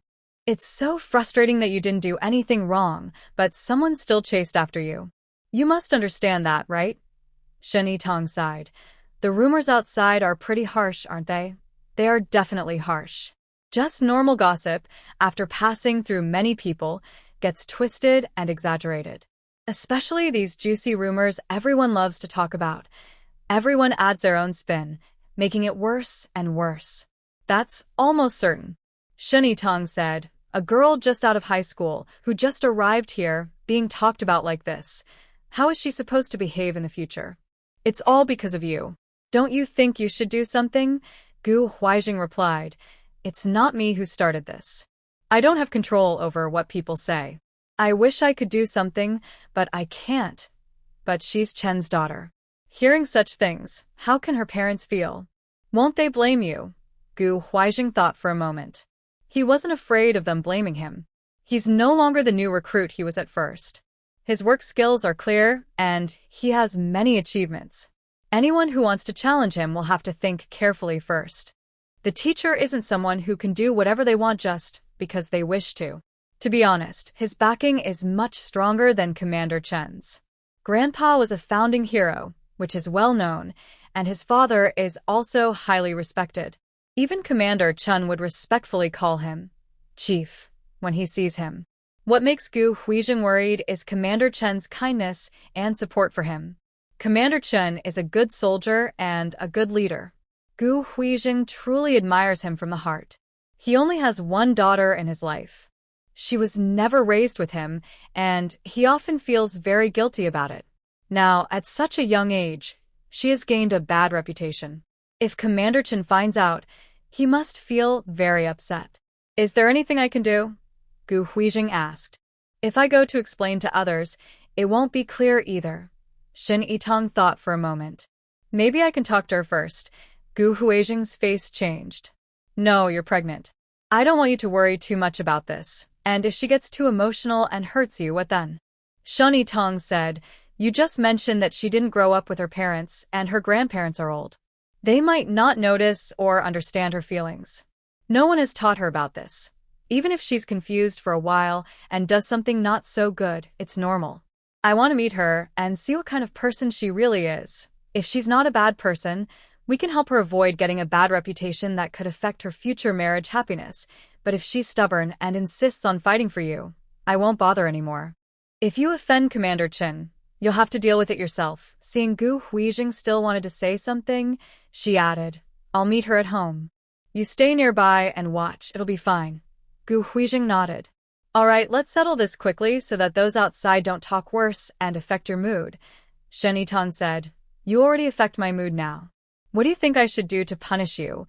What do you want to punish me for? I can do anything, work like a horse or an ox. Who cares if you work like a horse or an ox? Just help me with one thing. Shen Yitang asked Gu Huijing to take the family tape recorder outside and record the gossip about Chen Weilan behind her back and find out where these rumors started.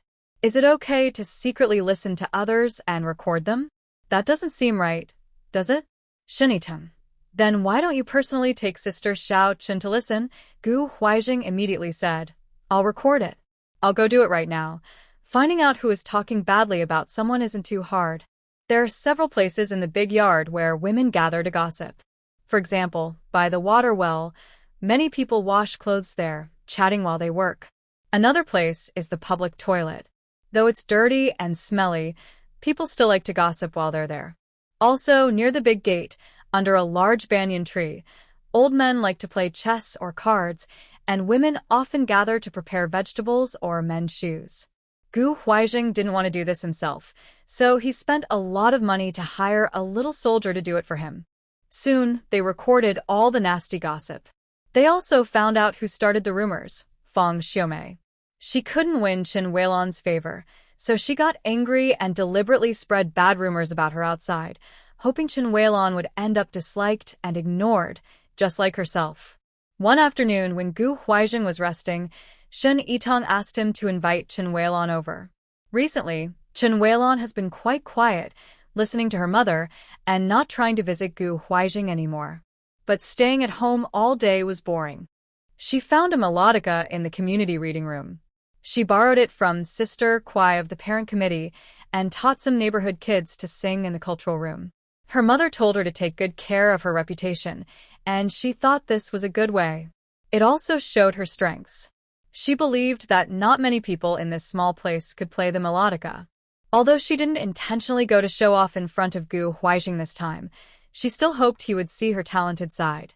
So when Gu Huijing really entered the cultural room, Chen Weilan got excited and accidentally played a wrong note. She was very annoyed, but Gu Huijing didn't notice. He just walked over and asked, Xiao Chen, do you have time now? Chen Weilan quickly stood up and asked, I have free time. Brother Gu, is there something you want to talk to me about? He replied, I want to invite you to my house. My wife wants to have a talk with you. The smile on Chen Weilan's face instantly disappeared, and her face turned pale. What does she want to talk to me about? She immediately thought of the stories about wives attacking their rivals. When she used to live in the staff housing of a Navy academy, she had seen such things before. There was a male teacher rumored to be close to a female student. His wife, along with some of her relatives, found the girl and beat her up.